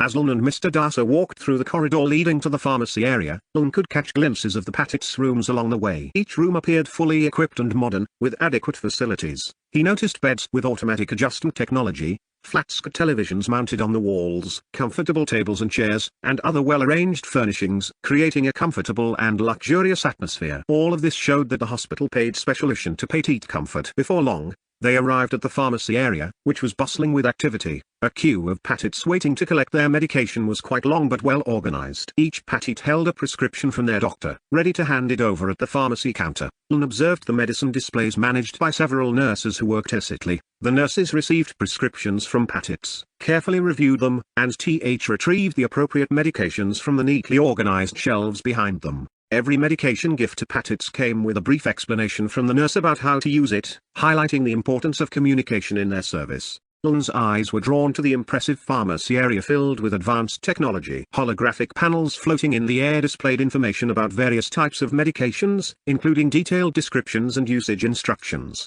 Additionally, several assistant robots moved agilely in the area, helping the nurses retrieve medicines from high shelves or organize stock with extraordinary precision. "This is the pharmacy area, Mr. Lung," Mr. Darso began to explain casually. He continued, "Here, we have asset medication counters where patients can submit their prescriptions and receive the necessary medications. Registration is done quickly through our integrated system, minimizing waiting times. Over there, you can find comfortable restrooms for patients and visitors. And here, you can see information panels displaying all kinds of data about the medications we have." Lung nodded, admiring the speed and efficiency of the entire system. Mr. Darso continued his explanation, showcasing every part of the pharmacy area. He described how the information panels could be accessed by patients to learn more about the medications they received and how the assistant robots help maintain smooth operations within the pharmacy. After the explanation, they moved to another part of the hospital to continue their tour, with Lun increasingly impressed by the high service standards and technological innovations applied in every corner of the hospital. Chapter 153, Healing Orb. Inside the spacious and futuristic elevator, Lun and Mr. Darso chatted casually while waiting for the lift to reach their designated floor. The atmosphere inside was comfortable, with soft lighting and an elegant interior design, reflecting the advanced technology of Pertwee Hospital. "Mr. Darso, what do you think about the impact of the system in this realm on our medical skills? We humans from Earth," Lun asked in a relaxed tone, but his curiosity was evident as someone in a high position. He wanted to understand the perspective of a specialist like Mr. Darso regarding the system's influence on the medical field. Hearing the question, Mr. Darso took a deep breath, seemingly gathering his thoughts before answering. His face displayed a mix of seriousness and awe. "Honestly, the system has had a tremendous impact, Mr. Lung," he answered firmly. He continued with a deeper tone. "By utilizing the system and the urge pressed in this realm, we are able to perform many medical actions that we could only dream of back on Earth. There were so many limitations there, whereas here, those boundaries seem to have vanished." Lung listed attentively, realizing he was hearing valuable insights from a professional in his field. "For example," Mr. Darso continued, "we conducted internal organ examinations on Earth. We could only rely on technologies like electromagnetic waves and X-rays. While useful, the results were often unclear and lacked sufficient detail. But here, with the energy available in this realm combined with our system, we can view the internal structures of human organs very clearly, down to the smallest cells." Mr. Darso's voice carried a deep emotion. As a doctor, he had a great passion for saving lives, and for him, moving to this divine realm was the realization of his dream. In this place, his desire to provide better medical care than ever available on Earth had become a reality. Lung could feel the hidden emotions behind Mr. Darso's words. A deep longing to do more, to save more lives, was evident in every word he spoke. The two exchanged a glance, briefly connected in a shared understanding of how crucial this technology was for the survival of humanity in this new realm. Their conversation was interrupted. The elevator door's display showed the number 5. Ding. Lun and Mr. Darso stepped out of the elevator and were greeted by the sight of the 5th floor, which was just as magnificent as the floors below. Lun noticed a large screen hanging from the ceiling, broadcasting important information easily accessible to anyone. Soft, comfortable lighting filled the entire room, while assistant robots were visible at every corner of the floor, ready to offer help. The asset and tidy reception desk looked busy attending to patients, a routine activity on every floor of this hospital. However, there was something different on this floor. Lung noticed the slightly anxious faces of patients waiting. This was not surprising, as the 5th floor was where surgeries and in-depth examinations were performed. For those experiencing these procedures for the first time, anxiety was understandable. "This is the 5th floor, Mr. Lung, the floor where critical medical actions are taken," Mr. Darso explained patiently. Lung nodded, understanding the situation. His eyes were drawn to a few unique-looking doors on this floor. The doors were shaped like a plus sign, plus, with a bright sprout logo. Lung quickly realized that these were the doors to the operating rooms. "Come, Mr. Lung," said Mr. Darso, guiding Lung toward one of the operating rooms. In front of the door, Lung saw a device with several buttons and a screen that looked futuristic.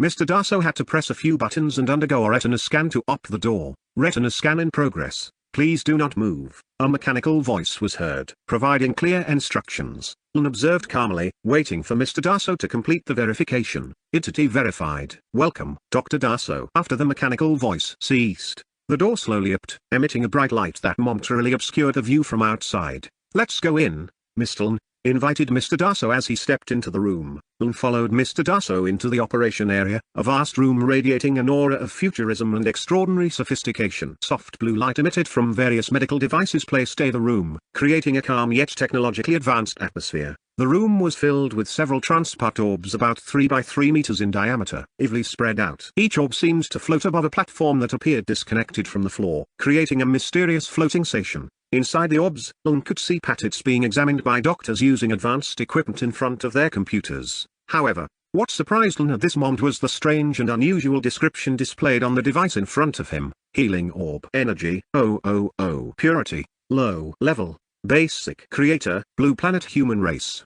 Observation. Conducts basic level observation of living beings within its realm. Observation results dipped on the energy purity level. Creator, blue planet humans. Lun muttered in confusion. He recalled that Nita had once informed him about this, that some scientists working at Origin Laboratory had created items that could integrate with the system.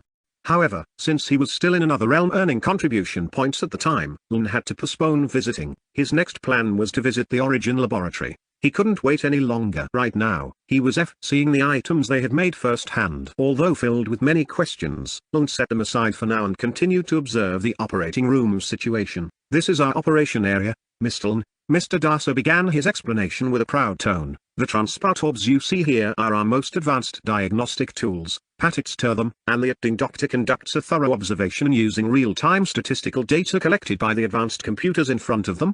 This data includes all kinds of information, from heart rate, blood pressure, and oxygen levels to DNA analysis. Chapter 154, Healing Box. As Lun looked closer, he could see a patit sitting inside one of the orbs. The doctor outside the orb was examining various data appearing on the computer screen before him. Inside the room, complex graphs moved dynamically, displaying the patit's heart rate in real time, body temperature, and various other data interpreted by advanced software. On the other side of the room, there were several smaller chambers known as healing boxes. Mr. Darso continued his explanation. Aside from the transport orbs, we also have healing boxes over there. These boxes are specifically designed for healing therapy through meditation. Inside, patits sit and are exposed to pure energy that directly works to repair damaged cells. This method is highly effective for healing minor illnesses like the flu, muscle pain, and more. Lun nodded, mesmerized by the advanced technology before him. He could feel how progressive and innovative the medical treatments at this hospital were. As they continued their tour,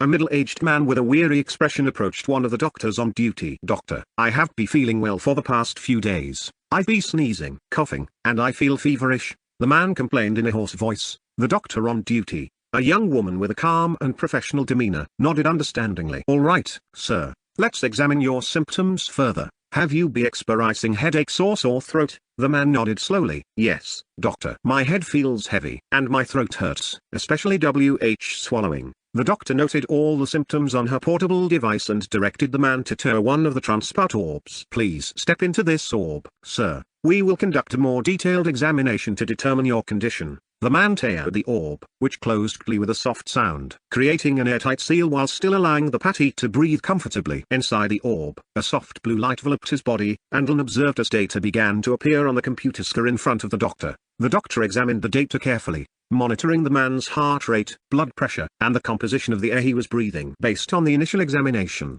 it seems you have a mild flu, sir. Your heart rate and blood pressure are normal, but there's a slight increase in body temperature indicating a mild fever. The doctor typed several commands into the computer, and the orb began to emit a soothing light. This light will help stabilize your body temperature temporarily, the doctor said in a gentle tone. After saying that, the doctor configured a tablet in front of her, and soon the healing boxes glowed blue on all sides. A few minutes later, the orb upped again, and the man appeared calmer after the brief examination session. The doctor directed him to one of the healing boxes located at the side of the room. Please turn this healing box, sir. The pure energy inside will help repair any damaged cells caused by the flu infection. You just need to sit inside and relax for about 10 minutes. The doctor explained in a reassuring voice. Lun watched closely, and as he expected, the healing box was also a creation of the human race, prof by the status panel that appeared before his eyes.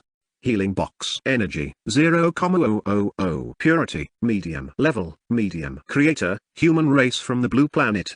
Observation, releases pure energy to repair damaged cells. Only effective at addressing damage to supportive cells. The man followed the doctor's instructions and teared the healing box. As soon as he sat down, the box door closed quickly, and the atmosphere inside became warm and comfortable. Lun observed with interest how the pure energy, invisible to the naked eye, subtly worked the Patit's body, repairing damaged cells and restoring his vitality.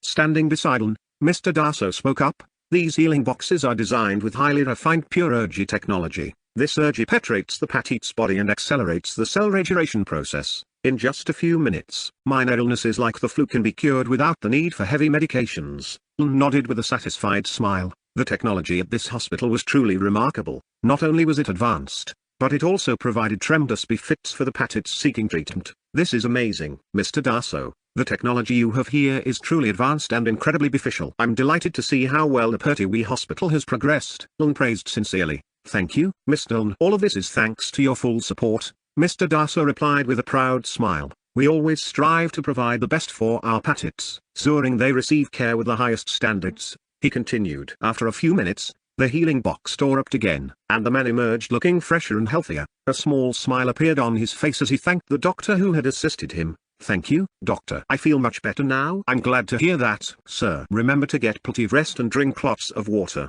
If you have any other complaints, don't hesitate to come back, the doctor said warmly before returning to check the next Patit in line. Lun continued to observe every detail in the room, from the transport orbs to the healing boxes. In another corner of the room, he noticed several holographic panels displaying information about various diseases and treatment methods available at the hospital. All the information presented was detailed and easy to understand, providing Patits with a clear understanding of their conditions. I'd lose my hair just thinking about how they've managed to put all of this together, Lun muttered to himself after taking in the complexity of the hospital. Although his STRGTH was unparalleled among humans, if he were tasked with designing all of this, he wouldn't have been able to complete % of it. Mr. Daso invited Lun to take a closer look at the information panels. These are the information panels we provide for Patits and their families. Here, they can see STL information about medical conditions, treatment options, and health advice that can be followed at home. Chapter 155, Lun's Generous Gift. Lun focused on one of the panels displaying information about preventing infectious diseases. He carefully read how the hospital's technology was also used to monitor disease spread and reduce infection risk. We strive to cover all aspects of care, Mr. Lun, from diagnosis to healing, and even education for prevention. All of this is well integrated into our system, Mr. Daso explained with great pride. I'm very pleased to hear that, Mr. Daso. Please don't hesitate to ask for help from the government if you need it, Lun said sincerely, showing his support. Hearing Lun's words, a wide smile spread across Mr. Daso's face. For him, explaining all this to Lun was to gain the approval and support he hoped for. Although only spoken verbally, Lun's words carried far more weight than an official letter signed by the president. Ha ha ha. I'm so glad to hear that, Mr. Lun, Mr. Daso said with overwhelming enthusiasm. We will certainly need government support for further development, he continued, smiling happily. After spending considerable time in the treatment area, Lun and Mr. Daso decided to continue their tour of other parts of the hospital. Lun felt very satisfied with what he had seen. The advanced technology, efficient treatment methods, and the care provided to each patient further convinced him that this hospital was among the best in the heavenly realms.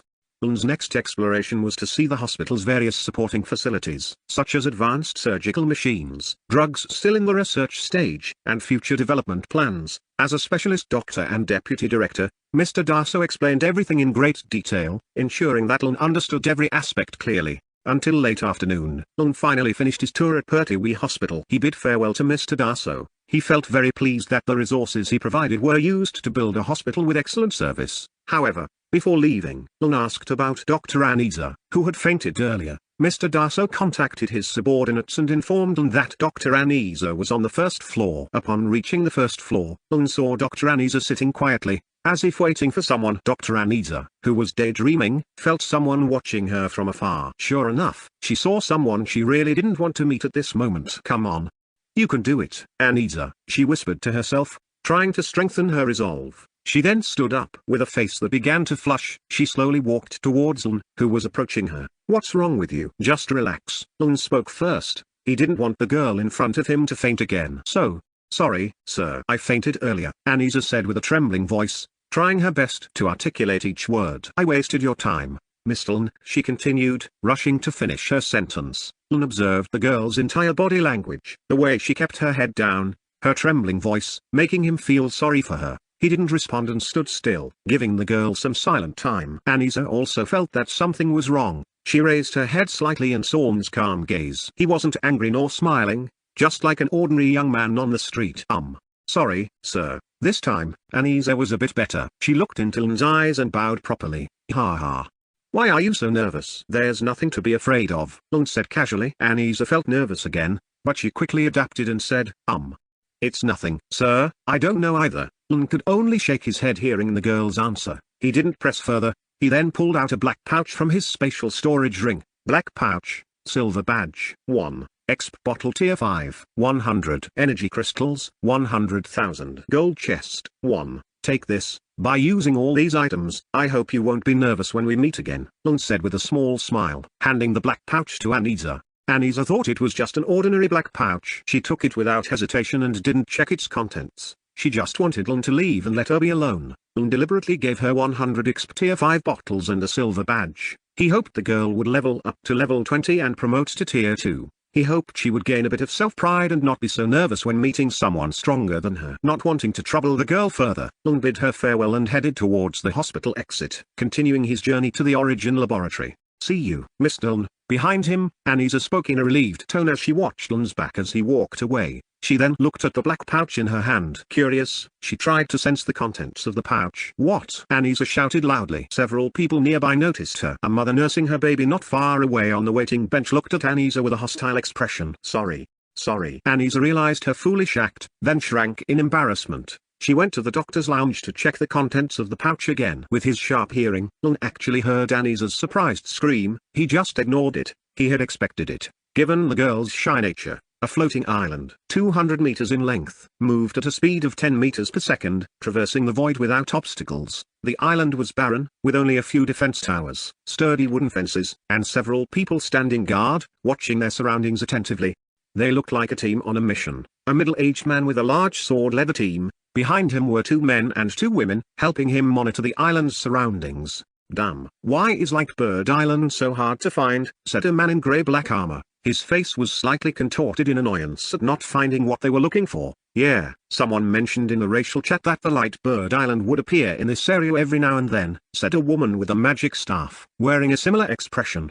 Chapter 156, Fighting the Mountain Cobra. The middle-aged man leading the team didn't speak. He just continued to observe the front, ensuring nothing unexpected happened. This group of 5 were a hunter team on a mission they had taken from the mission board at the Hunter Association in the City of Life. Hunters had legal access to explore outside Lung's main island. Ordinary people who wished to explore beyond the island, whether by flying ship or floating island, would not be easily permitted. At least a tier 2 guardian had to be on board. The route must be clear, and strict identity checks had to be passed. Lung deliberately made the rules stringent to prevent humans of the Earth race from dying in vain. However, he didn't want to imprison them on the island forever, so he allowed hunters to explore beyond the island and be responsible for themselves.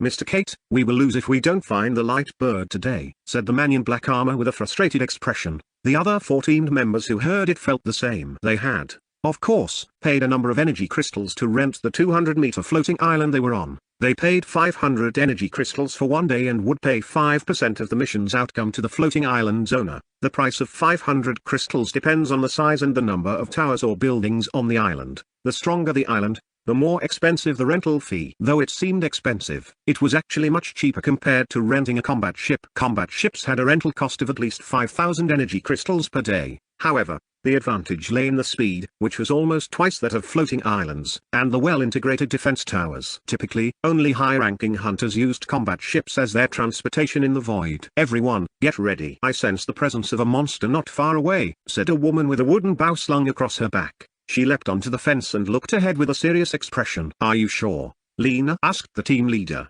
Mr. Kate, with a serious expression. Yes, Mr. Kate. At least an island with a size of 300 meters, the woman continued, her ears twitching as she tried to catch the sound waves of the monster. Damn.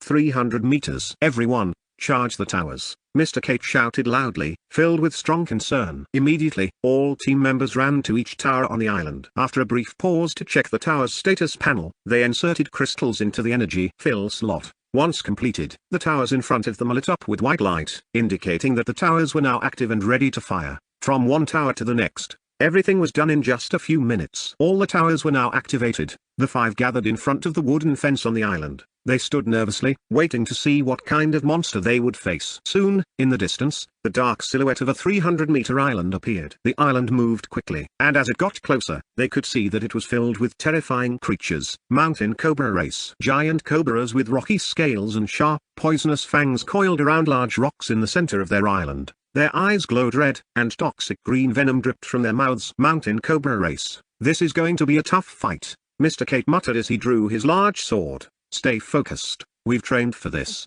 Their floating island stopped as the enemy island approached. Only a few dozen meters away, hissing and roaring sounds filled the air as the cobras began slithering out of their island. Ready to attack. Fire the towers, now, shouted Mr. Kate. Immediately, the towers on the floating island unleashed energy bullets that shot toward the Cobra Island. Small explosions erupted as the bullets hit the ground and the bodies of the cobras. Arrows laced with fire flew swiftly, raining down mercilessly on the mountain cobra monsters. Large cannons filled with energy floated above and fell onto the Cobra Monster Island, causing massive explosions that turned the monsters into pools of fresh blood. Lena quickly shot her arrows at one of the cobras that managed to get close. Her arrow hit its mark, piercing the creature's eye, causing it to tumble to the ground. One down. She shouted. Get ready. Activate your equipment. Mr. Kate yelled loudly. The Cobra Island was now close and collided with their island with great force. Boom. Crash. Following the impact, dozens, even hundreds of mountain cobra monsters rushed toward Mr. Kate's team. Hiss. Swoosh. The 5 members of Mr. Kate's team, with serious expressions, observed the oncoming horde of mountain cobra monsters. The cobra's status panels appeared before them all. Mountain cobra level 12 type, assassin, attributes, SDR 43, int 21, ag 32, res 29, bone poison, sprays poison in a 10-meter radius forward. Bone poison causes paralysis on the target for 5 seconds, reducing the res attribute by 10 for 1 minute. Cool down, 3 minutes. Mountain cobra level 15 type, assassin, attributes, STR 63, int 41, ag 51, res 47, bone poison, sprays poison in a 10-meter radius forward. Bone poison causes paralysis on the target for 5 seconds, reducing the res attribute by 10 for 1 minute. Cool down, 3 minutes. Dumb. Level 15, said Mr. Kate, who was now leaping high into the air, ready to slash a level 10 cobra monster. The other team members also activated their skills. In an instant, their power increased, and various spells of different colors emanated from their weapons. However, their expressions turned grim when they saw the level 15 Cobra monster. Among them, only Mr. Kate was at level 15, followed by Lena at level 13, while the rest were at level 11. Arrow Rain. Lena, the woman wielding a wooden bow, shouted loudly. Arrow Rain is a skill that all archers gain when they first promote. It's not without reason. This skill is highly effective against swarming enemies. Chapter 157. Bone Poison. Dozens of arrows fell from the sky, raining down on the mountain cobra group. SSSSH. This. End of block 2.